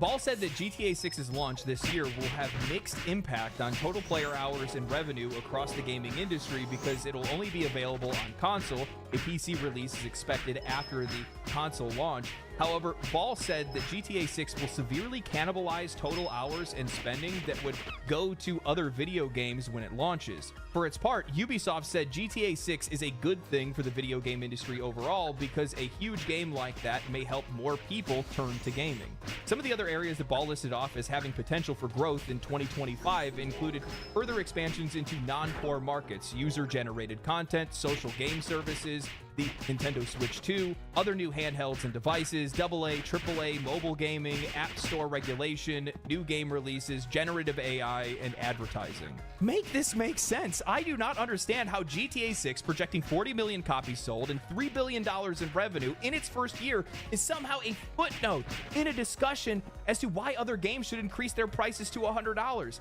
They are failing to realize why GTA 5 did so well, why GTA 6 is likely to do even better, or why it could even sell for $100 in the first place. You're not even thinking about what the impact of a price increase would be on other games and other studios outside of one of the biggest video game franchises of all time. $70 is the new current market rate for AAA releases? No, I think it's the going market rate for trash. The best releases on PC over the past 2 years have been $60. I mean, take a minute to think about it. If game prices were $100 today, what games would have realistically come out at $100? Suicide Squad Kills the Justice League, Assassin's Creed Shadows, Skull and Bones, Star Wars Outlaws, Dragon Age The Veilguard, Diablo 4, Call of Duty, The Sims, sports games, trash, generic slop, and in some cases, absolute dumpster fires. And while some of them still would have reached an audience, they wouldn't have reached an audience of the same size because they would have cut off their leg to save a foot in regards to the game's price. I mean, think about what you're saying here. Even Ball mentions how GTA 6 is likely to cannibalize the sales and playtime of other games when they're released. Now imagine these morons raising their prices to $100. Good games sell well and bad games don't. And from my perspective, if the price of games were to increase, it's going to price a lot of players out of a lot of games and the entire market is going to shift. Good games will sell well and bad games won't sell at all, which means a minor mistake could have catastrophic consequences for some of these studios, and the gap between successes is going to become an ocean many studios cannot cross. I do not understand why the conversation isn't focused around how much money these companies are spending on games. Companies that cannot properly budget their own projects, set realistic sales projections, or even target an audience's needs properly. Ubisoft spends hundreds of millions of dollars on a busted-ass pirate ship simulator. EA invested hundreds of millions into an educational HR video disguised as Dragon Age. And we have so many more studios that are torching millions of dollars on bloated games filled with busy work and realistic eyelashes. What are we doing here? This industry is in a state of entropy where they just keep pressing forward, they keep spending more money, they're adding nothing to the core experience, and the customer is the one that is expected to keep up with their spending. They want to blame the failures of the industry on not making enough money, only to distract from the fact that it's their fault that people are losing their jobs. Studios are closing and sales are dwindling. I actually read through Matthew Ball's 223-page presentation, and he unwittingly proved it himself. In 2020, IDC, Google, ARC, and SMP all made projections on what they thought the industry would look like with its growth in the coming years. They viewed the pandemic boom as an accelerant, not an anomaly. Yes, these idiots thought that COVID was the future. ARC Investments forecasted that the industry would grow by 50% in 4 years, from $200 billion to $300 billion. Meaning that investors, blindly trusting speculators, ran to invest in these companies and publishers, and in turn, those companies, flush with cash, invested heavily into their new future. Only for them to be met with the crushing reality that none of those predictions would come true, outside of Ampere, so if you're going to use them for investment, they're actually probably the better bet. They don't want game prices to increase for inflation, they want game prices to increase to make up for their colossal financial hole that they've dug themselves into.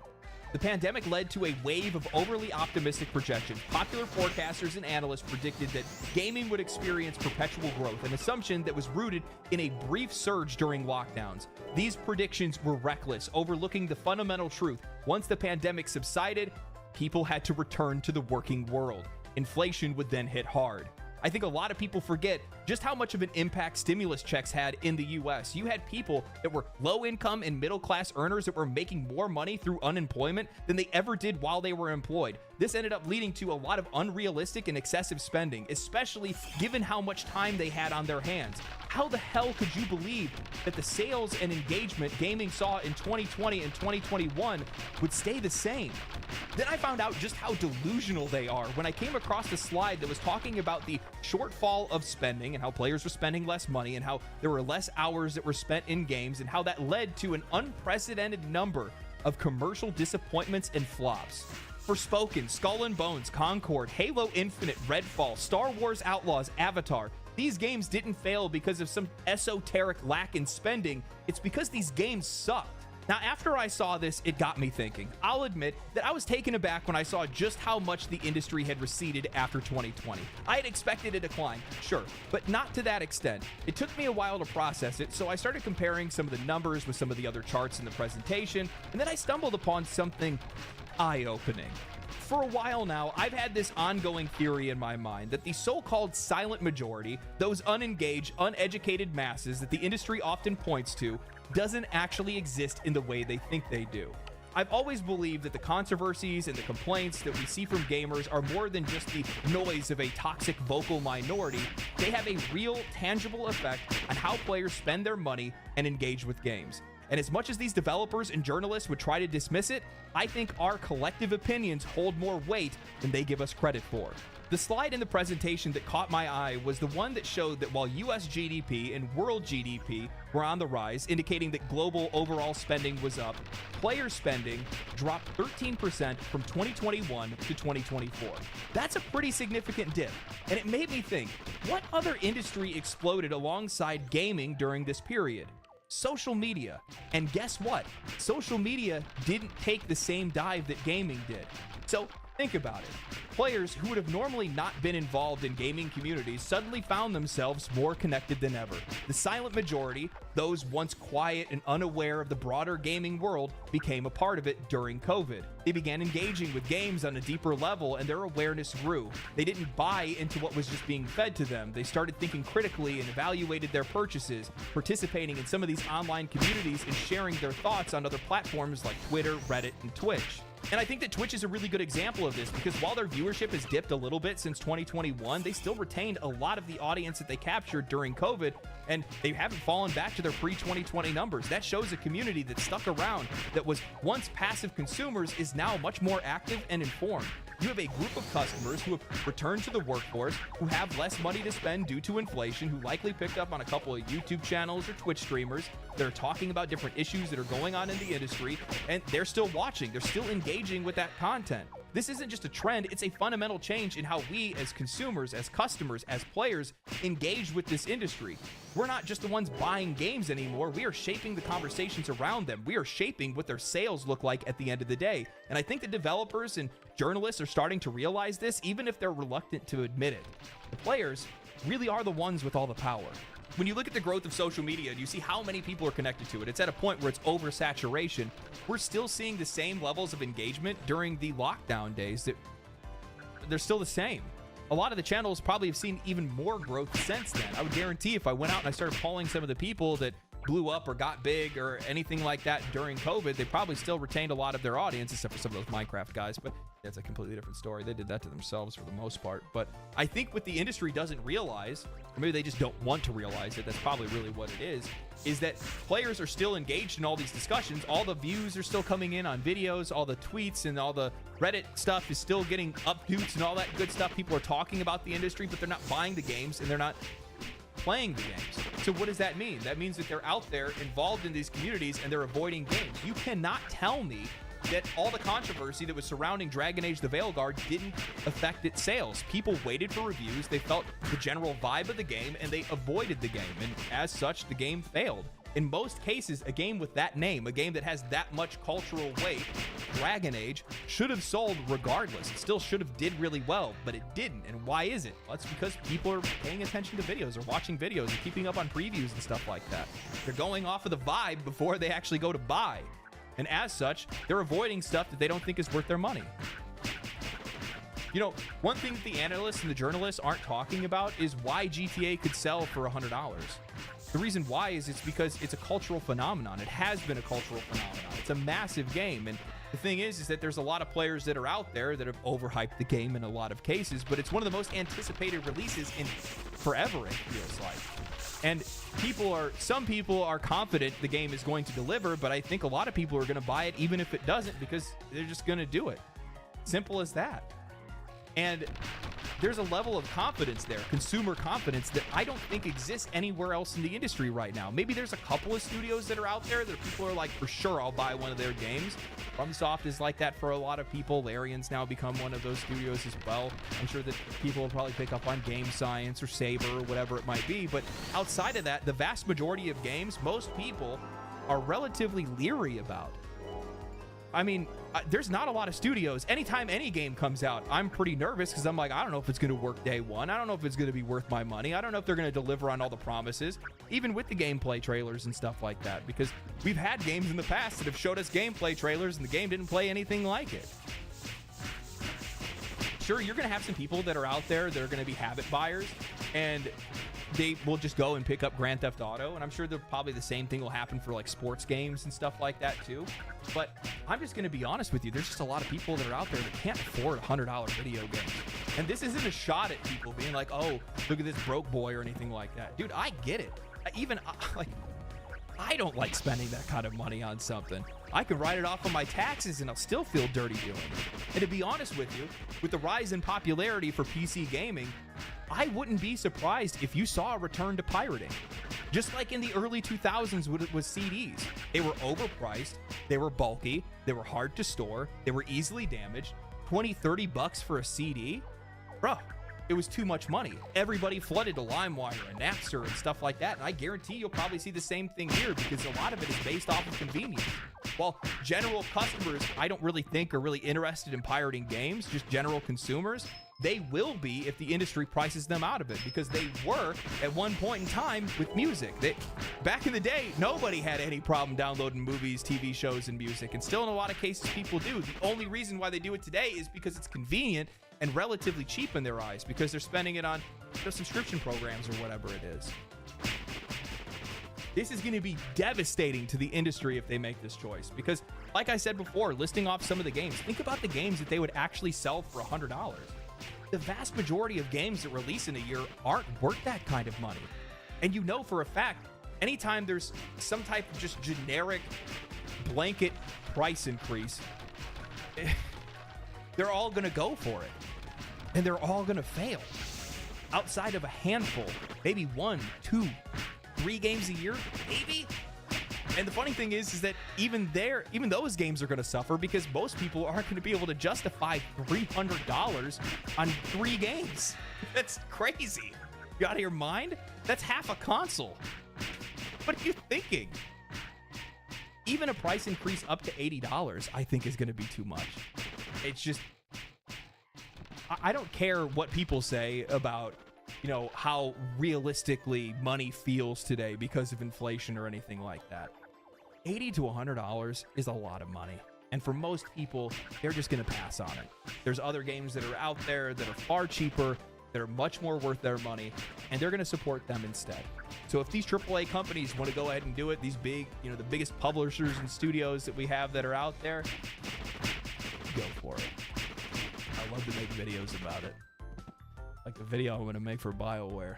Oh, man, that one's a long time coming. Anyway, hope you guys enjoyed the video. If you guys did like the video, subscribe to the channel, share it to your friends, share it on social media and things like that. Boost my engagement. Make me famous. See you guys later. Stay cool, stay righteous, stay safe. Family, family, family, family. If there was one company that I could point to and say they are a microcosm of everything that has gone wrong in games today, I'm talking about all the things that players hate about games today. A company that the vast majority of people would sit back and celebrate and watch them burn. Heck, they'd probably bring their own gasoline. That's Electronic Arts. They are the ultimate evil. They are the progenitor of some of the worst consumer practices: over monetization, exploitation of players, lowering of quality, lowering of standards. Heck, they run the whole gambit, and in a lot of cases, they're the ones that invented it, and the rest of the industry's been following their lead because they've made so much money doing it. But the funny thing is, that stopped. $6 billion erased in an instant. That's 6 Ubisofts if you guys are counting. And it's all because they had to tell their investors that, sorry guys, FC25, which is their biggest franchise, it's one of the biggest franchises in the entire world, is not making money like it used to. People are not buying it, and people are not spending money on the microtransactions like they were before. On top of that, their star child in Dragon Age the Veilguard missed sales projections by 50%.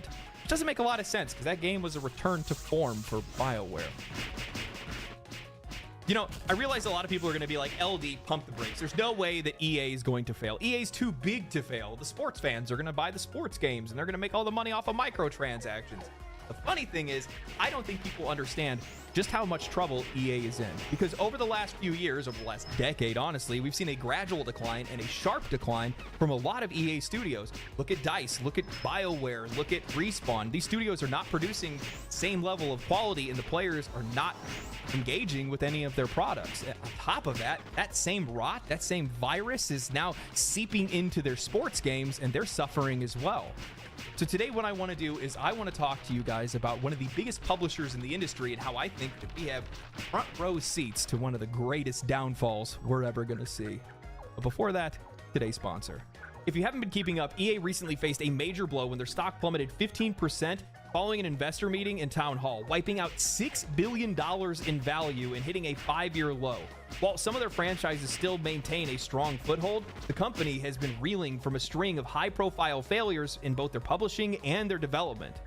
Battlefield 2042, Wild Hearts, Immortals of Avium, Tales of Kenzera Zao, and Dragon Age the Veilguard have all contributed to a declining interest in their portfolio. Even their once dominant sports franchises are starting to show signs of waning interest, creating a grim outlook for the future. Now, EA isn't in the same position as, say, Ubisoft, but they're undeniably on the same path. Years of devaluing their franchises, over-monetization, ignoring their audience, losing key talent, and doubling down on misguided investments are finally starting to catch up with them. Despite its reputation as one of the most controversial publishers in gaming, EA is also the company that introduced many of us to the hobby that we love today, to some of the genres that we love the most today. To understand where EA is headed, I think it's essential that we look back at where they started and how they became a cultural force in gaming. In 1982, Trip Hawkins, a visionary from Apple, founded Electronic Arts with a mission to revolutionize the gaming industry. His goal was to treat developers as software artists, emphasizing creativity and innovation. This philosophy set EA apart early on, leading to the creation and publication of some of the most iconic franchises that created some of our most fondest memories. Now, from the start, Hawkins prioritized recognizing and promoting creative talents from within the company before anything else, fostering an environment where innovation could thrive. That bold approach attracted top-tier talent and laid the foundation for EA's meteoric rise to prominence. EA quickly became a household name in sports gaming, starting with its most iconic franchise, Madden NFL. Launched in 1988, this series redefined what sports games could be and became a cultural phenomenon. By 2018, the game had already sold over 130 million copies, and today, the numbers are estimated to be well over 160 million. Its influence extended far beyond sales. It became an integral part of football culture in the NFL, and it's now referred to as the NFL's 33rd franchise. With every new annual release eagerly anticipated by its fans, Madden NFL not only changed gaming, but it also helped popularize American football among new audiences. While Madden anchored EA Sports' legacy, the FIFA series debuting in 1993 solidified the company's global impact. By combining official licenses with leagues and other teams across the world, they appealed to every soccer fan, and FIFA became one of the best-selling video games of all time. By 2021, it had already sold over 325 million copies, bringing the passion of soccer to millions of players and securing its place as a cornerstone of EA's portfolio. While EA dominated the sports genre, its influence extended far beyond that. The Command & Conquer series, a staple of real-time strategy, set the standard for base building, resource management, and tactical combat. The franchise not only inspired countless successors, but it also delivered some of the most memorable writing in gaming history, including Tim Curry's unforgettable performance in Red Alert 3. It cemented EA's role as a publisher willing to push boundaries in storytelling and gameplay. I'm escaping to the one place that hasn't been corrupted by capitalism. Space! And EA went on to find massive success with The Sim series, a groundbreaking life simulation game that allowed players to create and manage virtual lives. With its endless replayability and universal appeal, The Sims attracted one of the most diverse audiences of any game potentially ever. Mothers, brothers, sisters, cousins, uncles, everybody was playing this game, mostly because they wanted to put an entire family in a pool and then remove the ladder and then put all the gravestones into the house to then haunt the next family. But beyond that, it became a cultural phenomenon. It still remains one of the best-selling PC games of all time. In 2002, EA launched the Battlefield series and later acquired its developer DICE in 2006. From its debut, Battlefield 1942, the franchise redefined large-scale multiplayer shooters with massive battles, destructible environments, and realism. Battlefield 3 in 2011 and Battlefield 4 in 2013 set a new benchmark for breathtaking visuals and expansive maps, selling over 88 million copies worldwide and taking over the shooter scene. EA's acquisition of BioWare in 2007 opened the door to some of the most iconic RPGs in gaming history. The Mass Effect series quickly became a flagship franchise, combining rich storytelling with player-driven choices that shaped the universe. The trilogy, released between 2007 and 2012, it captured hearts of millions of players and redefined what RPGs could achieve. Mass Effect 2 in 2010, with its character-driven narrative and redefined gameplay, is still celebrated as one of the greatest RPGs of all time. BioWare then followed this success simultaneously with the Dragon Age series beginning in 2009 with Dragon Age Origins. Known for its intricate world building and morally complex narratives, the series earned its critical acclaim and established a loyal fan base. With over 15 million copies sold, Dragon Age solidified BioWare's reputation as a master of RPG design. EA's partnership with Respawn led to the creation of the Titanfall series in 2014, featuring fast-paced combat, wall-running mechanics, and controllable mechs. Titanfall brought a fresh perspective to the shooter genre. While Titanfall 2 in 2016 faced stiff competition at launch, it still earned a devoted following, and from my perspective, it's still one of the best shooters today. Respawn then built upon this foundation with Apex Legends in 2019, a battle royale game that was set in the Titanfall universe. Its squad-based gameplay, diverse characters, and innovative ping system made it an instant hit, drawing 50 million players within its first month. Apex Legends proved Respawn's ability to be able to adapt and innovate, cementing EA's presence within the live service space. Man, it is honestly crazy to look back and realize how many successful franchises and games EA has either published or developed, how long many of these games have stayed relevant, and how many of these games then went on to inspire new games. From its roots as a pioneer for developer-focused creativity to its dominance in sports, RPGs, and shooters, EA's influence has shaped gaming culture in profound ways. Its ability to be able to create games that resonate with diverse audiences. We're talking about just about anybody that's out there, while also pushing boundaries of what's possible in gaming, has made it one of the most significant publishers in history. I've been playing video games since essentially I was born. I popped out with an NES controller, and EA houses some of my favorite gaming experiences of all time, and I guarantee there's a lot of you guys that are going to agree with me on this. NHL 94 way back in the day. I remember staying up all night playing Madden with my little brother, smashing controllers on the ground when we celebrated touchdowns, slamming flaming hot Cheetos. I remember going to school and falling asleep in class because I was up all night trying to be the edgiest shepherd that I could ever be in Mass Effect, sharing builds in Dragon Age with my friends and talking about different story outcomes. I actually have to thank EA, because if it wasn't for them, I wouldn't have learned to like truly appreciate games and how to be critical of them if it wasn't for playing Dead Space. That was the first game that really made me sit back and think about how games are made. It's the first series, it's the only series that I've ever 100%ed. The lighting was insane. The sound design was unlike anything I'd ever even experienced before. And those were the first times that I ever even thought about those kind of things in games. I never took the time to think about those kind of things. That moment when you walk down the hallway and you get grabbed by a tentacle is like the most insane experience ever. I'm pretty sure my body left my soul. I was so terrified. It was so good, man. It was so good. There is something in the founder's initial mindset, that idea that you need to be promoting and recognizing talent above all else. And because of that, it showed throughout their entire catalog. That's how you get great games, because you have to pay attention to the creatives, you have to keep them in charge, and that's how everything gets made.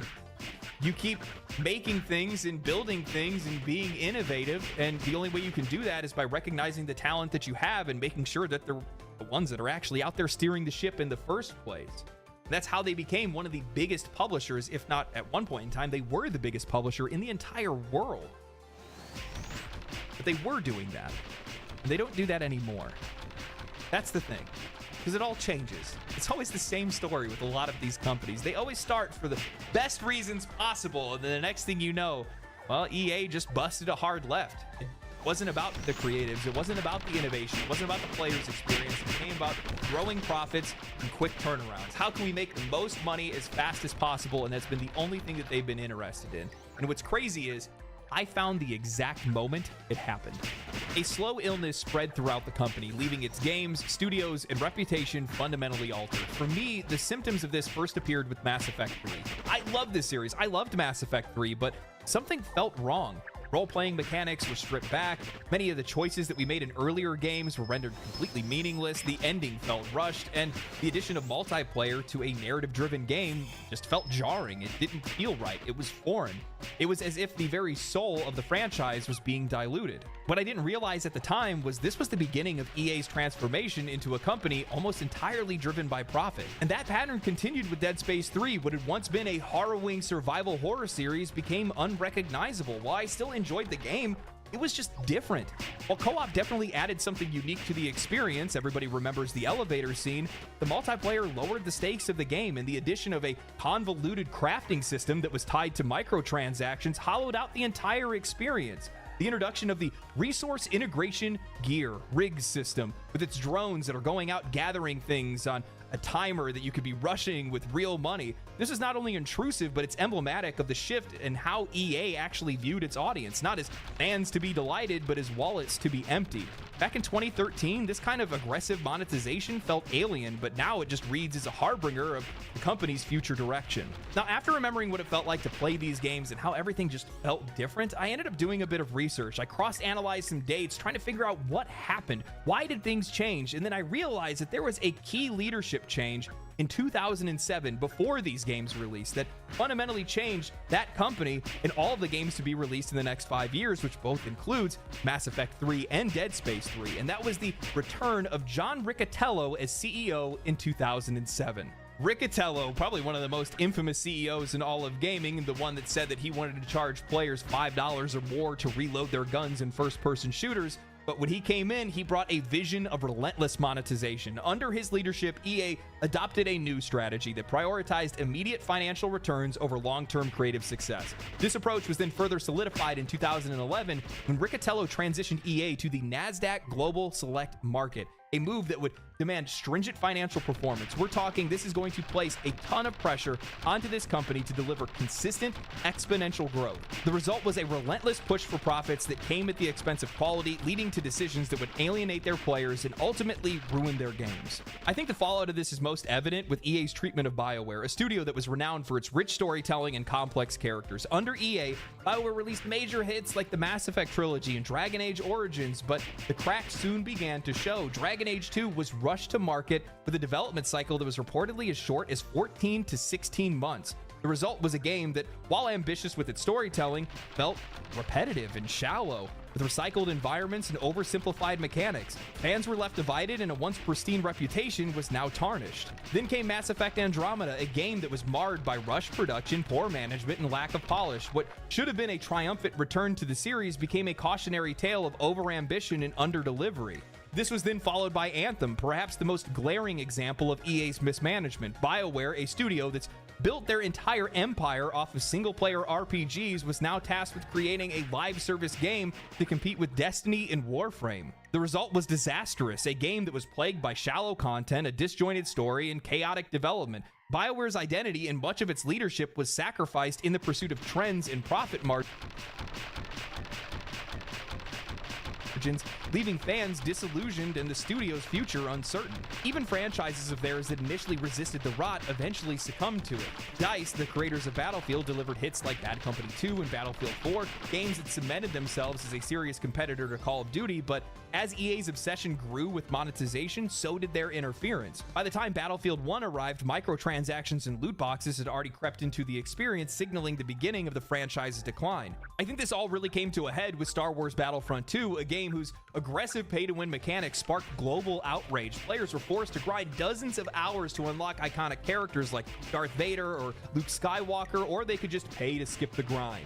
The backlash was so severe that EA had to temporarily remove microtransactions, but by the time they did, the damage was already done, both to the game and EA's reputation. The decay extended beyond shooters and RPGs to EA sports franchises. Once celebrated for their authenticity and innovation, today, FIFA and Madden NFL are widely criticized as hollow cash grabs, offering little more than annual roster updates. The real focus is put into modes like Ultimate Team, which encourages players to spend exorbitant amounts of money, real money, on card packs in a system that's honestly worse than any gacha game. These practices have drawn criticism not only for their exploitative nature, but also how they overshadow any meaningful content being added to the game. Even The Sims, a franchise that's synonymous with creativity and charm, has not escaped EA's grasp. While the base game offers a solid foundation, the sheer volume of paid expansions, over 60 DLC packs costing up to $1,300 in total. You may as well go play Star Citizen at that point. At the heart of all of this decay lies a corporate philosophy that sees players not as people to engage with, not as players to deliver anything to, but as customers to extract from. Riccatello's infamous quip about wanting to charge players for reloads wasn't a joke, that was a mission statement. Under his leadership and that of his successors, EA has normalized exploitative practices, loot boxes, overpriced DLCs, and minimizing what is delivered to the player, setting a precedent for the rest of the industry. This company's relentless pursuit of profit at the expense of quality and creativity didn't just tarnish their reputation, it influenced other publishers to adopt similar predatory tactics. The result is an industry that often prioritizes financial exploitation over innovation, over creativity, over respect for their audience. EA's shift in priorities, driven by the desire to satisfy their shareholders and short-term financial goals, has left a trail of broken franchises, disillusioned fans, and squandered potential. Now, I realize everybody's going to have their own culprit. They're going to point to Activision or Blizzard or Ubisoft or maybe Bethesda in some cases, but from my perspective, EA is the pioneer in some of the most gut-punching, price-gouging, underhanded, exploitative tactics that are used against players today, used against the customers today. They do everything they can to take as much as they can without giving anything back. They're the face of greed, of gluttony, of sin. They are the Asmodan of the video game industry. Diablo 3 reference for you guys there. You know what's crazy is that we can actually see that they had such noble goals at the start, but the original visionary, the guy that started the company, the guy that came from Apple, ended up starting a company that is falling victim to the very thing that his former boss, Steve Jobs, warned most of the industry about, most of these creative industries about. Most people have seen the clips or they've heard the quotes by now about how the minute that you kick out creative minds and you hand over control to career CEOs and marketing minds is the minute that you stop providing a product to your customers and start providing a service to your shareholders. And that's rotting out the creative foundation of these companies. And what's crazy is we can actually see the minute where everything turned around for this company, the minute that they turned left on us. That's when they took on John Riccatello. Parasite of a CEO, a dude that'll laugh about wanting to exploit his customers. That's crazy to me. Look what happened to their game. Multiplayer forced into everything, microtransactions in every single game. It proliferated throughout the entire company. Nothing was sacred. And I realize it's a relatively highbrow financial discussion to have when I talk about how he changed the company to NASDAQ Global Select. But what that does is it illustrates how stakes increased. how the expectations of the company were exponentially increased. They had to deliver so much more on the financial side than they normally would have to, because they're not competing with video game companies anymore. They're competing with Exxon, with Google, with Nvidia. It's a totally different ballgame. And I don't think that that is healthy or sustainable in a creative industry, because this industry is anything but consistent. But they kept making money, and a lot of it. And that's one of the reasons why a lot of these companies ended up following them and doing what they do in their games, because, well, EA was making a ton of money doing it. But that's built off of the back of the fact they have a lot of habit buyers, people that have been buying annual franchises and things like that. A lot of people that are buying things out of nostalgia.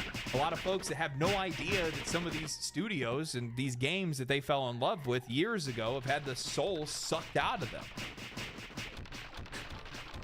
And I think a really good example of that is actually Anthem, when you think about it, because that game was still a financial success. They sold 5 million copies. They broke even. I think they made even a little bit more money than what they actually spent in development. And that game was a massive flop, a huge failure that was shut down within like a year of the game's release. That's crazy. They kept getting away with it. But the funny thing is that over all of these years, over exploiting your players, ruining trust, losing key creatives, well, slowly but surely, you're not going to be able to get away with it. And now, the Reaper has come for them. Oh man, this is a long time coming. The past couple of years for EA have been a roller coaster of highs and lows. They have had some incredible releases that reminded players of what EA is capable of when it focuses on quality, but these have been overshadowed by monumental failures, mismanagement, and dwindling player trust. EA had a rare win with the Dead Space remake in 2023. It nailed the atmosphere, the tension, and the horror, all while upgrading everything to modern graphics and refined mechanics. As a fan of the original, I was genuinely surprised it's a proper remake that didn't cut any corners. Then there was Star Wars Jedi Survivor, a solid follow-up to Fallen Order with great gameplay and engaging story, and players loved it, but the launch was a bit on the rough side, with some serious performance issues on PC and on consoles. Still, despite the technical problems, it stood out as one of the better releases for the year. But these wins were not enough to mask the colossal failure that was Immortals of Avium. This was an ambitious first-person shooter that struggled to gain any traction from the start. It was an original IP from EA, released into a crowded market with no clear audience. The game was essentially dead on arrival. Critics had pointed out its uninspired world design, repetitive gameplay, and lack of polish. Players were equally unimpressed, especially with its steep price tag of $70, which further alienated potential buyers. The result of this was abysmal sales figures that left EA scrambling to justify the $125 million investment. The studio behind the game, Ascendant Studios, faced massive layoffs shortly after its launch.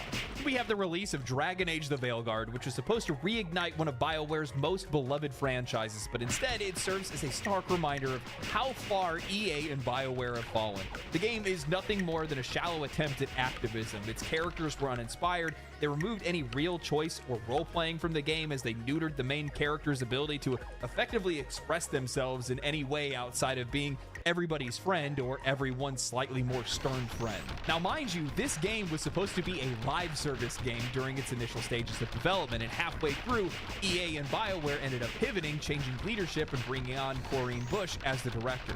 Now, many have noted that this is the reason why the gameplay is so simple and repetitive, and why the level design is so linear, and it's because, well, it's the old foundation that was left behind. Now, while many in games media would have liked to mislead players into believing that Dragon Age: The Veilguard was actually a really good game, a financial success, a return to form for BioWare, as many had said, flashing concurrent player numbers on Steam of upwards of 80k concurrent players in a year in which we saw many releases like Helldivers, Palworld, Black Myth: Wukong, Space Marine 2, Marvel Rivals, Path of Exile 2, and quite a few others break well over 200,000 concurrent players, even 500,000 or a million concurrent players in some cases. The game ended up being a commercial and financial failure, unable to meet 50% of EA sales projections, and likely leading to the firing of Corinne Bush and the looming layoffs or potential closure of the studio if Mass Effect 5 can't deliver. Now, I brought this up in a previous video, but if they spent $125 million on Immortals of Avium, it's safe to assume that Veilguard likely cost twice that, if not triple that, since the game was in development for almost a decade and had considerably more marketing behind it. And I could already hear it now, but those are single-player games, LD. EA makes all of their money on live service games and sports games. A few losses in AAA is meaningless in the face of billions of dollars in microtransactions, right? Well, that would be the case if those games were healthy, but the cancer has spread throughout the entire publisher. Apex Legends, one of EA's crown jewels, has been quietly bleeding players and relevance over the past couple of years. After its peak in 2023 with an impressive 624,000 concurrent players on Steam, the game has seen a steep decline, losing 70% of its players in 2024. Now just hovering above 100,000 players, essentially returning to their launch numbers. The minute that Apex reached its peak, EA sought to ramp up the game's monetization with costly new battle passes that removed the ability for players to be able to buy the next battle pass upon completion. Every new event that they added essentially became a microtransaction collection event, asking players to spend even more money. Meanwhile, there was no new real content that was being added to the game. Apex saw one map change and one new hero, and that's it. No new weapons, no new content, no value delivered to the player, only EA and Respawn hands out asking for more money. Now, amidst the turmoil, EA did achieve a monumental milestone with the release of College Football 25. The long-awaited return to the beloved college football franchise shattered records, becoming the highest-selling sports game of all time in the United States. However, the success of College Football 25 doesn't really matter, because while it did well in the US, and that's where people actually watch American football. This success means nothing in the face of a failure regarding EA's most popular and lucrative franchise in FIFA, now known as FC 25. Soccer is global, American football is not. Largely panned by critics for being uninspired, adding nothing to the game's core experience other than a roster update, all of EA's improvements and efforts went into the game's Ultimate Team mode, which is where most of their monetization is housed. It's essentially a gacha game for sports fans, and instead of collecting waifus, they're collecting their favorite players, who are essentially power prepped 10 times faster than characters in Honkai Star Rail or Genshin Impact. You guys think Chinese gacha games are bad? You haven't seen Ultimate Team. You could put a whole team together, and the next month, they're all damn near useless. Now, come to find out, this mode is actually EA's cash cow. This is where the vast majority of their money comes from. They use it in Madden, NHL, and FIFA, and the audience is tired of it. It's become too costly and too repetitive, and all of their spending is undone when the next yearly installment comes out. The players are tired of spending, and with no real effort put into the game's core experience, there's really no reason for casual players who don't play Ultimate Team to come in and buy the next installment. This is a huge deal, and I'm surprised that nobody's talking about it, but the financial impact of both FC 25 and Apex Legends failing to meet financial expectations cannot be overstated. These two franchises are EA's primary means of making money, generating the bulk of their live service revenue. Without either of these games performing the way that they need, and all of their AAA games either flopping or being straight up financial failures, EA is in a lot of trouble. Recently, EA's leadership has promised to turn things around by 2026. Basically, 2025 is already a wash for them. But how do you rebuild trust with an audience that you've spent years exploiting? How do you reignite the passion of the players who have watched their favorite franchises erode under the weight of corporate greed? You don't, and I don't think they can. You now have a company that has spent years destroying its own reputation and the reputation of beloved studios and franchises that has created an environment in which even habit buyers don't have a reason to return because they've ignored the core experience of their games, and their increase in monetization and commoditization of their games has priced so many customers out of even buying their games in the first place. A company that laid the foundation of the industry is now going to collapse under the weight of their own greed and investor expectations. They have lost their financial foothold. Both FC 25 and Apex Legends make up the vast majority of their microtransaction income. I am so surprised that they only fell by 15%, and I think the only reason they have is because their investors don't understand the full picture of what's going on or how much money they're going to be hemorrhaging very soon. Because this is not something that you're going to be able to dig yourself out of very quickly. That's the reason why he said, oh, we'll fix it next year, because they're thinking about annual releases. And people are going to sit back and say, well, LD, sports players, sports games, these guys, they're going to go buy the annual releases. And that might be true, unless 2K gets the license for FIFA. That would smoke them. Most sports fans or sports game fans, they enjoy the 2K games far more. I know I did. You bring back NHL 2K, you got me as a customer, baby. They'll be cooked. I don't think that their investors have any idea how much trouble this company is going to be in if they can't turn it around. And to be honest with you, I don't think they can. I genuinely don't. I am so surprised that I'm the only one that's reporting on this, because this is such a massive deal. Years of watering down, under-delivering, rush development, over-monetization, exploitation of your players, And, well, also on top of that, they have, licensed monopolies for years. Basically, every underhanded tactic in the book have put them in the corner. They don't have trust. They don't have people that are rooting for them anymore. You'd be hard-pressed to find anybody that doesn't think that EA isn't a parasite in this industry. I've said it once, I'll say it again. You can only push your developers, your players, your customers, your franchises so far. You can only take so much until you've taken too much, and EA has taken the lion's share for far too long. I do not understand how they thought Ultimate Team was going to be a sustainable business model. I know I have gacha players in my audience. Think about if you played Genshin, and every year they just cut it off. They just stop developing, they stop supporting the game. All the money you spend, all the waifus you got, gone in an instant. It's time to play Genshin 2025. New game, new waifus, start over from scratch. You're not building any loyalty. You're not building anything. The reason why those games are successful in the first place is because the players feel invested in those games. And if that investment is not respected, then those players do not stick around. So if you are, by the way, I want you guys to keep in mind, the pricing is like the exact same as gacha, if not more expensive in these sports games. And the characters are power crept 10 times, 20 times faster. It's crazy. If any of you guys have played it or seen it, it is wild how predatory it is. And that's not sustainable because you're just going to bleed your customers dry too quickly. And the funny thing is that you look at their sports games, and essentially all of their games are like this. I used to be an NHL sports fan. I still watch sports, but I just used to play the NHL game, but I don't play it anymore.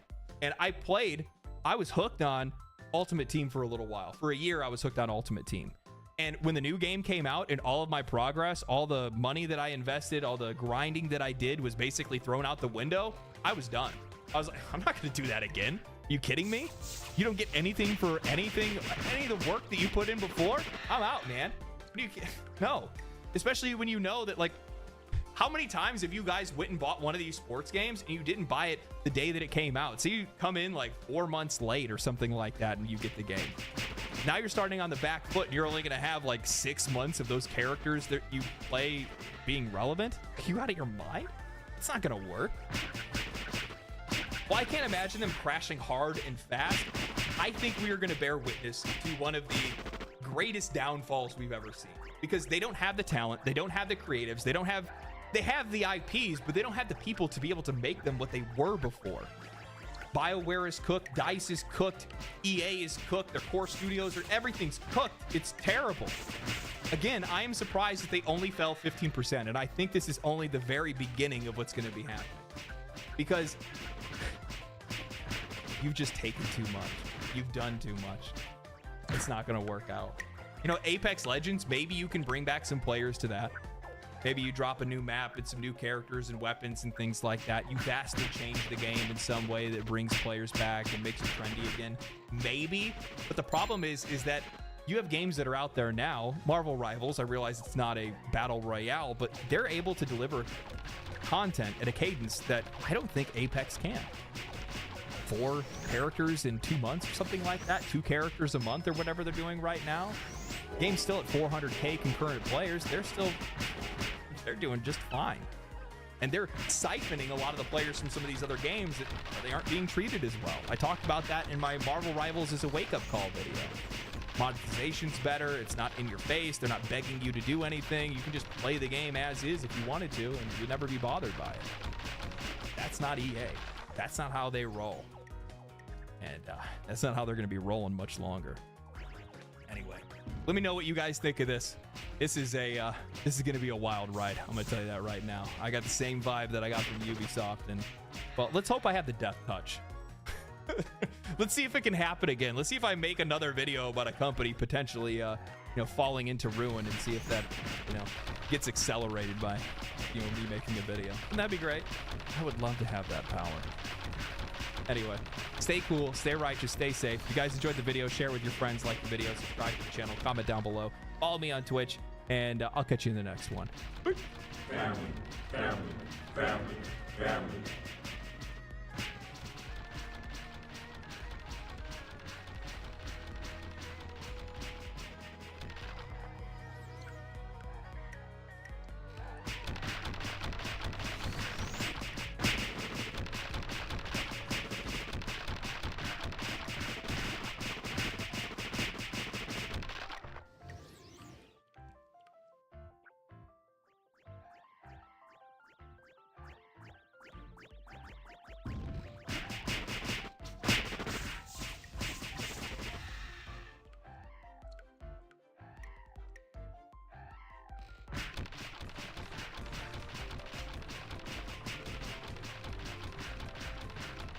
We are in the calm before the storm, the eerie silence before the first shot is fired. Live service games almost entirely across the board have been losing players, losing relevance, and hemorrhaging money. While at the exact same time, every major publisher is rushing to go and make the next live service game, or they are desperately clinging on to their existing ones, trying to stay afloat, not realizing that's exactly what's causing this problem in the first place, because something's been going on, but nobody's caught wind of it. And it makes a lot of sense. In most cases, we look at gaming failures in a case-by-case basis, rather than zooming out and looking at the bigger picture. But when you do, you see that the foundation is starting to crumble. You look around and you see that every player in every community is complaining about the exact same things. You see prices that are skyrocketing and quality that's plummeting. You see microtransactions become the main priority of these companies, monetization become the main priority of these companies, and at the exact same time, communities are dying. You see that content creators and streamers who have built their entire career around single games have lost relevance at a rapid rate, and that's a sign of decay. That's a sign of collapse. These are warning signs that a lot of people aren't paying attention to. The industry has overvalued live service games to a reckless degree while undervaluing single-player games or just, day one paid-for experiences. And most of them have completely abandoned them. Look at EA. They come forward and believe that Dragon Age the Veilguard failed because a lack of live service elements. Yeah, this is reality. What world do we live in? The best-selling and most talked-about games over the past few years have almost all been single-player games, and I think the vast majority of people will probably agree with me on that. Those are the games that I remember the most at the very least. Today, what I want to do is I want to talk about the slow drain on relevance in live service games, the exhaustion of the player base, and why putting all your money and betting all your money on live service has now become a death sentence. The industry is changing, and I don't think they're ready for it. Now, every single year we go through the same cycle. Players and content creators debating whether or not their favorite live service game is finally dying. World of Warcraft, Final Fantasy, Call of Duty, Apex Legends, virtually every major title goes through one of these phases. And for years, it's mostly been hyperbole. But now, it's slowly becoming all but inevitable. Whether it's general fatigue, lack in content, financial strain, new game releases, or unchecked issues, players are leaving live service games in droves right now. I've mentioned this before, but Call of Duty has lost nearly all of the players that it gained from the launch of Black Ops 6. A dip in retention is normal, but this isn't a post-launch fall-off. This is a catastrophic collapse. And it's not just Black Ops 6. The Steam launcher is tracking Call of Duty Warzone as well, meaning that all numbers across the board are plummeting. YouTube and Twitch metrics are telling the same story. Content creators who have built their audiences around Call of Duty are seeing a fraction of their normal viewership. Apex Legends lost 70% of its player base in just 1 year, and all the complaints between these two games is almost identical. Lack in variety of content, reusing cosmetics rather than creating anything new, content that raises the skill ceiling and alienates casual players, persistent bugs and performance issues, rampant cheating, and yet somehow, some way, the only thing these developers seem to prioritize is monetization. Players are bored, fatigued, and frustrated, while these companies behind these games keep extending their hands asking for more money. And this has been a consistent trend because last year, Ubisoft reconfigured their battle pass for Rainbow Six Siege, increasing prices, removing rewards, not adding any new content to the game, while asking players if they'd like to purchase a membership to keep playing the game. Many live service studios have tunnel vision profit and have completely lost sight of the quality of their product and the service that they're supposed to be delivering. That's why they're losing players. I mean, look at what's going on with League of Legends. Riot has always been a studio, for the most part, that has been frequently celebrated by its players. But recently, the developers stepped forward to explain that while player retention is stable and revenue is up, they've come to realize that Hextech Chess, a free reward path that many players made their primary way of earning free cosmetics, is somehow not sustainable anymore. And quote, "We are giving away too much free stuff. Guys, we're making enough money, but we want more." That's essentially what they're saying here. Who the hell greenlit this? These dudes said, "We only want you to buy something when you feel it's worth it," yet you took away the only way for players to get free stuff. How did you think this is going to go over? Now, while many live service games have been struggling the past few years, much of it for self-inflicted reasons more than anything else, single-player games have been thriving. We are in the middle of a renaissance, with both indie and AAA games reaching massive audiences and delivering real satisfaction. Hogwarts Legacy outsold Call of Duty, Baldur's Gate 3 is still one of Steam's most played games, Black Myth Wukong shattered Steam's concurrent player records, Kingdom Come Deliverance made all of its money back within 24 hours, and the player numbers continue to rise. The list goes on. While live service games are still popular, we are witnessing a shift. Players are finding more value and are being more valued in single-player experiences. It's hard to ignore all the successes. And I think this is the key weakness in live service games and why they're struggling. Many single-player games still understand what players want, while live service games have lost sight of it entirely. The best single-player games aren't just selling gameplay, they are delivering a complete experience, a world worth investing in, a story worth following. Meanwhile, live service games have become nothing more than a financial experiment rather than a creative pursuit. Studios aren't building games for players anymore, they're building platforms to extract revenue. Every update, every feature, every design decision is dictated by retention metrics and engagement algorithms rather than genuine craftsmanship. The result? A stagnant, disposable gaming ecosystem where quality is an afterthought and player goodwill is traded for short-term profit. That's why I find it almost comical to hear that EA's Andrew Wilson, a man who has spent years gutting single-player franchises, is suggesting that Dragon Age: The Veilguard failed because it lacked live service elements. It's a perfect example of how disconnected these executives are from reality. They aren't just ignoring the industry's trends, successes, and failures, they're actively rejecting the lessons that they should be learning. In an article written by Todd Black of GamerRanks titled EA Boss Feels Dragon Age: The Veilguard Failed Because of a Lack of Live Service Elements, Todd writes, video games can fail for multiple reasons, and not all of them is on the developer or publisher. There are plenty of cult classic titles that were high-quality games, it's just that many people didn't give them the chance. There are also times when games are high quality, but developers and publishers never gave them the big push marketing-wise, so people really weren't aware of them and thus didn't buy them. Then there are games like Dragon Age: The Veilguard, which had plenty of push from BioWare and EA, but it also had a ton of baggage in the public eye, and that was the key reason why it failed. However, that's not what Electronic Arts feels. While speaking at an investor call, as noted by comicbook.com, EA CEO Andrew Wilson made a bold statement claiming that the reason the BioWare RPG failed wasn't because of a lack in quality or marketing, but because the game didn't have any live service elements to help it connect with gamers. Now, to make sure that I really drive home Andrew Wilson's words, because I want to make sure everybody understands this clearly, I'm going to do this in my best CEO voice, so give me just a second. We know as a global leader in entertainment, great titles, even when built and delivered with polished execution, can sometimes miss our financial expectations. In order to break beyond the core audience, games need to directly connect with the evolving demands of players who increasingly seek shared world features and deeper engagement alongside high-quality narratives in this beloved category. Dragon Age had a high-quality launch, the biggest launch, probably the biggest launch ever.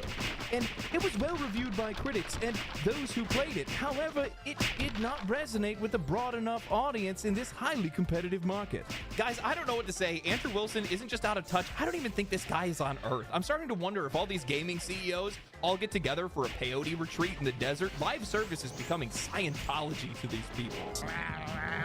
The idea that Dragon Age: The Veilguard failed because of lack of shared world experiences that players crave is laughable when the data shows the players aren't craving shared world experiences, they're craving good games, and they always have. By the way, keep in mind, he is the one that made the decision to revert the game from a live service game back into a single player game. So if he had all this infinite wisdom, where was it when he made that decision? This isn't the first time that EA has tried to push this narrative. Back in 2017, Wilson said almost the exact same thing, that players just don't want linear games anymore like they did 10 years ago. And what was the result of that thinking? Well, EA shut down Visceral Games, the developers of Dead Space, one of the most beloved single-player studios that they had, because CFO Blake Jorgensen declared that they had to cut the bridge when you realize that you can't make a lot of money on something. And here we are years later watching EA continue the same move away from single-player games and pushing more into live service. Blaming the Veilguard's failure on a lack of live service, to me, is nothing more than a desperate attempt to justify a shift that's well underway. A shift where EA could quietly transition all of its studios into live service factories while cutting out single-player development entirely. Because to them, single-player is too expensive, too risky, and not profitable enough. And to me, that's a death sentence. I think that by ignoring single-player successes and their value, these studios and publishers have lost sight of why players come to play games in the first place. And that isn't sustainable, and we're starting to see the signs of that now. Now, before I get into this, because this is a multi-layered issue that these games and these companies are suffering from, I don't have an issue with live service games. I love live service games. There's plenty of them that I play, but I think that these companies have undervalued single-player games and complete paid experiences, and I don't think they understand those games' successes, and I think they're failing to learn the right lessons. Players do not have the time, the money, or the energy to only play live service games. That's not sustainable. We need variety. And in a lot of ways, I think something that they've kind of forgotten is that single-player games kind of act as a loss leader. drawing people into a publisher's ecosystem, building rapport, creating credibility, and strengthening that studio's reputation. Because reputation is a currency. YouTubers know this all too well. Every single time I take a sponsorship, I'm spending some of my reputation, but I can't make everything I do a sponsorship because reputation and respect has to be earned before it can be spent. And I think there's something to say about creativity as a currency as well. It needs to be generated and nurtured before it can be spent, and there is a finite amount of it. When you only focus on live service games, you are locking your developers into creative purgatory. They don't get to explore, take risks, or try something new. They're stuck, turning out the same shit, update after update, working on the same maps, the same mechanics, in the same game without ever learning anything new, never evolving. Hell, I recently spoke with current and former Call of Duty developers when I was getting ready to make this video, and I asked them about the issues that were plaguing their games, and they all pointed to the exact same thing. They are never allowed to do any real engineering or creative work on the IP or its engine. It has effectively been the same thing for over a decade because Activision refuses to give them the time to improve it. Why? Because they have to ship a new Call of Duty every single year. Activision, from my perspective, is the poster child for abandoning single-player games and choking the life out of its own studios. They absorbed Neversoft and Radical Entertainment and then sent those developers into the Call of Duty mines. They killed creativity in exchange for predictable assembly line production, and now their games are suffering as a result of that. Why not let them go back and develop another Tony Hawk Pro Skater or a new Prototype sequel? Let Raven Software go make another Singularity. Let's see how that experimentation and creativity could be used in Call of Duty or maybe an entirely new IP in the future. This is why live service games are failing today. These companies are completely out of touch. Their games are devoid of creativity. They're pumping out copy-paste corporate slop that's only temporarily relevant before players inevitably just burn out from it. Live service isn't inherently bad, but the way that these executives have been handling it, well, it's a slow, creativity-draining death march. Single-player games, standalone titles, or traditional games are what built this industry. Live service games are just a product of that. They are what taught developers how to connect with players. They gave studios the time to understand what players actually want, to build mechanics that resonate, and to develop the skills that were necessary for them to succeed later on and create new things like live service games. But these executives don't see it that way. They don't see developers as creators. They see them as factory workers, assembling the same generic product over and over again until they're burned out. And that's the real problem here. How creative do you think a developer can be if they've only ever worked on Call of Duty? What happens when you go to ask them to make something else? They can't. Haven't you guys noticed that every single time we see a game that's made by former Destiny, Call of Duty, or Battlefield developers, it just ends up looking like the same game that they've always made? The reason Activision doesn't make new games is because they forgot how to. And it's not just them. Franchise fatigue is killing single-player games too. Every Ubisoft open-world game feels like another Assassin's Creed reskin because nobody is allowed to branch out and try something new. But instead of course correcting, EA, Activision, Ubisoft, and every other major publisher is chasing this model, and they're betting everything on short-term profit. And while it's worked before, and it might be working now in some cases, it's not going to work forever. Eventually, they are going to run out of players that are willing to put up with the same tired games and developers that are willing to make them. It really is a death march because they can't take their foot off the gas. They cannot stop. They have to keep moving forward. They have to keep making more live service games. They have to command all of their attention because if they don't, the investors are going to leave, and we can't have that. And the CEO, he's not going to make that big old bonus that he wants. Lord knows they don't suffer from any consequences for their actions. They don't think about the long-term consequences of those actions on the companies that they have right now. They just rot them out and then jump ship the second they get the chance to. And what ends up happening as a result is the longer that they pay attention to these games, the longer that these games command their full attention, well, the more damage it's doing to their audience because they're losing touch with that audience. They're not developing anything new. They're not giving their developers any creative freedom to grow and be better at their job or improve the engine or whatever it might be. And what do you think is going to be the end result of that? Well, the foundation of some of these long-standing live service games is completely rotted out. It's just waiting for somebody else, a slight wind to come by and just topple the whole thing over. You know, I was wondering something recently. Why live service games feel so homogenous? And I know a lot of you guys have already experienced this. You look and you see a new live service game come out and you're like, that looks a lot like this other game, but just reskinned or a different theme or whatever it might be. And the reason why is because they just keep cycling these developers around. Concord, brought to you by the developers of Destiny 2, making Destiny 2 combat boring and with ugly characters. We're getting Temu versions of games rather than anything genuinely fresh or new. 2K just fired the director of Project Ethos. Never heard of it? That's why they fired him. It's ex-Call of Duty veterans that are making a Fortnite copy, just a straight up clone, but diverse. Sound familiar at all to you guys? I mean, Xbox just hired the marketing and operations director of Concord for Halo. Because that's gonna work. The biggest issue that I see in these long-standing live service games is that they are losing control of their games, they're losing touch with their audience, and they are unable to do anything about it because they just refuse to stop. Because all of these games, I'm telling you guys, go look, every single one of them is suffering from the same issues because it's the same people making the same game with the same updates, and they just cannot fix anything. They can never change, they can never evolve it, and they're just waiting for somebody else, some other competition to come by and just knock them out of their seat. And that's exactly what's going to end up happening. And the cycle is just going to continue over again.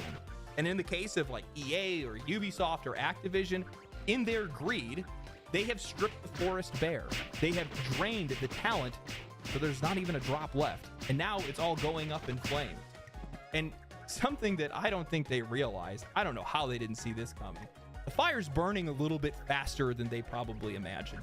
And the reason why, and it's something that I'm surprised a lot of other people haven't taken notice of, but did you guys know that in 2024 alone, PlayStation had 25 live service games hit their store? That's just on one platform. You add Steam into that pool? They all want the biggest catch. Too many fishermen, not enough fish. The pond isn't getting any bigger. It's drying up. See, the problem with chasing trends is that eventually the market is going to reach a saturation point, and live service gaming has already hit its breaking point.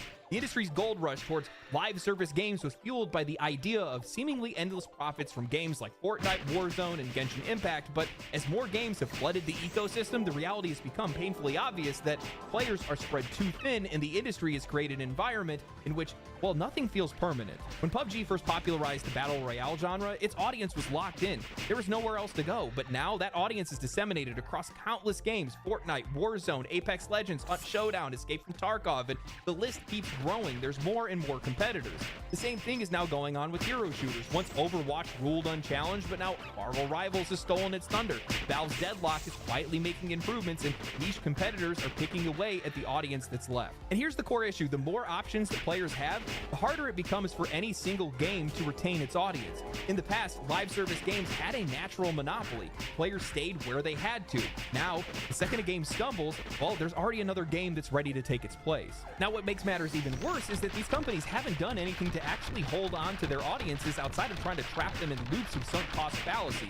They don't build communities, they build financial incentives to stay, flooding the games with battle passes, FOMO-driven events, and expensive cosmetics. But there's a massive flaw to that system. Once players leave, they don't come back. And why would those players come back? Because it's not like any of these games are doing anything for them in the first place. They're not delivering on their needs. They're not fixing issues in their game. Heck, they're not even keeping up with industry best practices. Newer live service games like Marvel Rivals have non-expiring battle passes, allowing you to be able to progress it at your own pace. Games like Helldivers 2 are pushing regular, meaningful content updates without the need for excessive monetization. You can earn it all just by playing the game. Meanwhile, Fortnite, the king of live service games, is constantly reinventing itself, offering massive collaborations, completely fresh mechanics, and incentives that actually feel rewarding.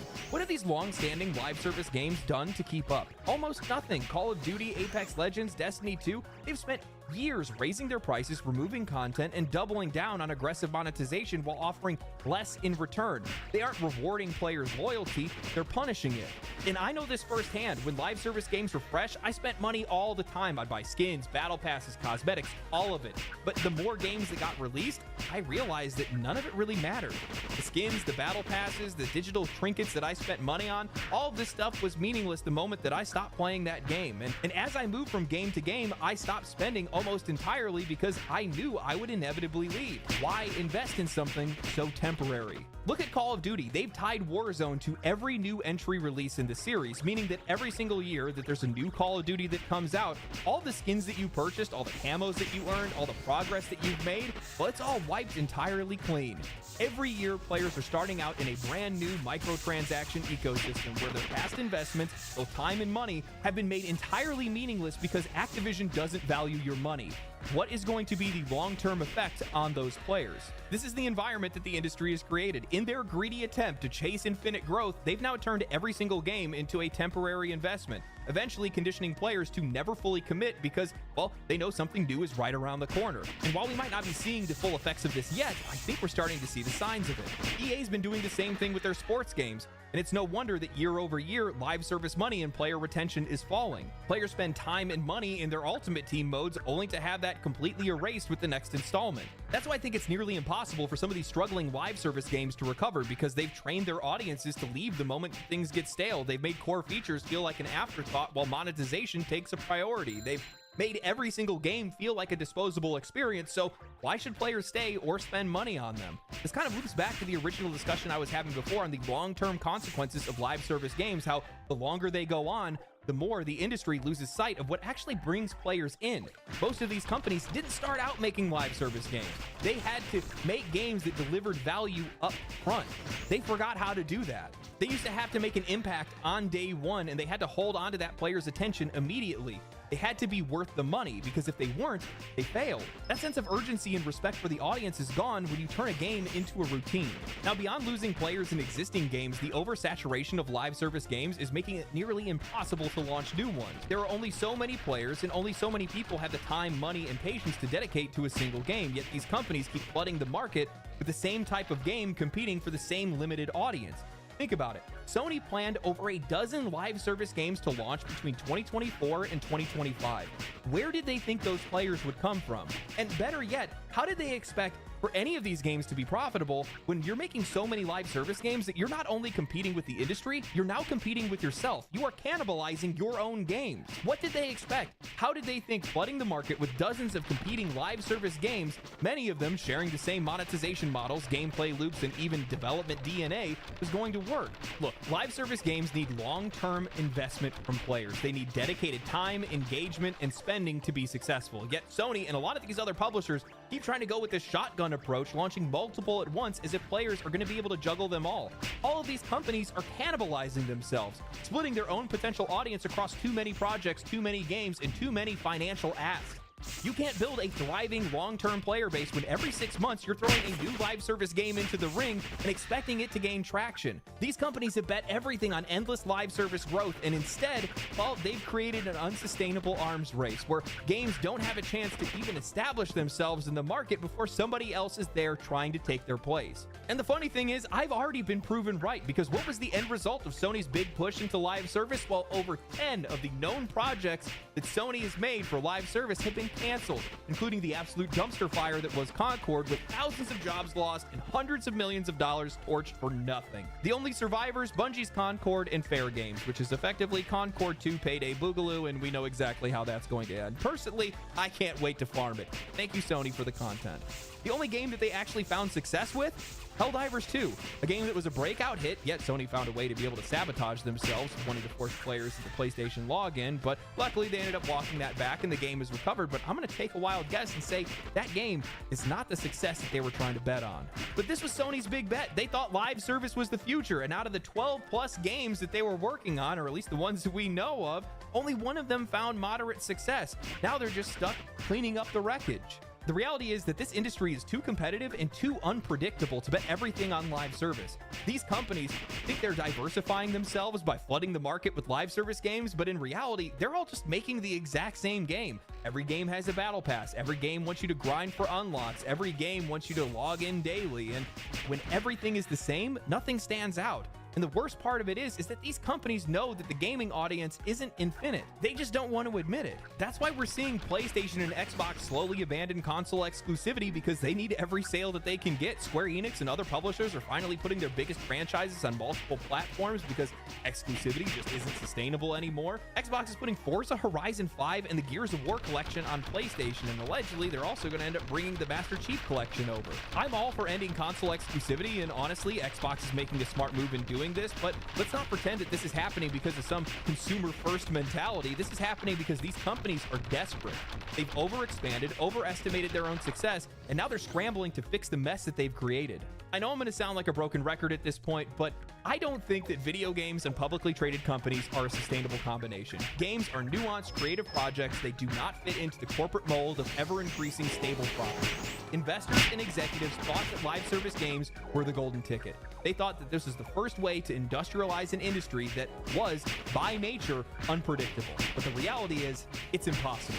Every game is a risk, every design choice, every mechanic, every update, they all carry uncertainty. You need that in this industry. That's how games grow. That's how these successful live service games came into existence in the first place. You cannot manufacture guaranteed success in an industry built on creativity and innovation. They're trying to turn gaming into something predictable, and it's like forcing a cylinder through a square hole. It just doesn't work. These games need to evolve. They need to be different. Developers need varied experiences. Players need varied experiences. But instead of fostering creativity, these companies have suffocated it, dumping all of their resources into the same few live service titles year after year. Eventually, they're going to hit a wall. They're going to realize that there's no fuel left in the tank, and when that moment comes, they won't have any creative ability to make anything new to pull them out of that death spiral because they've spent all their time maintaining the old. But the bigger issue here is that the industry is expanding faster than the player base. The number of games keeps increasing, the number of customers isn't growing fast enough. There's too much supply, not enough demand. And it's not just AAA publishers that are running the show anymore. Smaller studios, indie developers, and solo creators are all claiming their share. Developer tools are getting easier to use. The barriers to entry are lower than ever. And these corporate giants just aren't competing with each other anymore. They're competing with the entire gaming landscape. And that's a fight that I don't think they're prepared to win. And I don't think it's a fight they can.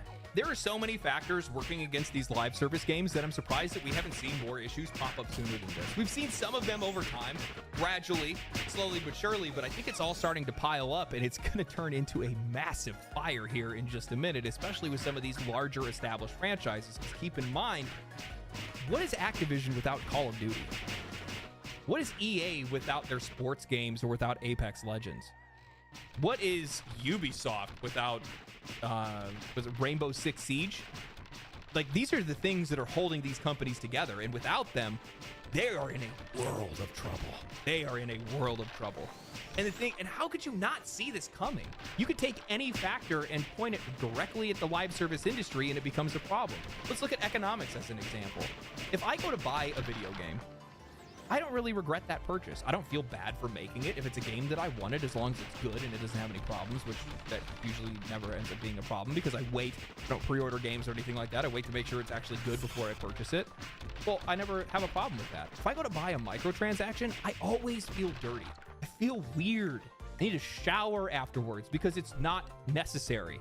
And if it is necessary, if it's part of power progression or whatever it is, a gacha game or something like that, then it feels even worse because I don't want to be buying those kind of things. Those are the exact opposite of the microtransactions I want to see in games, and then it feels even worse as a result of it. Now go and add any type of economic strife on top of that.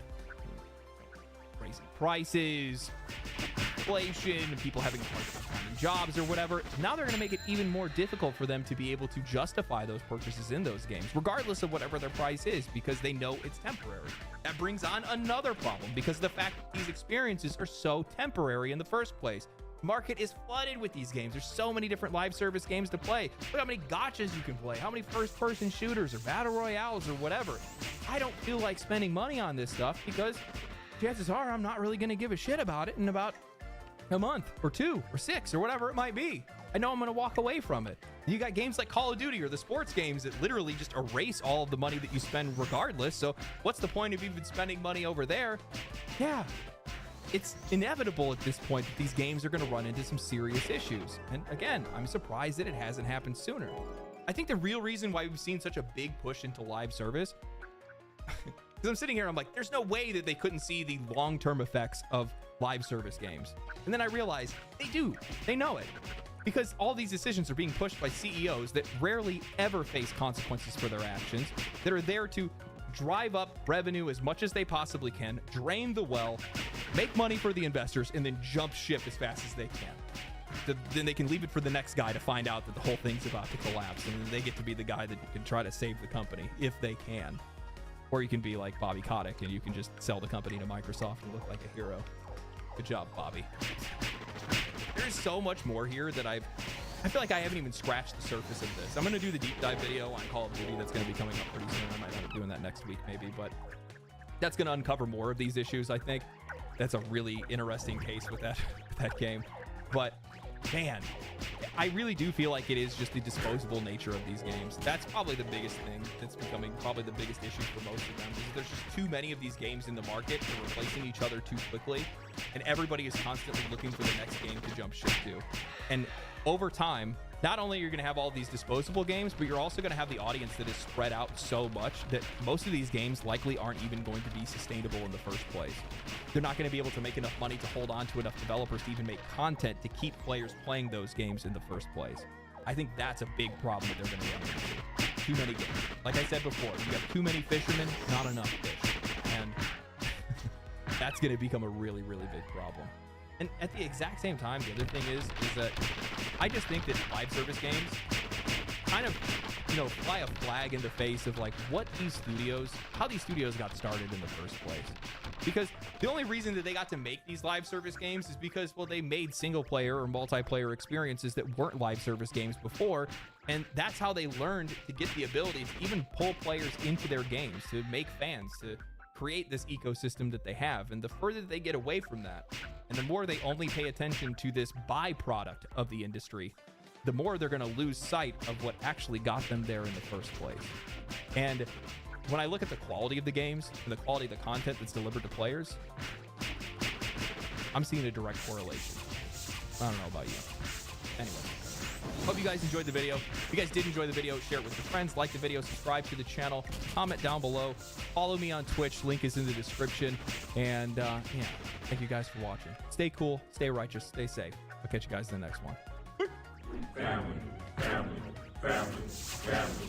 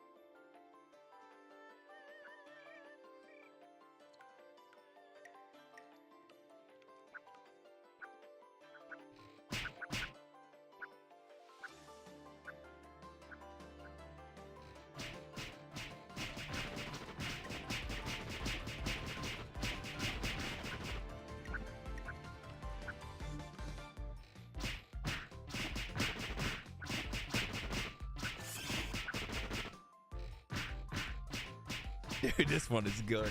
Greed, bad games, gross incompetence, talent leaving, stock manipulation, Hollywood corruption, WB Games. No, WB Discovery has been speedrunning their collapse for the past 5 years, and I'm surprised nobody has taken notice of it.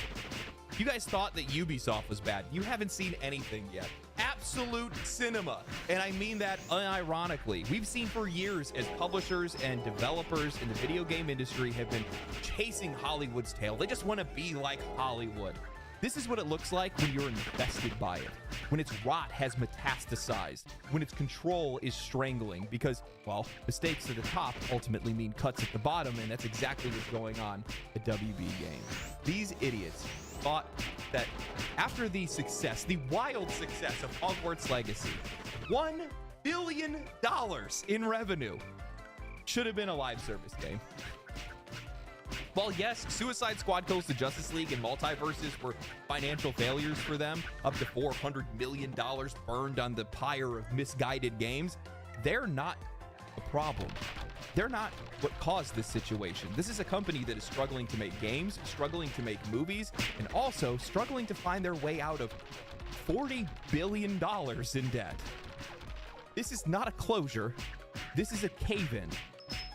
Warner Brother Games isn't just shutting down, it's actively self-destructing. Monolith Productions, dead. Player First Games, gone. WB Games San Diego, buried. Now, if you've been paying attention at all, this should come as no surprise because WB Games has been on a downward spiral for years. Not because they don't have the talent, not because they don't have the valuable franchises, but because they have no clue what to do with them. And it's not just their gaming division. This is a WB Discovery problem, a company so deep in debt, so mismanaged, so financially unstable that they're throwing everything at the wall, praying that something sticks.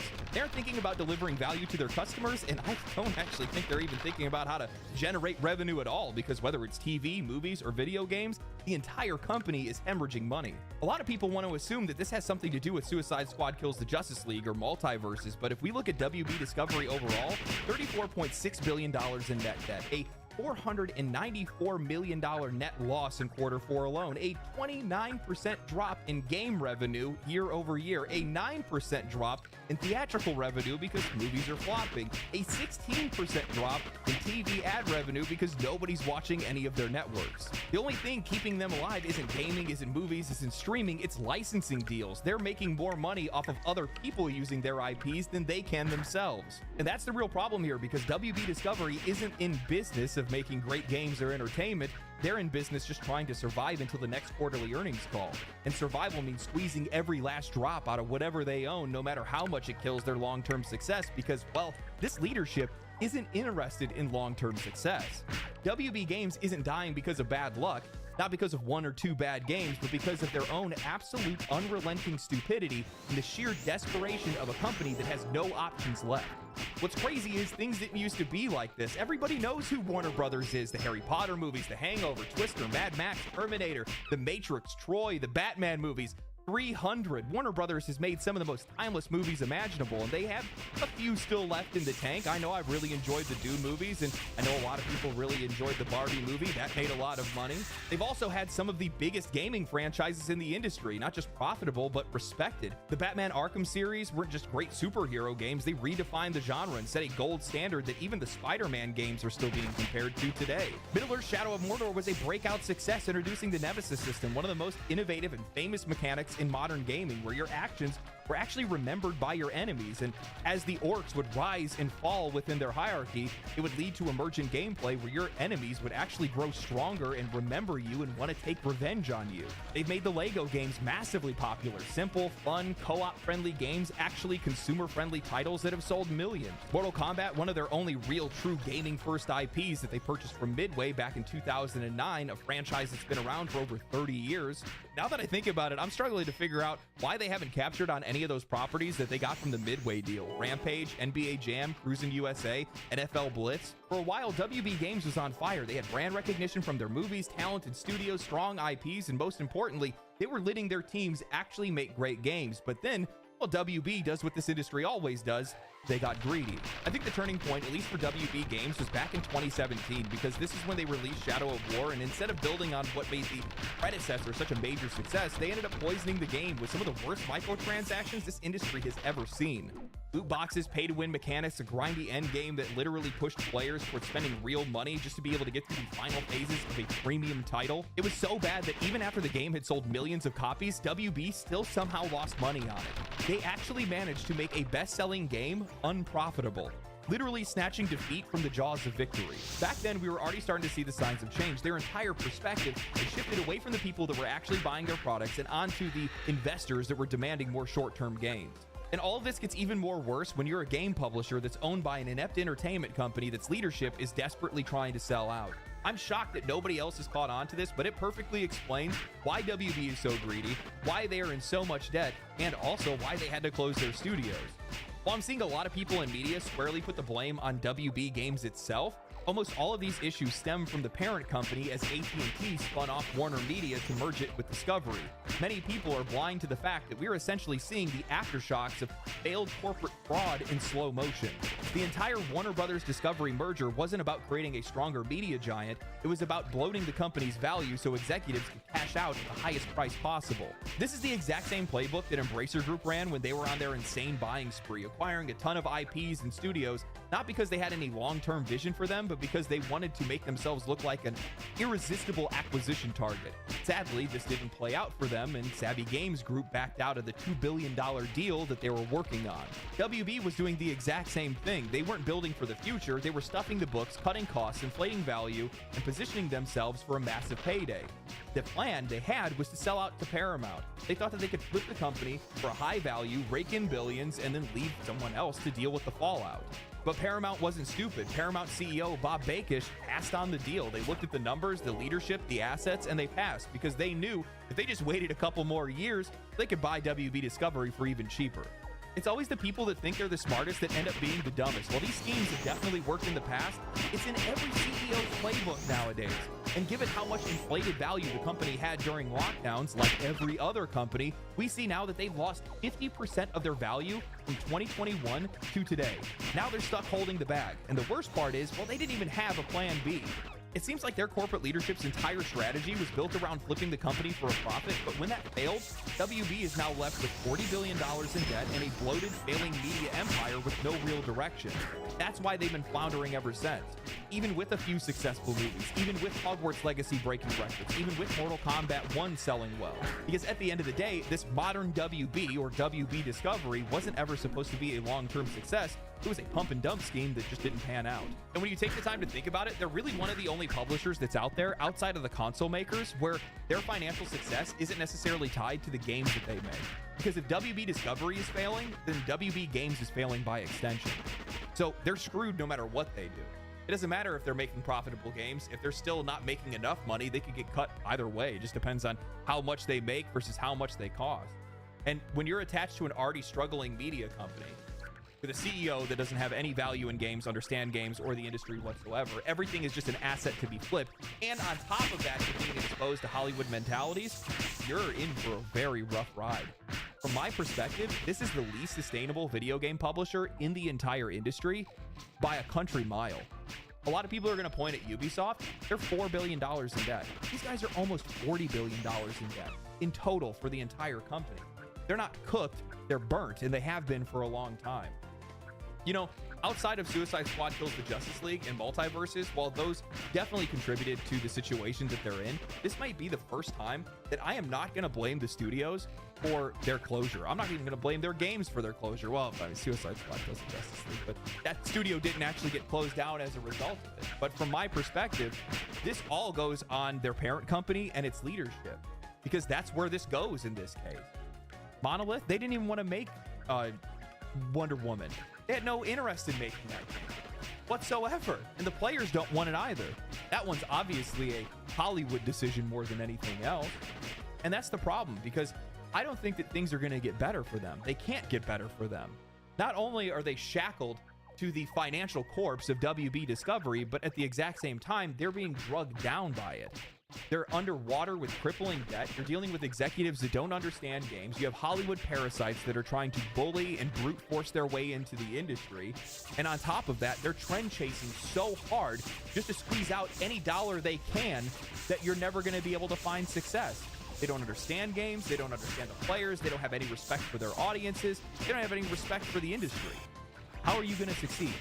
Now, while WB Discovery's leadership have definitely done their damage, WB Games isn't without blame. At this point, WB Games is probably the best example of what happens to a publisher when they chase the live service dragon off of a cliff. They aren't just doubling down on some of the worst monetization practices in the industry. They are teaching a masterclass on how to ruin your credibility and destroy any goodwill that you have with your fan base. Mortal Kombat used to be about skill, competition, and unlocking content through gameplay, but not anymore. With Mortal Kombat 1, WB cranked the monetization to disgusting levels, locking even the most basic customization behind real money purchases. Fatalities, the literal defining feature of the franchise, locked behind premium purchases. They have cosmetics that can cost more than the actual game, season passes, battle passes, and event cosmetics, forcing players to grind endlessly or Pay up before that content disappears forever. Overpriced premium currency scams where the bundles are priced in a way that forces you to buy more than you actually need, leaving you with leftover credits, hoping that you're going to spend even more money. At this point, Mortal Kombat isn't a game, it's just a monetization platform with some fighting mechanics attached to it. And if you think that's bad, WB straight up ran one of the biggest live service scams in recent memory with Multiverses. When Multiverses launched into open beta in July 2022, it quickly gained massive popularity, pulling over 20 million players and generating millions in revenue through founders packs, battle passes, premium currency, and cash shops full of cosmetics. It didn't feel like a beta. It sure as the heck wasn't sold like a beta. WB was marketing this like it was a full release, running seasonal events and treating it like it was a long-term investment. And then they shut it down. In March of 2023, WB suddenly announced that the beta would end in June of 2023, taking the entire game offline for over a year.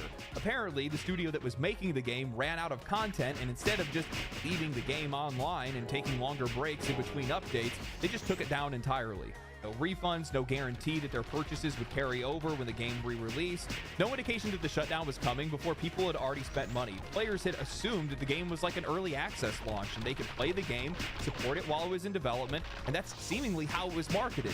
But that's definitely not how it ended. For an entire year, WB sat on players' purchases while pretending like this was all part of the plan. Then, in May of 2024, Multiverses reached full release, and 8 months later, WB said it was going to get its final season. Now, Multiverses is shutting down for good on May 30th, 2025. That means that everybody who supported the game, anybody who bought battle passes, the founders packs, character unlocks, skins, or premium currency twice now, have nothing to show for it. WB took money from players not once, but twice, and then killed the game anyway. This is what live service games are at their worst. A game that was never designed to last, only to extract as much money from people as possible before vanishing into thin air. Then we have Rocksteady, the studio that gave us Arkham Asylum, Arkham City, and Arkham Knight, one of the most respected, beloved, and talented single-player developers in the industry, forced to make a live service dumpster fire that completely destroyed their reputation. WB took a single-player studio known for immersive, narrative-driven games and made them build a looter shooter with brain-dead RPG mechanics with some of the most ugliest character designs that I've seen in any game, battle passes, and always online. While there were some rumors that this game was originally pitched by Rocksteady, it wasn't. It was a rebooted corpse of a game that was brought over from WB Studios. Suicide Squad was doomed from the start. It didn't reflect anything of Rocksteady's talent in the slightest. The core design was fundamentally flawed because it wasn't built for fun, it was built to be monetized. Every gameplay loop was designed around engagement metrics, not player enjoyment. I mean, they put in characters that historically do not use firearms into a looter shooter simply for the purpose of it being a live service loop. The game was delayed multiple times, but no matter how many times you try to fix it, you can't fix something that is broken at its foundation. WB Games forced one of the best single-player studios in the entire industry to make a generic, trend-chasing, microtransaction-riddled mess, and it bombed. Over $2 million burned, and Rocksteady's credibility completely shattered. Nothing to show for it. Now, you would think that they would have learned their lesson. To kill the Justice League flop, Multiverses is shutting down, tons of live service games across the industry are failing, but WB saw Hogwarts Legacy, their most successful game of all time, a single-player game, became one of the best-selling games in years, made over $1 billion, and outsold Call of Duty for the first time in nearly 20 years. And their response was, this game should have been a live service. WB CEO of Global Streaming and Games, JB Perret, was asked about the failure of Suicide Squad Kills the Justice League and the success of Hogwarts Legacy. He claimed that the AAA space was too volatile and suggested the best solution was to focus on live service games, saying, rather than launching a one-and-done console game, how do we develop a game around, for example, a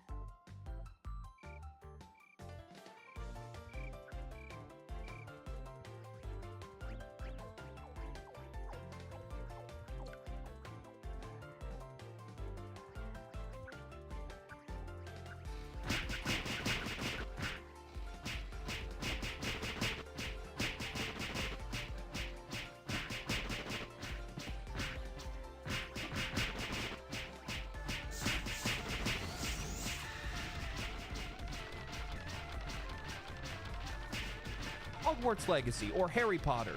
That is a live service that people can live and work and build and play in a world in an ongoing basis. Live service games are far more volatile than single-player games and AAA games, and it's not even close. At least that's what I've observed. That's what I've seen gone down over the last couple of years. Take the time to think about it. If you actually do your research and you're making sure to deliver something that players are looking for, you're making sure not to beat them over the head with any social political messaging or anything like that. If you're selling the game at a fair price and you're budgeting that game the right way, there's a good chance that you're going to make your money back.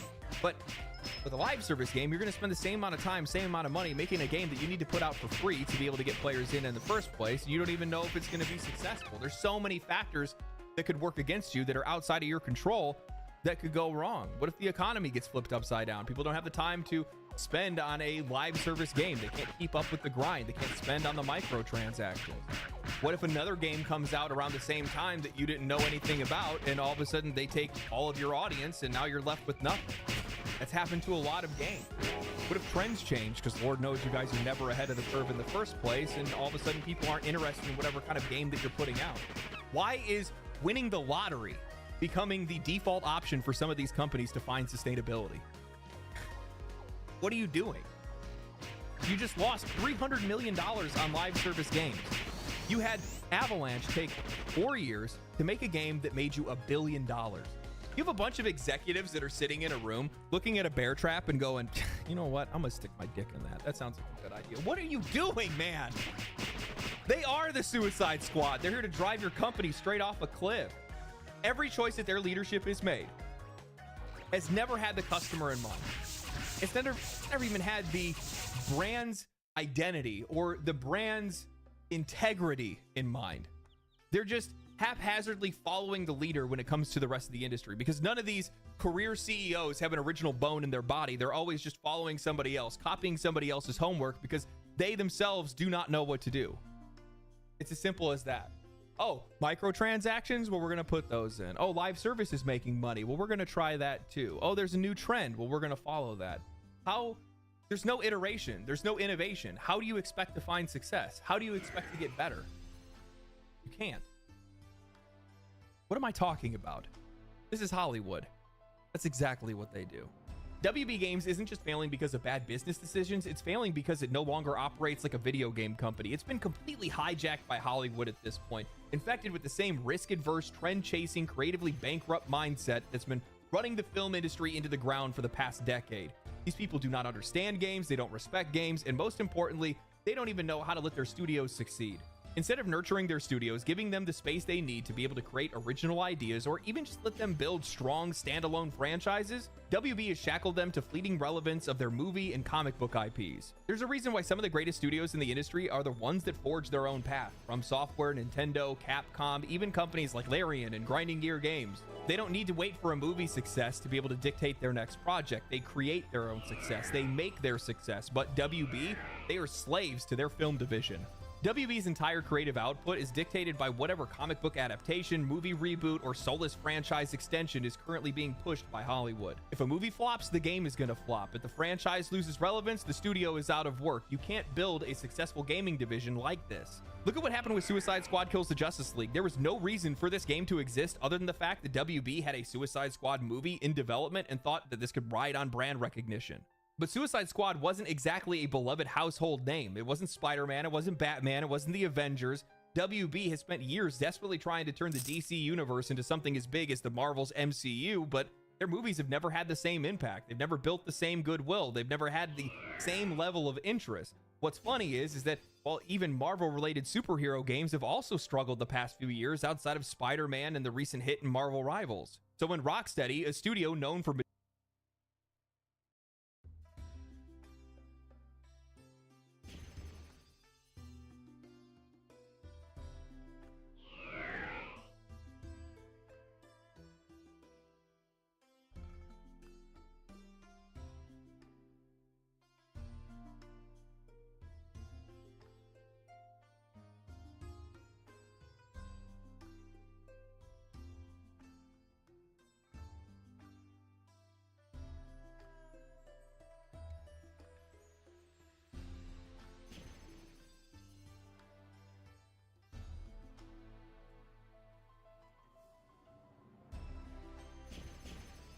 Alright, guys.